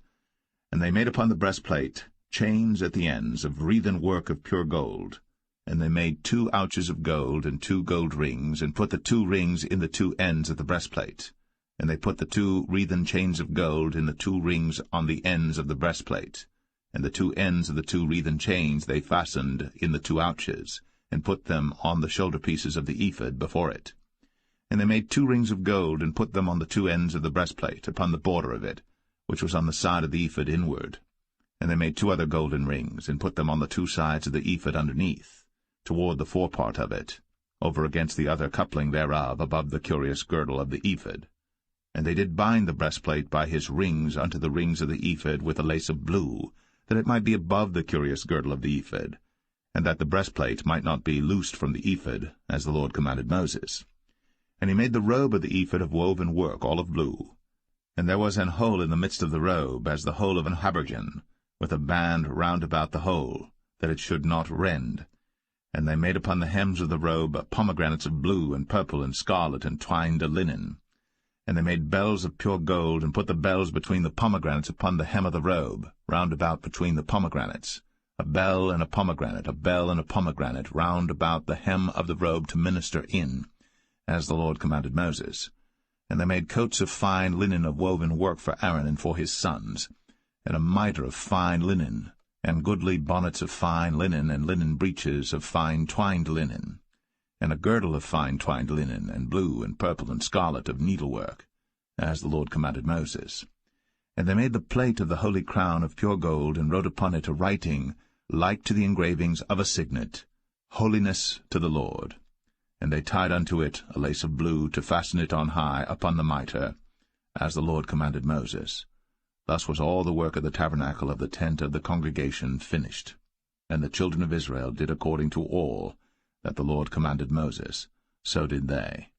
And they brought the tabernacle unto Moses, the tent, and all his furniture, his taches, his boards, his bars, and his pillars, and his sockets, and the covering of ram skins dyed red, and the covering of badger skins, and the veil of the covering, the ark of the testimony, and the staves thereof, and the mercy seat, the table and all the vessels thereof, and the showbread, the pure candlestick, with the lamps thereof, even with the lamps to be set in order, and all the vessels thereof, and the oil for light, and the golden altar, and the anointing oil, and the sweet incense, and the hanging for the tabernacle door, the brazen altar, and his grate of brass, his staves and all his vessels, the laver and his foot, the hangings of the court, his pillars and his sockets, and the hanging for the court gate, his cords, and his pins, and all the vessels of the service of the tabernacle for the tent of the congregation, the cloths of service to do service in the holy place, and the holy garments for Aaron the priest, and his sons' garments, to minister in the priest's office. According to all that the Lord commanded Moses, so the children of Israel made all the work. And Moses did look upon all the work, and behold, they had done it, as the Lord had commanded, even so had they done it. And Moses blessed them.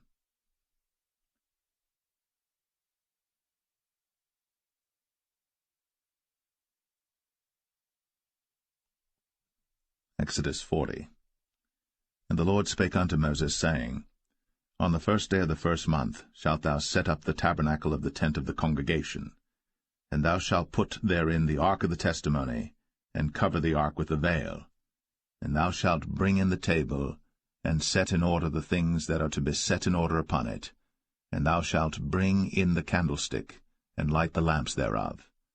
And thou shalt set the altar of gold for the incense before the ark of the testimony, and put the hanging of the door to the tabernacle. And thou shalt set the altar of the burnt offering before the door of the tabernacle of the tent of the congregation. And thou shalt set the laver between the tent of the congregation and the altar, and shalt put water therein. And thou shalt set up the court round about, and hang up the hanging at the court gate.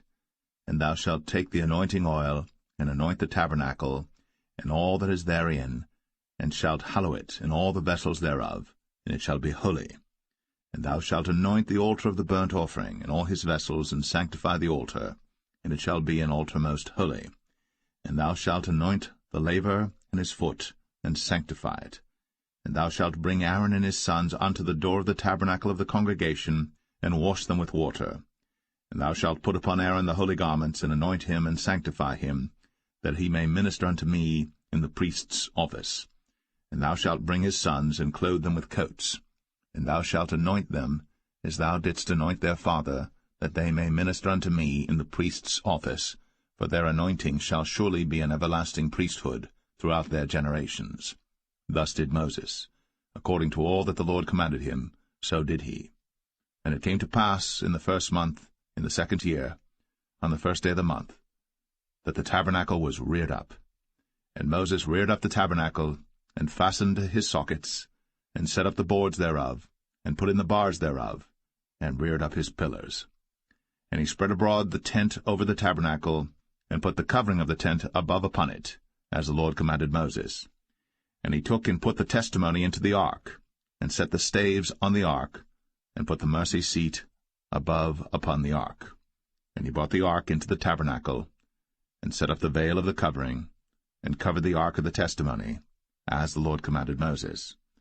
And he put the table in the tent of the congregation upon the side of the tabernacle northward without the veil. And he set the bread in order upon it before the Lord, as the Lord had commanded Moses. And he put the candlestick in the tent of the congregation over against the table on the side of the tabernacle southward. And he lighted the lamps before the Lord, as the Lord commanded Moses. And he put the golden altar in the tent of the congregation before the veil. And he burnt sweet incense thereon, as the Lord commanded Moses. And he set up the hanging at the door of the tabernacle. And he put the altar of burnt offering by the door of the tabernacle of the tent of the congregation, and offered upon it the burnt offering and the meat offering, as the Lord commanded Moses. And he set the laver between the tent of the congregation and the altar, and put water there to wash withal. And Moses and Aaron and his sons washed their hands, and their feet thereat, when they went into the tent of the congregation, and when they came near unto the altar, they washed, as the Lord commanded Moses. And he reared up the court round about the tabernacle and the altar, and set up the hanging of the court gate. So Moses finished the work. Then a cloud covered the tent of the congregation, and the glory of the Lord filled the tabernacle. And Moses was not able to enter into the tent of the congregation, because the cloud abode thereon, and the glory of the Lord filled the tabernacle. And when the cloud was taken up from over the tabernacle, the children of Israel went onward in all their journeys. But if the cloud were not taken up, then they journeyed not till the day that it was taken up. For the cloud of the Lord was upon the tabernacle by day, and fire was on it by night, in the sight of all the house of Israel, throughout all their journeys.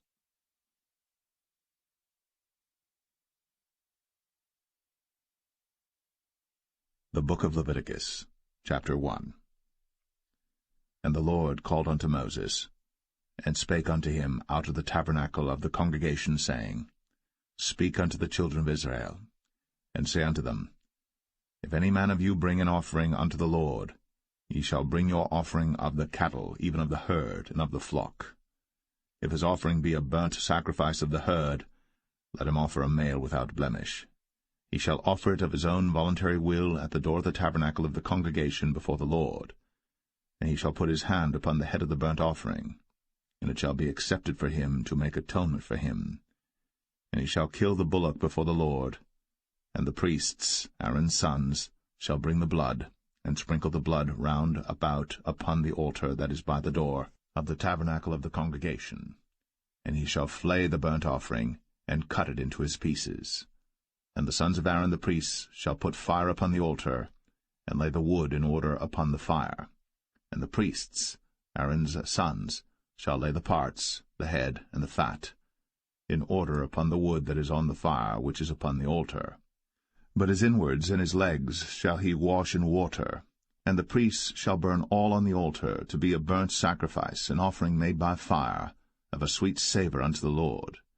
And if his offering be of the flocks, namely of the sheep or of the goats, for a burnt sacrifice, he shall bring it a male without blemish, and he shall kill it on the side of the altar northward before the Lord, and the priests, Aaron's sons, shall sprinkle his blood round about upon the altar. And he shall cut it into his pieces, with his head and his fat, and the priest shall lay them in order on the wood that is on the fire which is upon the altar. But he shall wash the inwards and the legs with water, and the priest shall bring it all, and burn it upon the altar. It is a burnt sacrifice, an offering made by fire, of a sweet savour unto the Lord. And if the burnt sacrifice for his offering to the Lord be of fowls, then he shall bring his offering of turtle doves or of young pigeons. And the priest shall bring it unto the altar, and wring off his head, and burn it on the altar, and the blood thereof shall be wrung out at the side of the altar. And he shall pluck away his crop with his feathers, and cast it beside the altar on the east part, by the place of the ashes. And he shall cleave it with the wings thereof, but shall not divide it asunder. And the priest shall burn it upon the altar, upon the wood that is upon the fire. It is a burnt sacrifice, an offering made by fire, of a sweet savour unto the Lord.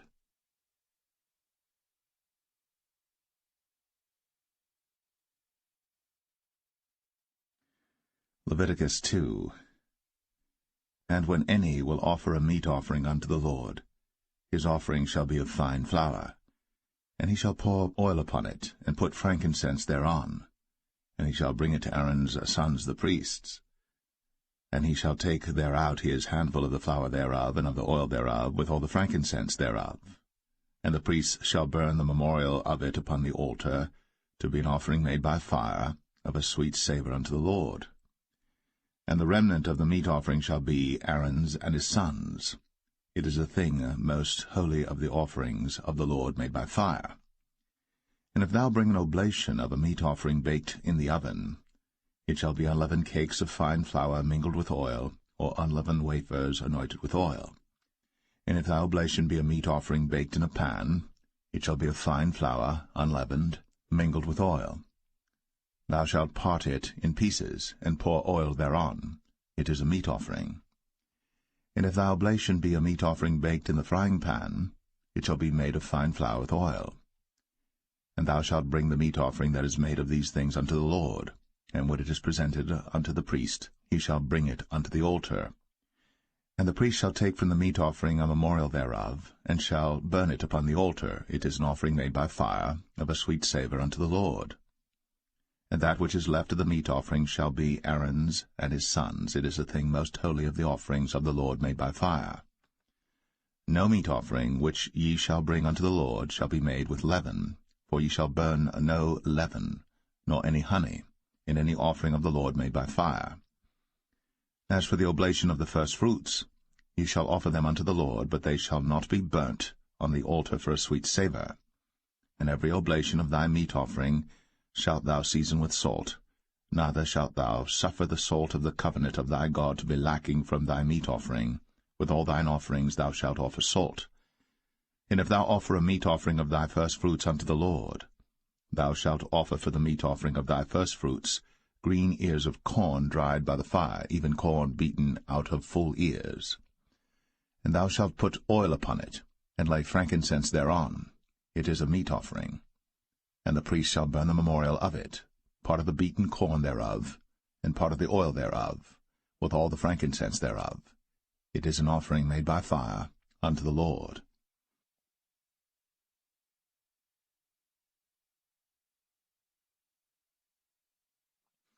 Leviticus 3. And if his oblation be a sacrifice of peace offering, if he offer it of the herd, whether it be a male or female, he shall offer it without blemish before the Lord. And he shall lay his hand upon the head of his offering, and kill it at the door of the tabernacle of the congregation. And Aaron's sons the priests shall sprinkle the blood upon the altar round about.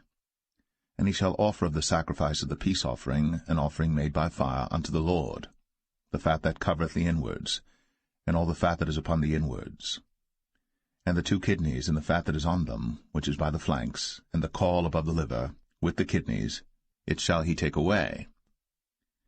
And Aaron's sons shall burn it on the altar upon the burnt sacrifice which is upon the wood that is on the fire.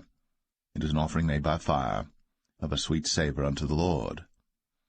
And if his offering for a sacrifice of peace offering unto the Lord be of the flock, male or female, he shall offer it without blemish. If he offer a lamb for his offering, then shall he offer it before the Lord. And he shall lay his hand upon the head of his offering, and kill it before the tabernacle of the congregation.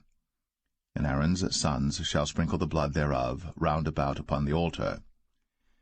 And he shall offer of the sacrifice of the peace offering an offering made by fire unto the Lord, the fat thereof, and the whole rump, it shall he take off hard by the backbone, and the fat that covereth the inwards, and all the fat that is upon the inwards, and the 2 kidneys, and the fat that is upon them, which is by the flanks, and the caul above the liver, with the kidneys, it shall he take away. And the priest shall burn it upon the altar. It is the food of the offering made by fire unto the Lord. And if his offering be a goat, then he shall offer it before the Lord. And he shall lay his hand upon the head of it, and kill it before the tabernacle of the congregation. And the sons of Aaron shall sprinkle the blood thereof upon the altar round about. And he shall offer thereof his offering, even an offering made by fire unto the Lord, the fat that covereth the inwards, and all the fat that is upon the inwards, and the 2 kidneys, and the fat that is upon them, which is by the flanks, and the caul above the liver, with the kidneys, it shall he take away. And the priest shall burn them upon the altar. It is the food of the offering made by fire for a sweet savour. All the fat is the Lord's. It shall be a perpetual statute for your generations throughout all your dwellings, that ye eat neither fat nor blood.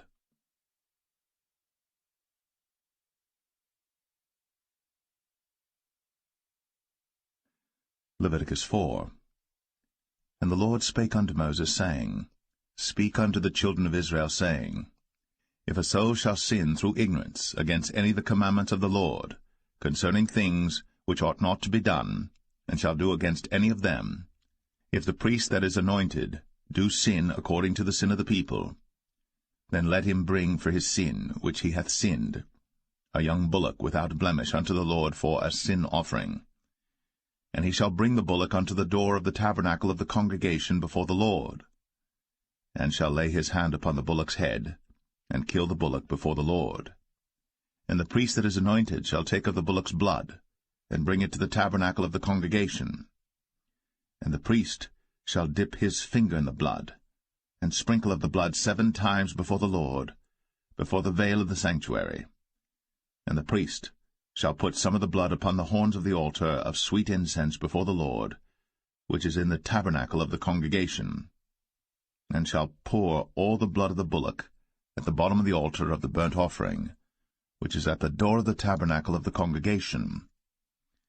And he shall take off from it all the fat of the bullock for the sin offering, the fat that covereth the inwards, and all the fat that is upon the inwards, and the 2 kidneys, and the fat that is upon them, which is by the flanks, and the caul above the liver, with the kidneys, it shall he take away, as it was taken off from the bullock of the sacrifice of peace offerings.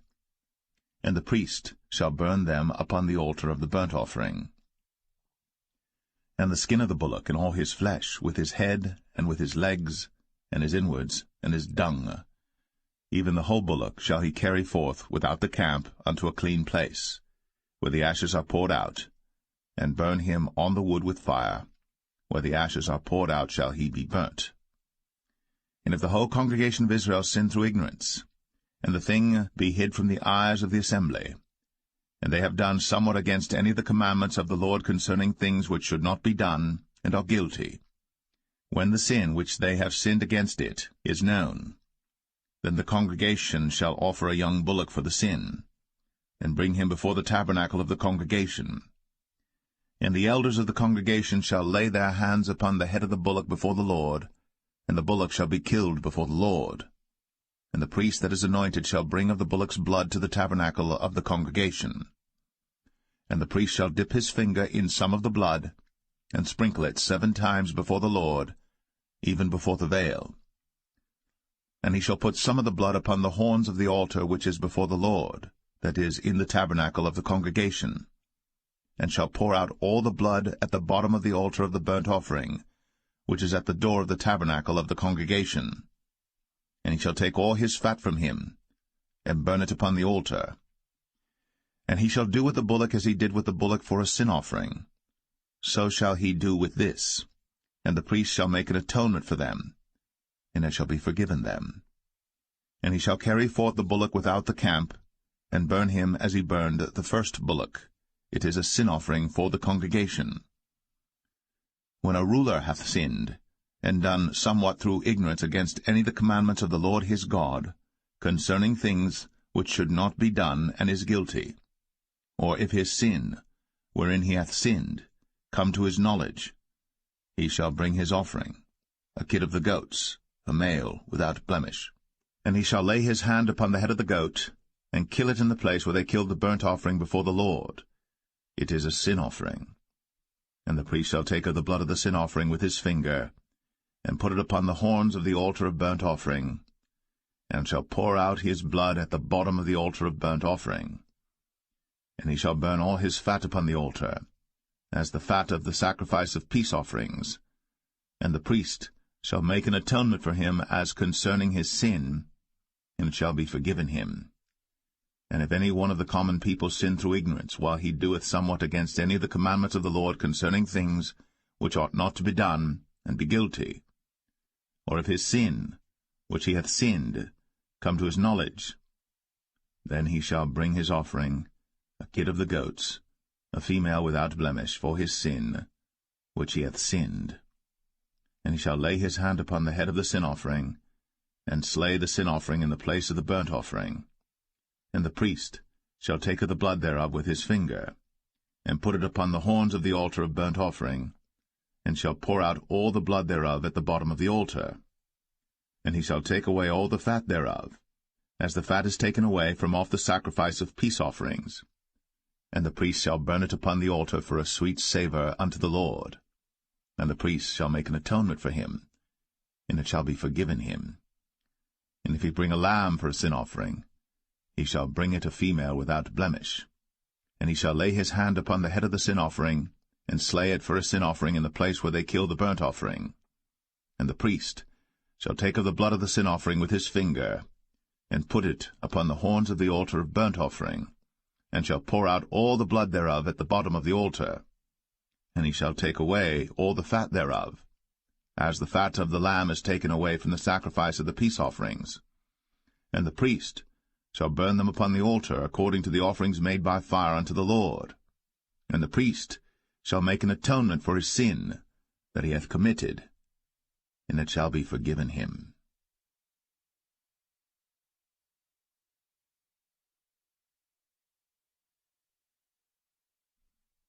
Leviticus 5. And if a soul sin, and hear the voice of swearing, and is a witness, whether he hath seen or known of it, if he do not utter it, then he shall bear his iniquity. Or if a soul touch any unclean thing, whether it be a carcass of an unclean beast, or a carcass of unclean cattle, or the carcass of unclean creeping things, and if it be hidden from him, he also shall be unclean and guilty. Or if he touch the uncleanness of man, whatsoever uncleanness it be that a man shall be defiled withal, and it be hid from him, when he knoweth of it, then he shall be guilty. Or if a soul swear, pronouncing with his lips to do evil, or to do good, whatsoever it be that a man shall pronounce with an oath, and it be hid from him, when he knoweth of it, then he shall be guilty in one of these. And it shall be, when he shall be guilty in one of these things, that he shall confess that he hath sinned in that thing. And he shall bring his trespass offering unto the Lord for his sin which he hath sinned, a female from the flock, a lamb or a kid of the goats, for a sin offering, and the priest shall make an atonement for him concerning his sin. And if he be not able to bring a lamb, then he shall bring for his trespass which he hath committed 2 turtle doves, or 2 young pigeons unto the Lord, one for a sin offering, and the other for a burnt offering.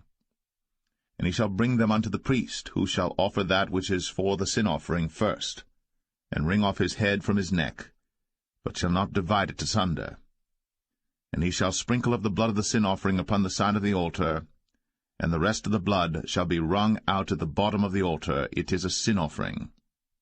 And he shall offer the second for a burnt offering according to the manner, and the priest shall make an atonement for him for his sin which he hath sinned, and it shall be forgiven him.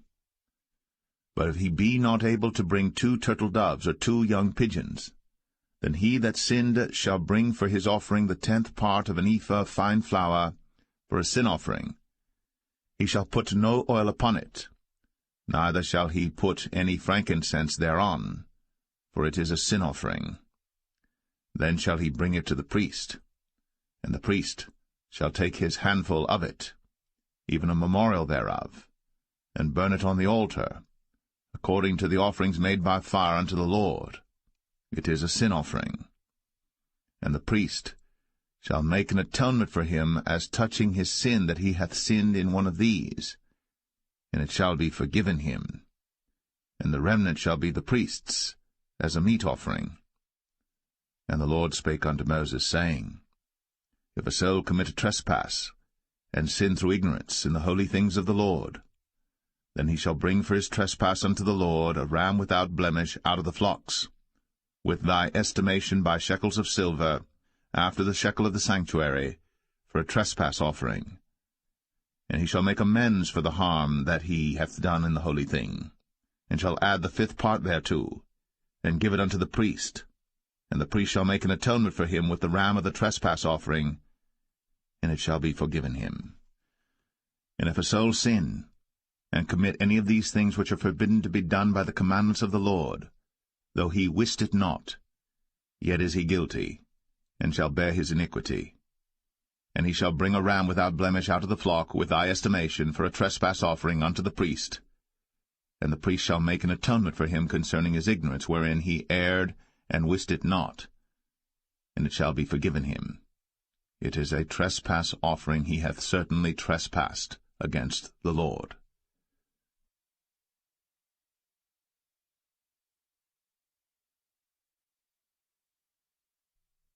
Leviticus 6. And the Lord spake unto Moses, saying, If a soul sin, and commit a trespass against the Lord, and lie unto his neighbor in that which was delivered him to keep, for in fellowship or in a thing taken away by violence, or hath deceived his neighbor, or have found that which was lost, and lieth concerning it, and sweareth falsely, in any of all these that a man doeth, sinning therein, then it shall be, because he hath sinned, and is guilty, that he shall restore that which he took violently away, or the thing which he hath deceitfully gotten, or that which was delivered him to keep, or the lost thing which he found, or all that about which he hath sworn falsely. He shall even restore it in the principal, and shall add the 5th part more thereto, and give it unto him to whom it appertaineth in the day of his trespass offering. And he shall bring his trespass offering unto the Lord, a ram without blemish out of the flock, with thy estimation, for a trespass offering unto the priest. And the priest shall make an atonement for him before the Lord, and it shall be forgiven him for anything of all that he hath done in trespassing therein. And the Lord spake unto Moses, saying, Command Aaron and his sons, saying, This is the law of the burnt offering. It is the burnt offering because of the burning upon the altar all night unto the morning, and the fire of the altar shall be burning in it. And the priest shall put on his linen garment, and his linen breeches shall he put upon his flesh, and take up the ashes which the fire hath consumed with the burnt offering on the altar. And he shall put them beside the altar. And he shall put off his garments, and put on other garments, and carry forth the ashes without the camp unto a clean place. And the fire upon the altar shall be burning in it. It shall not be put out. And the priest shall burn wood on it every morning, and lay the burnt offering in order upon it. And he shall burn thereon the fat of the peace offerings. The fire shall ever be burning upon the altar. It shall never go out. And this is the law of the meat offering. The sons of Aaron shall offer it before the Lord, before the altar. And he shall take of it his handful of the flour of the meat offering, and of the oil thereof, and all the frankincense which is upon the meat offering, and shall burn it upon the altar for a sweet savour, even the memorial of it, unto the Lord. And the remainder thereof shall Aaron and his sons eat. With unleavened bread shall it be eaten in the holy place. In the court of the tabernacle of the congregation they shall eat it. It shall not be baked with leaven. I have given it unto them for their portion of my offerings made by fire. It is most holy, as is the sin offering, and as the trespass offering. All the males among the children of Aaron shall eat of it. It shall be a statute for ever in your generations concerning the offerings of the Lord made by fire. Every one that toucheth them shall be holy. And the Lord spake unto Moses, saying, This is the offering of Aaron and of his sons, which they shall offer unto the Lord in the day when he is anointed. The 10th part of an ephah of fine flour for a meat offering perpetual, half of it in the morning, and half thereof at night. In a pan it shall be made with oil, and when it is baked, thou shalt bring it in. And the baked pieces of the meat offering shalt thou offer for a sweet savour unto the Lord. And the priest of his sons that is anointed in his stead shall offer it. It is a statute for ever unto the Lord. It shall be wholly burnt. For every meat offering for the priest shall be wholly burnt. It shall not be eaten. And the Lord spake unto Moses, saying, Speak unto Aaron and to his sons, saying, This is the law of the sin offering. In the place where the burnt offering is killed shall the sin offering be killed before the Lord. It is most holy.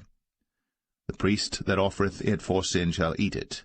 In the holy place shall it be eaten, in the court of the tabernacle of the congregation. Whatsoever shall touch the flesh thereof shall be holy. And when there is sprinkled of the blood thereof upon any garment, thou shalt wash that whereon it was sprinkled in the holy place.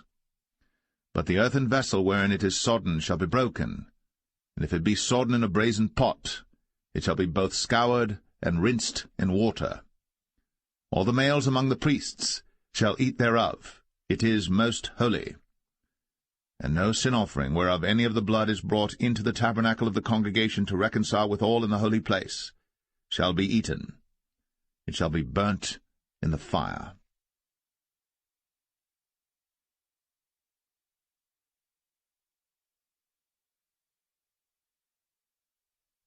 Leviticus 7. Likewise, this is the law of the trespass offering. It is most holy. In the place where they kill the burnt offering shall they kill the trespass offering, and the blood thereof shall he sprinkle round about upon the altar. And he shall offer of it all the fat thereof, the rump, and the fat that covereth the inwards, and the 2 kidneys, and the fat that is on them, which is by the flanks, and the caul that is above the liver, with the kidneys, it shall he take away. And the priest shall burn them upon the altar for an offering made by fire unto the Lord. It is a trespass offering. Every male among the priests shall eat thereof. It shall be eaten in the holy place. It is most holy. As the sin offering is, so is the trespass offering. There is one law for them. The priest that maketh atonement therewith shall have it. And the priest that offereth any man's burnt offering, even the priest, shall have to himself the skin of the burnt offering which he hath offered. And all the meat offering that is baked in the oven, and all that is dressed in the frying pan, and in the pan, shall be the priest's that offereth it. And every meat offering mingled with oil and dry shall all the sons of Aaron have, one as much as another. And this is the law of the sacrifice of peace offerings which he shall offer unto the Lord. If he offer it for a thanksgiving, then he shall offer with the sacrifice of thanksgiving unleavened cakes mingled with oil, and unleavened wafers anointed with oil, and cakes mingled with oil of fine flour fried. Besides the cakes, he shall offer for his offering leavened bread with the sacrifice of thanksgiving of his peace offerings, and of it he shall offer one out of the whole oblation for an heave offering unto the Lord, and it shall be the priest's that sprinkleth the blood of the peace offerings. And the flesh of the sacrifice of his peace offerings for thanksgiving shall be eaten the same day that it is offered. He shall not leave any of it until the morning. But if the sacrifice of his offering be a vow or a voluntary offering, it shall be eaten the same day that he offereth his sacrifice, and on the morrow also the remainder of it shall be eaten. But the remainder of the flesh of the sacrifice on the 3rd day shall be burnt with fire. And if any of the flesh of the sacrifice of his peace offerings be eaten at all on the 3rd day, it shall not be accepted, neither shall it be imputed unto him that offereth it. It shall be an abomination, and the soul that eateth of it shall bear his iniquity. And the flesh that toucheth any unclean thing shall not be eaten. It shall be burnt with fire. And as for the flesh, all that be clean shall eat thereof. But the soul that eateth of the flesh of the sacrifice of peace offerings, that pertain unto the Lord, having his uncleanness upon him, even that soul, shall be cut off from his people. Moreover, the soul that shall touch any unclean thing, as the uncleanness of man, or any unclean beast, or any abominable unclean thing, and eat of the flesh of the sacrifice of peace offerings, which pertain unto the Lord, even that soul shall be cut off from his people. And the Lord spake unto Moses, saying, Speak unto the children of Israel, saying, Ye shall eat no manner of fat, of ox, or of sheep, or of goat, and the fat of the beast that dieth of itself, and the fat of that which is torn with beasts, may be used in any other use, but ye shall in no wise eat of it. For whosoever eateth the fat of the beast, of which men offer an offering made by fire unto the Lord, even the soul that eateth it shall be cut off from his people. Moreover, ye shall eat no manner of blood, whether it be of fowl or of beast, in any of your dwellings. Whatsoever soul it be that eateth any manner of blood, even that soul shall be cut off from his people. And the Lord spake unto Moses, saying, Speak unto the children of Israel, saying, He that offereth the sacrifice of his peace offerings unto the Lord shall bring his oblation unto the Lord the sacrifice of his peace offerings. His own hands shall bring the offerings of the Lord made by fire, the fat with the breast. It shall he bring, that the breast may be waved for a wave offering before the Lord. And the priest shall burn the fat upon the altar, but the breast shall be Aaron's and his sons'. And the right shoulder shall ye give unto the priest for an heave offering of the sacrifices of your peace offerings. He among the sons of Aaron, that offereth the blood of the peace offerings, and the fat, shall have the right shoulder for his part. For the wave breast and the heave shoulder have I taken of the children of Israel, from off the sacrifices of their peace offerings, and have given them unto Aaron the priest, and unto his sons by a statute for ever from among the children of Israel. This is the portion of the anointing of Aaron, and of the anointing of his sons, out of the offerings of the Lord made by fire, in the day when he presented them to minister unto the Lord in the priest's office, which the Lord commanded to be given them of the children of Israel, in the day that he anointed them, by a statute for ever throughout their generations. This is the law of the burnt offering, of the meat offering, and of the sin offering, and of the trespass offering, and of the consecrations, and of the sacrifice of the peace offerings, which the Lord commanded Moses in Mount Sinai, in the day that he commanded the children of Israel to offer their oblations unto the Lord, in the wilderness of Sinai.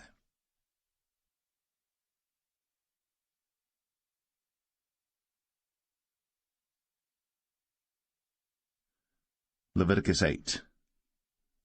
And the Lord spake unto Moses, saying, Take Aaron and his sons with him, and the garments and the anointing oil, and a bullock for the sin offering, and 2 rams, and a basket of unleavened bread. And gather thou all the congregation together unto the door of the tabernacle of the congregation. And Moses did as the Lord commanded him. And the assembly was gathered together unto the door of the tabernacle of the congregation. And Moses said unto the congregation, This is the thing which the Lord commanded to be done. And Moses brought Aaron and his sons, and washed them with water.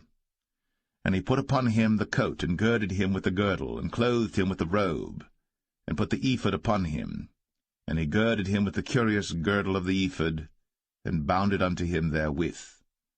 And he put the breastplate upon him. Also he put in the breastplate the Urim and the Thummim. And he put the mitre upon his head. Also upon the mitre, even upon his forefront, did he put the golden plate, the holy crown, as the Lord commanded Moses. And Moses took the anointing oil, and anointed the tabernacle and all that was therein, and sanctified them. And he sprinkled thereof upon the altar 7 times, and anointed the altar and all his vessels, both the laver and his foot, to sanctify them. And he poured of the anointing oil upon Aaron's head, and anointed him, to sanctify him. And Moses brought Aaron's sons, and put coats upon them, and girded them with girdles, and put bonnets upon them, as the Lord commanded Moses.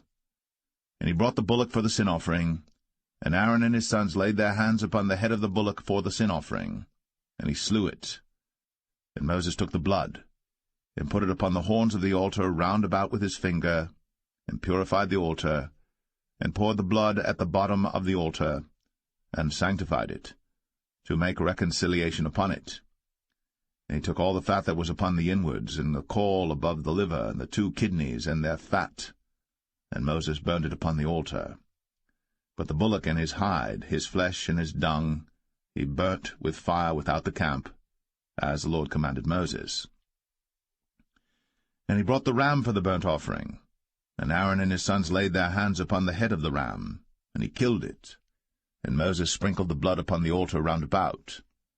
And he cut the ram into pieces. And Moses burnt the head, and the pieces, and the fat. And he washed the inwards and the legs in water. And Moses burnt the whole ram upon the altar. It was a burnt sacrifice for a sweet savour, and an offering made by fire unto the Lord, as the Lord commanded Moses. And he brought the other ram, the ram of consecration. And Aaron and his sons laid their hands upon the head of the ram, and he slew it. And Moses took of the blood of it, and put it upon the tip of Aaron's right ear, and upon the thumb of his right hand, and upon the great toe of his right foot. And he brought Aaron's sons, and Moses put of the blood upon the tip of their right ear, and upon the thumbs of their right hands, and upon the great toes of their right feet. And Moses sprinkled the blood upon the altar round about.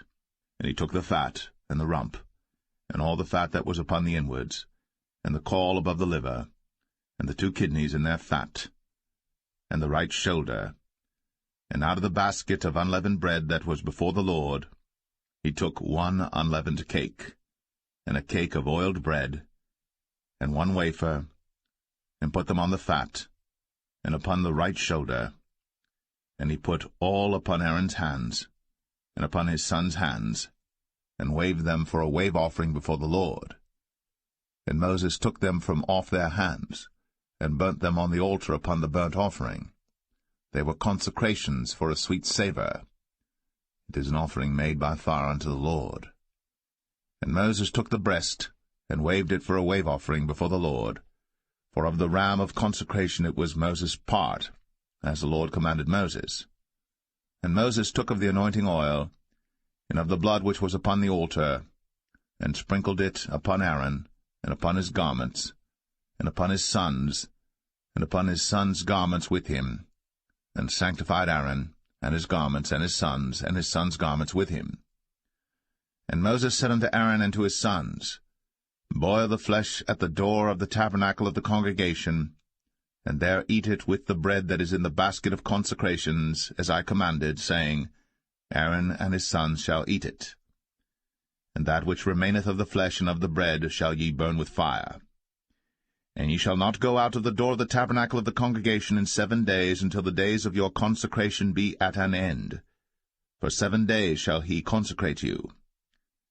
As he hath done this day, so the Lord hath commanded to do, to make an atonement for you. Therefore shall ye abide at the door of the tabernacle of the congregation day and night, 7 days, and keep the charge of the Lord, that ye die not, for so I am commanded. So Aaron and his sons did all things which the Lord commanded by the hand of Moses.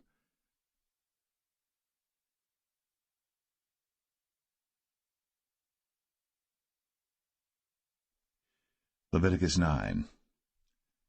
And it came to pass on the 8th day, that Moses called Aaron and his sons and the elders of Israel.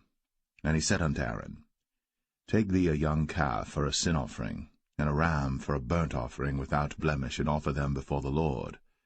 And unto the children of Israel thou shalt speak, saying, Take ye a kid of the goats for a sin offering, and a calf and a lamb, both of the first year, without blemish, for a burnt offering.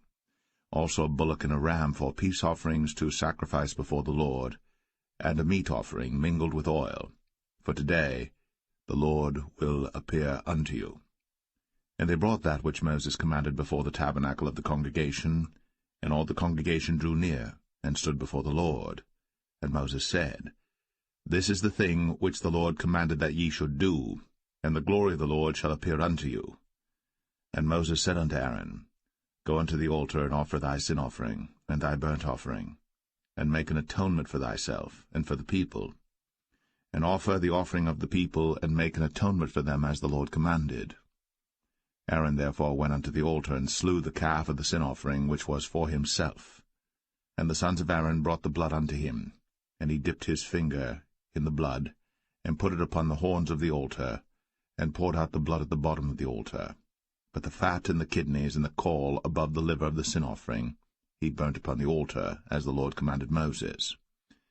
And the flesh and the hide he burnt with fire without the camp. And he slew the burnt offering.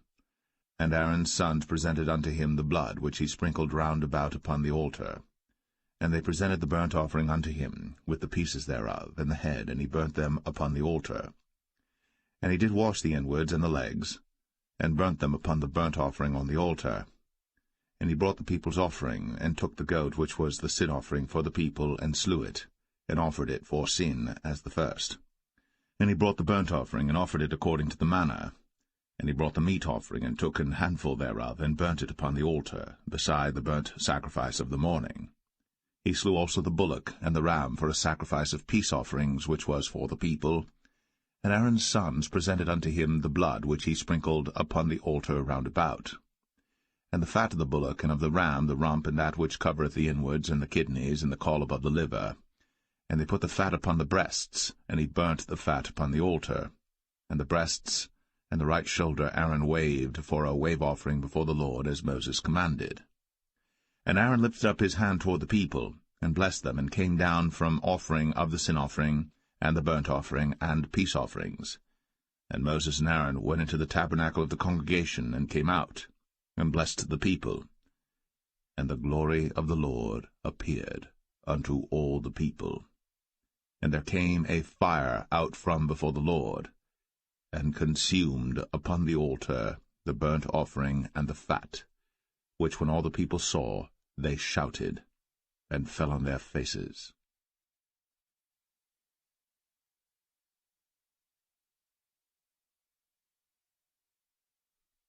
Leviticus 10. And Nadab and Abihu, the sons of Aaron, took either of them his censer, and put fire therein, and put incense thereon, and offered strange fire before the Lord, which he commanded them not. And there went out fire from the Lord, and devoured them, and they died before the Lord. Then Moses said unto Aaron, This is it that the Lord spake, saying, I will be sanctified in them that come nigh me, and before all the people I will be glorified. And Aaron held his peace. And Moses called Mishael and Elzaphan, the sons of Uzziel, the uncle of Aaron, and said unto them, Come near, carry your brethren from before the sanctuary out of the camp. So they went near, and carried them in their coats out of the camp, as Moses had said. And Moses said unto Aaron, and unto Eleazar, and unto Ithamar his sons, Uncover not your heads, neither rend your clothes, lest ye die, and lest wrath come upon all the people. But let your brethren, the whole house of Israel, bewail the burning which the Lord hath kindled. And ye shall not go out from the door of the tabernacle of the congregation, lest ye die. For the anointing oil of the Lord is upon you. And they did according to the word of Moses. And the Lord spake unto Aaron, saying, Do not drink wine nor strong drink, thou nor thy sons with thee, when ye go into the tabernacle of the congregation, lest ye die. It shall be a statute for ever throughout your generations. And that ye may put difference between holy and unholy, and between unclean and clean, and that ye may teach the children of Israel all the statutes which the Lord hath spoken unto them by the hand of Moses. And Moses spake unto Aaron, and unto Eleazar, and unto Ithamar, his sons that were left, Take the meat offering that remaineth of the offerings of the Lord made by fire, and eat it without leaven beside the altar, for it is most holy. And ye shall eat it in the holy place, because it is thy due, and thy son's due, of the sacrifices of the Lord made by fire, for so I am commanded. And the wave breast and heave shoulder shall ye eat in a clean place, thou and thy sons, and thy daughters with thee, for they be thy due, and thy sons' due, which are given out of the sacrifices of peace offerings of the children of Israel. The heave shoulder and the wave breast shall they bring with the offerings made by fire of the fat, to wave it for a wave offering before the Lord, and it shall be thine, and thy sons with thee, by a statute for ever, as the Lord hath commanded. And Moses diligently sought the goat of the sin offering, and behold, it was burnt. And he was angry with Eleazar and Ithamar, the sons of Aaron, which were left alive, saying, Wherefore have ye not eaten the sin offering in the holy place, seeing it is most holy? And God hath given it you to bear the iniquity of the congregation, to make atonement for them before the Lord. Behold, the blood of it was not brought in within the holy place. Ye should indeed have eaten it in the holy place, as I commanded. And Aaron said unto Moses, Behold, this day have they offered their sin offering and their burnt offering before the Lord. And such things have befallen me. And if I had eaten the sin offering today, should it have been accepted in the sight of the Lord? And when Moses heard that, he was content.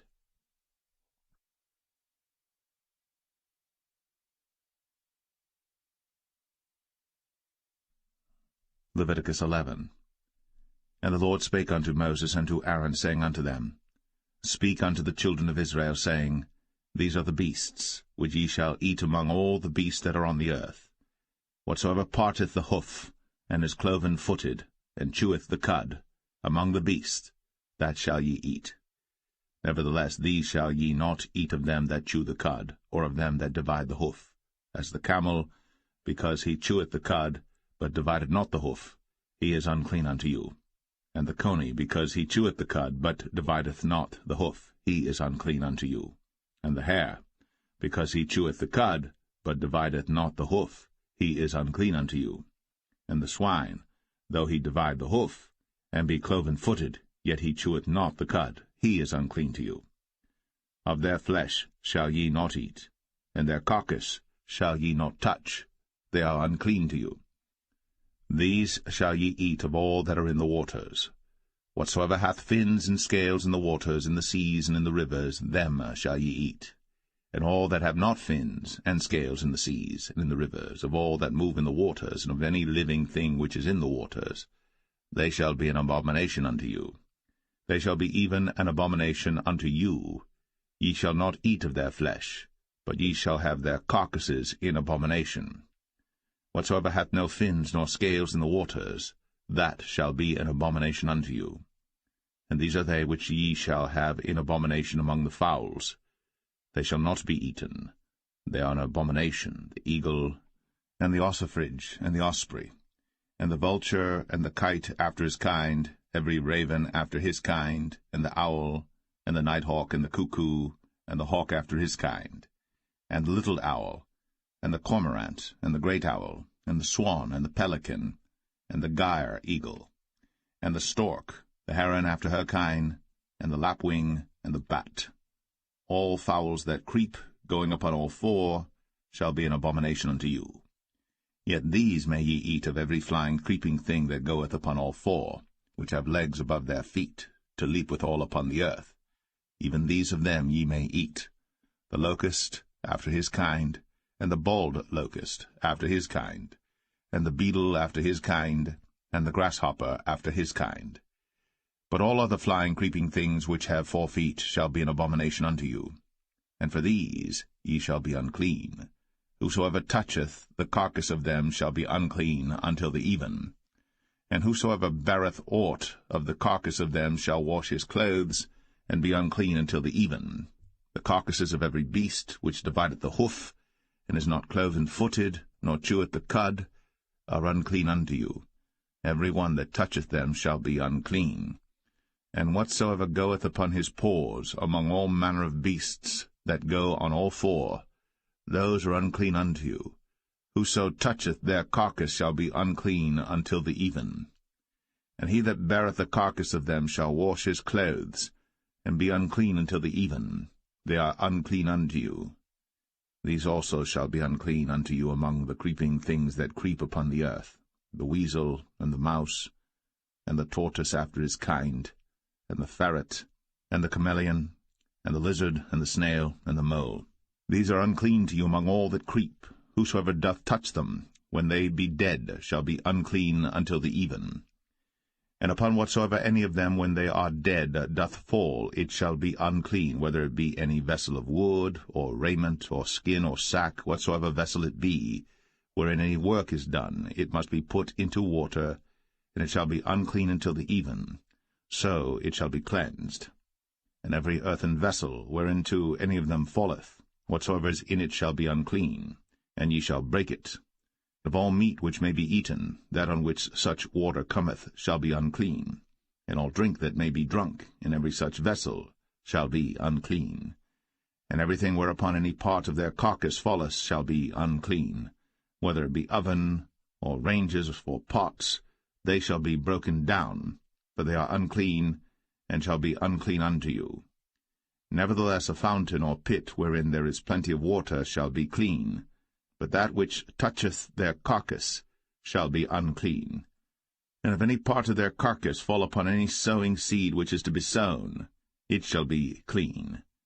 But if any water be put upon the seed, and any part of their carcass fall thereon, it shall be unclean unto you. And if any beast, of which ye may eat, die, he that toucheth the carcass thereof shall be unclean until the even. And he that eateth of the carcass of it shall wash his clothes, and be unclean until the even. He also that beareth the carcass of it shall wash his clothes, and be unclean until the even. And every creeping thing that creepeth upon the earth shall be an abomination, it shall not be eaten. Whatsoever goeth upon the belly, and whatsoever goeth upon all four, or whatsoever hath more feet among all creeping things that creep upon the earth, them ye shall not eat, for they are an abomination.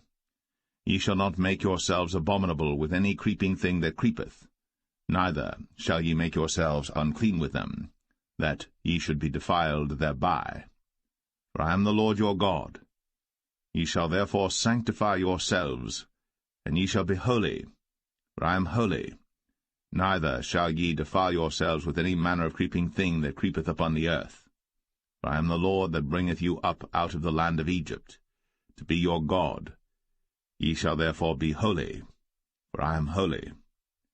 This is the law of the beasts, and of the fowl, and of every living creature that moveth in the waters, and of every creature that creepeth upon the earth, to make a difference between the unclean and the clean, and between the beast that may be eaten and the beast that may not be eaten.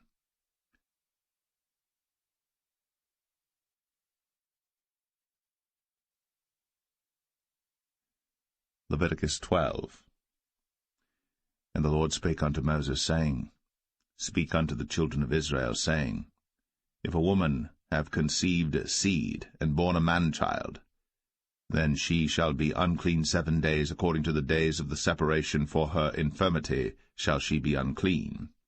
And in the 8th day the flesh of his foreskin shall be circumcised, and she shall then continue in the blood of her purifying 33 days.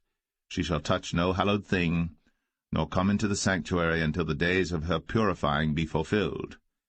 And if she bear a maid-child, then she shall be unclean 2 weeks, as in her separation, and she shall continue in the blood of her purifying 66 days.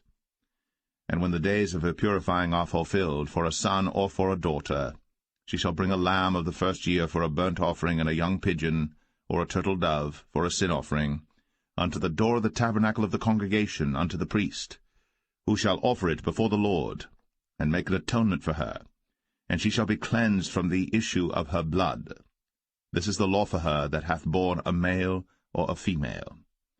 And if she be not able to bring a lamb, then she shall bring 2 turtles or 2 young pigeons, the one for the burnt offering and the other for a sin offering, and the priest shall make an atonement for her, and she shall be clean.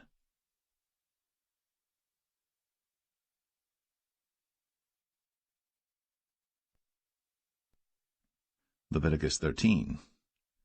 And the Lord spake unto Moses and Aaron, saying, When a man shall have in the skin of his flesh a rising, a scab, or bright spot, and it be in the skin of his flesh like the plague of leprosy, then he shall be brought unto Aaron the priest, or unto one of his sons the priests.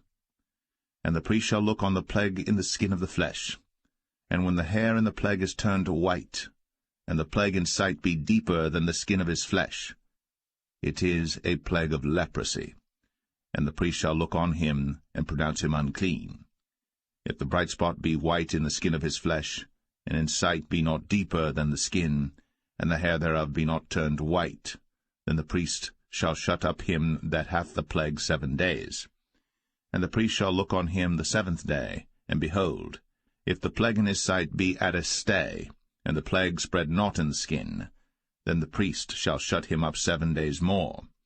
And the priest shall look on him again the 7th day, and behold, if the plague be somewhat dark, and the plague spread not in the skin, the priest shall pronounce him clean, it is but a scab, and he shall wash his clothes, and be clean. But if the scab spread much abroad in the skin, after that he hath been seen of the priest for his cleansing, he shall be seen of the priest again.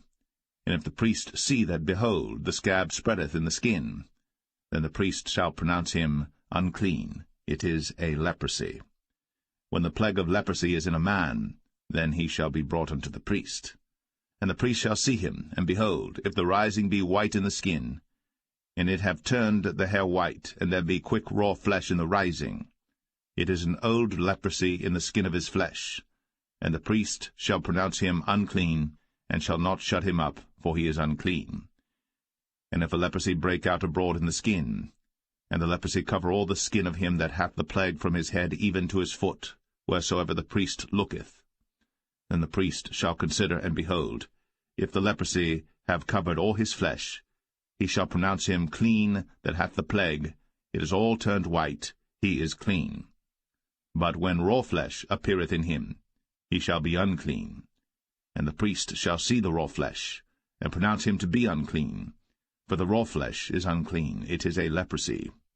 Or if the raw flesh turn again, and be changed unto white, he shall come unto the priest. And the priest shall see him, and behold, if the plague be turned into white, then the priest shall pronounce him clean that hath the plague.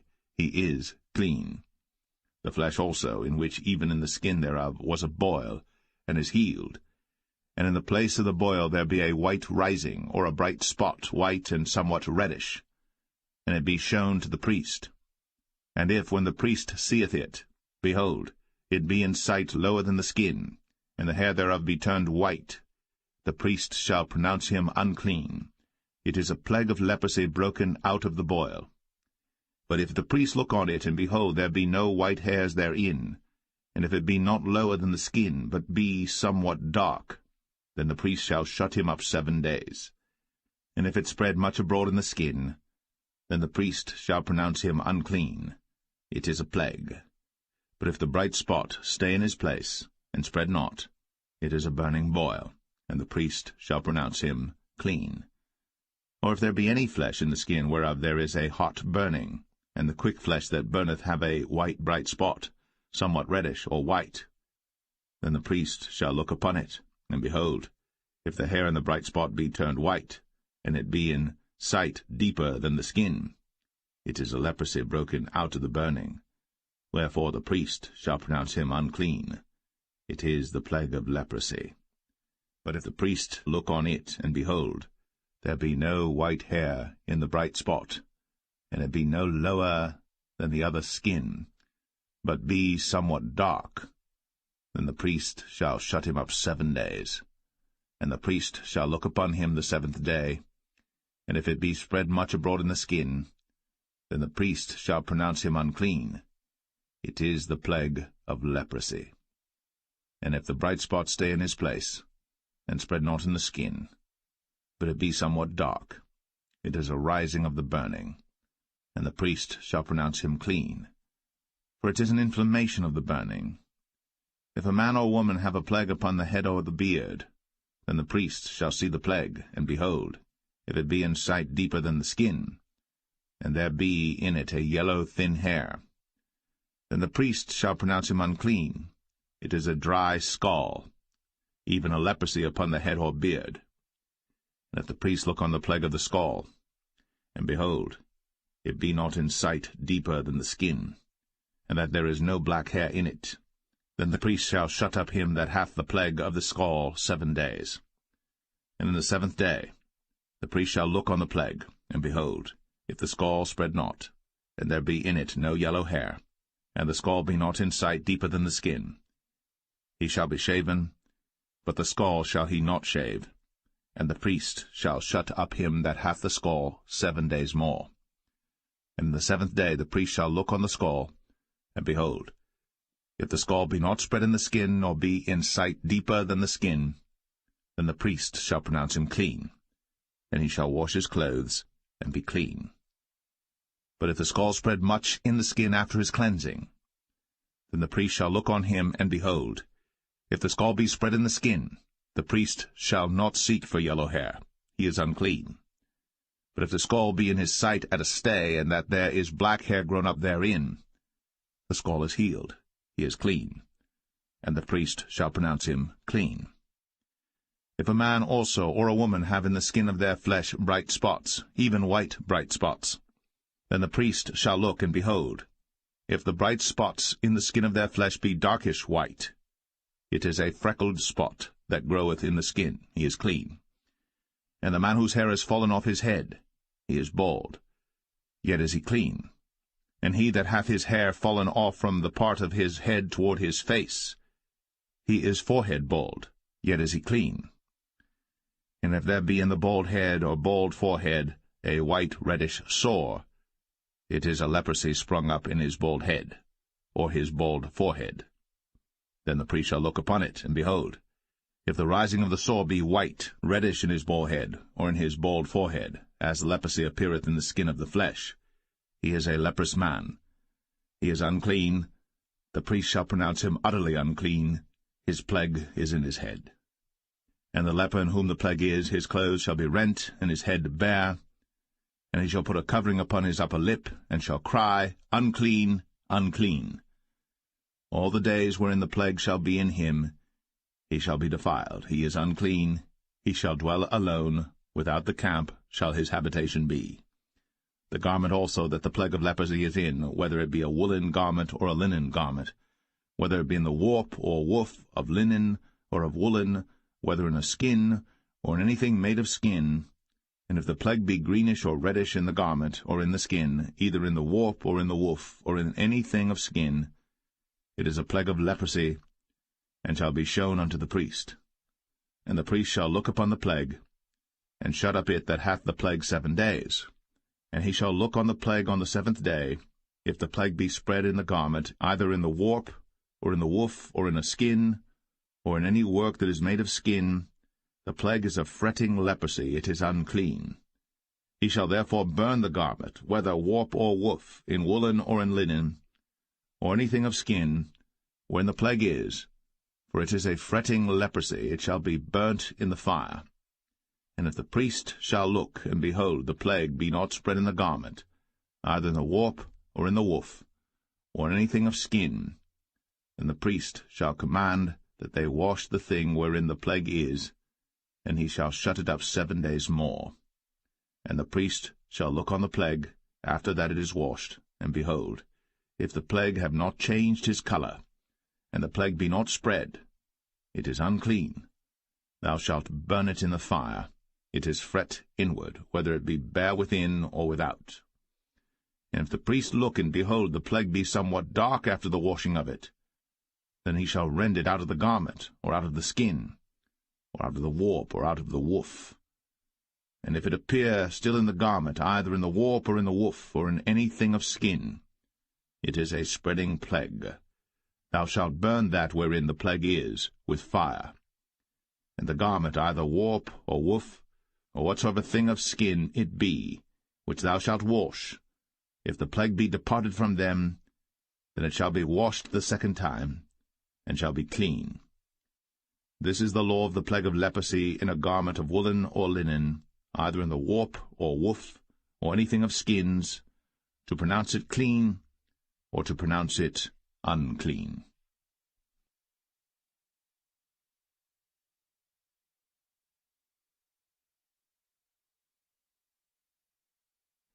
Leviticus 14. And the Lord spake unto Moses, saying, This shall be the law of the leper in the day of his cleansing. He shall be brought unto the priest. And the priest shall go forth out of the camp, and the priest shall look, and behold, if the plague of leprosy be healed in the leper, then shall the priest command to take for him that is to be cleansed 2 birds alive and clean, and cedar wood, and scarlet and hyssop. And the priest shall command that one of the birds be killed in an earthen vessel over running water. As for the living bird, he shall take it, and the cedar wood, and the scarlet, and the hyssop, and shall dip them and the living bird in the blood of the bird that was killed over the running water. And he shall sprinkle upon him that is to be cleansed from the leprosy 7 times, and shall pronounce him clean, and shall let the living bird loose into the open field. And he that is to be cleansed shall wash his clothes, and shave off all his hair, and wash himself in water, that he may be clean. And after that he shall come into the camp, and shall tarry abroad out of his tent 7 days. But it shall be on the 7th day that he shall shave all his hair off his head, and his beard, and his eyebrows. Even all his hair he shall shave off. And he shall wash his clothes. Also he shall wash his flesh in water, and he shall be clean. And on the 8th day he shall take 2 he-lambs without blemish, and 1 ewe-lamb of the 1st year without blemish, and 3/10 deals of fine flour for a meat offering, mingled with oil, and 1 log of oil. And the priest that maketh him clean shall present the man that is to be made clean, and those things before the Lord, at the door of the tabernacle of the congregation. And the priest shall take 1 he-lamb, and offer him for a trespass offering, and the log of oil, and wave them for a wave offering before the Lord.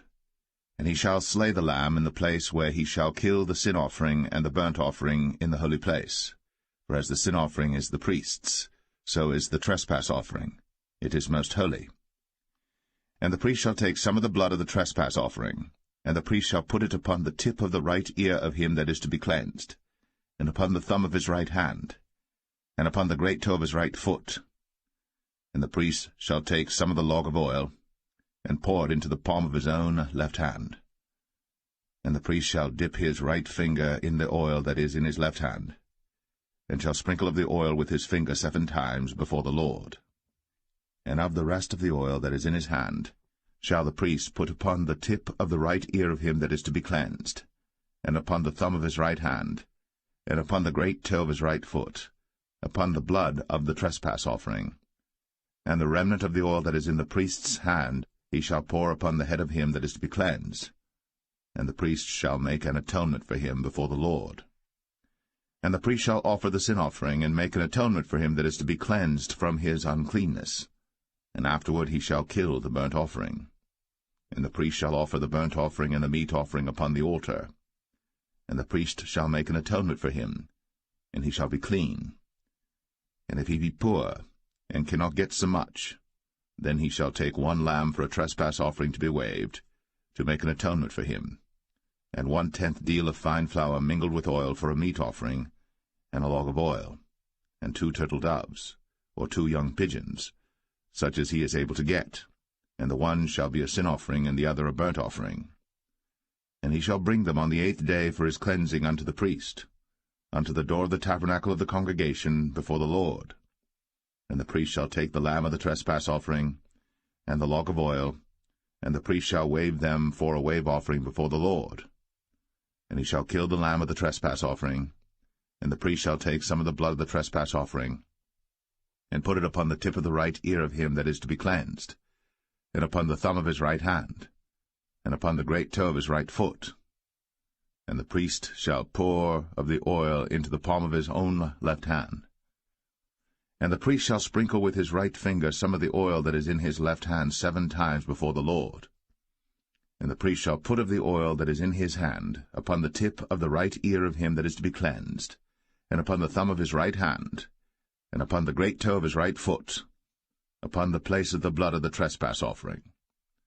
And the rest of the oil that is in the priest's hand he shall put upon the head of him that is to be cleansed, to make an atonement for him before the Lord.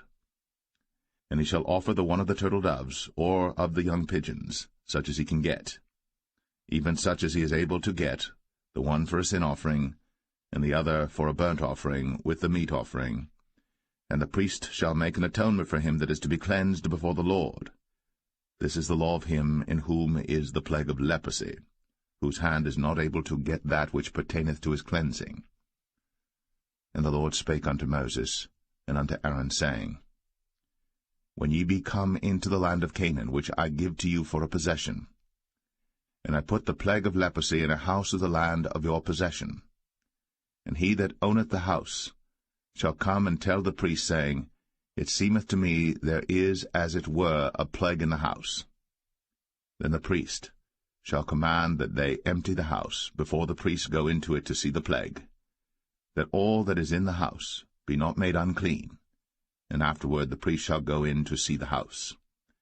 And he shall look on the plague, and behold, if the plague be in the walls of the house with hollow strakes, greenish or reddish, which in sight are lower than the wall, then the priest shall go out of the house to the door of the house, and shut up the house 7 days. And the priest shall come again the 7th day, and shall look, and behold, if the plague be spread in the walls of the house, then the priest shall command that they take away the stones in which the plague is, and they shall cast them into an unclean place without the city. And he shall cause the house to be scraped within round about, and they shall pour out the dust that they scrape off without the city into an unclean place. And they shall take other stones, and put them in the place of those stones. And he shall take other mortar, and shall plaster the house. And if the plague come again, and break out in the house, after that he hath taken away the stones, and after he hath scraped the house, and after it is plastered, Then the priest shall come and look, and behold, if the plague be spread in the house, it is a fretting leprosy in the house, it is unclean. And he shall break down the house, the stones of it, and the timber thereof, and all the mortar of the house, and he shall carry them forth out of the city into an unclean place. Moreover, he that goeth into the house all the while that it is shut up shall be unclean until the even. And he that lieth in the house shall wash his clothes, and he that eateth in the house shall wash his clothes. And if the priest shall come in and look upon it, and behold, the plague hath not spread in the house, after the house was plastered, then the priest shall pronounce the house clean, because the plague is healed. And he shall take to cleanse the house 2 birds, and cedar wood, and scarlet, and hyssop. And he shall kill the one of the birds in an earthen vessel over running water. And he shall take the cedar wood, and the hyssop, and the scarlet, and the living bird, and dip them in the blood of the slain bird, and in the running water, and sprinkle the house 7 times. And he shall cleanse the house with the blood of the bird, and with the running water, and with the living bird, and with the cedar wood, and with the hyssop, and with the scarlet. But he shall let go the living bird out of the city into the open fields, and make an atonement for the house, and it shall be clean. This is the law for all manner of plague of leprosy and scall, and for the leprosy of a garment and of a house, and for a rising, and for a scab, and for a bright spot, to teach when it is unclean, and when it is clean. This is the law of leprosy.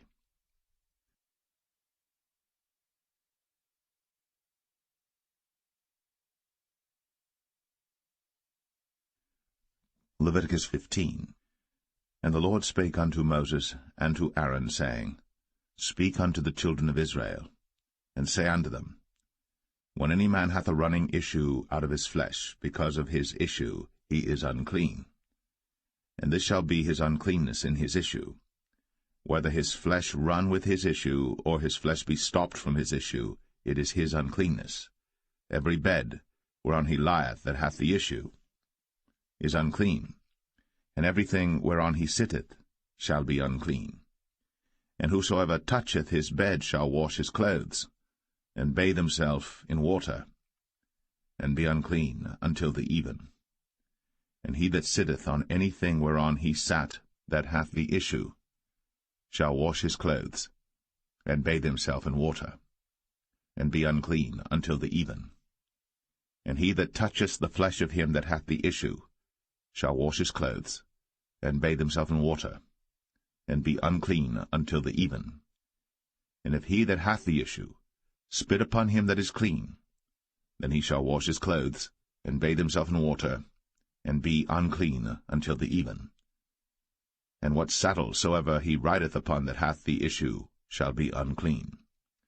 And whosoever toucheth anything that was under him shall be unclean until the even. And he that beareth any of those things shall wash his clothes, and bathe himself in water, and be unclean until the even.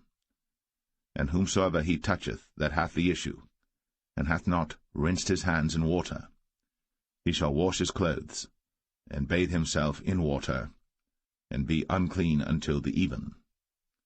And the vessel of earth that he toucheth, which hath the issue, shall be broken, and every vessel of wood shall be rinsed in water.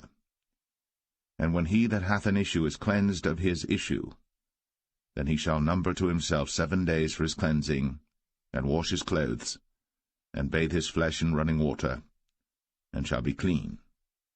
And on the 8th day he shall take to him 2 turtle doves, or 2 young pigeons, and come before the Lord unto the door of the tabernacle of the congregation, and give them unto the priest. And the priest shall offer them, the one for a sin offering, and the other for a burnt offering. And the priest shall make an atonement for him before the Lord for his issue. And if any man's seed of copulation go out from him, then he shall wash all his flesh in water, and be unclean until the even. And every garment and every skin whereon is the seed of copulation shall be washed with water, and be unclean until the even. The woman also with whom man shall lie with seed of copulation, they shall both bathe themselves in water, and be unclean until the even. And if a woman have an issue, and her issue in her flesh be blood, she shall be put apart 7 days, and whosoever toucheth her shall be unclean until the even. And everything that she lieth upon in her separation shall be unclean. Everything also that she sitteth upon shall be unclean. And whosoever toucheth her bed shall wash his clothes, and bathe himself in water, and be unclean until the even. And whosoever toucheth anything that she sat upon shall wash his clothes, and bathe himself in water, and be unclean until the even. And if it be on her bed, or on any thing whereon she sitteth, when he toucheth it, he shall be unclean until the even.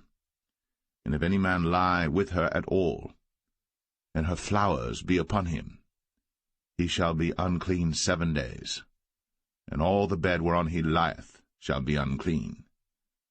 And if a woman have an issue of her blood many days out of the time of her separation, or if it run beyond the time of her separation, all the days of the issue of her uncleanness shall be as the days of her separation. She shall be unclean. Every bed whereon she lieth all the days of her issue shall be unto her as the bed of her separation. And whatsoever she sitteth upon shall be unclean, as the uncleanness of her separation. And whosoever toucheth those things shall be unclean, and shall wash his clothes, and bathe himself in water, and be unclean until the even. But if she be cleansed of her issue, then she shall number to herself 7 days, and after that she shall be clean. And on the 8th day she shall take unto her 2 turtles, or 2 young pigeons, and bring them unto the priest, to the door of the tabernacle of the congregation. And the priest shall offer the one for a sin offering, and the other for a burnt offering, and the priest shall make an atonement for her before the Lord for the issue of her uncleanness. Thus shall ye separate the children of Israel from their uncleanness, that they die not in their uncleanness, when they defile my tabernacle that is among them. This is the law of him that hath an issue, and of him whose seed goeth from him, and is defiled therewith, and of her that is sick of her flowers, and of him that hath an issue, of the man, and of the woman, and of him that lieth with her that is unclean.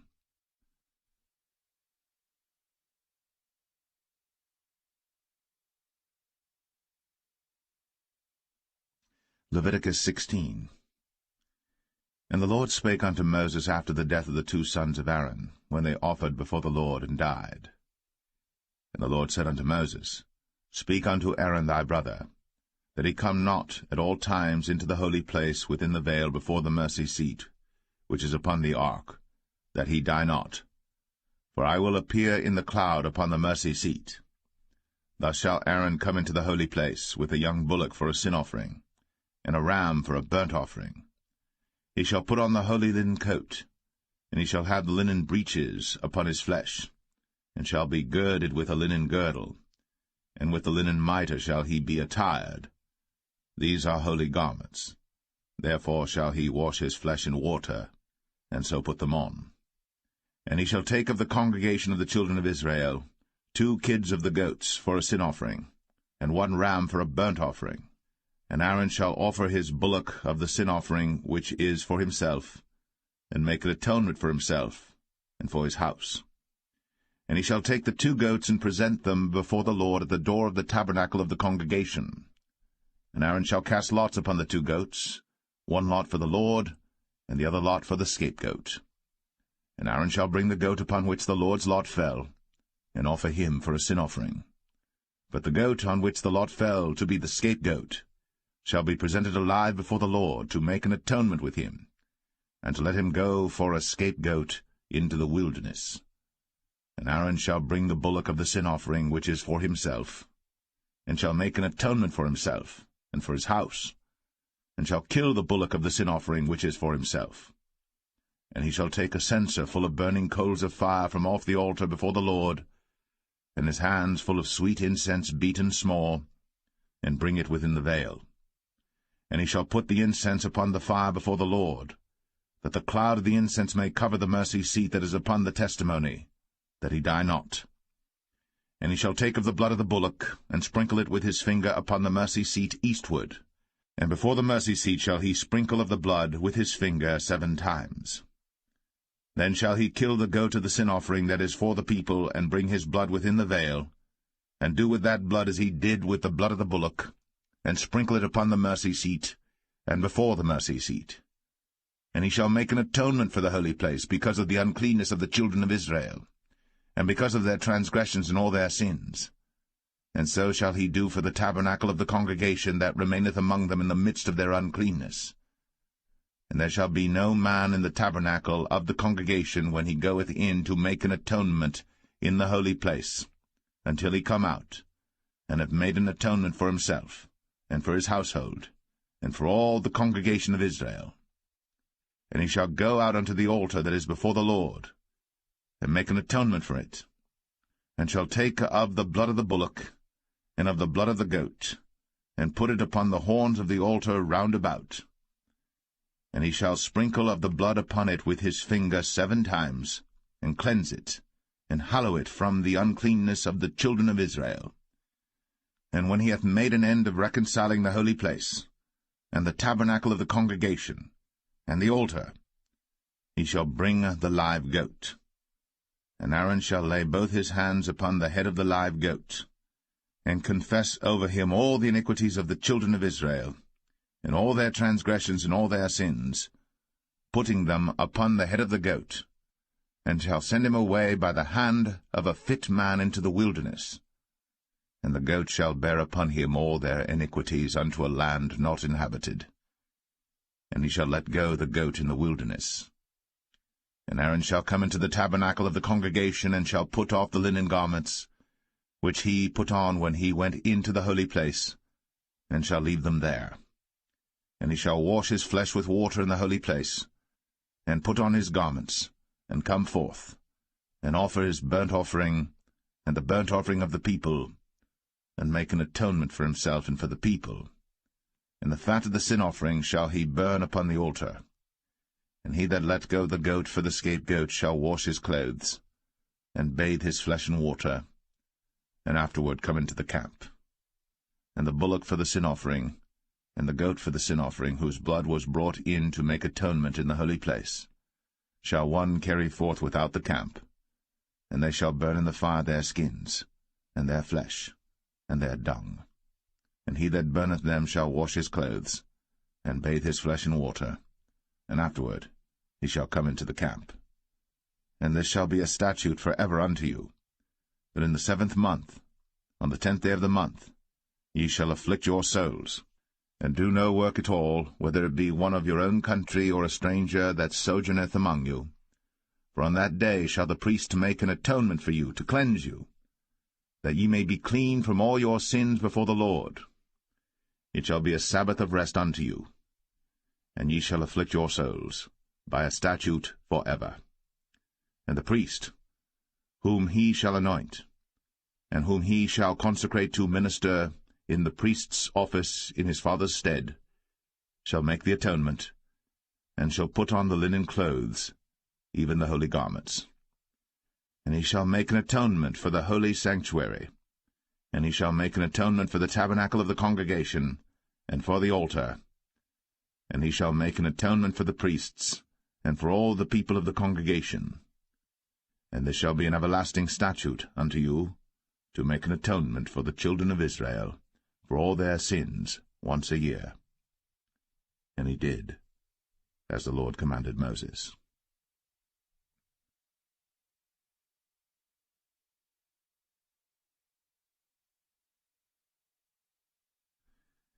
Leviticus 17. And the Lord spake unto Moses, saying, Speak unto Aaron, and unto his sons, and unto all the children of Israel, and say unto them, This is the thing which the Lord hath commanded, saying, What man soever there be of the house of Israel that killeth an ox, or lamb, or goat, in the camp, or that killeth it out of the camp, and bringeth it not unto the door of the tabernacle of the congregation to offer an offering unto the Lord before the tabernacle of the Lord, blood shall be imputed unto that man, he hath shed blood, and that man shall be cut off from among his people. To the end that the children of Israel may bring their sacrifices which they offer in the open field, even that they may bring them unto the Lord, unto the door of the tabernacle of the congregation, unto the priest, and offer them for peace offerings unto the Lord. And the priest shall sprinkle the blood upon the altar of the Lord at the door of the tabernacle of the congregation, and burn the fat for a sweet savour unto the Lord. And they shall no more offer their sacrifices unto devils, after whom they have gone a-whoring. This shall be a statute for ever unto them throughout their generations. And thou shalt say unto them, Whatsoever man there be of the house of Israel, or of the strangers which sojourn among you, that offereth a burnt offering or sacrifice, and bringeth it not unto the door of the tabernacle of the congregation, to offer it unto the Lord, even that man shall be cut off from among his people. And whatsoever man there be of the house of Israel, or of the strangers that sojourn among you, that eateth any manner of blood, I will even set my face against that soul that eateth blood, and will cut him off from among his people. For the life of the flesh is in the blood, and I have given it to you upon the altar to make an atonement for your souls. For it is the blood that maketh an atonement for the soul. Therefore I said unto the children of Israel, No soul of you shall eat blood, neither shall any stranger that sojourneth among you eat blood. And whatsoever man there be of the children of Israel, or of the strangers that sojourn among you, which hunteth and catcheth any beast or fowl that may be eaten, he shall even pour out the blood thereof, and cover it with dust.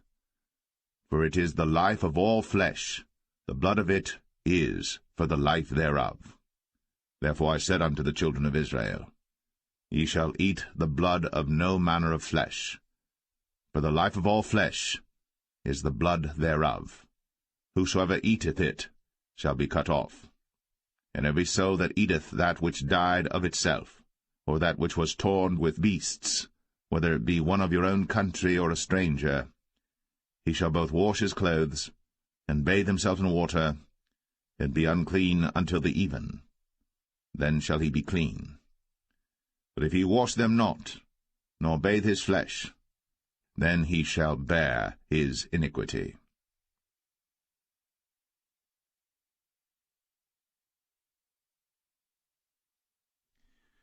Leviticus 18. And the Lord spake unto Moses, saying, Speak unto the children of Israel, and say unto them, I am the Lord your God. After the doings of the land of Egypt, wherein ye dwelt, shall ye not do, and after the doings of the land of Canaan, whither I bring you, shall ye not do, neither shall ye walk in their ordinances. Ye shall do my judgments, and keep mine ordinances, to walk therein. I am the Lord your God. Ye shall therefore keep my statutes and my judgments, which if a man do, he shall live in them. I am the Lord.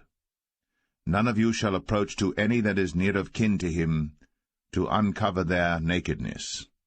I am the Lord. The nakedness of thy father, or the nakedness of thy mother, shalt thou not uncover. She is thy mother, thou shalt not uncover her nakedness. The nakedness of thy father's wife shalt thou not uncover. It is thy father's nakedness. The nakedness of thy sister, the daughter of thy father, or daughter of thy mother, whether she be born at home, or born abroad, even their nakedness thou shalt not uncover. The nakedness of thy son's daughter, or of thy daughter's daughter, even their nakedness thou shalt not uncover. For theirs is thine own nakedness. The nakedness of thy father's wife's daughter, begotten of thy father, she is thy sister. Thou shalt not uncover her nakedness. Thou shalt not uncover the nakedness of thy father's sister. She is thy father's near kinswoman. Thou shalt not uncover the nakedness of thy mother's sister, for she is thy mother's near kinswoman. Thou shalt not uncover the nakedness of thy father's brother. Thou shalt not approach to his wife. She is thine aunt. Thou shalt not uncover the nakedness of thy daughter-in-law. She is thy son's wife. thou shalt not uncover her nakedness. Thou shalt not uncover the nakedness of thy brother's wife. It is thy brother's nakedness. Thou shalt not uncover the nakedness of a woman and her daughter, neither shalt thou take her son's daughter, or her daughter's daughter, to uncover her nakedness, for they are her near kinswoman. It is wickedness. Neither shalt thou take a wife to her sister, to vex her, to uncover her nakedness, beside the other in her lifetime. Also thou shalt not approach unto a woman to uncover her nakedness, as long as she is put apart for her uncleanness. Moreover, thou shalt not lie carnally with thy neighbour's wife, to defile thyself with her. And thou shalt not let any of thy seed pass through the fire to Moloch, neither shalt thou profane the name of thy God. I am the Lord. Thou shalt not lie with mankind, as with womankind. It is abomination. Neither shalt thou lie with any beast, to defile thyself therewith. Neither shall any woman stand before a beast to lie down thereto. It is confusion. Defile not ye yourselves in any of these things. For in all these the nations are defiled which I cast out before you, and the land is defiled. Therefore I do visit the iniquity thereof upon it, and the land itself vomiteth out her inhabitants. Ye shall therefore keep my statutes and my judgments, and shall not commit any of these abominations, neither any of your own nation, nor any stranger that sojourneth among you. For all these abominations have the men of the land done, which were before you, and the land is defiled, that the land spew not you out also, when ye defile it, as it spewed out the nations that were before you. For whosoever shall commit any of these abominations, even the souls that commit them, shall be cut off from among their people. Therefore shall ye keep mine ordinance, that ye commit not any one of these abominable customs, which were committed before you, and that ye defile not yourselves therein. I am the Lord your God.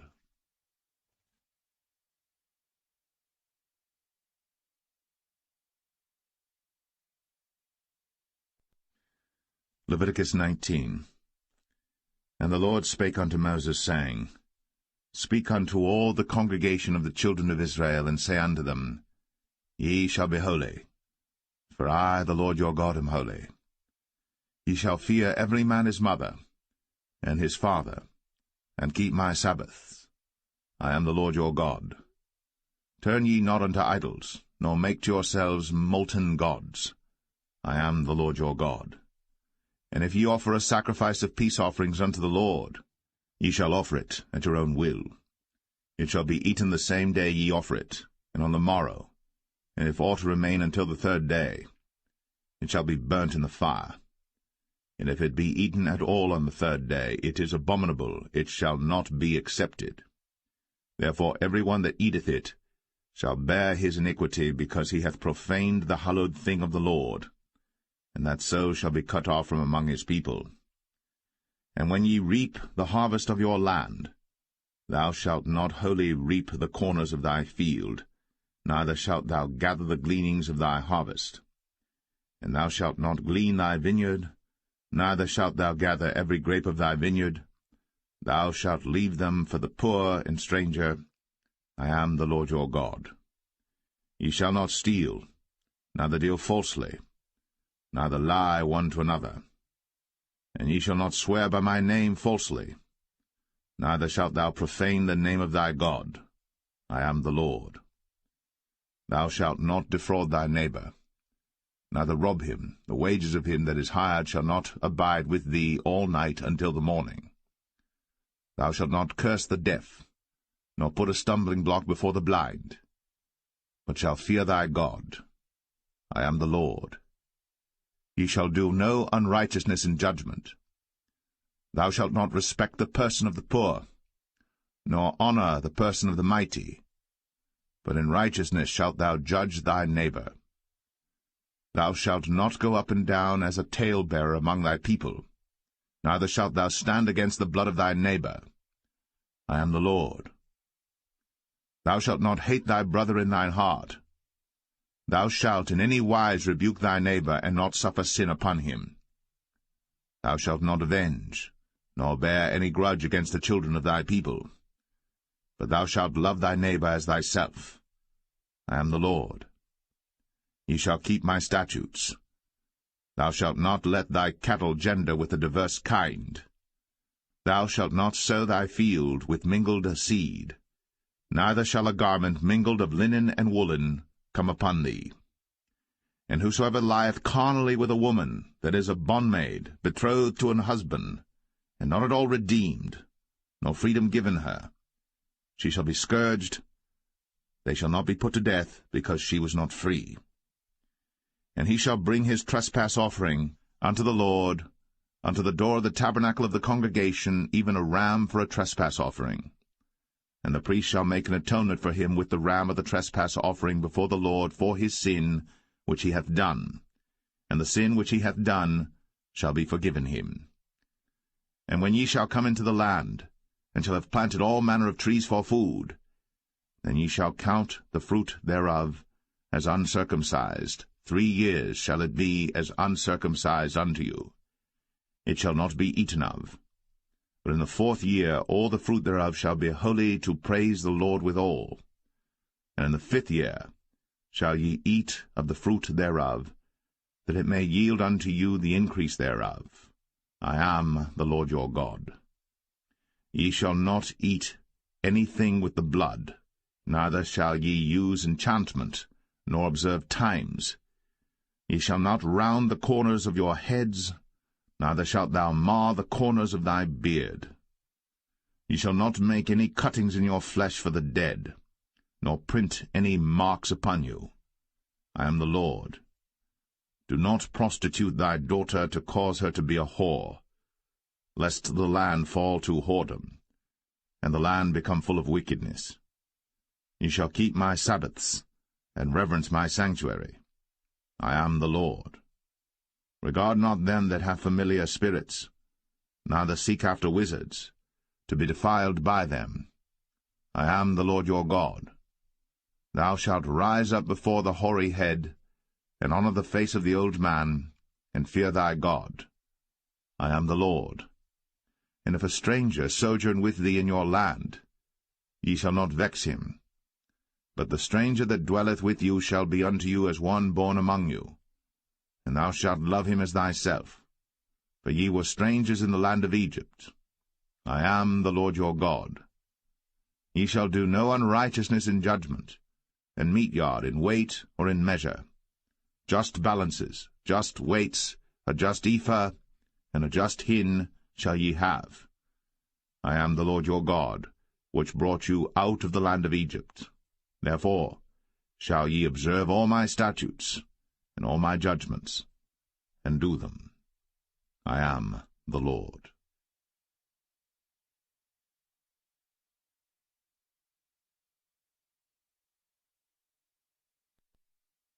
Leviticus 20. And the Lord spake unto Moses, saying, Again, thou shalt say to the children of Israel, Whosoever he be of the children of Israel, or of the strangers that sojourn in Israel, that giveth any of his seed unto Moloch, he shall surely be put to death. The people of the land shall stone him with stones. And I will set my face against that man, and will cut him off from among his people, because he hath given of his seed unto Moloch, to defile my sanctuary, and to profane my holy name. And if the people of the land do any ways hide their eyes from the man, when he giveth of his seed unto Moloch, and kill him not, then I will set my face against that man, and against his family, and will cut him off, and all that go a-whoring after him, to commit whoredom with Moloch from among their people. And the soul that turneth after such as have familiar spirits, and after wizards, to go a-whoring after them, I will even set my face against that soul, and will cut him off from among his people. Sanctify yourselves, therefore, and be ye holy, for I am the Lord your God. And ye shall keep my statutes, and do them. I am the Lord which sanctify you. For every one that curseth his father or his mother shall be surely put to death. He hath cursed his father or his mother, his blood shall be upon him. And the man that committeth adultery with another man's wife, even he that committeth adultery with his neighbour's wife, the adulterer and the adulteress shall surely be put to death. And the man that lieth with his father's wife hath uncovered his father's nakedness. Both of them shall surely be put to death. Their blood shall be upon them. And if a man lie with his daughter-in-law, both of them shall surely be put to death. They have wrought confusion. Their blood shall be upon them. If a man also lie with mankind, as he lieth with a woman, both of them have committed an abomination. They shall surely be put to death. Their blood shall be upon them. And if a man take a wife and her mother, it is wickedness. They shall be burnt with fire, both he and they, that there be no wickedness among you. And if a man lie with a beast, he shall surely be put to death, and ye shall slay the beast. And if a woman approach unto any beast, and lie down thereto, thou shalt kill the woman and the beast. They shall surely be put to death. Their blood shall be upon them. And if a man shall take his sister, his father's daughter, or his mother's daughter, and see her nakedness, and she see his nakedness, it is a wicked thing, when they shall be cut off in the sight of their people. He hath uncovered his sister's nakedness, he shall bear his iniquity. And if a man shall lie with a woman having her sickness, and shall uncover her nakedness, he hath discovered her fountain, and she hath uncovered the fountain of her blood, and both of them shall be cut off from among their people. And thou shalt not uncover the nakedness of thy mother's sister, nor of thy father's sister, for he uncovereth his near kin. They shall bear their iniquity. And if a man shall lie with his uncle's wife, he hath uncovered his uncle's nakedness. They shall bear their sin. They shall die childless. And if a man shall take his brother's wife, it is an unclean thing. He hath uncovered his brother's nakedness. They shall be childless. Ye shall therefore keep all my statutes and all my judgments, and do them, that the land, whither I bring you to dwell therein, spew you not out. And ye shall not walk in the manners of the nation, which I cast out before you. For they committed all these things, and therefore I abhorred them. But I have said unto you, Ye shall inherit their land, and I will give it unto you to possess it, the land that floweth with milk and honey. I am the Lord your God, which have separated you from other people. Ye shall therefore put difference between clean beasts and unclean, and between unclean fowls and clean. And ye shall not make your souls abominable by beast, or by fowl, or by any manner of living thing that creepeth on the ground, which I have separated from you as unclean. And ye shall be holy unto me, for I the Lord am holy, and have severed you from other people, that ye should be mine. A man also, or woman that hath a familiar spirit, or that is a wizard, shall surely be put to death. They shall stone them with stones, their blood shall be upon them.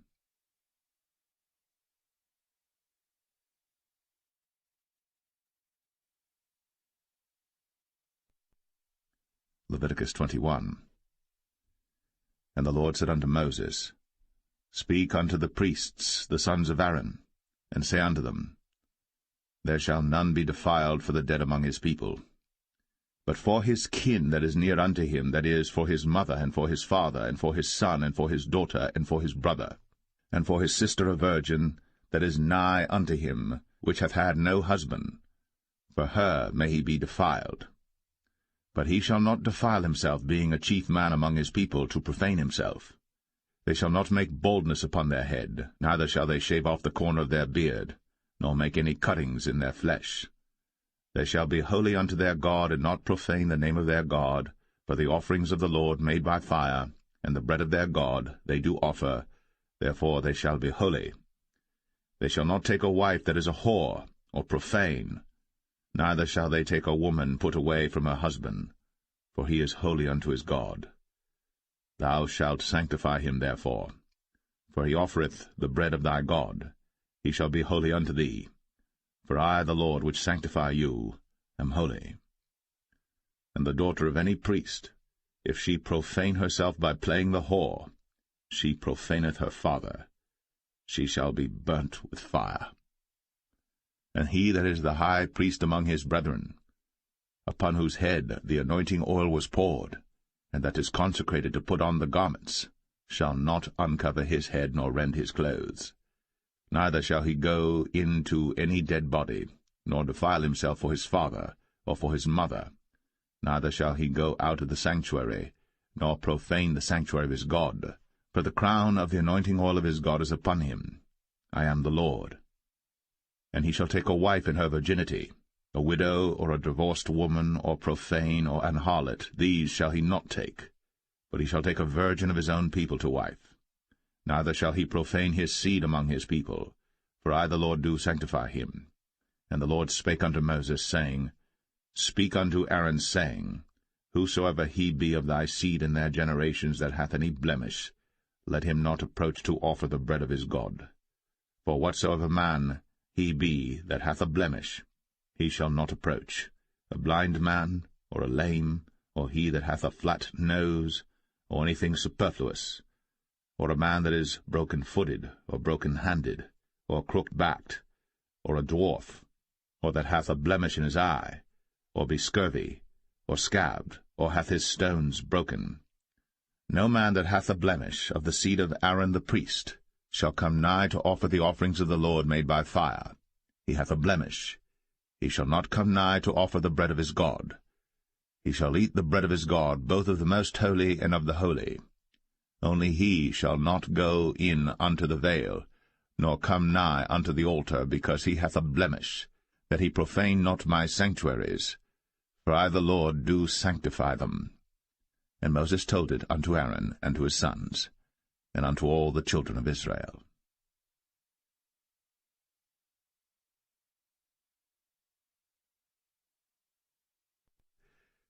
Leviticus 22. And the Lord spake unto Moses, saying, Speak unto Aaron and to his sons, that they separate themselves from the holy things of the children of Israel, and that they profane not my holy name in those things which they hallow unto me. I am the Lord. Say unto them, Whosoever he be of all your seed among your generations, that goeth unto the holy things, which the children of Israel hallow unto the Lord, having his uncleanness upon him, that soul shall be cut off from my presence. I am the Lord. What man soever of the seed of Aaron is a leper, or hath a running issue, he shall not eat of the holy things until he be clean. And whoso toucheth anything that is unclean by the dead, or a man whose seed goeth from him, or whosoever toucheth any creeping thing, whereby he may be made unclean, or a man of whom he may take uncleanness, whatsoever uncleanness he hath, the soul which hath touched any such shall be unclean until even, and shall not eat of the holy things, unless he wash his flesh with water. And when the sun is down, he shall be clean, and shall afterward eat of the holy things, because it is his food. That which dieth of itself, or is torn with beasts, he shall not eat to defile himself therewith. I am the Lord. They shall therefore keep mine ordinance, lest they bear sin for it, and die therefore, if they profane it. I the Lord do sanctify them. There shall no stranger eat of the holy thing. A sojourner of the priest, or an hired servant, shall not eat of the holy thing. But if the priest buy any soul with his money, he shall eat of it. And he that is born in his house, they shall eat of his meat. If the priest's daughter also be married unto a stranger, she may not eat of an offering of the holy things. But if the priest's daughter be a widow, or divorced, and have no child, and is returned unto her father's house, as in her youth, she shall eat of her father's meat. But there shall no stranger eat thereof. And if a man eat of the holy thing unwittingly, then he shall put the 5th part thereof unto it, and shall give it unto the priest with the holy thing. And they shall not profane the holy things of the children of Israel, which they offer unto the Lord, or suffer them to bear the iniquity of trespass, when they eat their holy things. For I the Lord do sanctify them. And the Lord spake unto Moses, saying, Speak unto Aaron and to his sons, and unto all the children of Israel, and say unto them, Whatsoever he be of the house of Israel, or of the strangers in Israel, that will offer his oblation for all his vows, and for all his freewill offerings, which they will offer unto the Lord for a burnt offering. Ye shall offer at your own will a male without blemish, of the beeves, of the sheep, or of the goats. But whatsoever hath a blemish, that shall ye not offer, for it shall not be acceptable for you. And whosoever offereth a sacrifice of peace offerings unto the Lord to accomplish his vow, or a freewill offering in beeves or sheep, it shall be perfect to be accepted. There shall be no blemish therein. Blind, or broken, or maimed, or having a wen, or scurvy, or scabbed, ye shall not offer these unto the Lord, nor make an offering by fire of them upon the altar unto the Lord, either a bullock, or a lamb that hath anything superfluous or lacking in his parts, that mayest thou offer for a freewill offering, but for a vow it shall not be accepted. Ye shall not offer unto the Lord that which is bruised, or crushed, or broken, or cut. Neither shall ye make any offering thereof in your land. Neither from a stranger's hand shall ye offer the bread of your God of any of these, because their corruption is in them, and blemishes be in them. They shall not be accepted for you. And the Lord spake unto Moses, saying, When a bullock or a sheep or a goat is brought forth, then it shall be 7 days under the dam, and from the 8th day and thenceforth it shall be accepted for an offering made by fire unto the Lord. And whether it be cow or ewe, ye shall not kill it and her young both in 1 day. And when ye will offer a sacrifice of thanksgiving unto the Lord, offer it at your own will. On the same day it shall be eaten up. Ye shall leave none of it until the morrow. I am the Lord. Therefore shall ye keep my commandments, and do them. I am the Lord. Neither shall ye profane my holy name, but I will be hallowed among the children of Israel. I am the Lord which hallow you, that brought you out of the land of Egypt, to be your God. I am the Lord.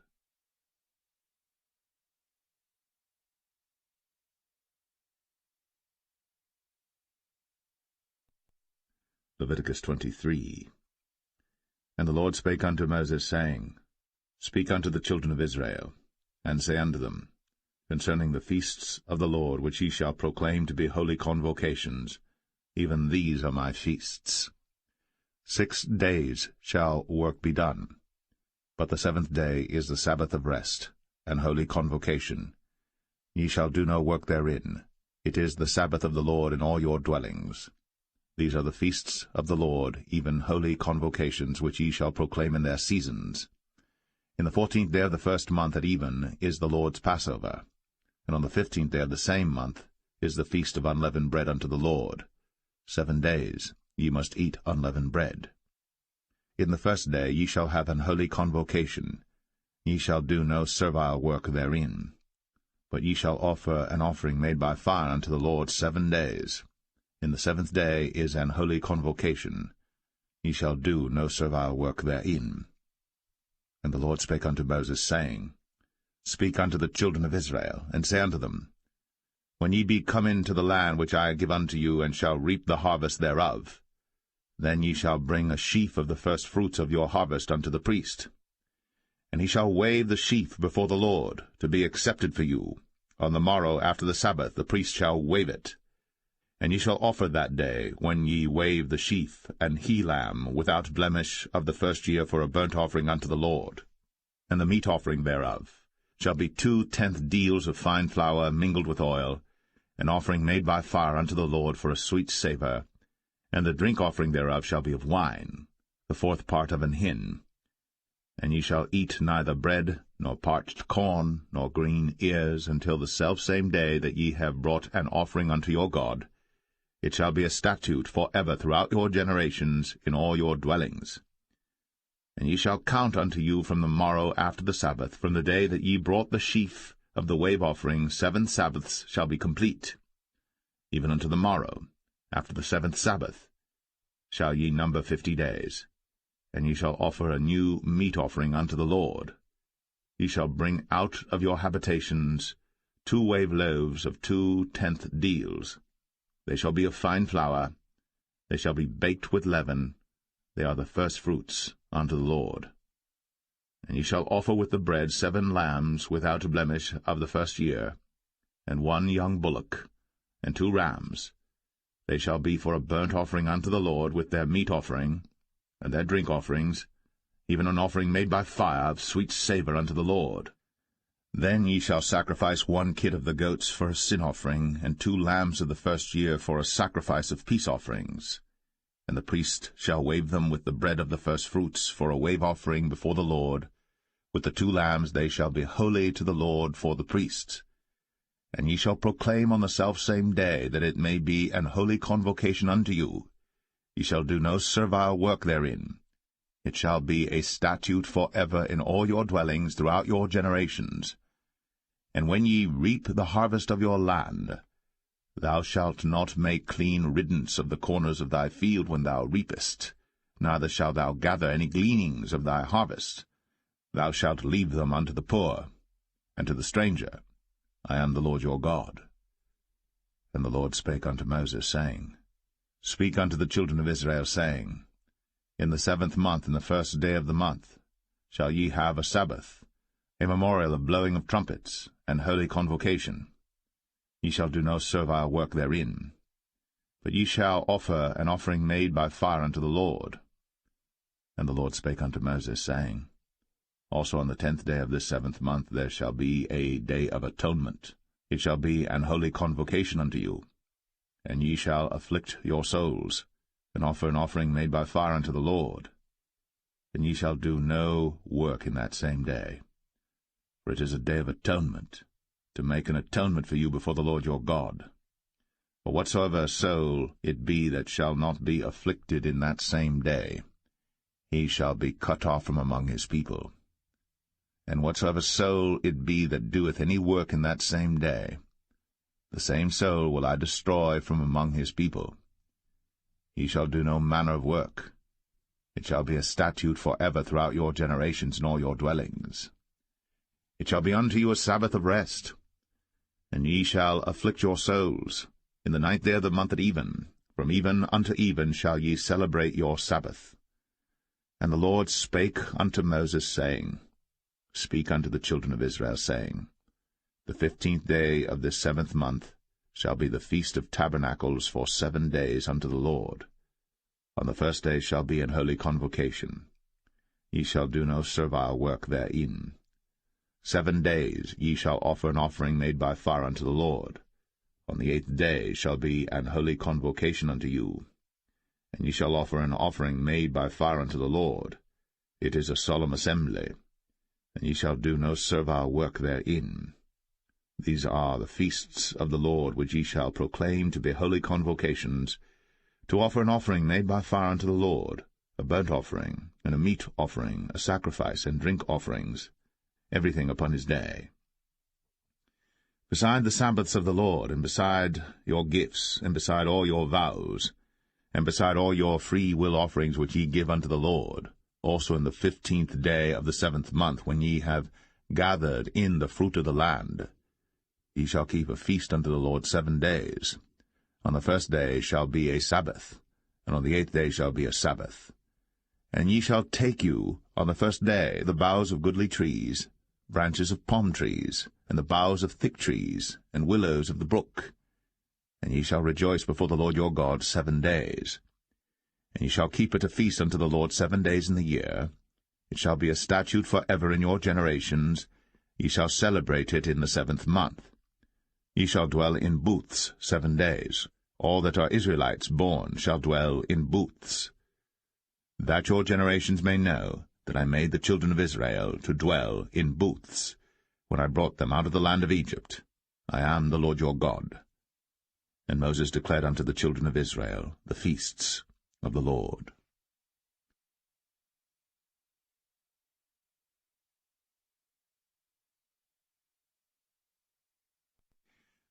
Leviticus 24. And the Lord spake unto Moses, saying, Command the children of Israel, that they bring unto thee pure oil olive beaten for the light, to cause the lamps to burn continually. Without the veil of the testimony, in the tabernacle of the congregation, shall Aaron order it from the evening unto the morning before the Lord continually. It shall be a statute for ever in your generations. He shall order the lamps upon the pure candlestick before the Lord continually. And thou shalt take fine flour, and bake 12 cakes thereof. 2 tenth deals shall be in 1 cake. And thou shalt set them in 2 rows, 6 in a row, upon the pure table before the Lord. And thou shalt put pure frankincense upon each row, that it may be on the bread for a memorial, even an offering made by fire unto the Lord. Every Sabbath he shall set it in order before the Lord continually, being taken from the children of Israel by an everlasting covenant. And it shall be Aaron's and his sons, and they shall eat it in the holy place. For it is most holy unto him of the offerings of the Lord made by fire, by a perpetual statute. And the son of an Israelitish woman, whose father was an Egyptian, went out among the children of Israel. And this son of the Israelitish woman and a man of Israel strove together in the camp. And the Israelitish woman's son blasphemed the name of the Lord, and cursed. And they brought him unto Moses. And his mother's name was Shilemeth, the daughter of Dibri of the tribe of Dan. And they put him in ward, that the mind of the Lord might be shown them. And the Lord spake unto Moses, saying, Bring forth him that hath cursed without the camp, and let all that heard him lay their hands upon his head, and let all the congregation stone him. And thou shalt speak unto the children of Israel, saying, Whosoever curseth his God shall bear his sin. And he that blasphemeth the name of the Lord, he shall surely be put to death, and all the congregation shall certainly stone him, as well the stranger, as he that is born in the land, when he blasphemeth the name of the Lord, shall be put to death. And he that killeth any man shall surely be put to death. And he that killeth a beast shall make it good, beast for beast. And if a man cause a blemish in his neighbor, as he hath done, so shall it be done to him. Breach for breach, eye for eye, tooth for tooth. As he hath caused a blemish in a man, so shall it be done to him again. And he that killeth a beast, he shall restore it. And he that killeth a man, he shall be put to death. Ye shall have one manner of law, as well for the stranger as for one of your own country. For I am the Lord your God. And Moses spake to the children of Israel, that they should bring forth him that had cursed out of the camp, and stone him with stones.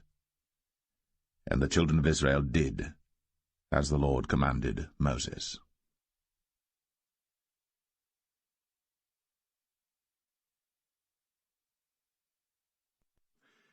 Leviticus 25. And the Lord spake unto Moses in Mount Sinai, saying, Speak unto the children of Israel, and say unto them, When ye come into the land which I give you, then shall the land keep a Sabbath unto the Lord. 6 years thou shalt sow thy field, and 6 years thou shalt prune thy vineyard, and gather in the fruit thereof. But in the 7th year shall be a Sabbath of rest unto the land, a Sabbath for the Lord. Thou shalt neither sow thy field, nor prune thy vineyard. That which groweth of its own accord of thy harvest thou shalt not reap, neither gather the grapes of thy vine undressed. For it is a year of rest unto the land, and the Sabbath of the land shall be meat for you, for thee, and for thy servant, and for thy maid, and for thy hired servant, and for thy stranger that sojourneth with thee, and for thy cattle, and for the beast that are in thy land, shall all the increase thereof be meat. And thou shalt number 7 Sabbaths of years unto thee, 7 times 7 years, and the space of the 7 Sabbaths of years shall be unto thee 49 years. Then shalt thou cause the trumpet of the Jubilee to sound on the 10th day of the 7th month. In the day of atonement shall ye make the trumpet sound throughout all your land. And ye shall hallow the 50th year, and proclaim liberty throughout all the land unto all the inhabitants thereof. It shall be a jubilee unto you. And ye shall return every man unto his possession, and ye shall return every man unto his family. A jubilee shall that 50th year be unto you. Ye shall not sow, neither reap that which groweth of itself in it, nor gather the grapes in it of thy vine undressed. For it is the jubilee. It shall be holy unto you. Ye shall eat the increase thereof out of the field. In the year of this Jubilee ye shall return every man unto his possession. And if thou sell aught unto thy neighbor, or buyest aught of thy neighbor's hand, ye shall not oppress one another. According to the number of years after the Jubilee thou shalt buy of thy neighbor, and according unto the number of years of the fruits he shall sell unto thee. According to the multitude of years thou shalt increase the price thereof, and according to the fewness of years thou shalt diminish the price of it, for according to the number of the years of the fruits doth he sell unto thee. Ye shall not therefore oppress one another, but thou shalt fear thy God, for I am the Lord your God. Wherefore ye shall do my statutes, and keep my judgments, and do them. And ye shall dwell in the land in safety, and the land shall yield her fruit, and ye shall eat your fill, and dwell therein in safety. And if ye shall say, What shall we eat the 7th year? Behold, we shall not sow, nor gather in our increase. Then I will command my blessing upon you in the 6th year, and it shall bring forth fruit for 3 years. And ye shall sow the 8th year, and eat yet of old fruit until the 9th year. Until her fruits come in, ye shall eat of the old store. The land shall not be sold for ever, for the land is mine. For ye are strangers and sojourners with me. And in all the land of your possession ye shall grant a redemption for the land. If thy brother be waxen poor, and hath sold away some of his possession, and if any of his kin come to redeem it, then shall he redeem that which his brother sold. And if the man have none to redeem it, and himself be able to redeem it, then let him count the years of the sale thereof, and restore the overplus unto the man to whom he sold it, that he may return unto his possession. But if he be not able to restore it to him, then that which is sold shall remain in the hand of him that hath bought it until the year of Jubilee, and in the Jubilee it shall go out, and he shall return unto his possession. And if a man sell a dwelling house in a walled city, then he may redeem it within a whole year after it is sold. Within a full year may he redeem it. And if it be not redeemed within the space of a full year, then the house that is in the walled city shall be established for ever to him that bought it throughout his generations. It shall not go out in the Jubilee. But the houses of the villages which have no wall round about them shall be counted as the fields of the country. They may be redeemed, and they shall go out in the Jubilee. Notwithstanding the cities of the Levites, and the houses of the cities of their possession, may the Levites redeem at any time. And if a man purchase of the Levites, then the house that was sold, and the city of his possession, shall go out in the year of Jubilee, for the houses of the cities of the Levites are their possession among the children of Israel. But the field of the suburbs of their cities may not be sold, for it is their perpetual possession. And if thy brother be waxen poor, and fallen in decay with thee, then thou shalt relieve him, yea, though he be a stranger, or a sojourner, that he may live with thee. Take thou no usury of him, or increase, but fear thy God, that thy brother may live with thee. Thou shalt not give him thy money upon usury, nor lend him thy victuals for increase. I am the Lord your God, which brought you forth out of the land of Egypt, to give you the land of Canaan, and to be your God. And if thy brother that dwelleth by thee be waxen poor, and be sold unto thee, thou shalt not compel him to serve as a bondservant, but as an hired servant, and as a sojourner. He shall be with thee, and shall serve thee unto the year of Jubilee. And then shall he depart from thee, both he and his children with him, and shall return unto his own family, and unto the possession of his fathers shall he return, for they are my servants, which I brought forth out of the land of Egypt. They shall not be sold as bondmen. Thou shalt not rule over him with rigor, but shalt fear thy God.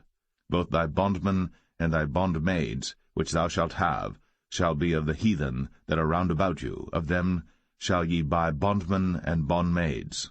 Moreover, of the children of the strangers that do sojourn among you, of them shall ye buy, and of their families that are with you, which they begat in your land, and they shall be your possession. And ye shall take them as an inheritance for your children after you, to inherit them for a possession. They shall be your bondmen for ever. But over your brethren, the children of Israel, ye shall not rule one over another with rigor. And if a sojourner or stranger wax rich by thee, and thy brother that dwelleth by him wax poor, and sell himself unto the stranger or sojourner by thee, or to the stock of the stranger's family, after that he is sold, he may be redeemed again. One of his brethren may redeem him. Either his uncle or his uncle's son may redeem him, or any that is nigh of kin unto him of his family may redeem him, or if he be able, he may redeem himself. And he shall reckon with him that bought him from the year that he was sold to him unto the year of Jubilee.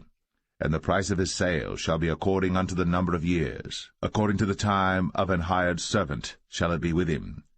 If there be yet many years behind, according unto them, he shall give again the price of his redemption out of the money that he was bought for. And if there remain but few years unto the year of Jubilee, then he shall count with him, and according unto his years shall he give him again the price of his redemption. And as a yearly hired servant shall he be with him, and the other shall not rule with rigor over him in thy sight. And if he be not redeemed in these years, then he shall go out in the year of Jubilee, both he and his children with him. For unto me the children of Israel are servants. They are my servants whom I brought forth out of the land of Egypt. I am the Lord your God.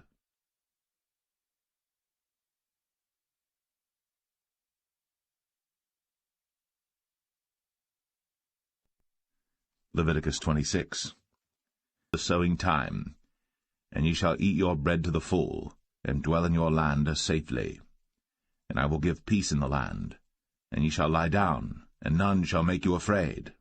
And I will rid evil beasts out of the land, neither shall the sword go through your land. And ye shall chase your enemies, and they shall fall before you by the sword. And 5 of you shall chase 100, and 100 of you shall put 10,000 to flight. And your enemies shall fall before you by the sword. For I will have respect unto you, and make you fruitful, and multiply you, and establish my covenant with you. And ye shall eat old store, and bring forth the old because of the new. And I will set my tabernacle among you, and my soul shall not abhor you. And I will walk among you, and will be your God, and ye shall be my people. I am the Lord your God, which brought you forth out of the land of Egypt, that ye should not be their bondmen. And I have broken the bands of your yoke, and made you go upright. But if ye will not hearken unto me, and will not do all these commandments, and if ye shall despise my statutes, or if your soul abhor my judgments, so that ye will not do all my commandments, but that ye break my covenant, I also will do this unto you. I will even appoint over you terror, consumption, and the burning ague, that shall consume the eyes, and cause sorrow of heart. And ye shall sow your seed in vain, for your enemies shall eat it. And I will set my face against you, and ye shall be slain before your enemies. They that hate you shall reign over you, and ye shall flee when none pursueth you. And if ye will not yet for all this hearken unto me, then I will punish you 7 times more for your sins. And I will break the pride of your power, and I will make your heaven as iron, and your earth as brass, and your strength shall be spent in vain. For your land shall not yield her increase, neither shall the trees of the land yield their fruits. And if ye walk contrary unto me, and will not hearken unto me, I will bring 7 times more plagues upon you according to your sins. I will also send wild beasts among you, which shall rob you of your children, and destroy your cattle, and make you few in number, and your highways shall be desolate. And if ye will not be reformed by me by these things, but will walk contrary unto me, then will I also walk contrary unto you, and will punish you yet 7 times for your sins. And I will bring a sword upon you, that shall avenge the quarrel of my covenant. And when ye are gathered together within your cities, I will send the pestilence among you, and ye shall be delivered into the hand of the enemy. And when I have broken the staff of your bread, 10 women shall bake your bread in 1 oven, and they shall deliver you your bread again by weight, and ye shall eat and not be satisfied.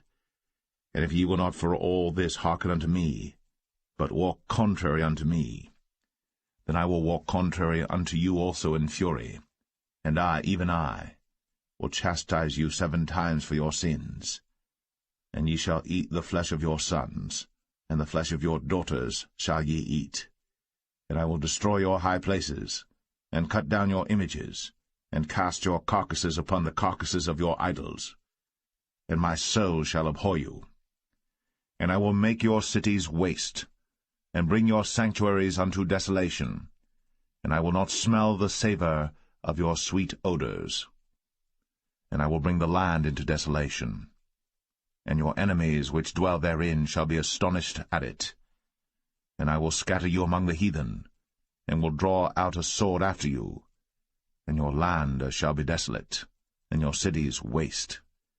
Then shall the land enjoy her Sabbaths, as long as it lieth desolate, and ye be in your enemy's land. Even then shall the land rest, and enjoy her Sabbaths. As long as it lieth desolate it shall rest, because it did not rest in your Sabbaths, when ye dwelt upon it. And upon them that are left alive of you I will send a faintness into their hearts in the lands of their enemies, and the sound of a shaken leaf shall chase them, and they shall flee, as fleeing from a sword, and they shall fall when none pursueth. And they shall fall one upon another, as it were before a sword, when none pursueth. And ye shall have no power to stand before your enemies, and ye shall perish among the heathen. And the land of your enemies shall eat you up, and they that are left of you shall pine away in their iniquity in your enemies' lands, and also in the iniquities of their fathers shall they pine away with them, if they shall confess their iniquity, and the iniquity of their fathers, with their trespass which they trespassed against me, and that also they have walked contrary unto me, and that I also have walked contrary unto them, and have brought them into the land of their enemies. If then their uncircumcised hearts be humbled, and they then accept of the punishment of their iniquity, then will I remember my covenant with Jacob, and also my covenant with Isaac, and also my covenant with Abraham will I remember, and I will remember the land. The land also shall be left of them, and shall enjoy her Sabbaths, while she lieth desolate without them. And they shall accept of the punishment of their iniquity, even because they despised my judgments, and because their soul abhorred my statutes. And yet for all that, when they be in the land of their enemies, I will not cast them away, neither will I abhor them to destroy them utterly, and to break my covenant with them, for I am the Lord their God. But I will for their sakes remember the covenant of their ancestors, whom I brought forth out of the land of Egypt, in the sight of the heathen, that I might be their God. I am the Lord. These are the statutes and judgments and laws which the Lord made between him and the children of Israel in Mount Sinai by the hand of Moses.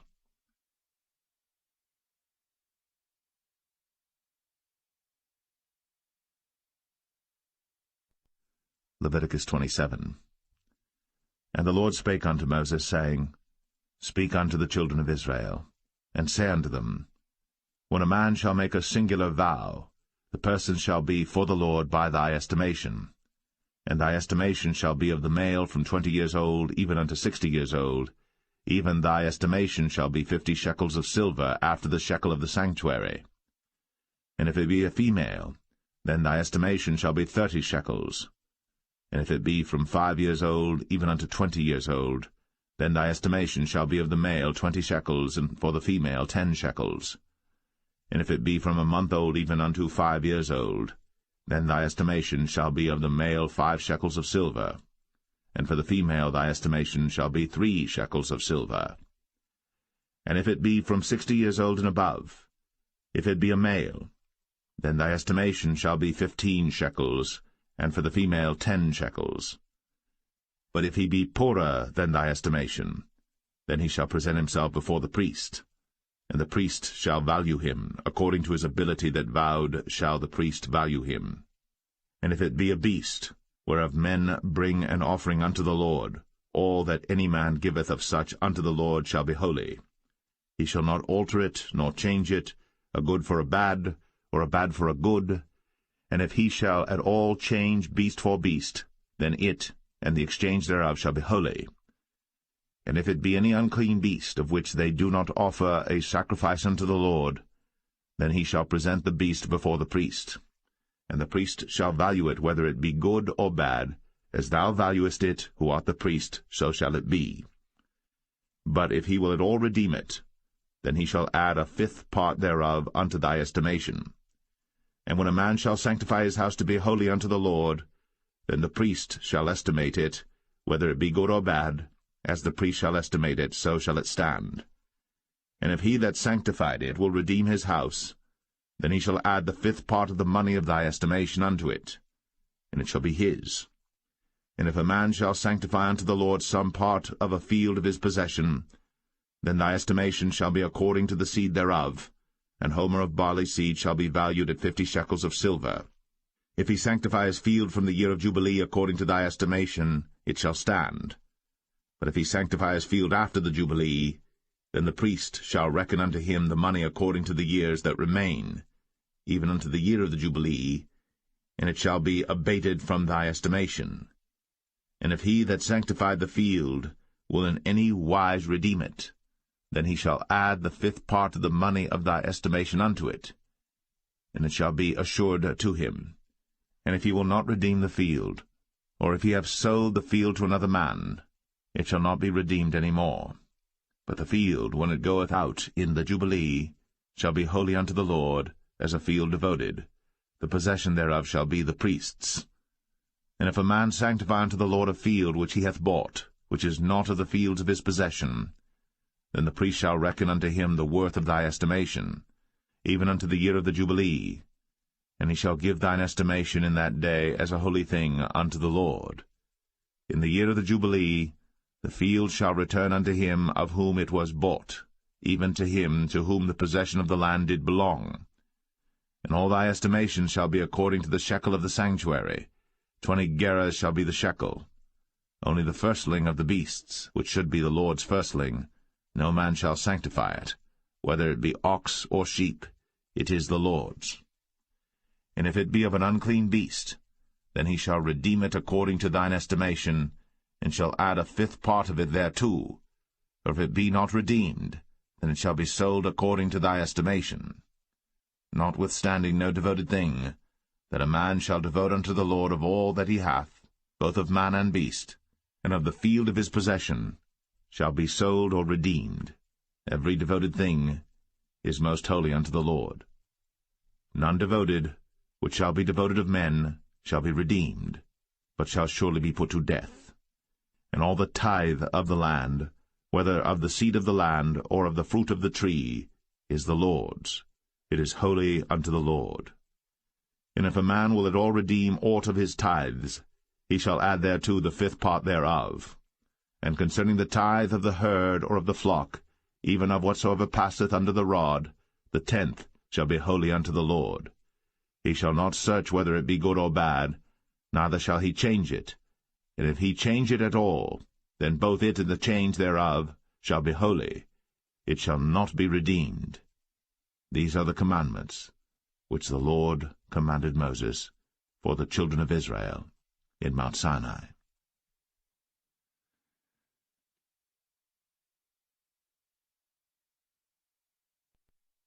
The Book of Numbers, chapter 1. And the Lord spake unto Moses in the wilderness of Sinai, in the tabernacle of the congregation, on the 1st day of the 2nd month, in the 2nd year after they were come out of the land of Egypt, saying, Take ye the sum of all the congregation of the children of Israel, after their families, by the house of their fathers, with the number of their names, every male by their polls. From 20 years old and upward, all that are able to go forth to war in Israel, thou and Aaron shall number them by their armies. And with you there shall be a man of every tribe, every one head of the house of his fathers.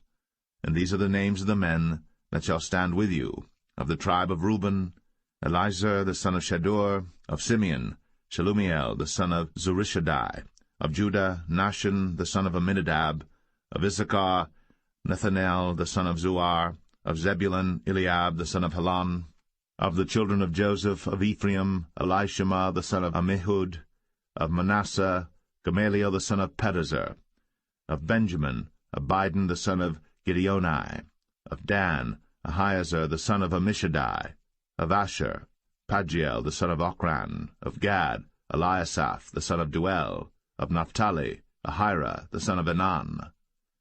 These were the renowned of the congregation, princes of the tribes of their fathers, heads of thousands in Israel. And Moses and Aaron took these men, which are expressed by their names, and they assembled all the congregation together on the 1st day of the 2nd month, and they declared their pedigrees after their families, by the house of their fathers, according to the number of the names, from 20 years old and upward, by their polls. As the Lord commanded Moses, so he numbered them in the wilderness of Sinai. And the children of Reuben, Israel's eldest son, by their generations, after their families, by the house of their fathers, according to the number of the names, by their polls, every male from 20 years old and upward, all that were able to go forth to war. Those that were numbered of them, even of the tribe of Reuben, were 46,500. Of the children of Simeon by their generations, after their families, by the house of their fathers, those that were numbered of them, according to the number of the names, by their polls, every male from 20 years old and upward, all that were able to go forth to war. Those that were numbered of them, even of the tribe of Simeon, were 59,300. Of the children of Gad, by their generations, after their families, by the house of their fathers, according to the number of the names, from 20 years old and upward, all that were able to go forth to war. Those that were numbered of them, even of the tribe of Gad, were 45,650. Of the children of Judah, by their generations, after their families, by the house of their fathers, according to the number of the names, from 20 years old and upward, all that were able to go forth to war. Those that were numbered of them, even of the tribe of Judah, were 314,600. Of the children of Issachar, by their generations, after their families, by the house of their fathers, according to the number of the names, from 20 years old and upward, all that were able to go forth to war. Those that were numbered of them, even of the tribe of Issachar, were 54,400. Of the children of Zebulun, by their generations, after their families, by the house of their fathers, according to the number of the names, from 20 years old and upward, all that were able to go forth to war, those that were numbered of them, even of the tribe of Zebulun, were 57,400.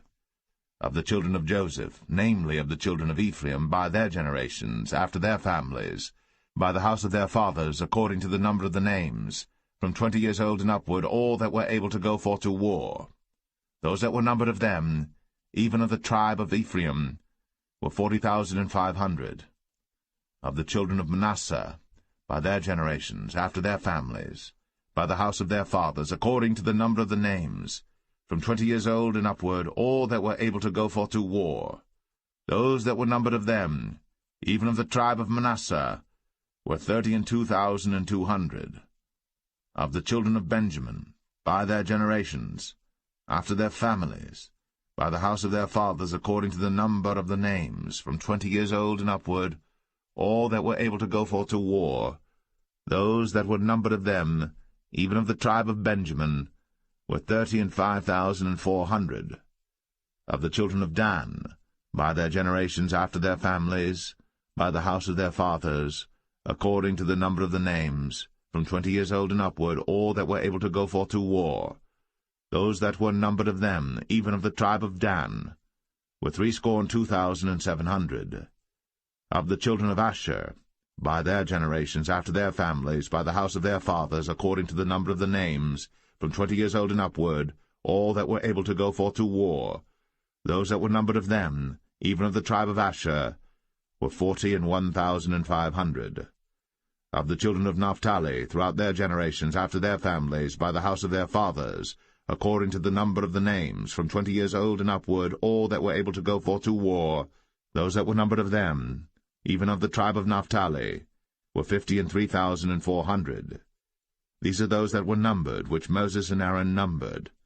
And the princes of Israel, being 12 men, each one was for the house of his fathers. So were all those that were numbered of the children of Israel, by the house of their fathers, from 20 years old and upward, all that were able to go forth to war in Israel. Even all they that were numbered were 600,000, and 3,550.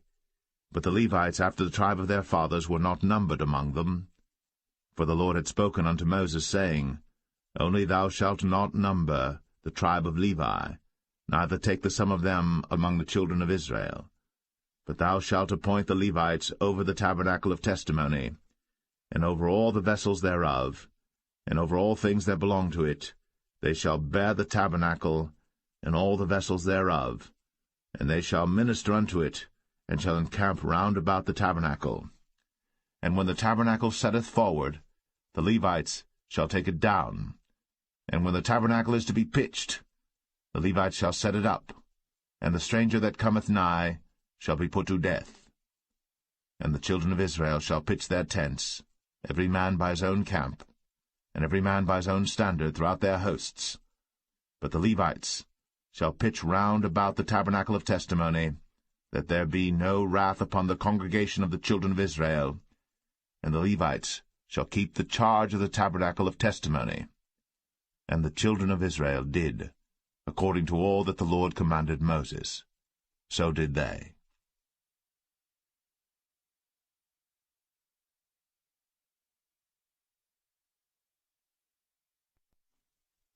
Numbers 2. And the Lord spake unto Moses and unto Aaron, saying, Every man of the children of Israel shall pitch by his own standard, with the ensign of their father's house. Far off about the tabernacle of the congregation shall they pitch. And on the east side toward the rising of the sun shall they of the standard of the camp of Judah pitch throughout their armies. And Nahshon the son of Amminadab shall be captain of the children of Judah. And his host, and those that were numbered of them, were 314,600. And those that do pitch next unto him shall be the tribe of Issachar. And Nethaniel the son of Zuar shall be captain of the children of Issachar. And his host, and those that were numbered thereof, were 54,400. Then the tribe of Zebulun, and Eliab the son of Helon, shall be captain of the children of Zebulun. And his host, and those that were numbered thereof, were 57,400.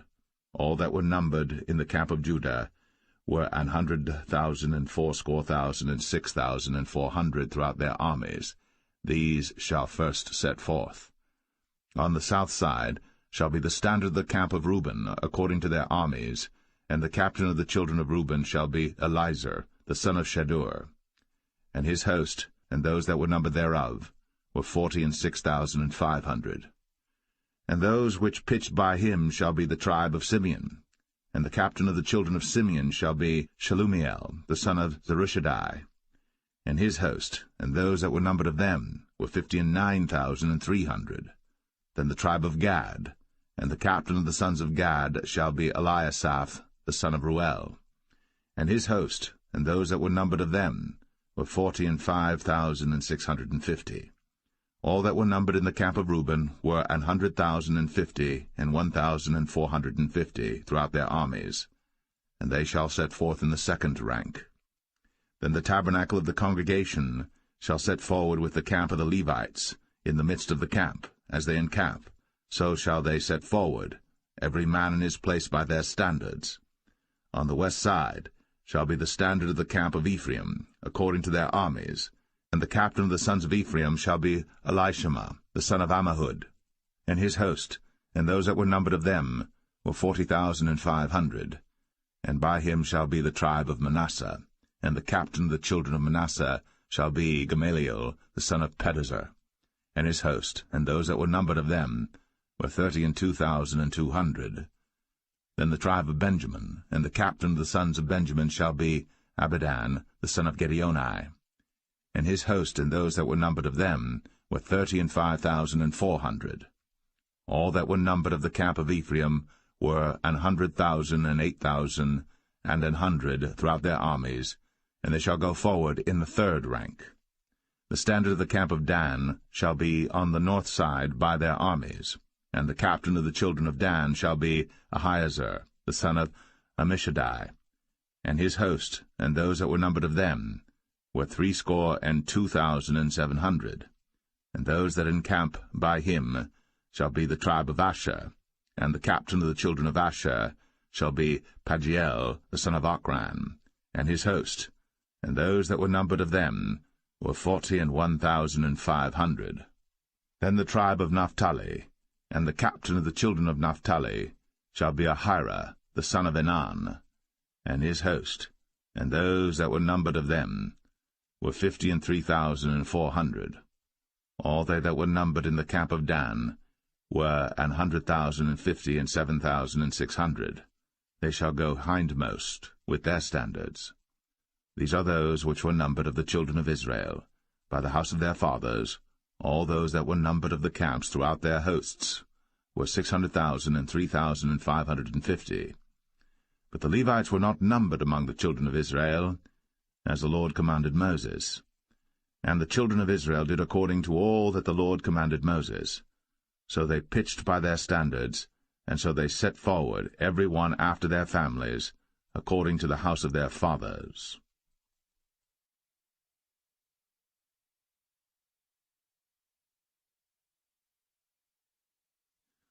Numbers 3. These also are the generations of Aaron and Moses in the day that the Lord spake with Moses in Mount Sinai. And these are the names of the sons of Aaron: Nadab the firstborn, and Abihu, Eleazar, and Ithamar. These are the names of the sons of Aaron, the priests which were anointed, whom he consecrated to minister in the priest's office. And Nadab and Abihu died before the Lord, when they offered strange fire before the Lord in the wilderness of Sinai, and they had no children. And Eleazar and Ithamar ministered in the priest's office in the sight of Aaron their father. And the Lord spake unto Moses, saying, Bring the tribe of Levi near, and present them before Aaron the priest, that they may minister unto him. And they shall keep his charge, and the charge of the whole congregation before the tabernacle of the congregation, to do the service of the tabernacle.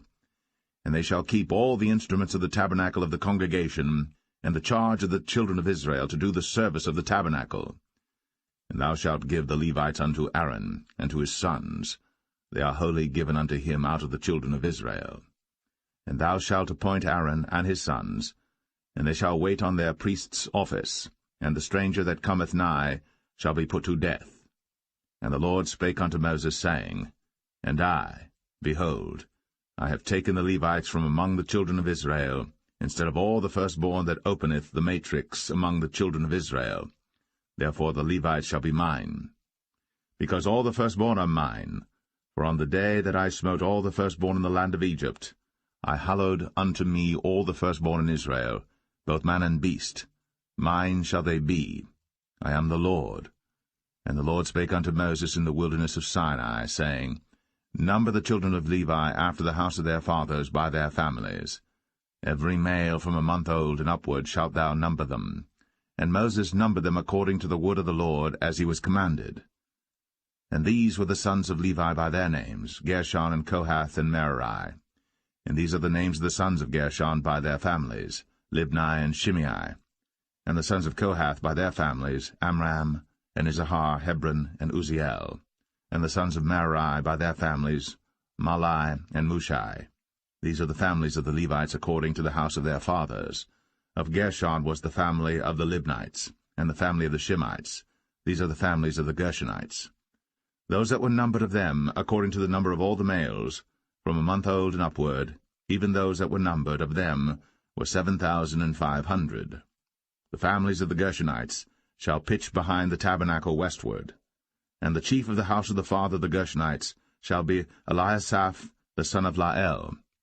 And the charge of the sons of Gershon in the tabernacle of the congregation shall be the tabernacle, and the tent, the covering thereof, and the hanging for the door of the tabernacle of the congregation, and the hangings of the court, and the curtain for the door of the court which is by the tabernacle, and by the altar round about, and the cords of it for all the service thereof.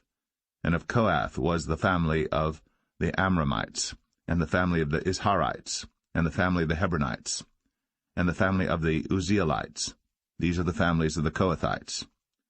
In the number of all the males from a month old and upward were 8,600, keeping the charge of the sanctuary. The families of the sons of Kohath shall pitch on the side of the tabernacle southward. And the chief of the house of the father of the families of the Kohathites shall be Elizaphan the son of Uzziel. And their charge shall be the ark, and the table, and the candlestick, and the altars, and the vessels of the sanctuary wherewith they minister, and the hanging, and all the service thereof. And Eleazar the son of Aaron the priest shall be chief over the chief of the Levites, and have the oversight of them that keep the charge of the sanctuary. Of Merari was the family of the Mahlites, and the family of the Mushites. These are the families of Merari. And those that were numbered of them, according to the number of all the males, from a month old and upward, were 6,200. And the chief of the house of the father of the families of Merari was Zuriel, the son of Abihail. These shall pitch on the side of the tabernacle northward. And under the custody and charge of the sons of Merari shall be the boards of the tabernacle, and the bars thereof, and the pillars thereof, and the sockets thereof, and all the vessels thereof, and all that serveth thereto, and the pillars of the court round about, and their sockets, and their pins, and their cords.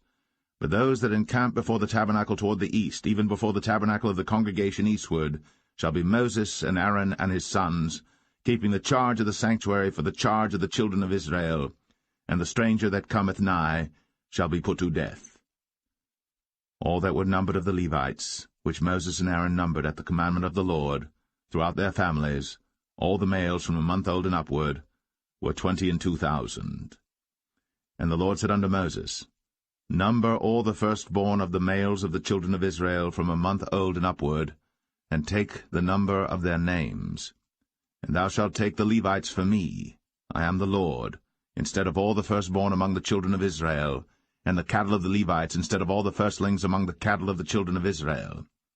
And Moses numbered, as the Lord commanded him, all the firstborn among the children of Israel, and all the firstborn males by the number of names, from a month old and upward, of those that were numbered of them, were 22,213.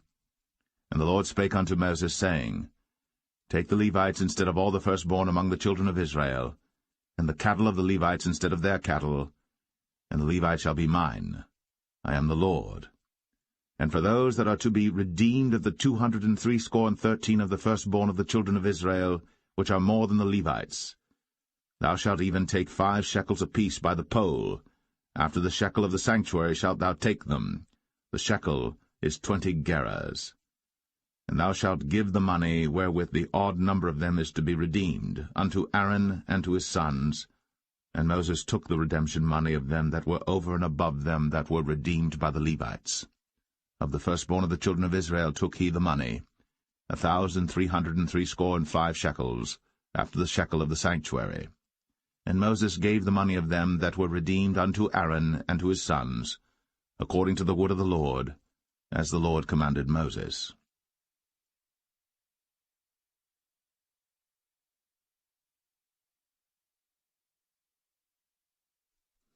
Numbers 4. And the Lord spake unto Moses and unto Aaron, saying, Take the sum of the sons of Kohath, from among the sons of Levi, after their families, by the house of their fathers, from 30 years old and upward, even until 50 years old, all that enter into the host, to do the work in the tabernacle of the congregation. This shall be the service of the sons of Kohath, in the tabernacle of the congregation, about the most holy things. And when the camp setteth forward, Aaron shall come, and his sons, and they shall take down the covering veil, and cover the ark of the testimony with it, and shall put thereon the covering of badgers' skins, and shall spread over it a cloth wholly of blue, and shall put in the staves thereof. And upon the table of showbread they shall spread a cloth of blue, and put thereon the dishes, and the spoons, and the bowls, and covers to cover withal, and the continual bread shall be thereon. And they shall spread upon them a cloth of scarlet, and cover the same with a covering of badgers' skins, and shall put in the staves thereof. And they shall take a cloth of blue, and cover the candlestick of the light, and his lamps, and his tongs, and his snuff dishes, and all the oil vessels thereof, wherewith they minister unto it. And they shall put it and all the vessels thereof within a covering of badgers' skins, and shall put it upon a bar. And upon the golden altar they shall spread a cloth of blue, and cover it with a covering of badgers' skins, and shall put to the staves thereof. And they shall take all the instruments of ministry, wherewith they minister in the sanctuary, and put them in a cloth of blue, and cover them with a covering of badgers' skins, and shall put them on a bar. And they shall take away the ashes from the altar, and spread a purple cloth thereon. And they shall put upon it all the vessels thereof, wherewith they minister about it, even the censers, the flesh-hooks, and the shovels, and the basins, all the vessels of the altar, and they shall spread upon it a covering of badgers' skins, and put to the staves of it. And when Aaron and his sons have made an end of covering the sanctuary, and all the vessels of the sanctuary as the camp is to set forward, after that the sons of Kohath shall come to bear it. But they shall not touch any holy thing, lest they die. These things are the burden of the sons of Kohath in the tabernacle of the congregation. And to the office of Eleazar the son of Aaron the priest pertaineth the oil for the light, and the sweet incense, and the daily meat offering, and the anointing oil, and the oversight of all the tabernacle, and of all that therein is, in the sanctuary, and in the vessels thereof.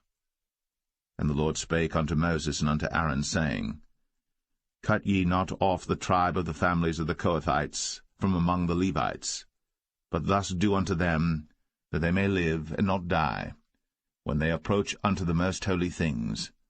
Aaron and his sons shall go in, and appoint them every one to his service and to his burden. But they shall not go in to see when the holy things are covered, lest they die. And the Lord spake unto Moses, saying, Take also the sum of the sons of Gershon, throughout the houses of their fathers by their families. From 30 years old and upward until 50 years old shalt thou number them, all that enter in to perform the service, to do the work in the tabernacle of the congregation. This is the service of the families of the Gershonites, to serve and for burdens. And they shall bear the curtains of the tabernacle, and the tabernacle of the congregation, his covering, and the covering of the badger skins that is above upon it, and the hanging for the door of the tabernacle of the congregation, and the hangings of the court, and the hanging for the door of the gate of the court, which is by the tabernacle, and by the altar round about, and their cords, and all the instruments of their service, and all that is made for them, so shall they serve. At the appointment of Aaron and his sons shall be all the service of the sons of the Gershonites, in all their burdens, and in all their service, and ye shall appoint unto them in charge all their burdens. This is the service of the families of the sons of Gershon, in the tabernacle of the congregation, and their charge shall be under the hand of Ithamar the son of Aaron the priest. As for the sons of Merari, thou shalt number them after their families by the house of their fathers. From 30 years old and upward, even unto 50 years old, shalt thou number them, every one that entereth into the service, to do the work of the tabernacle of the congregation. And this is the charge of their burden, according to all their service in the tabernacle of the congregation, the boards of the tabernacle, and the bars thereof, and the pillars thereof, and sockets thereof. And the pillars of the court round about, and their sockets, and their pins, and their cords, with all their instruments, and with all their service. And by name ye shall reckon the instruments of the charge of their burden. This is the service of the families of the sons of Merari, according to all their service, in the tabernacle of the congregation under the hand of Ithamar the son of Aaron the priest. And Moses and Aaron, and the chief of the congregation numbered the sons of the Kohathites after their families, and after the house of their fathers, from 30 years old and upward, even unto 50 years old, every one that entereth into the service, for the work in the tabernacle of the congregation. And those that were numbered of them by their families were 2,750. These were they that were numbered of the families of the Kohathites, all that might do service in the tabernacle of the congregation, which Moses and Aaron did number, according to the commandment of the Lord, by the hand of Moses. And those that were numbered of the sons of Gershon throughout their families and by the house of their fathers, from 30 years old and upward, even unto 50 years old, every one that entereth into the service, for the work in the tabernacle of the congregation, even those that were numbered of them throughout their families by the house of their fathers, were 2,630. These are they that were numbered of the families of the sons of Gershon, of all that might do service in the tabernacle of the congregation, whom Moses and Aaron did number according to the commandment of the Lord. And those that were numbered of the families of the sons of Merari throughout their families by the house of their fathers, from 30 years old and upward, even unto 50 years old, every one that entereth into the service, for the work in the tabernacle of the congregation, even those that were numbered of them after their families were 3,200. These be those that were numbered of the families of the sons of Merari, whom Moses and Aaron numbered according to the word of the Lord by the hand of Moses. All those that were numbered of the Levites, whom Moses and Aaron and the chief of Israel numbered, after their families, and after the house of their fathers, from 30 years old and upward, even unto 50 years old, every one that came to do the service of the ministry, and the service of the burden in the tabernacle of the congregation. Even those that were numbered of them were 8,580. According to the commandment of the Lord they were numbered by the hand of Moses, every one according to his service, and according to his burden. Thus were they numbered of him, as the Lord commanded Moses.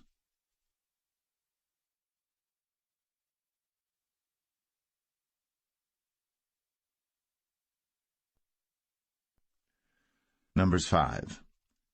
And the Lord spake unto Moses, saying, Command the children of Israel, that they put out of the camp every leper, and every one that hath an issue, and whosoever is defiled by the dead.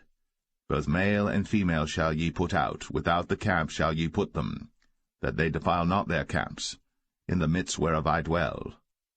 And the children of Israel did so, and put them out without the camp, as the Lord spake unto Moses, so did the children of Israel.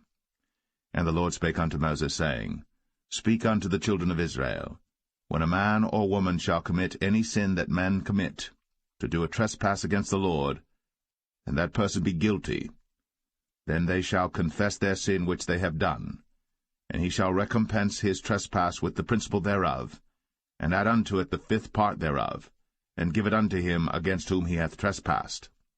But if the man have no kinsman to recompense the trespass unto, let the trespass be recompensed unto the Lord, even to the priest, beside the ram of the atonement, whereby an atonement shall be made for him. And every offering of all the holy things of the children of Israel, which they bring unto the priest, shall be his. And every man's hallowed things shall be his. Whatsoever any man giveth the priest, it shall be his.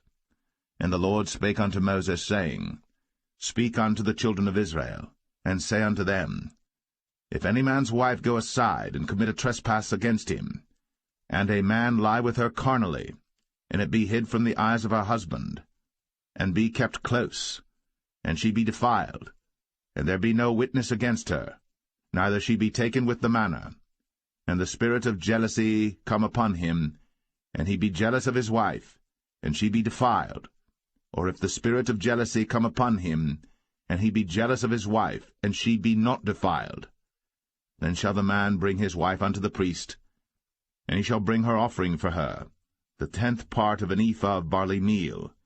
He shall pour no oil upon it, nor put frankincense thereon, for it is an offering of jealousy, an offering of memorial, bringing iniquity to remembrance. And the priest shall bring her near, and set her before the Lord. And the priest shall take holy water in an earthen vessel, and of the dust that is in the floor of the tabernacle the priest shall take, and put it into the water. And the priest shall set the woman before the Lord, and uncover the woman's head, and put the offering of memorial in her hands, which is the jealousy offering. And the priest shall have in his hand the bitter water that causeth the curse. And the priest shall charge her by an oath, and say unto the woman, If no man have lain with thee, and if thou hast not gone aside to uncleanness with another instead of thy husband, be thou free from this bitter water that causeth the curse. But if thou hast gone aside to another instead of thy husband, and if thou be defiled, and some man have lain with thee beside thine husband, then the priest shall charge the woman with an oath of cursing, and the priest shall say unto the woman, The Lord make thee a curse, and an oath among thy people, when the Lord doth make thy thigh to rot, and thy belly to swell. And this water that causeth the curse shall go into thy bowels, to make thy belly to swell, and thy thigh to rot. And the woman shall say, Amen, Amen. And the priest shall write these curses in a book, and he shall blot them out with the bitter water. And he shall cause the woman to drink the bitter water that causeth the curse, and the water that causeth the curse shall enter into her, and become bitter. Then the priest shall take the jealousy offering out of the woman's hand, and shall wave the offering before the Lord, and offer it upon the altar. And the priest shall take an handful of the offering, even the memorial thereof, and burn it upon the altar, and afterward shall cause the woman to drink the water. And when he hath made her to drink the water, then it shall come to pass that if she be defiled, and have done trespass against her husband, that the water that causeth the curse shall enter into her, and become bitter, and her belly shall swell, and her thigh shall rot, and the woman shall be a curse among her people. And if the woman be not defiled, but be clean, then she shall be free, and shall conceive seed. This is the law of jealousy, when a wife goeth aside to another instead of her husband, and is defiled.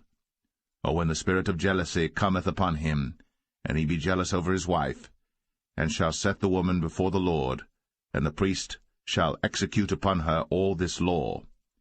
Then shall the man be guiltless from iniquity, and this woman shall bear her iniquity.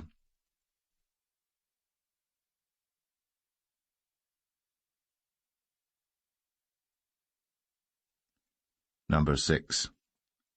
And the Lord spake unto Moses, saying, Speak unto the children of Israel, and say unto them, When either man or woman shall separate themselves to vow a vow of a Nazarite, to separate themselves unto the Lord, he shall separate himself from wine and strong drink, and shall drink no vinegar of wine, or vinegar of strong drink. Neither shall he drink any liquor of grapes, nor eat moist grapes or dried. All the days of his separation shall he eat nothing that is made of the vine tree, from the kernels even to the husk. All the days of the vow of his separation there shall no razor come upon his head, until the days be fulfilled, in the which he separateth himself unto the Lord. He shall be holy, and shall let the locks of the hair of his head grow. All the days that he separateth himself unto the Lord, he shall come at no dead body. He shall not make himself unclean for his father, or for his mother, for his brother, or for his sister, when they die, because the consecration of his God is upon his head. All the days of his separation he is holy unto the Lord. And if any man die very suddenly by him, and he hath defiled the head of his consecration, then he shall shave his head in the day of his cleansing. On the 7th day shall he shave it. And on the 8th day he shall bring 2 turtles, or 2 young pigeons, to the priest, to the door of the tabernacle of the congregation, and the priest shall offer the one for a sin offering, and the other for a burnt offering, and make an atonement for him, for that he sinned by the dead, and shall hallow his head that same day. And he shall consecrate unto the Lord the days of his separation, and shall bring a lamb of the first year for a trespass offering, but the days that were before shall be lost, because his separation was defiled. And this is the law of the Nazarite. When the days of his separation are fulfilled, he shall be brought unto the door of the tabernacle of the congregation, and he shall offer his offering unto the Lord, 1 he-lamb of the first year without blemish for a burnt offering, and 1 ewe-lamb of the first year without blemish for a sin offering, and 1 ram without blemish for peace offerings, and a basket of unleavened bread, cakes of fine flour mingled with oil, and wafers of unleavened bread anointed with oil, and their meat offering, and their drink offerings. And the priest shall bring them before the Lord, and shall offer his sin offering and his burnt offering. And he shall offer the ram for a sacrifice of peace offerings unto the Lord, with the basket of unleavened bread. The priest shall offer also his meat offering and his drink offering. And the Nazarite shall shave the head of his separation at the door of the tabernacle of the congregation, and shall take the hair of the head of his separation, and put it in the fire which is under the sacrifice of the peace offerings.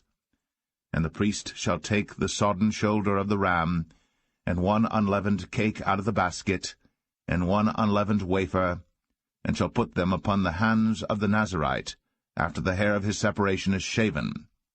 And the priest shall wave them for a wave offering before the Lord. This is holy for the priest, with the waved breast and heaved shoulder. And after that the Nazarite may drink wine. This is the law of the Nazarite who hath vowed, and of his offering unto the Lord for his separation, beside that his hand shall get, according to the vow which he vowed, So he must do after the law of his separation. And the Lord spake unto Moses, saying, Speak unto Aaron and unto his sons, saying, On this wise ye shall bless the children of Israel, saying unto them, The Lord bless thee, and keep thee. The Lord make his face shine upon thee, and be gracious unto thee.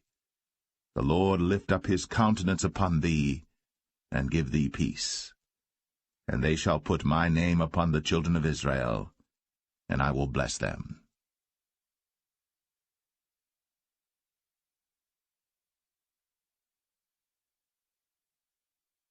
Number 7. And it came to pass on the day that Moses had fully set up the tabernacle, and had anointed it, and sanctified it, and all the instruments thereof, both the altar and all the vessels thereof, and had anointed them and sanctified them, that the princes of Israel, heads of the house of their fathers, who were the princes of the tribes, and were over them that were numbered, offered. And they brought their offering before the Lord, 6 covered wagons, and 12 oxen, a wagon for 2 of the princes, and for each one an ox. And they brought them before the tabernacle. And the Lord spake unto Moses, saying, Take it of them, that they may be to do the service of the tabernacle of the congregation. And thou shalt give them unto the Levites, to every man according to his service. And Moses took the wagons and the oxen, and gave them unto the Levites. 2 wagons and 4 oxen he gave unto the sons of Gershon, according to their service. And 4 wagons and 8 oxen he gave unto the sons of Merari, according unto their service, under the hand of Ithamar the son of Aaron the priest. But unto the sons of Kohath he gave none, because the service of the sanctuary belonging unto them was that they should bear upon their shoulders. And the princes offered for dedicating of the altar in the day that it was anointed, even the princes offered their offering before the altar. And the Lord said unto Moses, They shall offer their offering, each prince on his day, for the dedicating of the altar. And he that offered his offering the first day was Nahshon the son of Amminadab, of the tribe of Judah. And his offering was 1 silver charger, the weight thereof was 130 shekels, 1 silver bowl of 70 shekels after the shekel of the sanctuary. Both of them were full of fine flour, mingled with oil, for a meat offering. 1 spoon of 10 shekels of gold, full of incense. 1 young bullock, 1 ram, 1 lamb of the first year, for a burnt offering. 1 kid of the goats for a sin offering, and for a sacrifice of peace offerings. 2 oxen, 5 rams, 5 he-goats, 5 lambs of the first year. This was the offering of Nahshon the son of Amminadab. On the 2nd day, Nathaniel the son of Zuar, prince of Issachar, did offer. He offered for his offering 1 silver charger, the weight whereof was 130 shekels, 1 silver bowl of 70 shekels after the shekel of the sanctuary, both of them full of fine flour, mingled with oil, for a meat offering. 1 spoon of gold of 10 shekels, full of incense. 1 young bullock, 1 ram, 1 lamb of the first year, for a burnt offering. 1 kid of the goats for a sin offering. And for a sacrifice of peace offerings, 2 oxen, 5 rams, 5 he-goats, 5 lambs of the first year. This was the offering of Nathaniel the son of Zuar. On the 3rd day Eliab the son of Helon, prince of the children of Zebulun, did offer. His offering was 1 silver charger, the weight whereof was 130 shekels, 1 silver bowl of 70 shekels after the shekel of the sanctuary, both of them full of fine flour, mingled with oil, for a meat offering. 1 golden spoon of 10 shekels, full of incense. 1 young bullock, 1 ram, 1 lamb of the first year, for a burnt offering. 1 kid of the goats for a sin offering. And for a sacrifice of peace offerings, 2 oxen, 5 rams, 5 he-goats, 5 lambs of the first year. This was the offering of Eliab the son of Helon. On the 4th day Eleazar the son of Shedeur, prince of the children of Reuben, did offer. His offering was 1 silver charger of the weight of 130 shekels, 1 silver bowl of 70 shekels after the shekel of the sanctuary, both of them full of fine flour, mingled with oil, for a meat offering.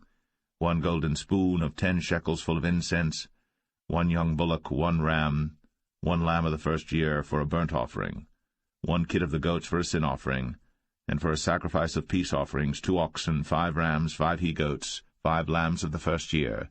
This was the offering of Elizur the son of Shedeur. On the 5th day Shelumiel the son of Zerushadai, prince of the children of Simeon, did offer. His offering was 1 silver charger, the weight whereof was 130 shekels, 1 silver bowl of 70 shekels after the shekel of the sanctuary, both of them full of fine flour mingled with oil for a meat offering, 1 golden spoon of 10 shekels full of incense, 1 young bullock, 1 ram, 1 lamb of the first year for a burnt offering, 1 kid of the goats for a sin offering, and for a sacrifice of peace offerings, 2 oxen, 5 rams, 5 he-goats, 5 lambs of the first year. This was the offering of Shelumiel, the son of Zerushadai. On the 6th day Eliasaph, the son of Deuel, prince of the children of Gad, offered.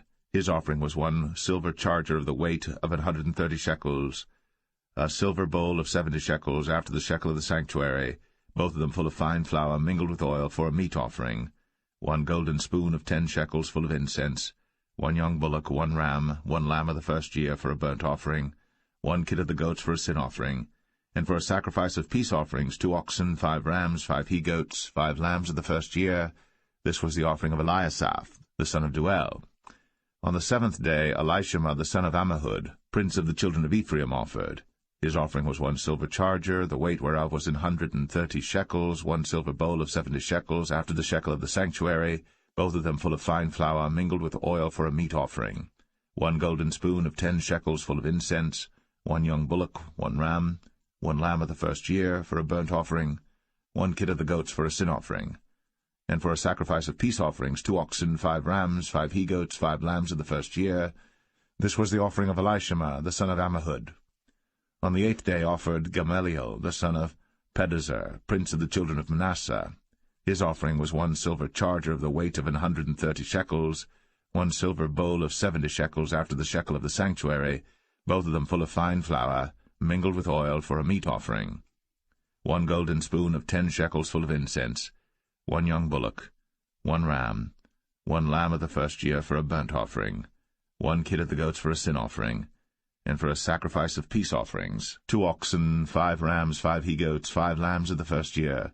This was the offering of Gamaliel, the son of Pedahzur. On the 9th day Abidan, the son of Gideoni, prince of the children of Benjamin, offered. His offering was 1 silver charger, the weight whereof was 130 shekels, 1 silver bowl of 70 shekels, after the shekel of the sanctuary, both of them full of fine flour mingled with oil for a meat offering, 1 golden spoon of 10 shekels full of incense, 1 young bullock, 1 ram, 1 lamb of the first year for a burnt offering, 1 kid of the goats for a sin offering, and for a sacrifice of peace offerings, 2 oxen, 5 rams, 5 he-goats, 5 lambs of the first year. This was the offering of Abidan, the son of Gideoni. On the 10th day Ahiezer, the son of Ammishaddai, prince of the children of Dan, offered.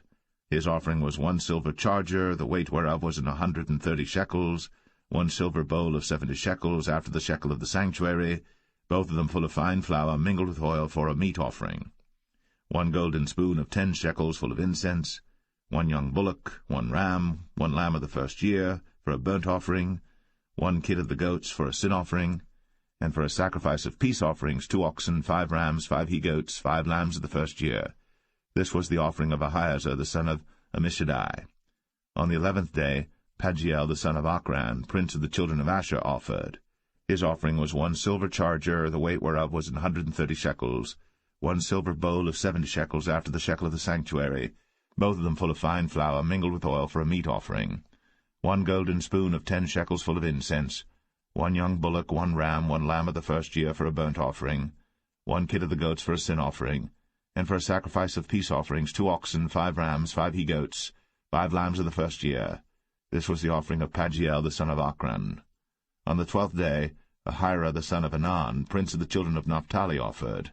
His offering was 1 silver charger, the weight whereof was 130 shekels, 1 silver bowl of 70 shekels, after the shekel of the sanctuary, both of them full of fine flour mingled with oil for a meat offering, 1 golden spoon of 10 shekels full of incense, 1 young bullock, 1 ram, 1 lamb of the first year for a burnt offering, 1 kid of the goats for a sin offering, and for a sacrifice of peace offerings, 2 oxen, 5 rams, 5 he-goats, 5 lambs of the first year.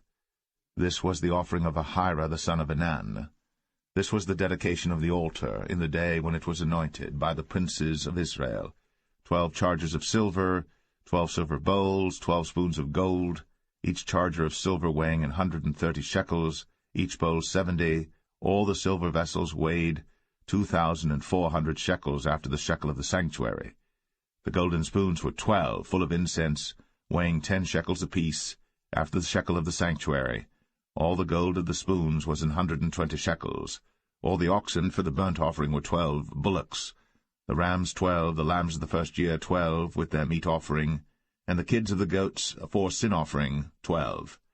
And all the oxen for the sacrifice of the peace offerings were 24 bullocks, the rams 60, the he-goats 60, the lambs of the first year 60.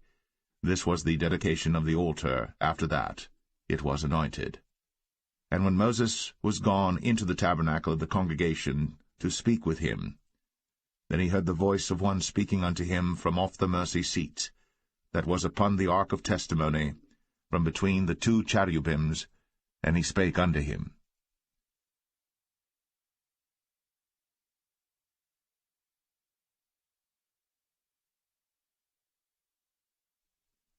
Numbers 8.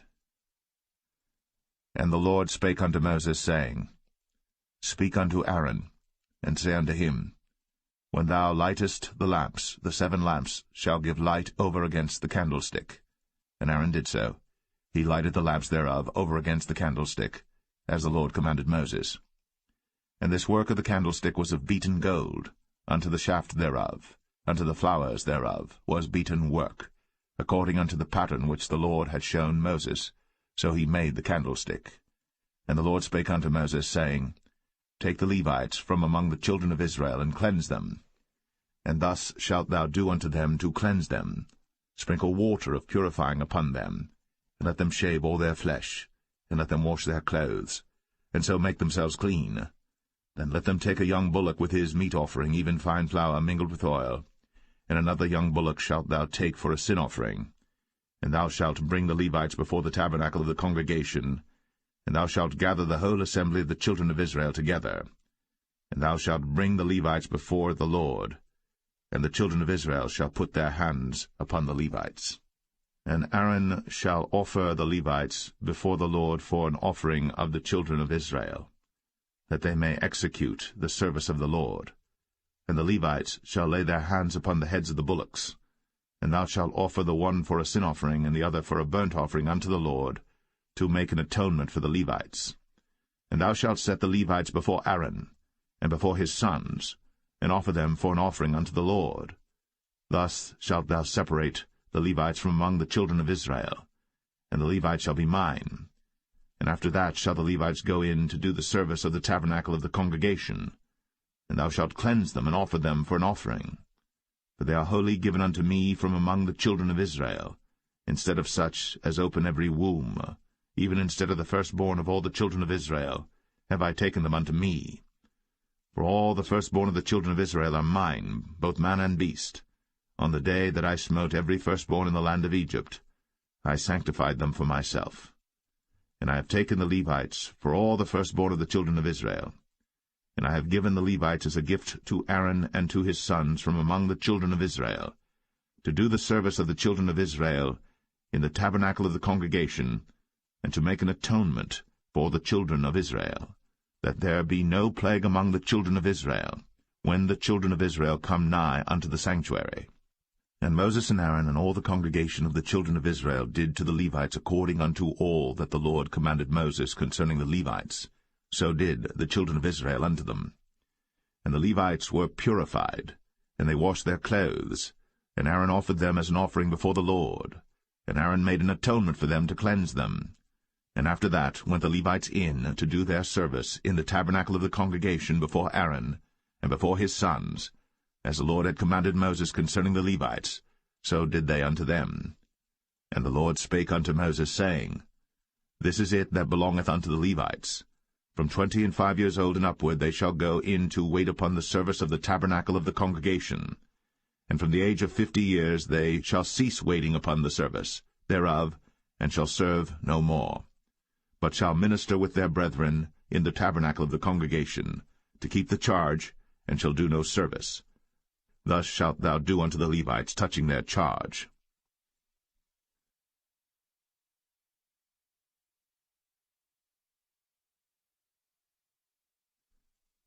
Numbers 9.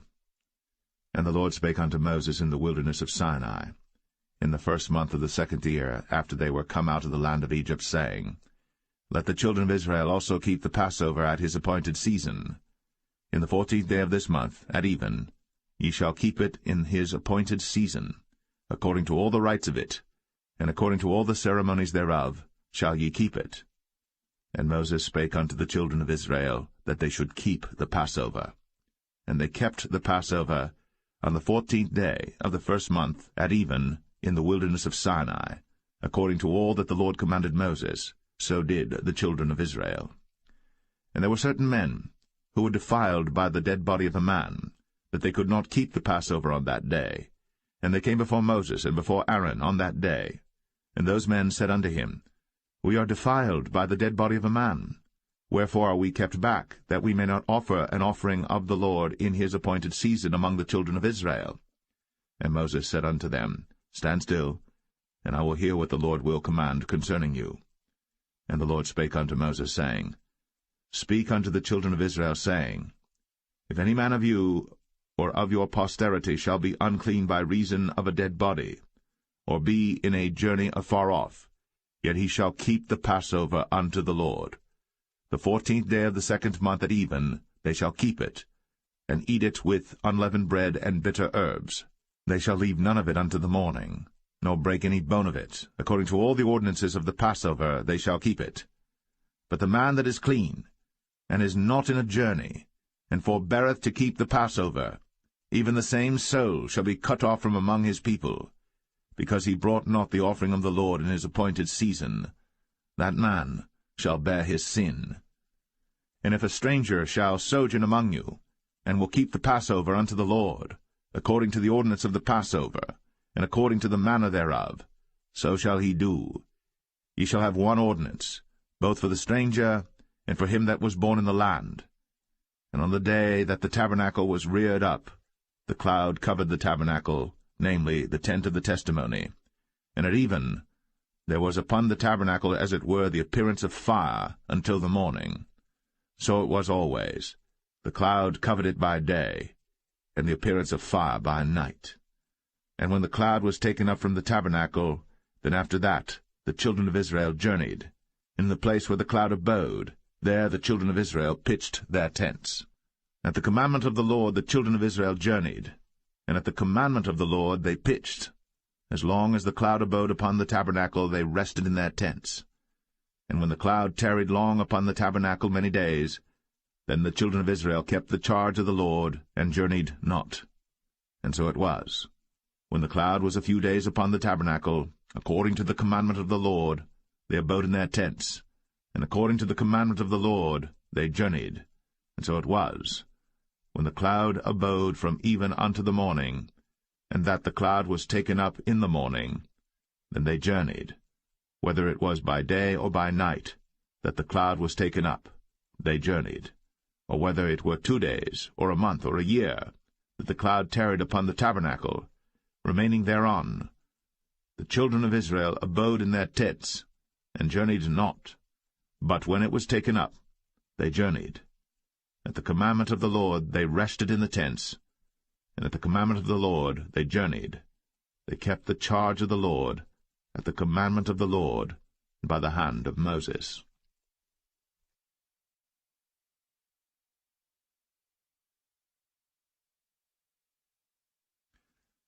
Numbers 10. And the Lord spake unto Moses, saying, Make thee 2 trumpets of silver. Of a whole piece shalt thou make them, that thou mayest use them for the calling of the assembly, and for the journeying of the camps. And when they shall blow with them, all the assembly shall assemble themselves to thee at the door of the tabernacle of the congregation. And if they blow but with 1 trumpet, then the princes, which are heads of the thousands of Israel, shall gather themselves unto thee. When ye blow an alarm, then the camps that lie on the east parts shall go forward. When ye blow an alarm the 2nd time, then the camps that lie on the south side shall take their journey. They shall blow an alarm for their journeys. But when the congregation is to be gathered together, ye shall blow, but ye shall not sound an alarm. And the sons of Aaron the priests shall blow with the trumpets, and they shall be to you for an ordinance forever throughout your generations. And if ye go to war in your land against the enemy that oppresseth you, then ye shall blow an alarm with the trumpets, and ye shall be remembered before the Lord your God, and ye shall be saved from your enemies. Also in the day of your gladness, and in your solemn days, in the beginnings of your months, ye shall blow with the trumpets over your burnt offerings, and over the sacrifices of your peace offerings, that they may be to you for a memorial before your God. I am the Lord your God. And it came to pass on the 20th day of the 2nd month, in the 2nd year, that the cloud was taken up from off the tabernacle of the testimony. And the children of Israel took their journeys out of the wilderness of Sinai, and the cloud rested in the wilderness of Paran. And they first took their journey according to the commandment of the Lord by the hand of Moses. In the first place went the standard of the camp of the children of Judah according to their armies, and over his host was Nahshon the son of Amminadab. And over the host of the tribe of the children of Issachar was Nethanel the son of Zuar. And over the host of the tribe of the children of Zebulun was Eliab the son of Helon. And the tabernacle was taken down, and the sons of Gershon and the sons of Merari set forward, bearing the tabernacle. And the standard of the camp of Reuben set forward according to their armies. And over his host was Elizur the son of Shadur. And over the host of the tribe of the children of Simeon was Shelumiel the son of Zerushadai. And over the host of the tribe of the children of Gad was Eliasaph the son of Duel. And the Kohathites set forward, bearing the sanctuary, and the other did set up the tabernacle against they came. And the standard of the camp of the children of Ephraim set forward according to their armies, and over his host was Elishama the son of Ammihud. And over the host of the tribe of the children of Manasseh was Gamaliel the son of Pedazur. And over the host of the tribe of the children of Benjamin was Abidan the son of Gideoni. And the standard of the camp of the children of Dan set forward, which was the rearward of all the camps throughout their hosts. And over his host was Ahiezer the son of Ammishaddai. And over the host of the tribe of the children of Asher was Pagiel the son of Ochran. And over the host of the tribe of the children of Naphtali was Ahira the son of Enan. Thus were the journeyings of the children of Israel according to their armies, when they set forward.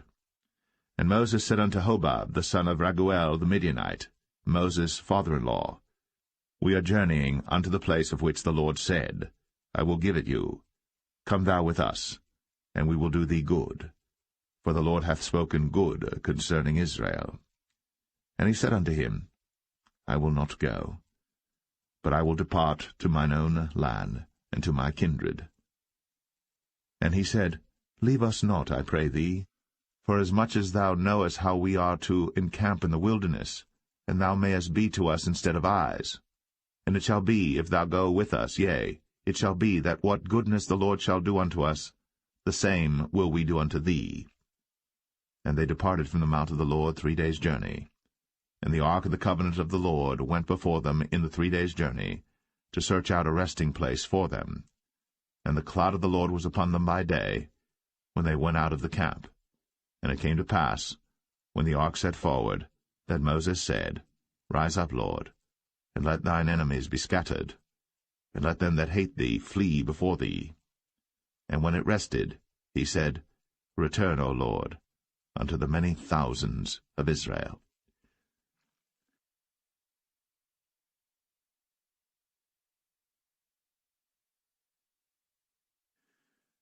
Numbers 11.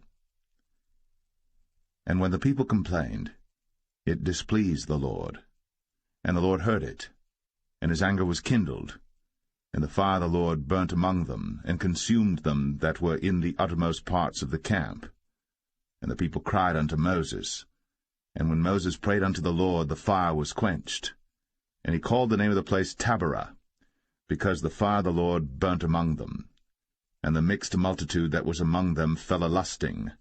And the children of Israel also wept again, and said, Who shall give us flesh to eat? We remember the fish which we did eat in Egypt freely, the cucumbers, and the melons, and the leeks, and the onions, and the garlic. But now our soul is dried away. There is nothing at all beside this manna before our eyes. And the manna was as coriander seed, and the color thereof as the color of bdellium. And the people went about, and gathered it, and ground it in mills, or beat it in a mortar, and baked it in pans, and made cakes of it, and the taste of it was as the taste of fresh oil. And when the dew fell upon the camp in the night, the manna fell upon it. Then Moses heard the people weep throughout their families, every man in the door of his tent. And the anger of the Lord was kindled greatly. Moses also was displeased. And Moses said unto the Lord, Wherefore hast thou afflicted thy servant? And wherefore have I not found favor in thy sight, that thou layest the burden of all this people upon me? Have I conceived all this people? Have I begotten them, that thou shouldst say unto me, Carry them in thy bosom, as a nursing father beareth the sucking child, unto the land which thou swarest unto their fathers? Whence should I have flesh to give unto all this people? For they weep unto me, saying, Give us flesh, that we may eat. I am not able to bear all this people alone, because it is too heavy for me. And if thou deal thus with me, kill me, I pray thee, out of hand, if I have found favor in thy sight, and let me not see my wretchedness. And the Lord said unto Moses, Gather unto me 70 men of the elders of Israel, whom thou knowest to be the elders of the people, and officers over them, and bring them unto the tabernacle of the congregation, that they may stand there with thee. And I will come down and talk with thee there.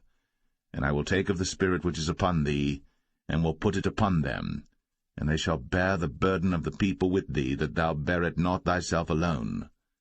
And say thou unto the people, Sanctify yourselves against tomorrow, and ye shall eat flesh. For ye have wept in the ears of the Lord, saying, Who shall give us flesh to eat? For it was well with us in Egypt. Therefore the Lord will give you flesh, and ye shall eat.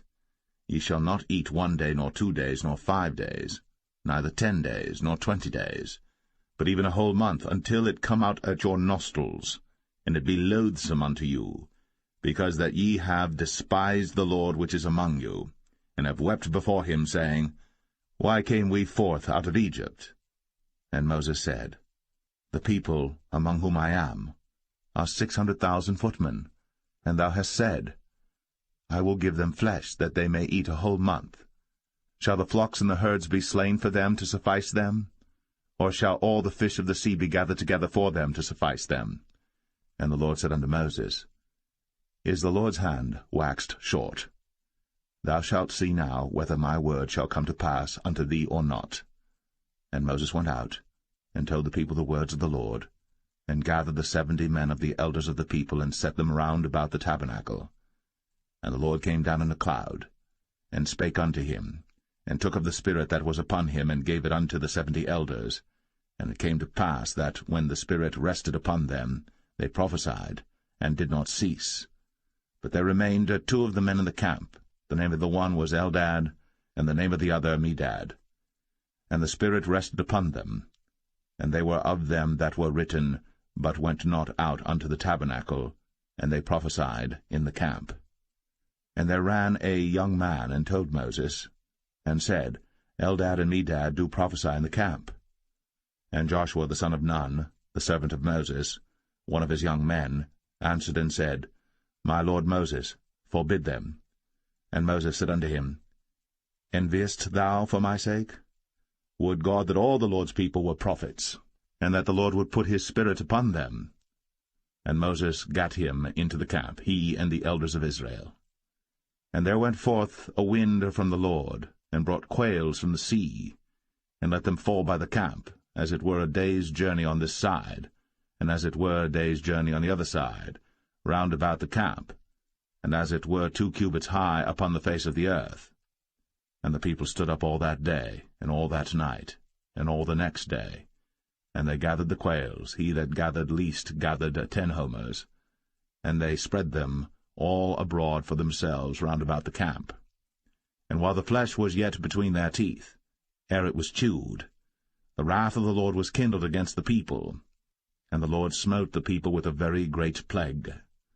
And he called the name of that place Kibroth Hattaavah, because there they buried the people that lusted. And the people journeyed from Kibroth Hattaavah unto Hazeroth, and abode at Hazeroth.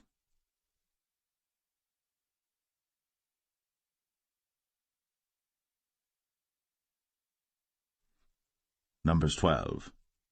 And Miriam and Aaron spake against Moses because of the Ethiopian woman whom he had married, for he had married an Ethiopian woman. And they said, Hath the Lord indeed spoken only by Moses? Hath he not spoken also by us? And the Lord heard it. Now the man Moses was very meek, above all the men which are upon the face of the earth. And the Lord spake suddenly unto Moses, and unto Aaron, and unto Miriam, Come out ye three unto the tabernacle of the congregation. And they three came out. And the Lord came down in the pillar of the cloud, and stood in the door of the tabernacle, and called Aaron and Miriam. And they both came forth. And he said, Hear now my words.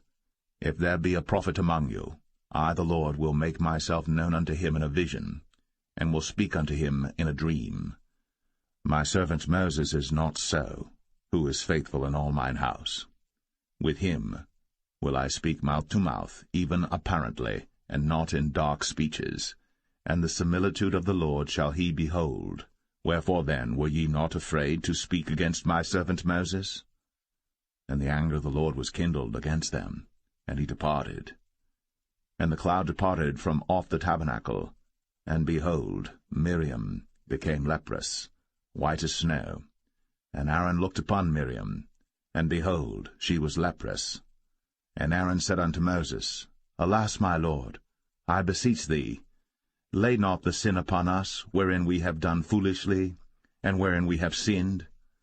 Let her not be as one dead, of whom the flesh is half consumed, when he cometh out of his mother's womb.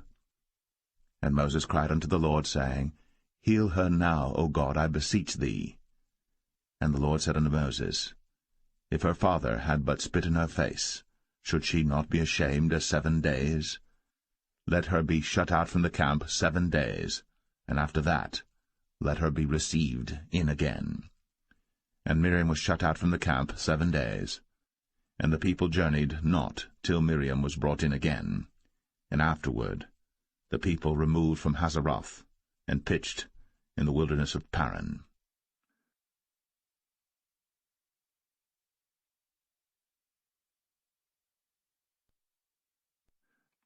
Numbers 13. And the Lord spake unto Moses, saying, Send thou men, that they may search the land of Canaan, which I give unto the children of Israel. Of every tribe of their fathers shall ye send a man, every one a ruler among them. And Moses, by the commandment of the Lord, sent them from the wilderness of Paran. All those men were heads of the children of Israel.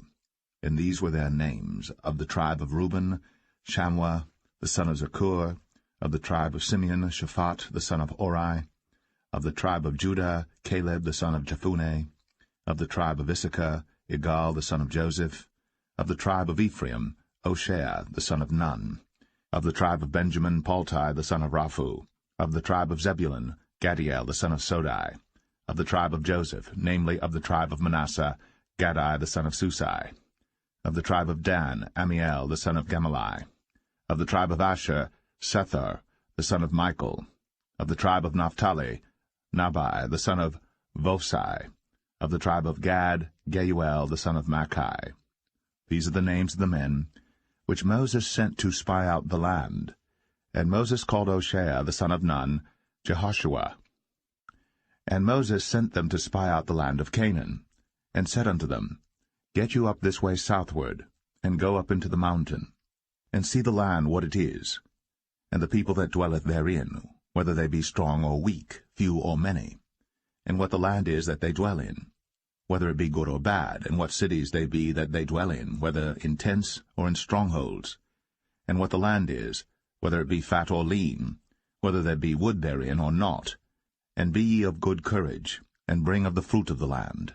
Now the time was the time of the first ripe grapes.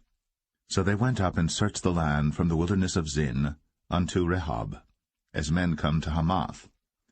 And they ascended by the south, and came unto Hebron, where Ahiman, Sheshai, and Talmai, the children of Anak, were. Now Hebron was built 7 years before Zoan in Egypt. And they came unto the brook of Eshcol, and cut down from thence a branch, with one cluster of grapes, and they bare it between two upon a staff. And they brought of the pomegranates and of the figs. The place was called the brook Eshcol, because of the cluster of grapes which the children of Israel cut down from thence. And they returned from searching of the land after 40 days. And they went, and came to Moses, and to Aaron, and to all the congregation of the children of Israel, unto the wilderness of Paran, to Kadesh, and brought back word unto them, and unto all the congregation, and showed them the fruit of the land. And they told him, and said, We came unto the land whither thou sentest us, and surely it floweth with milk and honey, and this is the fruit of it. Nevertheless the people be strong that dwell in the land, and the cities are walled, and very great. And moreover, we saw the children of Anak there. The Amalekites dwell in the land of the south, and the Hittites, and the Jebusites, and the Amorites dwell in the mountains, and the Canaanites dwell by the sea, and by the coast of Jordan. And Caleb stilled the people before Moses, and said, Let us go up at once, and possess it, for we are well able to overcome it. But the men that went up with him said, We be not able to go up against the people, for they are stronger than we. And they brought up an evil report of the land, which they had searched unto the children of Israel, saying, The land, through which we have gone to search it, is a land that eateth up the inhabitants thereof, and all the people that we saw in it are men of a great stature. And there we saw the giants, the sons of Anak, which come of the giants.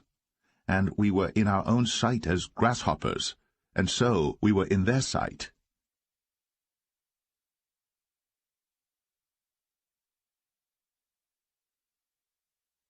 Numbers 14.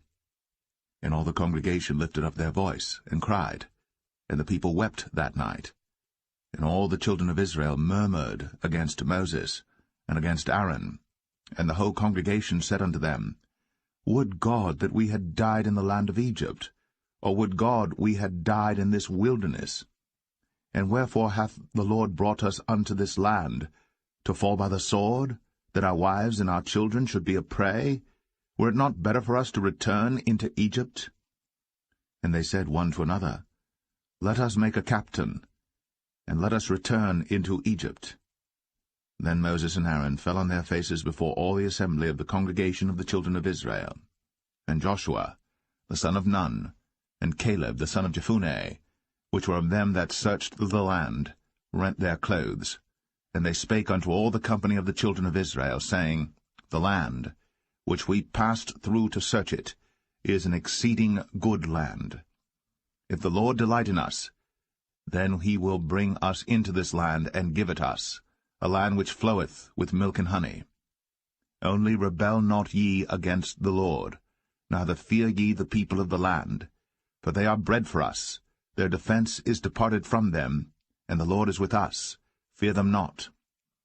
But all the congregation bade stone them with stones. And the glory of the Lord appeared in the tabernacle of the congregation before all the children of Israel.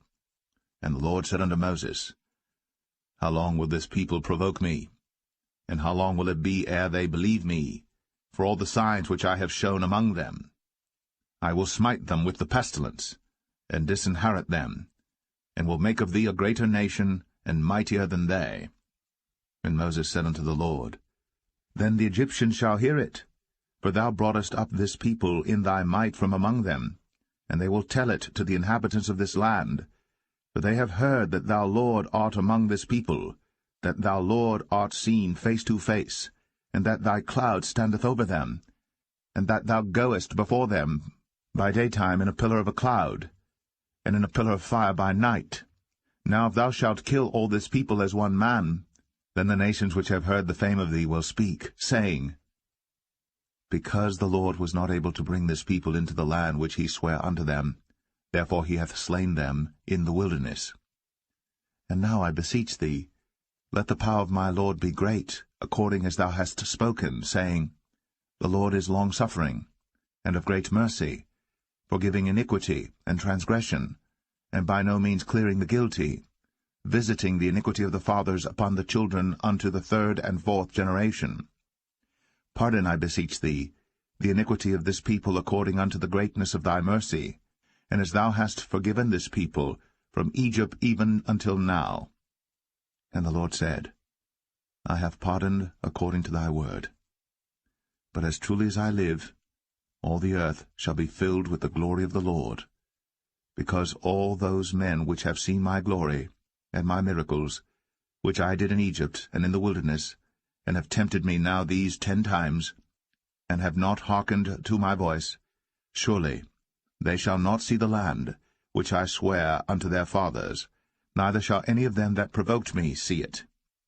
But my servant Caleb, because he had another spirit with him, and hath followed me fully, him will I bring into the land whereinto he went, and his seed shall possess it.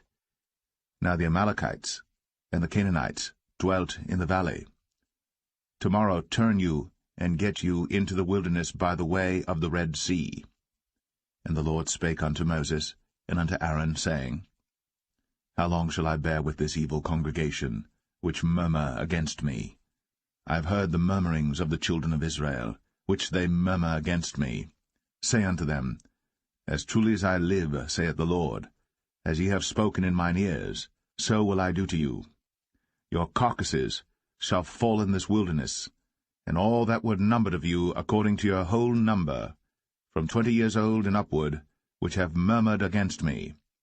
Doubtless ye shall not come into the land, concerning which I swear to make you dwell therein, save Caleb the son of Jephunneh, and Joshua the son of Nun. But your little ones, which ye said should be a prey, them will I bring in, and they shall know the land which ye have despised. But as for you, your carcasses, they shall fall in this wilderness, and your children shall wander in the wilderness 40 years, and bear your whoredoms until your carcasses be wasted in the wilderness. After the number of the days in which ye searched the land, even 40 days, each day for a year, shall ye bear your iniquities, even 40 years, and ye shall know my breach of promise. I the Lord have said, I will surely do it unto all this evil congregation that are gathered together against me. In this wilderness they shall be consumed, and there they shall die.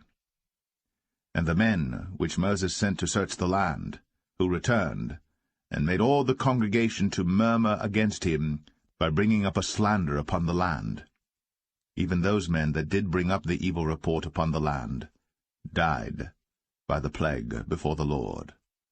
But Joshua the son of Nun, and Caleb the son of Jephunneh, which were of the men that went to search the land, lived still.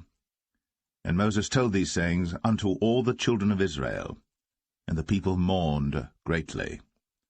And they rose up early in the morning, and gat them up into the top of the mountain, saying, Lo, we be here, and will go up unto the place which the Lord hath promised, for we have sinned. And Moses said, Wherefore now do ye transgress the commandment of the Lord? But it shall not prosper.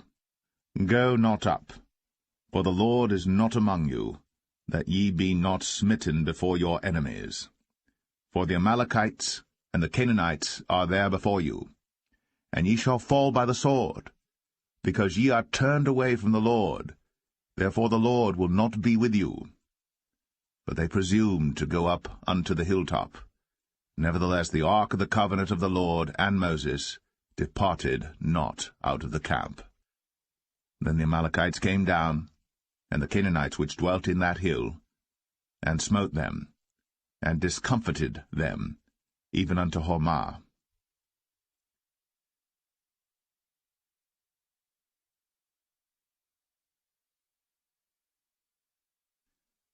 Numbers 15.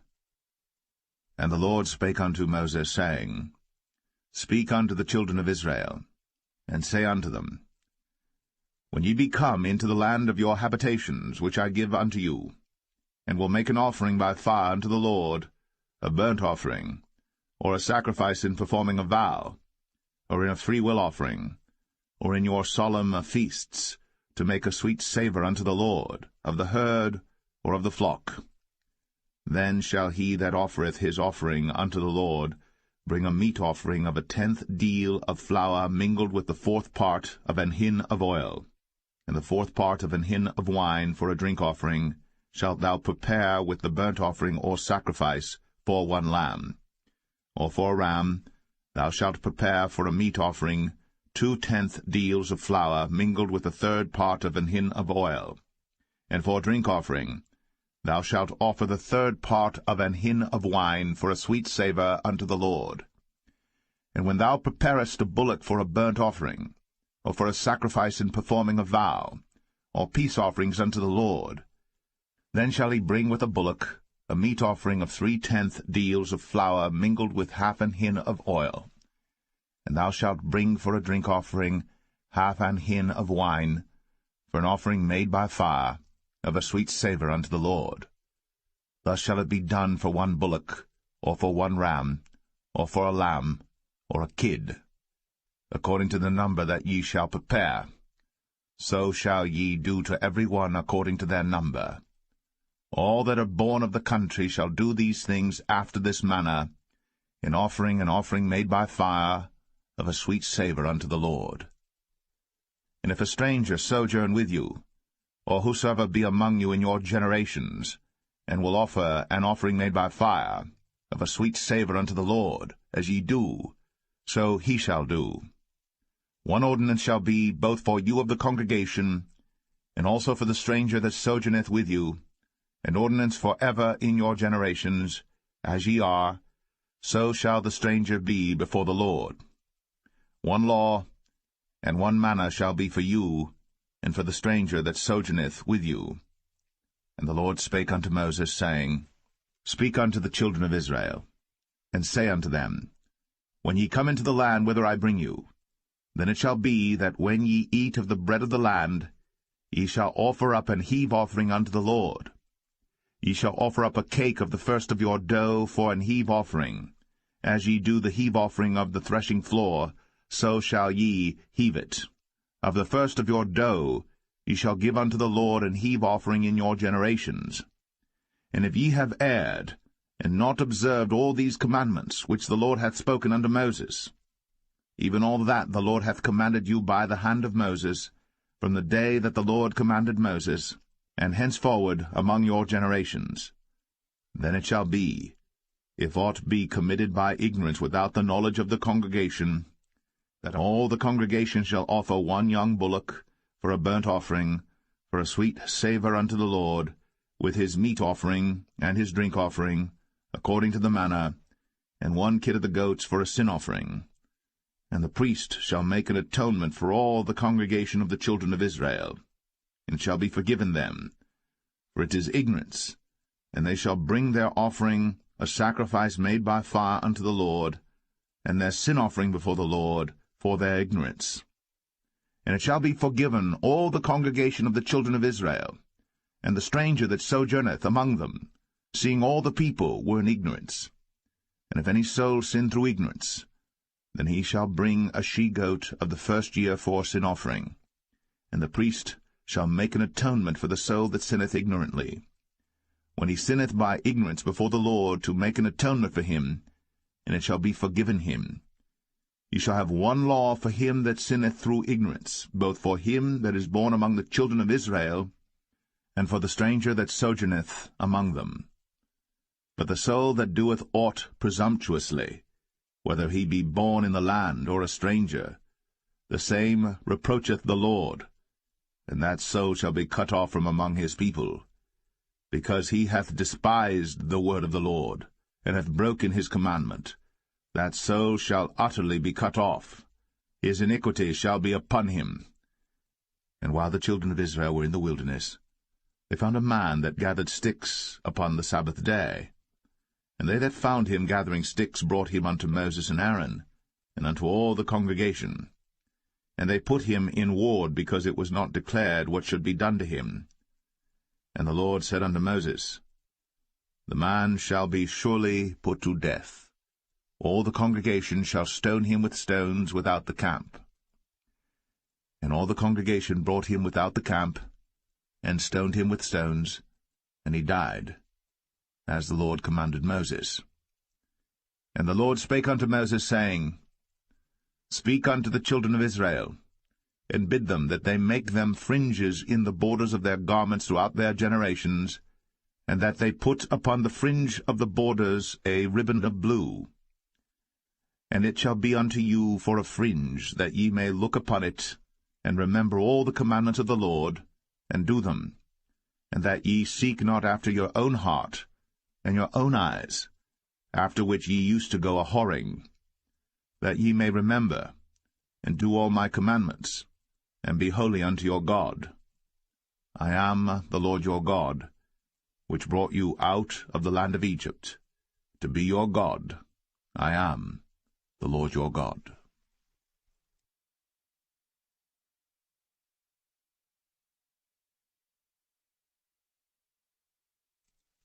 Numbers 16.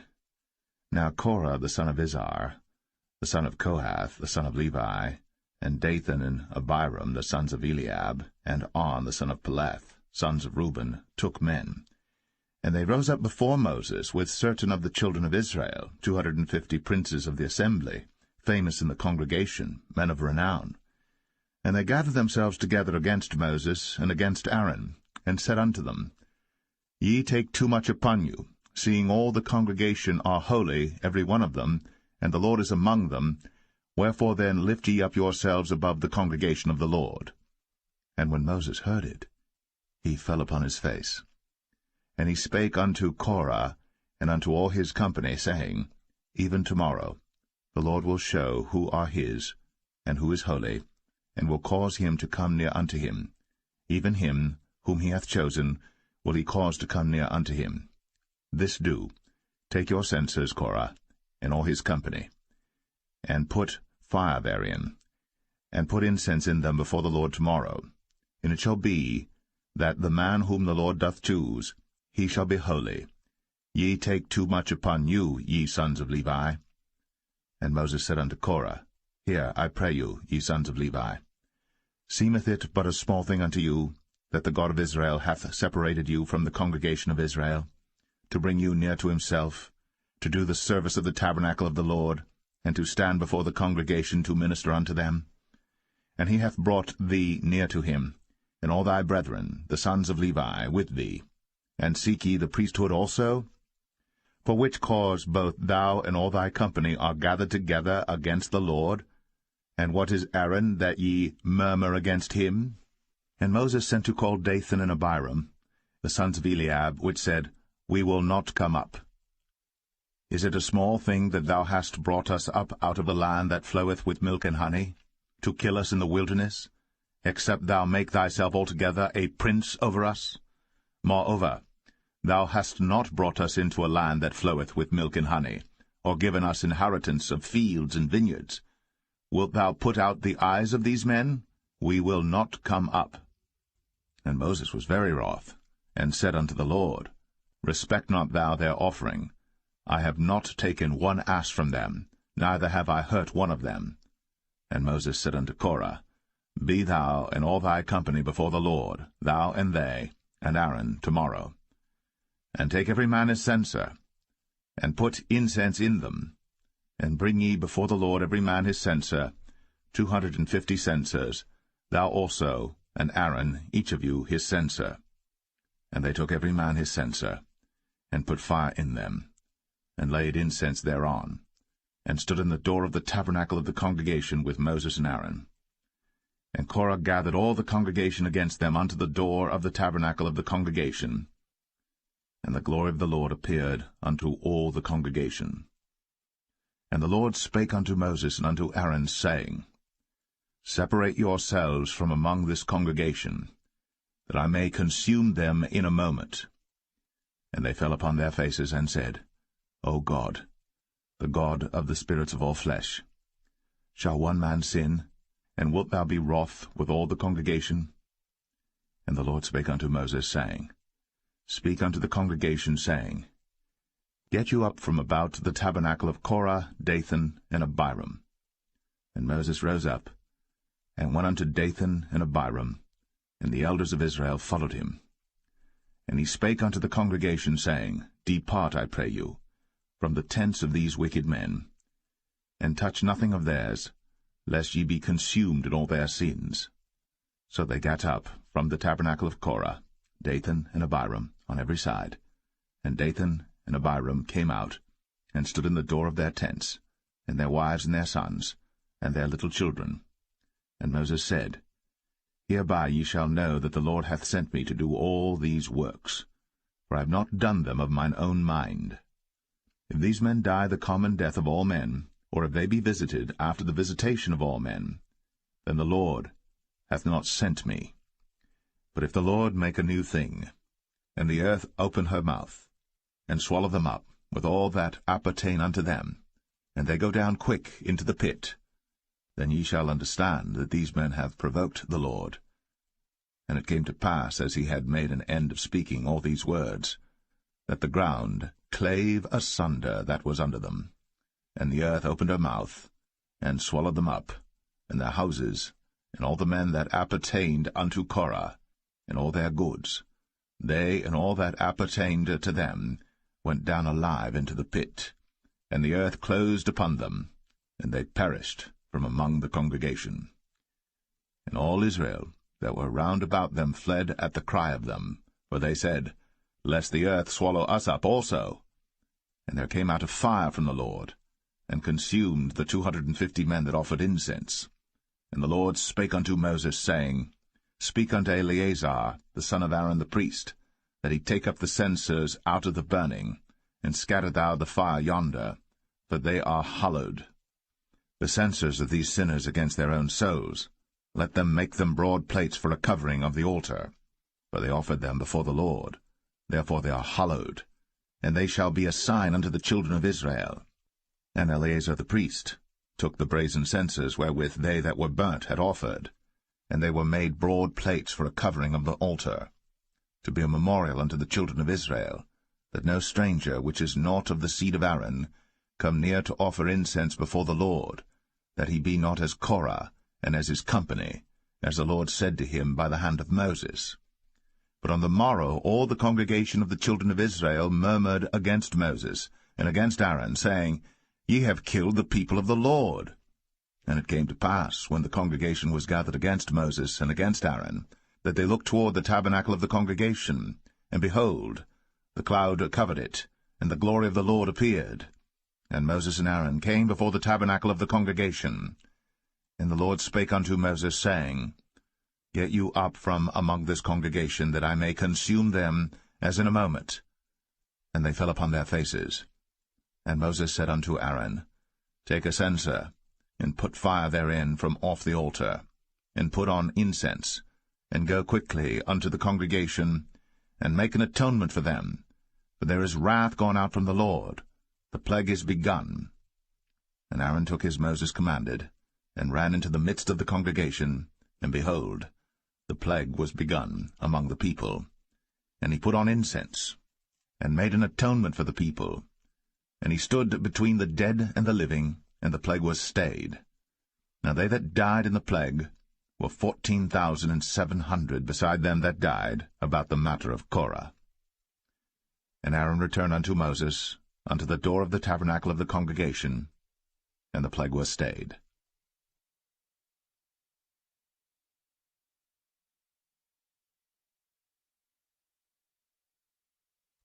Number 17. And the Lord spake unto Moses, saying, Speak unto the children of Israel, and take of every one of them a rod according to the house of their fathers, of all their princes according to the house of their fathers 12 rods. Write thou every man's name upon his rod. And thou shalt write Aaron's name upon the rod of Levi. For 1 rod shall be for the head of the house of their fathers. And thou shalt lay them up in the tabernacle of the congregation before the testimony, where I will meet with you.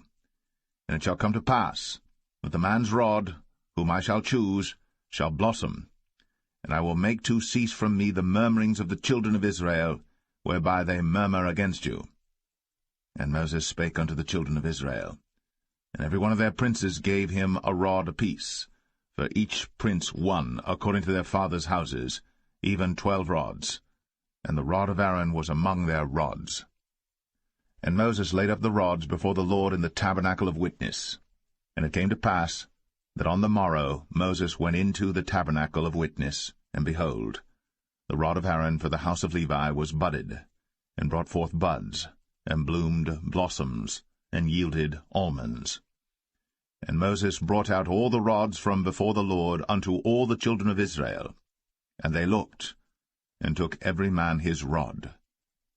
And the Lord said unto Moses, Bring Aaron's rod again before the testimony to be kept for a token against the rebels. And thou shalt quite take away their murmurings from me, that they die not. And Moses did so. As the Lord commanded him, so did he. And the children of Israel spake unto Moses, saying, Behold, we die, we perish, we all perish. Whosoever cometh anything near unto the tabernacle of the Lord shall die. Shall we be consumed with dying?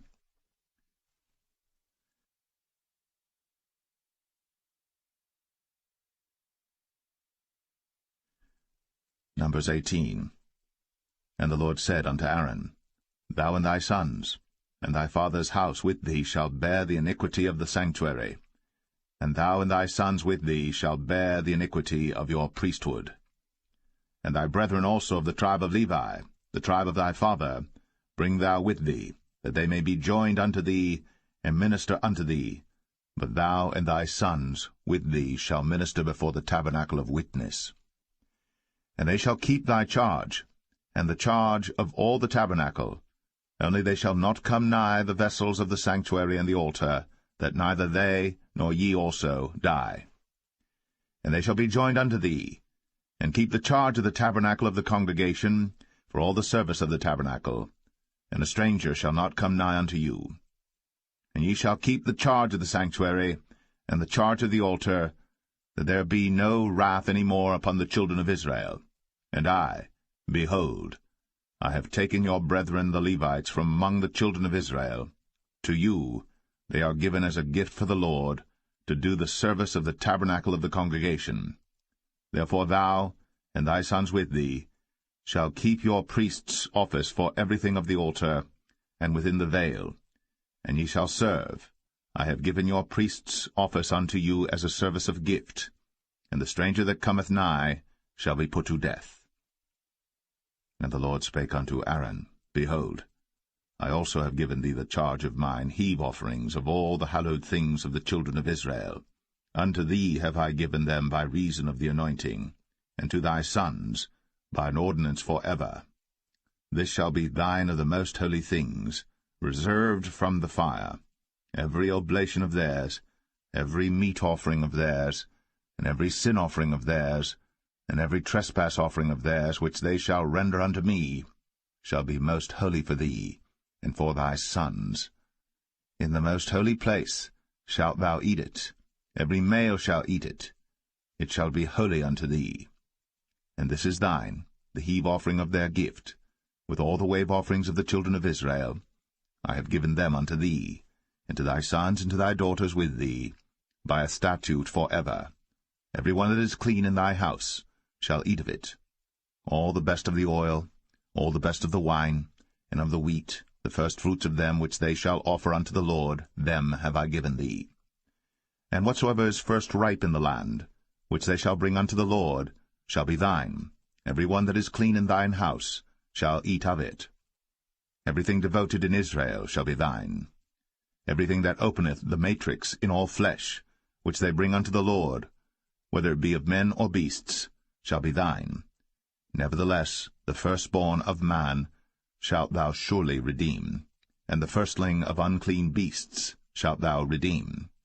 And those that are to be redeemed from a month old shalt thou redeem, according to thine estimation, for the money of 5 shekels, after the shekel of the sanctuary, which is 20 gerahs.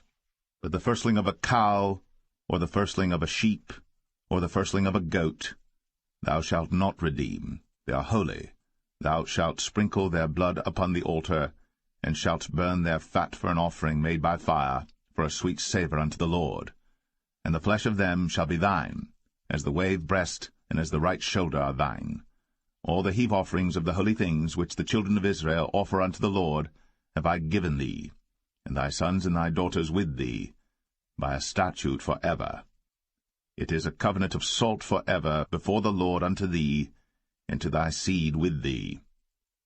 And the Lord spake unto Aaron, Thou shalt have no inheritance in their land. neither shalt thou have any part among them. I am thy part, and thine inheritance among the children of Israel. And behold, I have given the children of Levi all the tenth in Israel for an inheritance, for their service which they serve, even the service of the tabernacle of the congregation. Neither must the children of Israel henceforth come nigh the tabernacle of the congregation, lest they bear sin and die.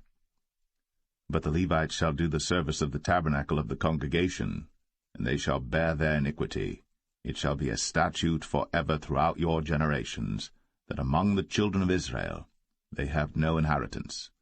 But the tithes of the children of Israel, which they offer as an heave offering unto the Lord, I have given to the Levites to inherit. Therefore I have said unto them, Among the children of Israel they shall have no inheritance.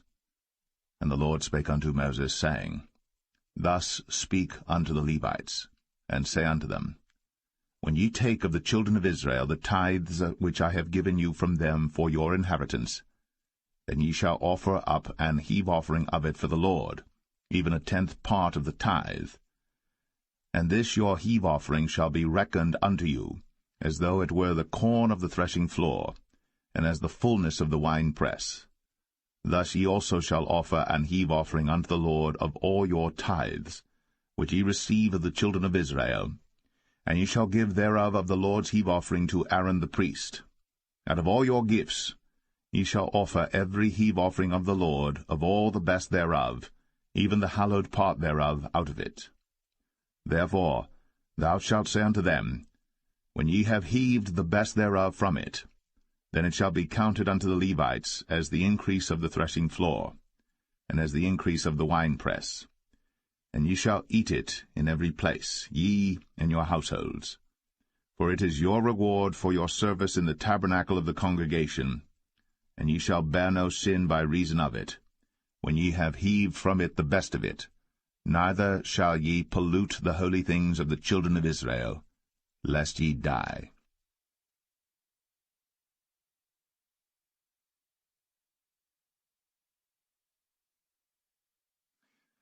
Numbers 19.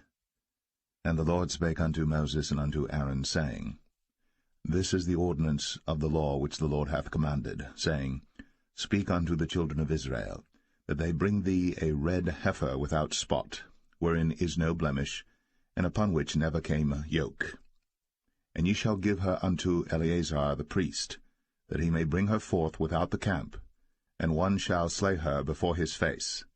And Eleazar the priest shall take of her blood with his finger, and sprinkle of her blood directly before the tabernacle of the congregation 7 times. And one shall burn the heifer in his sight, her skin and her flesh, and her blood, with her dung shall he burn. And the priest shall take cedar wood and hyssop, and scarlet, and cast it into the midst of the burning of the heifer. Then the priest shall wash his clothes, and he shall bathe his flesh in water, and afterward he shall come into the camp, and the priest shall be unclean until the even. And he that burneth her shall wash his clothes in water, and bathe his flesh in water, and shall be unclean until the even. And the man that is clean shall gather up the ashes of the heifer, and lay them up without the camp in a clean place. And it shall be kept for the congregation of the children of Israel for a water of separation. It is a purification for sin. And he that gathereth the ashes of the heifer shall wash his clothes, and be unclean until the even. And it shall be unto the children of Israel, and unto the stranger that sojourneth among them, for a statute for ever. He that toucheth the dead body of any man shall be unclean 7 days. He shall purify himself with it on the 3rd day, and on the 7th day he shall be clean.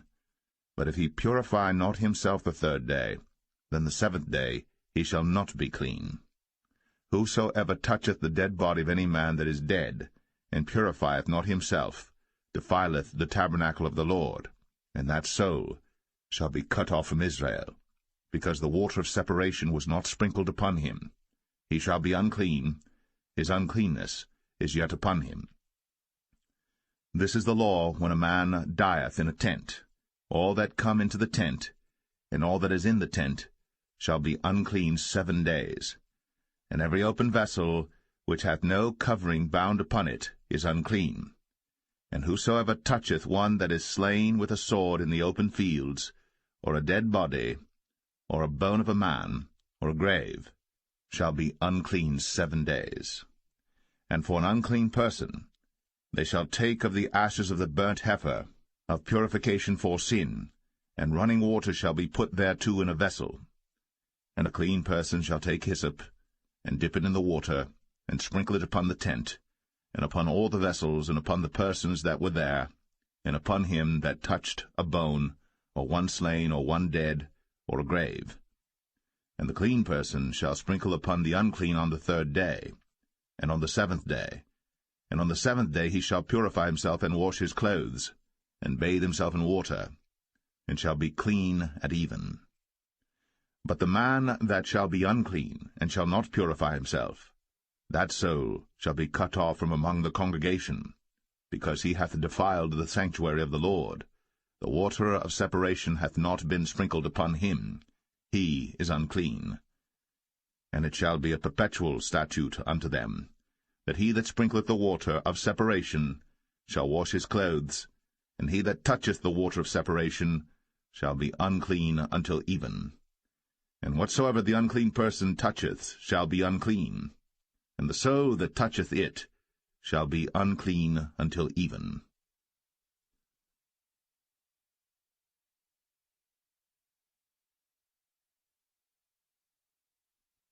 Numbers 20. Then came the children of Israel, even the whole congregation, into the desert of Zin, in the 1st month, and the people abode in Kadesh. And Miriam died there, and was buried there. And there was no water for the congregation, and they gathered themselves together against Moses and against Aaron. And the people chode with Moses, and spake, saying, Would God that we had died when our brethren died before the Lord! And why have ye brought up the congregation of the Lord into this wilderness, that we and our cattle should die there? And wherefore have ye made us to come up out of Egypt, to bring us in unto this evil place? It is no place of seed, or of figs, or of vines, or of pomegranates, neither is there any water to drink. Then Moses and Aaron went from the presence of the assembly unto the door of the tabernacle of the congregation, and they fell upon their faces, and the glory of the Lord appeared unto them. And the Lord spake unto Moses, saying, Take the rod, and gather thou the assembly together, thou and Aaron thy brother, and speak ye unto the rock before their eyes, and it shall give forth his water. And thou shalt bring forth to them water out of the rock, so thou shalt give the congregation and their beasts drink. And Moses took the rod from before the Lord, as he commanded him. And Moses and Aaron gathered the congregation together before the rock, and he said unto them, Hear now, ye rebels, must we fetch you water out of this rock? And Moses lifted up his hand, and with his rod he smote the rock twice, and the water came out abundantly, and the congregation drank, and their beasts also. And the Lord spake unto Moses and Aaron, Because ye believed me not, to sanctify me in the eyes of the children of Israel, therefore ye shall not bring this congregation into the land which I have given them. This is the water of Meribah, because the children of Israel strove with the Lord, and he was sanctified in them. And Moses sent messengers from Kadesh unto the king of Edom.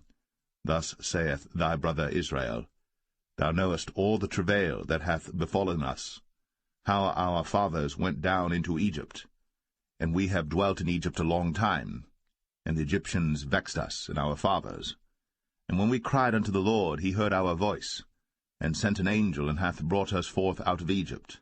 And behold, we are in Kadesh, a city in the uttermost of thy border. Let us pass, I pray thee, through thy country. We will not pass through the fields, or through the vineyards, neither will we drink of the water of the wells.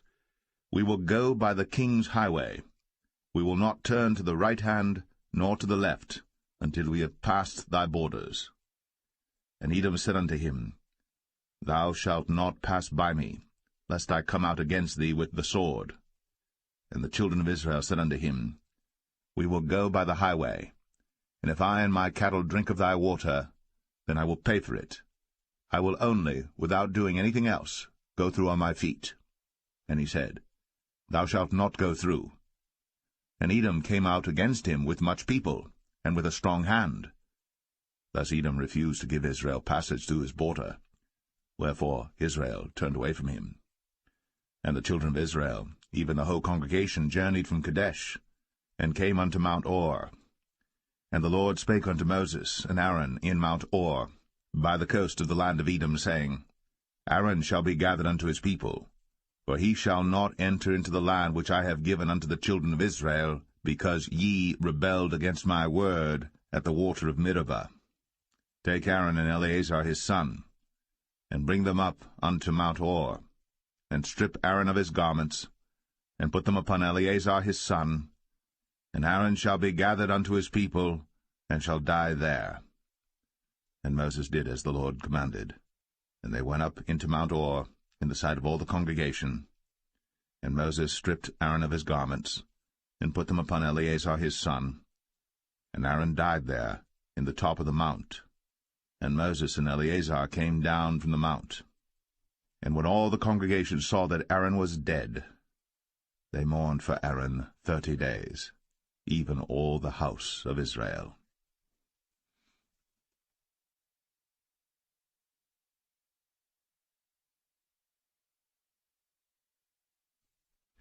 Numbers 21. And when King Arad, the Canaanite, which dwelt in the south, heard tell that Israel came by the way of the spies, then he fought against Israel, and took some of them prisoners. And Israel vowed a vow unto the Lord, and said, If thou wilt indeed deliver this people into my hand, then I will utterly destroy their cities. And the Lord hearkened to the voice of Israel, and delivered up the Canaanites, and they utterly destroyed them in their cities. And he called the name of the place Ormah. And they journeyed from Mount Or by the way of the Red Sea to compass the land of Edom. And the soul of the people was much discouraged because of the way. And the people spake against God, and against Moses. Wherefore have ye brought us up out of Egypt to die in the wilderness?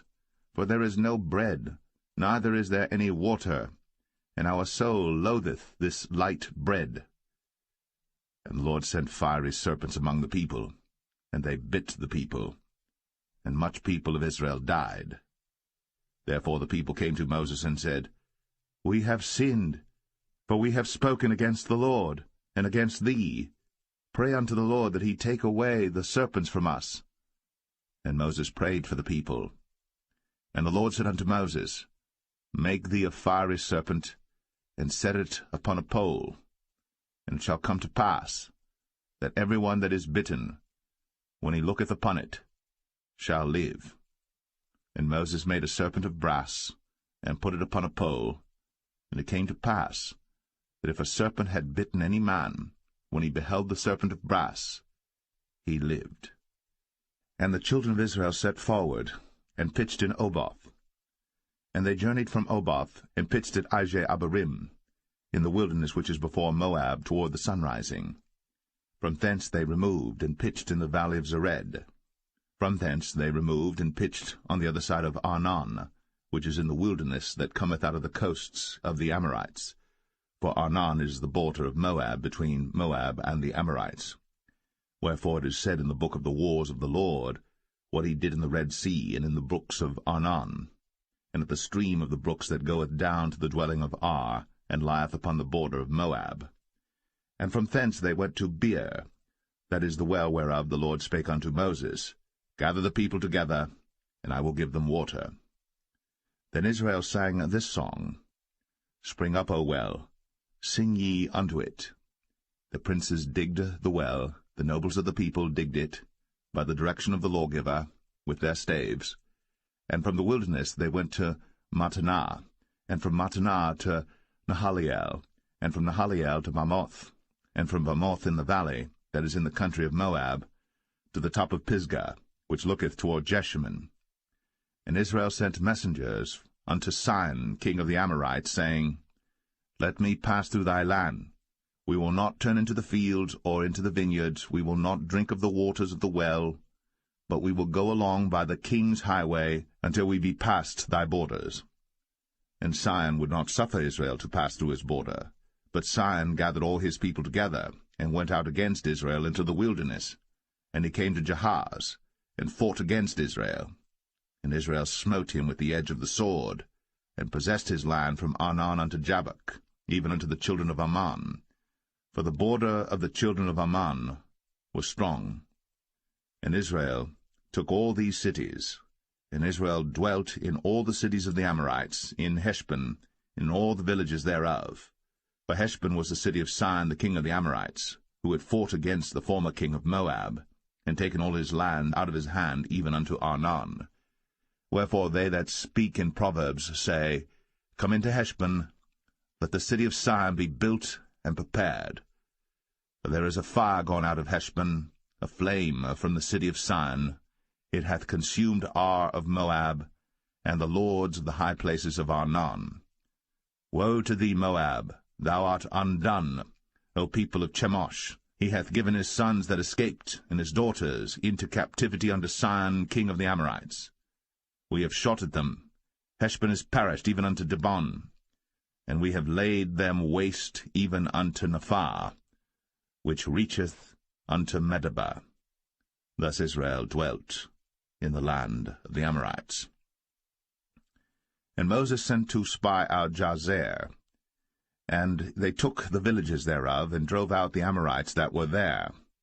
And they turned, and went up by the way of Bashan, and Og the king of Bashan went out against them, he and all his people, to the battle at Edrei. And the Lord said unto Moses, Fear him not, for I have delivered him into thy hand, and all his people and his land. And thou shalt do to him as thou didst unto Sihon king of the Amorites, which dwelt at Heshbon. So they smote him, and his sons, and all his people, until there was none left him alive, and they possessed his land.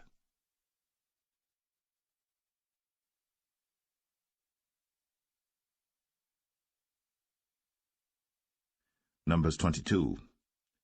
And the children of Israel set forward, and pitched in the plains of Moab, on this side Jordan, by Jericho. And Balak the son of Zippor saw all that Israel had done to the Amorites. And Moab was sore afraid of the people, because they were many. And Moab was distressed because of the children of Israel. And Moab said unto the elders of Midian, Now shall this company lick up all that are round about us, as the ox licketh up the grass of the field.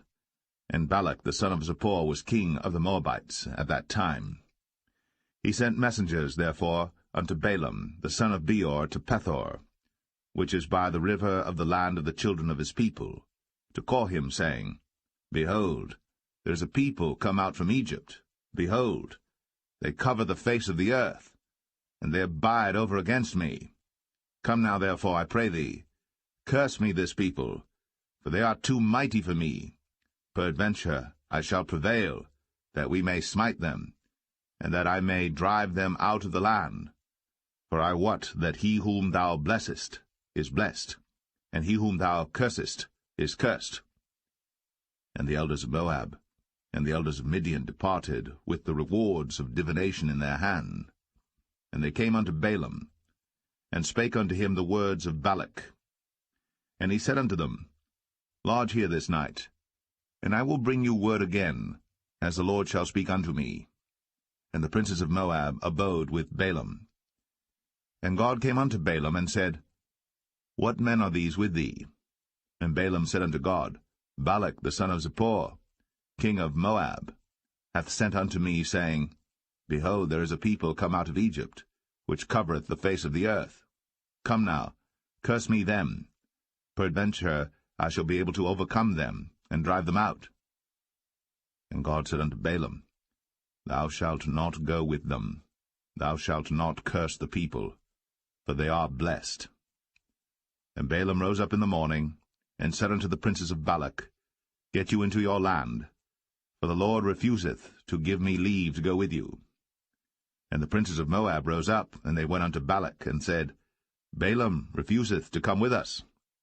And Balak sent yet again princes, more and more honorable than they. And they came to Balaam, and said to him, Thus saith Balak the son of Zippor, Let nothing, I pray thee, hinder thee from coming unto me. For I will promote thee unto very great honour, and I will do whatsoever thou sayest unto me. Come therefore, I pray thee, curse me this people. And Balaam answered and said unto the servants of Balak, If Balak would give me his house full of silver and gold, I cannot go beyond the word of the Lord my God, to do less or more. Now therefore I pray you, tarry ye also here this night, that I may know what the Lord will say unto me more. And God came unto Balaam at night, and said unto him, If the men come to call thee, rise up and go with them. But yet the word which I shall say unto thee, that shalt thou do. And Balaam rose up in the morning, and saddled his ass, and went with the princes of Moab. And God's anger was kindled because he went. And the angel of the Lord stood in the way for an adversary against him. Now he was riding upon his ass, and his 2 servants were with him. And the ass saw the angel of the Lord standing in the way, and his sword drawn in his hand. And the ass turned aside out of the way, and went into the field. And Balaam smote the ass, to turn her into the way. But the angel of the Lord stood in a path of the vineyards, a wall being on this side, and a wall on that side. And when the ass saw the angel of the Lord, she thrust herself unto the wall, and crushed Balaam's foot against the wall. And he smote her again. And the angel of the Lord went further, and stood in a narrow place, where was no way to turn either to the right hand or to the left. And when the ass saw the angel of the Lord, she fell down under Balaam, and Balaam's anger was kindled, and he smote the ass with a staff. And the Lord opened the mouth of the ass, and she said unto Balaam, What have I done unto thee, that thou hast smitten me these 3 times? And Balaam said unto the ass, Because thou hast mocked me. I would there were a sword in mine hand, for now would I kill thee. And the ass said unto Balaam, Am not I thine ass, upon which thou hast ridden ever since I was thine unto this day? Was I ever wont to do so unto thee? And he said, Nay. Then the Lord opened the eyes of Balaam, and he saw the angel of the Lord standing in the way, and his sword drawn in his hand. And he bowed down his head, and fell flat on his face. And the angel of the Lord said unto him, Wherefore hast thou smitten thine ass these 3 times? Behold, I went out to withstand thee, because thy way is perverse before me. And the ass saw me, and turned from me these 3 times. Unless she had turned from me, surely now also I had slain thee, and saved her alive. And Balaam said unto the angel of the Lord, I have sinned, for I knew not that thou stoodest in the way against me. Now therefore, if it displease thee, I will get me back again. And the angel of the Lord said unto Balaam, Go with the men, but only the word that I shall speak unto thee, that thou shalt speak. So Balaam went with the princes of Balak. And when Balak heard that Balaam was come, he went out to meet him unto a city of Moab, which is in the border of Arnon, which is in the utmost coast. And Balak said unto Balaam, Did I not earnestly send unto thee to call thee? Wherefore camest thou not unto me? Am I not able indeed to promote thee to honour? And Balaam said unto Balak, Lo, I am come unto thee. Have I now any power at all to say anything? The word that God putteth in my mouth, that shall I speak. And Balaam went with Balak, and they came unto Kirjath-Uzoth. And Balak offered oxen and sheep, and sent to Balaam, and to the princes that were with him. And it came to pass on the morrow that Balak took Balaam, and brought him up into the high places of Baal, that thence he might see the utmost part of the people.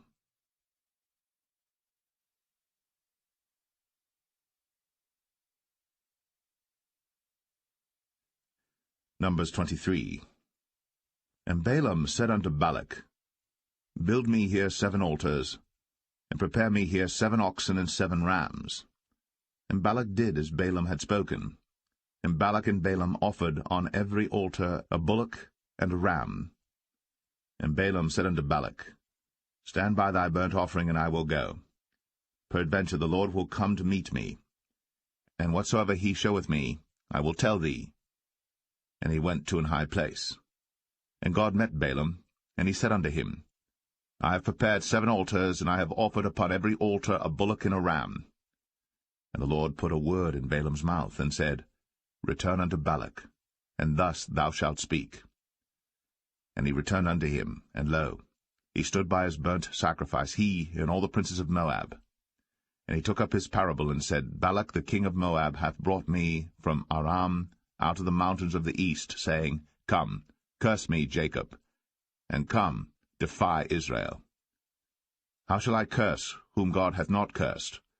Or how shall I defy whom the Lord hath not defied? For from the top of the rocks I see him, and from the hills I behold him. Lo, the people shall dwell alone, and shall not be reckoned among the nations. Who can count the dust of Jacob, and the number of the 4th part of Israel?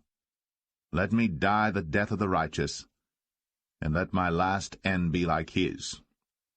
And Balak said unto Balaam, What hast thou done unto me? I took thee to curse mine enemies, and behold, thou hast blessed them altogether. And he answered and said, Must I not take heed to speak that which the Lord hath put in my mouth? And Balak said unto him, Come, I pray thee, with me unto another place, from whence thou mayest see them. Thou shalt see but the utmost part of them, and shalt not see them all. And curse me them from thence. And he brought him into the field of Zophim, to the top of Pisgah, and built 7 altars, and offered a bullock and a ram on every altar. And he said unto Balak, Stand here by thy burnt offering, while I meet the Lord yonder. And the Lord met Balaam, and put a word in his mouth, and said, Go again unto Balak, and say thus. And when he came to him, behold, he stood by his burnt offering, and the princes of Moab with him. And Balak said unto him, What hath the Lord spoken? And he took up his parable, and said, Rise up, Balak, and hear. Hearken unto me, thou son of Zippor. God is not a man, that he should lie, neither the Son of Man, that he should repent. Hath he said, and shall he not do it? Or hath he spoken, and shall he not make it good? Behold, I have received commandment to bless, and he hath blessed, and I cannot reverse it. He hath not beheld iniquity in Jacob, neither hath he seen perverseness in Israel. The Lord his God is with him, and the shout of a king is among them. God brought them out of Egypt. He hath, as it were, the strength of an unicorn. Surely there is no enchantment against Jacob, neither is there any divination against Israel. According to this time it shall be said of Jacob and of Israel, What hath God wrought? Behold, the people shall rise up as a great lion, and lift up himself as a young lion. He shall not lie down until he eat of the prey, and drink the blood of the slain. And Balak said unto Balaam, Neither curse them at all, nor bless them at all. But Balaam answered, and said unto Balak, Told not I thee, saying, All that the Lord speaketh, that I must do? And Balak said unto Balaam, Come, I pray thee, I will bring thee unto another place. Peradventure it will please God that thou mayest curse me them from thence. And Balak brought Balaam unto the top of Peor, that looketh toward Jeshimon. Then Balaam said unto Balak, Build me here 7 altars, and prepare me here 7 bullocks and 7 rams. And Balak did as Balaam had said, and offered a bullock and a ram on every altar.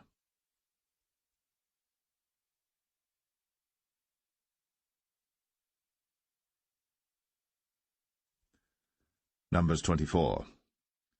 And when Balaam saw that it pleased the Lord to bless Israel, he went not, as at other times, to seek for enchantments, but he set his face toward the wilderness. And Balaam lifted up his eyes, and he saw Israel abiding in his tents according to their tribes. And the Spirit of God came upon him. And he took up his parable, and said, Balaam the son of Beor hath said, and the man whose eyes are open hath said. He hath said, which heard the words of God, which saw the vision of the Almighty, falling into a trance, but having his eyes open, How goodly are thy tents, O Jacob, and thy tabernacles, O Israel! As the valleys are they spread forth, as gardens by the river's side, as the trees of lign aloes which the Lord hath planted, and as cedar trees beside the waters. He shall pour the water out of his buckets, and his seed shall be in many waters, and his king shall be higher than Agag, and his kingdom shall be exalted. God brought him forth out of Egypt. He hath, as it were, the strength of an unicorn. He shall eat up the nations, his enemies, and shall break their bones and pierce them through with his arrows. He couched, he lay down as a lion, and as a great lion. Who shall stir him up? Blessed is he that blesseth thee, and cursed is he that curseth thee. And Balak's anger was kindled against Balaam. And he smote his hands together. And Balak said unto Balaam, I called thee to curse mine enemies, and behold, thou hast altogether blessed them these 3 times. Therefore now flee thou to thy place. I thought to promote thee unto great honour, but lo, the Lord hath kept thee back from honour. And Balaam said unto Balak, Spake I not also to thy messengers which thou sentest unto me, saying, If Balak would give me his house full of silver and gold, I cannot go beyond the commandment of the Lord, to do either good or bad of mine own mind. But what the Lord saith, that will I speak. And now behold, I go unto my people. Come therefore, and I will advertise thee what this people shall do to thy people in the latter days. And he took up his parable, and said, Balaam the son of Beor hath said, and the man whose eyes are open hath said, He hath said, which heard the words of God, and knew the knowledge of the Most High, which saw the vision of the Almighty, falling into a trance, but having his eyes open. I shall see him, but not now. I shall behold him, but not nigh. There shall come a star out of Jacob, and a scepter shall rise out of Israel, and shall smite the corners of Moab, and destroy all the children of Sheth. And Edom shall be a possession, Sire also shall be a possession for his enemies. And Israel shall do valiantly. Out of Jacob shall come he that shall have dominion, and shall destroy him that remaineth of the city. And when he looked on Amalek, he took up his parable, and said, Amalek was the first of the nations, but his latter end shall be that he perish for ever. And he looked on the Kenites, and took up his parable, and said, Strong is thy dwelling place, and thou puttest thy nest in a rock. Nevertheless, the Kenites shall be wasted, until Ashur shall carry thee away captive. And he took up his parable, and said, Alas, who shall live when God doeth this? And ships shall come from the coast of Chittim, and shall afflict Ashur, and shall afflict Eber, and he also shall perish for ever.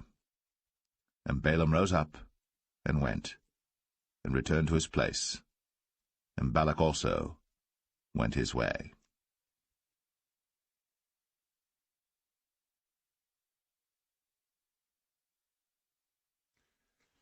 Numbers 25.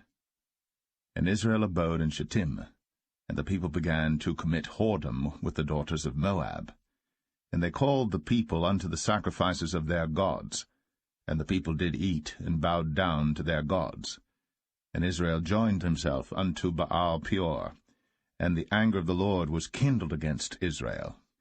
And the Lord said unto Moses, Take all the heads of the people, and hang them up before the Lord against the sun, that the fierce anger of the Lord may be turned away from Israel.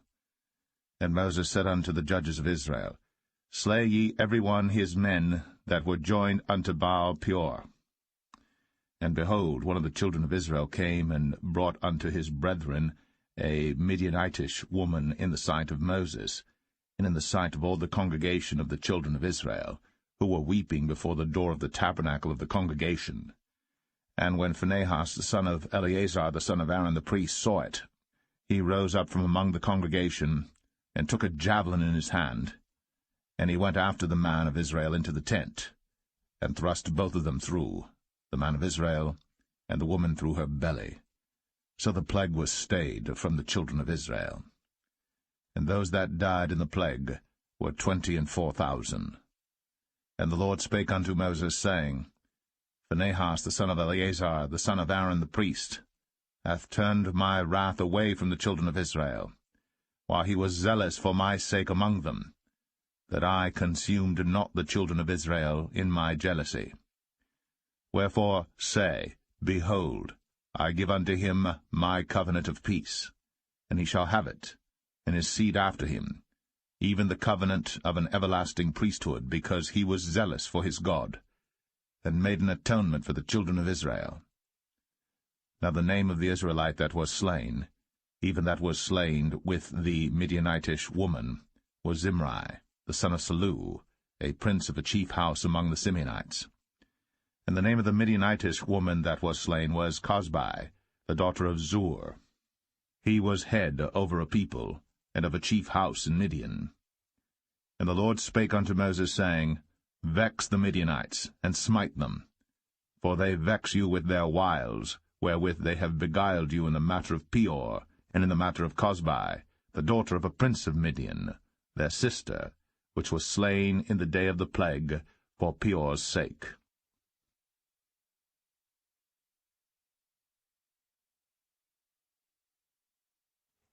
Numbers 26. And it came to pass after the plague, that the Lord spake unto Moses and unto Eleazar the son of Aaron the priest, saying, Take the sum of all the congregation of the children of Israel, from 20 years old and upward, throughout their father's house, all that are able to go to war in Israel. And Moses and Eleazar the priest spake with them in the plains of Moab by Jordan near Jericho, saying, Take the sum of the people from 20 years old and upward, as the Lord commanded Moses and the children of Israel, which went forth out of the land of Egypt. Reuben, the eldest son of Israel, the children of Reuben, Hanok, of whom cometh the family of the Hanokites, of Palu, the family of the Paluites, of Hezron, the family of the Hezronites, of Carmi, the family of the Carmites. These are the families of the Reubenites, and they that were numbered of them were 40,003,730. And the sons of Palu, Eliab, and the sons of Eliab, Nemuel, and Dathan, and Abiram. This is that Dathan and Abiram which were famous in the congregation, who strove against Moses and against Aaron in the company of Korah, when they strove against the Lord. And the earth opened her mouth, and swallowed them up together with Korah, when that company died, what time the fire devoured 250 men, and they became a sign.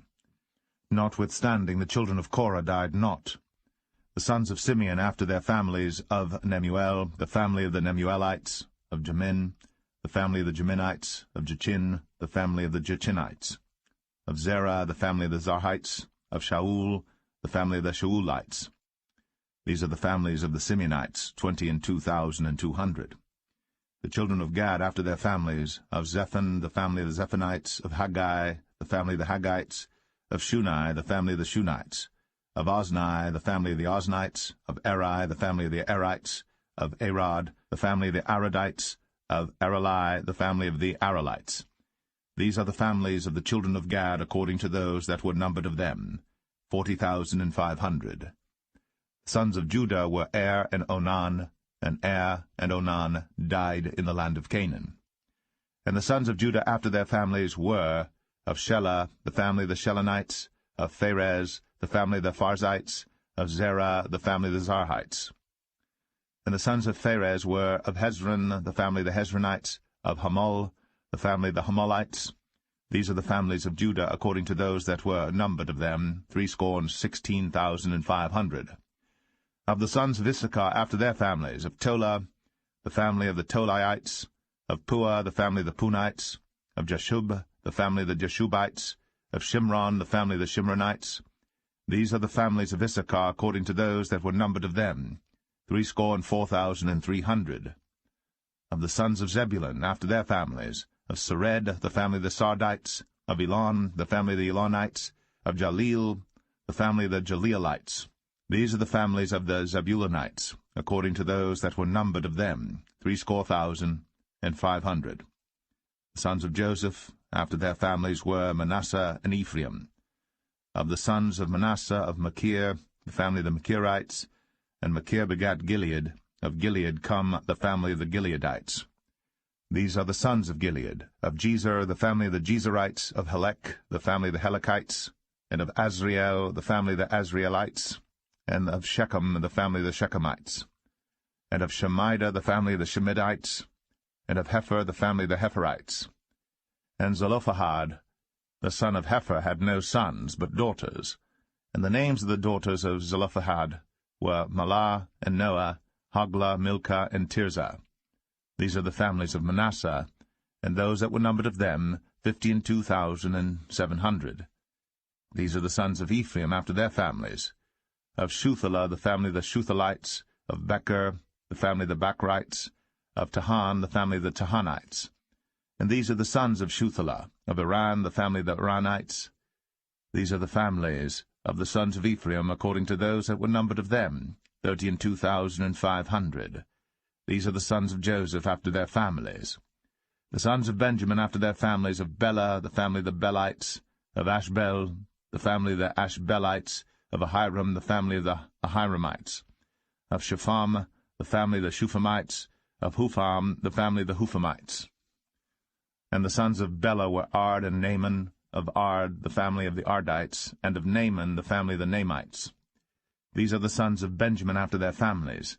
And they that were numbered of them were 45,600.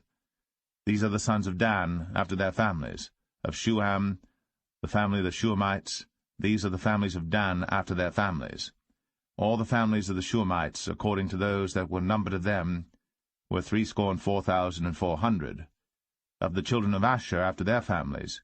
Of Jimnah, the family of the Jimnites. Of Jesui, the family of the Jesuites. Of Beriah, the family of the Berites. Of the sons of Beriah, of Heber, the family of the Heberites. Of Malchiel, the family of the Malchielites. And the name of the daughter of Asher was Sarah.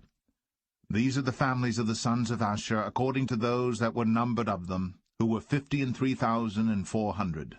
Of the sons of Naphtali after their families, of Jaziel, the family of the Jazielites. Of Gunai, the family of the Gunites.